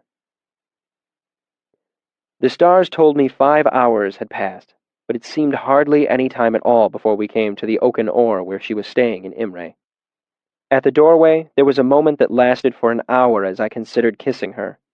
I had been tempted by the thought a dozen times on the road as we talked, when we paused on Stonebridge to watch the river in the moonlight, underneath a linden tree in one of Imre's parks. At those times, I felt a tension building between us, something almost tangible. When she looked sideways at me with her secret smile, the tilt of her head, the way she almost faced me, made me think she must be hoping for me to do something. Put my arm around her? Kiss her? How did one know? How could I be certain? I couldn't. So I resisted the pull of her. I did not want to presume too much, did not want to offend her or embarrass myself. What's more, Diok's warning had made me uncertain. Perhaps what I felt was nothing more than Denna's natural charm, her charisma. Like all boys of my age, I was an idiot when it came to women. The difference between me and the others is that I was painfully aware of my ignorance, while others, like Simon, bumbled around, making asses of themselves with their clumsy courting. I could think of nothing worse than making some unwelcome advance toward Denna and having her laugh at the awkwardness of my attempt. I hate nothing more than doing things badly. So, I made my goodbyes and watched her enter the side door of the oaken oar. I took a deep breath and could hardly keep from laughing or dancing about. I was so full of her. The smell of the wind through her hair, the sound of her voice, the way the moonlight cast shadows across her face. Then, slowly, my feet settled to the ground. Before I had taken 6 steps, I sagged like a sail when the wind fades. As I walked back through the town, past sleeping houses and dark inns, my mood swung from elation to doubt in the space of 3 brief breaths. I had ruined everything. All the things I had said, things that seemed so clever at the time, were in fact the worst things a fool could say. Even now she was inside, breathing a sigh of relief to finally be rid of me. But she had smiled, had laughed. She hadn't remembered our first meeting on the road from Tarbean. I couldn't have made that much of an impression on her. "Steal me," she had said. I should have been bolder and kissed her at the end. I should have been more cautious. I had talked too much. I had said too little. Chapter 63. Walking and Talking. Willem and Simon were already well into their lunches when I arrived at our usual spot in the courtyard.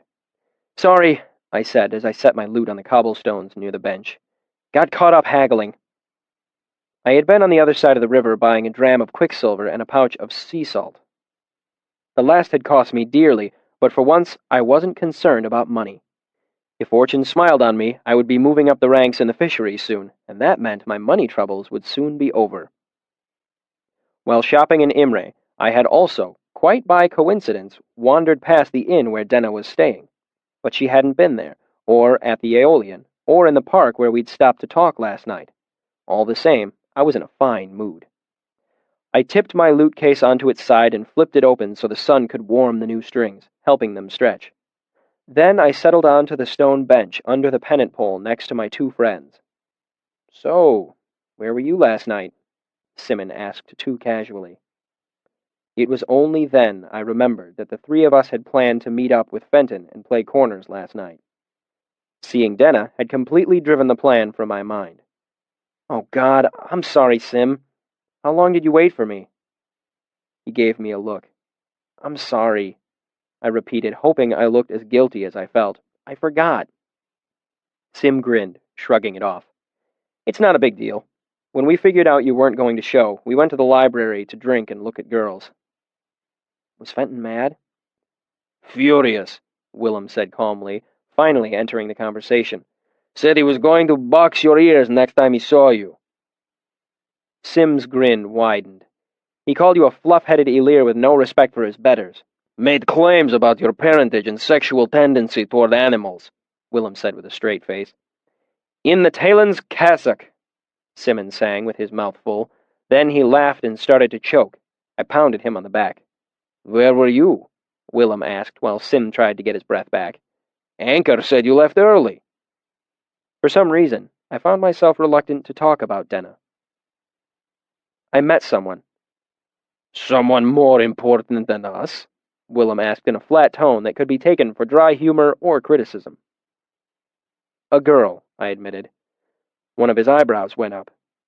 "The one you've been chasing around?" "I haven't been chasing anyone," I protested. "She found me at Anchor's." "Good sign," Willem said. Simon nodded wisely, then looked up with a playful glint in his eye. "So, did you make any music?" He nudged me with an elbow and wagged his eyebrows up and down. "A little duet?" He looked too ridiculous for me to be offended. "No music. She just wanted someone to walk her home." "Walk her home?" he said suggestively, wagging his eyebrows again. I found it less amusing this time. "It was dark out," I said seriously. "I just escorted her back to Imre." "Oh," Sim said, disappointed. "You left Anchor's early." Will said slowly. And we waited for an hour. Does it take you 2 hours to walk to Imre and back? It was a long walk, I admitted. How long is long? Simon asked. A few hours. I looked away. 6. 6 hours? Sim asked. Come on. I think I'm entitled to a few details after listening to you ramble on about her for the last 2 span. I began to bristle. I don't ramble. We just walked, I said. Talked. Sim looked doubtful. Oh, come on. For 6 hours? Willem tapped Simon's shoulder. He's telling the truth. Simon glanced over at him. Why do you say that? He sounds more sincere than that when he lies. If the two of you will be quiet for a minute or so, I'll tell you the whole of it. Fair? They nodded. I looked down at my hands, trying to collect my thoughts, but they wouldn't fall into any sort of orderly pattern. We took the long way back to Imre, stopped on Stonebridge for a while, went to a park outside town, sat by the river. We talked about nothing, really. Places we've been, songs. I realized I was rambling and shut my mouth. I picked my next words carefully. I thought about doing more than walking and talking, but I stopped. I had no idea what to say. They were both silent for a moment. I'll be, Willem marveled, the mighty Kvothe brought low by a woman. If I didn't know you, I'd think you were scared, Simon said, not quite seriously. You're damn right I'm scared, I said in a low voice, wiping my hands nervously against my pants. You'd be too if you'd ever met her. It's all I can do to sit here instead of running off to Imre, hoping to see her through a store window or pass her crossing the street. I gave a shaky smile. Go then! Simon smiled and gave me a little push. Godspeed!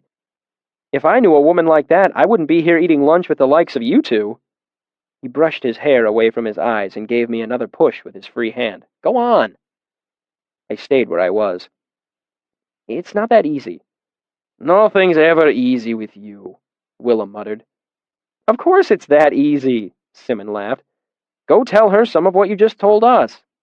Right, I said with dark sarcasm, as if it were simple as singing. Besides, I don't know if she would want to hear it. She's something special. What would she want with me? Simon gave me a frank stare. She came looking for you. She obviously wants something. There was a moment of silence, and I hurried to change the subject while I had the chance. Manette's given me permission to start my journeyman project. Already? Sim gave me an anxious look. Will Kilvin go along with it? He's not a big one for cutting corners. I didn't cut any corners, I said. I just picked things up quickly. Willem gave an amused snort, and Sim spoke up before the two of us started to bicker. What are you doing for your project? Sympathy lamp? Everyone does a lamp, Willem said. I nodded. I want to do something different, maybe a Gearwin, but Manette told me to stick to the lamp. The belling tower struck 4. I got to my feet and gathered up my loot case, ready to head to class. You should tell her, Simon said. If you like a girl, you have to let her know. How's that working out for you so far? I said, irritated that Sim, of all people, would presume to give me relationship advice. Statistically speaking, how often has that strategy paid off, in your vast experience? Willem made a point of looking elsewhere while Sim and I glared at each other. I looked away first, feeling guilty. Besides, there's nothing to tell, I muttered. I like spending time with her, and now I know where she's staying. That means I can find her when I go looking.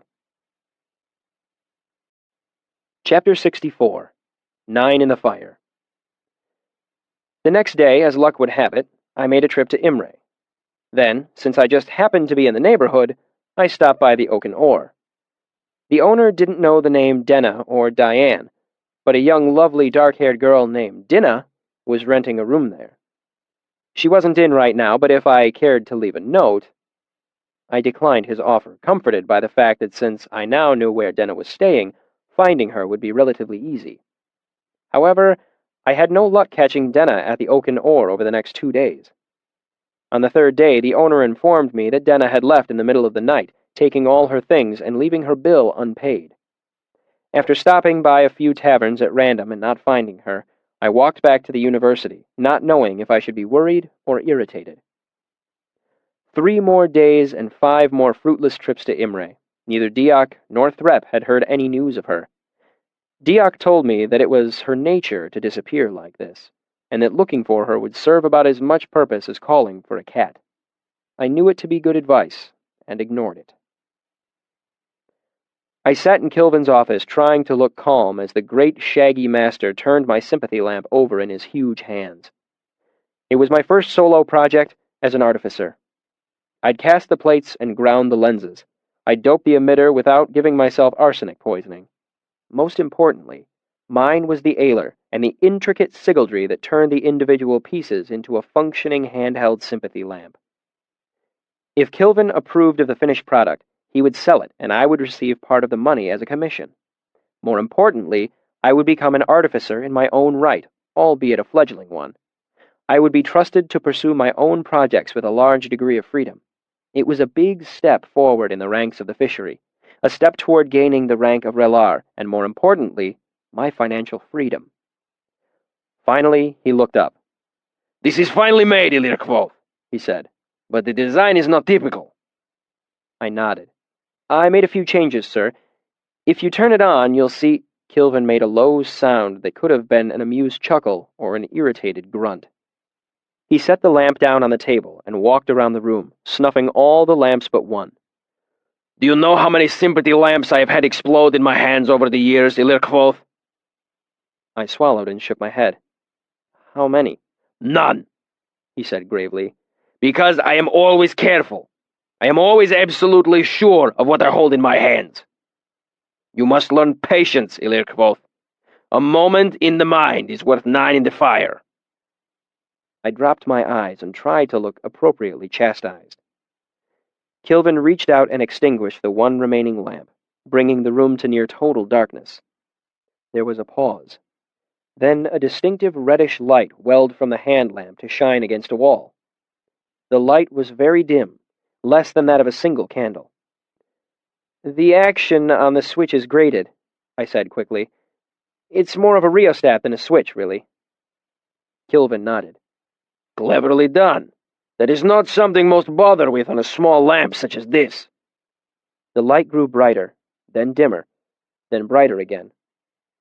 "The sigildry itself seems quite good," Kilvin said slowly as he set the lamp down on the table. "But the focus of your lens is flawed. There is very little diffusion." It was true. Instead of lighting the whole room, as was typical, my lamp revealed a narrow slice of the room, the corner of the work table and half of the large black slate that stood against the wall. The rest of the room remained dark. "It's intentional," I said. "There are lanterns like that, bullseye lanterns." Kilvin was little more than a dark shape across the table. "Such things are known to me, Lyrical." His voice held a hint of reproach. "They are much used for unsavory business. Business arcanists should have no mingling with." "I thought sailors used them," I said. "Burglars use them," Kilvin said seriously.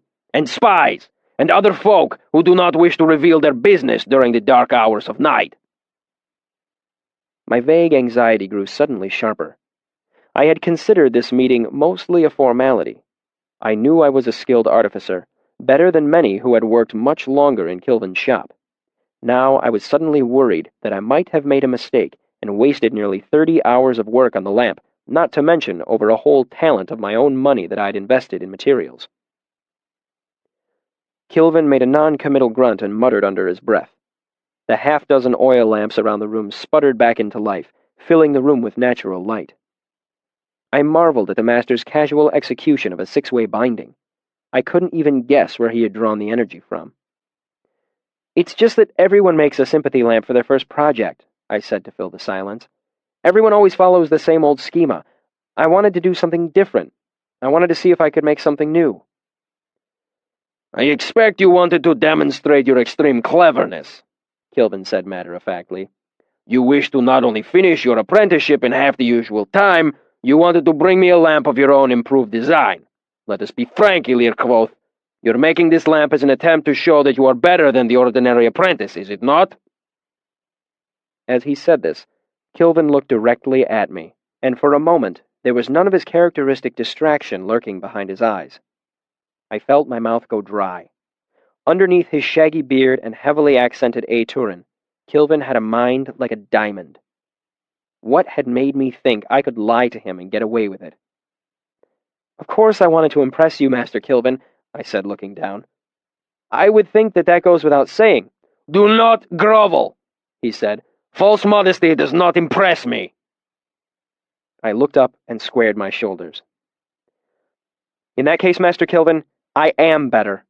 I learn faster, I work harder, my hands are more nimble, my mind is more curious. However, I also expect you to know this for yourself without my telling you. Kilvin nodded. That is better. And you are right. I do know these things.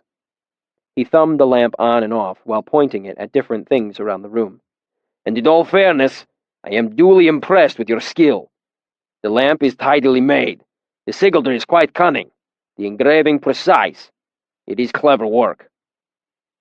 I flushed with pleasure at the compliments. But there is more to artificing than simply skill, Kilvin said as he laid the lamp down and spread his huge hands out flat on either side of it. I cannot sell this lamp. It would gravitate to the wrong people. If a burglar were caught with such a tool, it would reflect badly on all arcanists. You have completed your apprenticeship and distinguished yourself in terms of skill. I relaxed a bit. But your greater judgment is still somewhat in question. The lamp itself we will melt down for metals, I suppose. You're going to melt down my lamp? I had worked for a full span on the lamp and invested almost all the money I had on the purchase of raw materials. I had been counting on making a tidy profit once Kilvin sold it, but now... Kilvin's expression was firm. We are all responsible for maintaining the university's reputation, Lyrical. An item like this in the wrong hands would reflect badly on all of us. I was trying to think of some way to persuade him when he waved a hand at me, shooing me toward the door. Go tell Manette your good news. Disheartened, I made my way out into the workshop and was greeted by the sounds of 100 hands busily chiseling wood, chipping stone, and hammering metal. The air was thick with the smell of etching acids, hot iron, and sweat. I spotted Manette off in the corner, loading tile into a kiln. I waited until he closed the door and backed away, mopping sweat off his forehead with the sleeve of his shirt. How did it go? He asked. Did you pass, or am I going to be stuck holding your hand for another term? I passed, I said dismissively. You were right about the modifications. He wasn't impressed. Told you, he said without any particular smugness. You have to remember that I've been here longer than any 10 students. When I tell you the masters are conservatives at heart, I'm not just making noise. I know. Manette ran a hand idly over his wild gray beard as he eyed the heat waves rolling off the brick kiln. Any thoughts on what you're going to do with yourself now that you're a free agent? I was thinking of doping a batch of the blue lamp emitters, I said. The money is good, Manette said slowly. Risky, though. You know I'm careful, I reassured him. Risky is risky, Manette said. I trained a fellow maybe 10 years back. What was his name? He tapped his head for a moment, then shrugged. He made a little slip. Manette snapped his fingers sharply. But that's all it takes. Got burned pretty badly and lost a couple fingers. Wasn't much of an artificer afterward. I looked across the room at Kamar with his missing eye and bald, scarred head. Point taken. I flexed my hands anxiously as I looked over at the burnished metal canister. People had been nervous around it for a day or two after Kilvin's demonstration, but it had soon become just another piece of equipment. The truth was, there were 10,000 different ways to die in the fishery if you were careless. Bone tar just happened to be the newest, most exciting way to kill yourself. I decided to change the subject. Can I ask you a question? Fire away, he said, glancing at the nearby kiln. Get it? Fire away? I rolled my eyes. Would you say you know the university as well as anyone? He nodded. As well as anyone alive. All the dirty little secrets. I lowered my voice a bit. So, If you wanted to, you could get into the archives without anyone knowing. Manette's eyes narrowed. I could, he said, but I wouldn't. I started to say something, but he cut me off with more than a hint of exasperation. Listen, my boy, we've talked about this before. Just be patient. You need to give Lauren more time to cool off. It's only been a term or so. It's been half a year. He shook his head. That only seems like a long time to you because you're young. Believe me, it's fresh in Lauren's mind. Just spend another term or so impressing Kilvin, then ask him to intercede on your behalf. Trust me, it'll work. I put on my best hangdog expression. You could just... He shook his head firmly. No, no, no. I won't show you. I won't tell you. I won't draw you a map. He softened his expression and lay a hand on my shoulder, obviously trying to take some of the sting out of his bald refusal. Hey, Lou, anyway. Why all the hurry? You're young. You have all the time in the world. He leveled a finger at me. But if you get expelled, it's forever. And that's what'll happen if you're caught sneaking into the archives. I let my shoulders slump, dejected. You're right, I suppose. That's right, I'm right, Manette said, turning back to look at the kiln. Now run along. You're giving me an ulcer. I walked away, thinking furiously about Manette's advice and what he had let slip in our conversation. In general, I knew his advice was good. If I were well behaved for a term or two, I would get access to the archives. It was the safe, simple route to what I wanted. Unfortunately, I couldn't afford patience. I was painfully aware of the fact that this term would be my last unless I could find a way to make a great deal of money rather quickly. No, patience wasn't an option for me. On my way out, I peered inside Kilvin's office and saw him sitting at his work table, idly thumbing my lamp on and off. His expression was distracted again, and I didn't doubt that his vast machine of a brain was busy thinking about a half-dozen things all at once. I knocked on the doorframe to get his attention. Master Kilvin? He didn't turn to look at me. Yes? Could I buy the lamp? I asked. I could use it to read at night. Right now I'm still spending money on candles. I briefly considered wringing my hands before deciding against it. Too melodramatic. Kilvin thought for a long moment.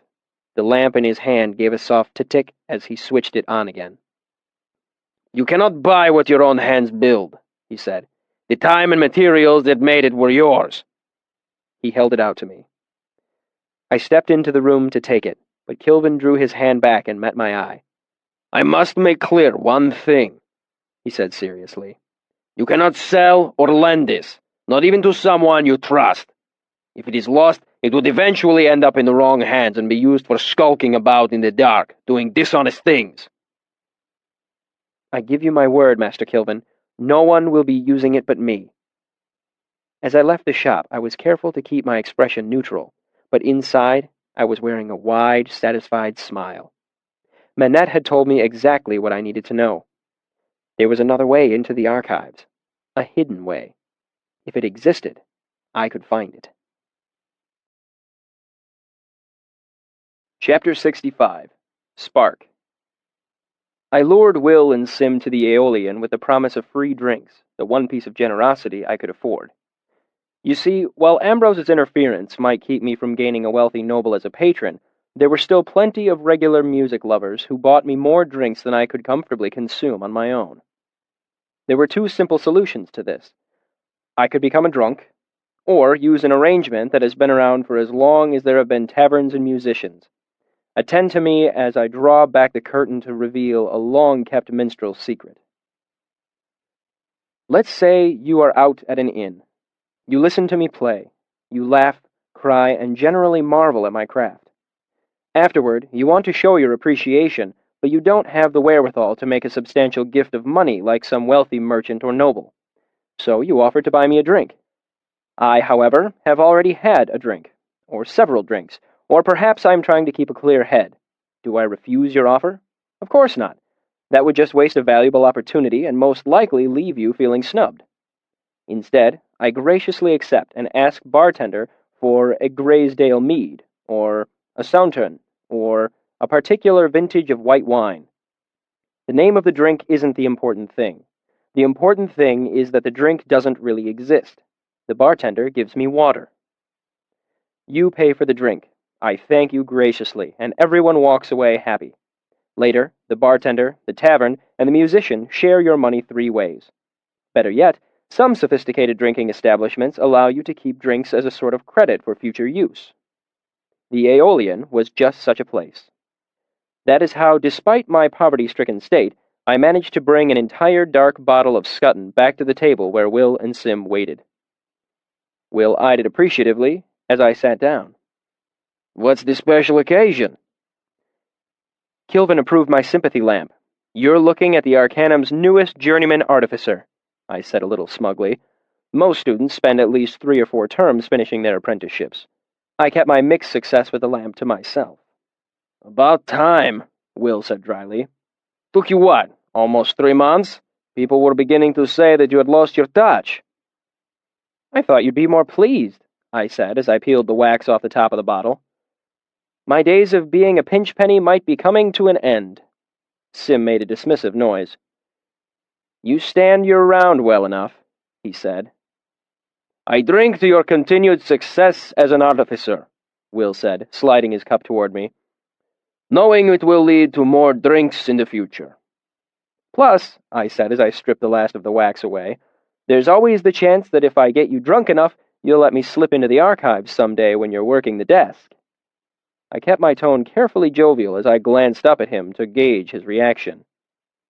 Will took a slow drink, not meeting my eye. "I can't."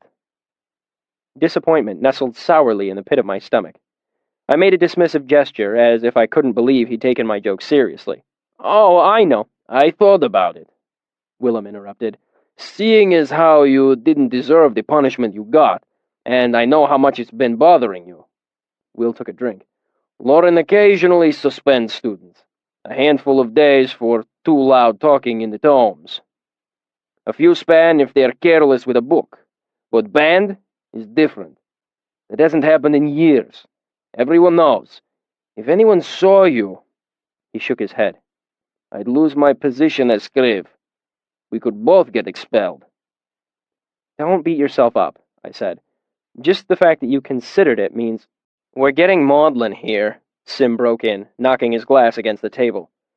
"Open the bottle and we'll drink to Kilvin being so impressed that he talks to Lauren and gets you unbanned from the archives." I smiled and began to work a screw into the cork. "I have a better plan," I said. "I vote we drink to the perpetual confusation and botherment of a certain Ambrose Jackus." "I think we can all agree to that," Will said, raising his glass. "Great God!" Simmons said in a hushed tone. "Look what Diok found." "What's that?" I asked, concentrating on getting the cork out all in one piece. "He managed to get the most beautiful woman in the place again." Sim's grumble was uncharacteristically surly. It's enough to make you hate a man. "Sim, your taste in women is questionable at best." The cork came free with a pleasing sound, and I held it up triumphantly for them to see. Neither of them paid me any attention, their eyes pinned to the doorway. I turned to look. Paused. "That's Denna." Sim turned back to look at me.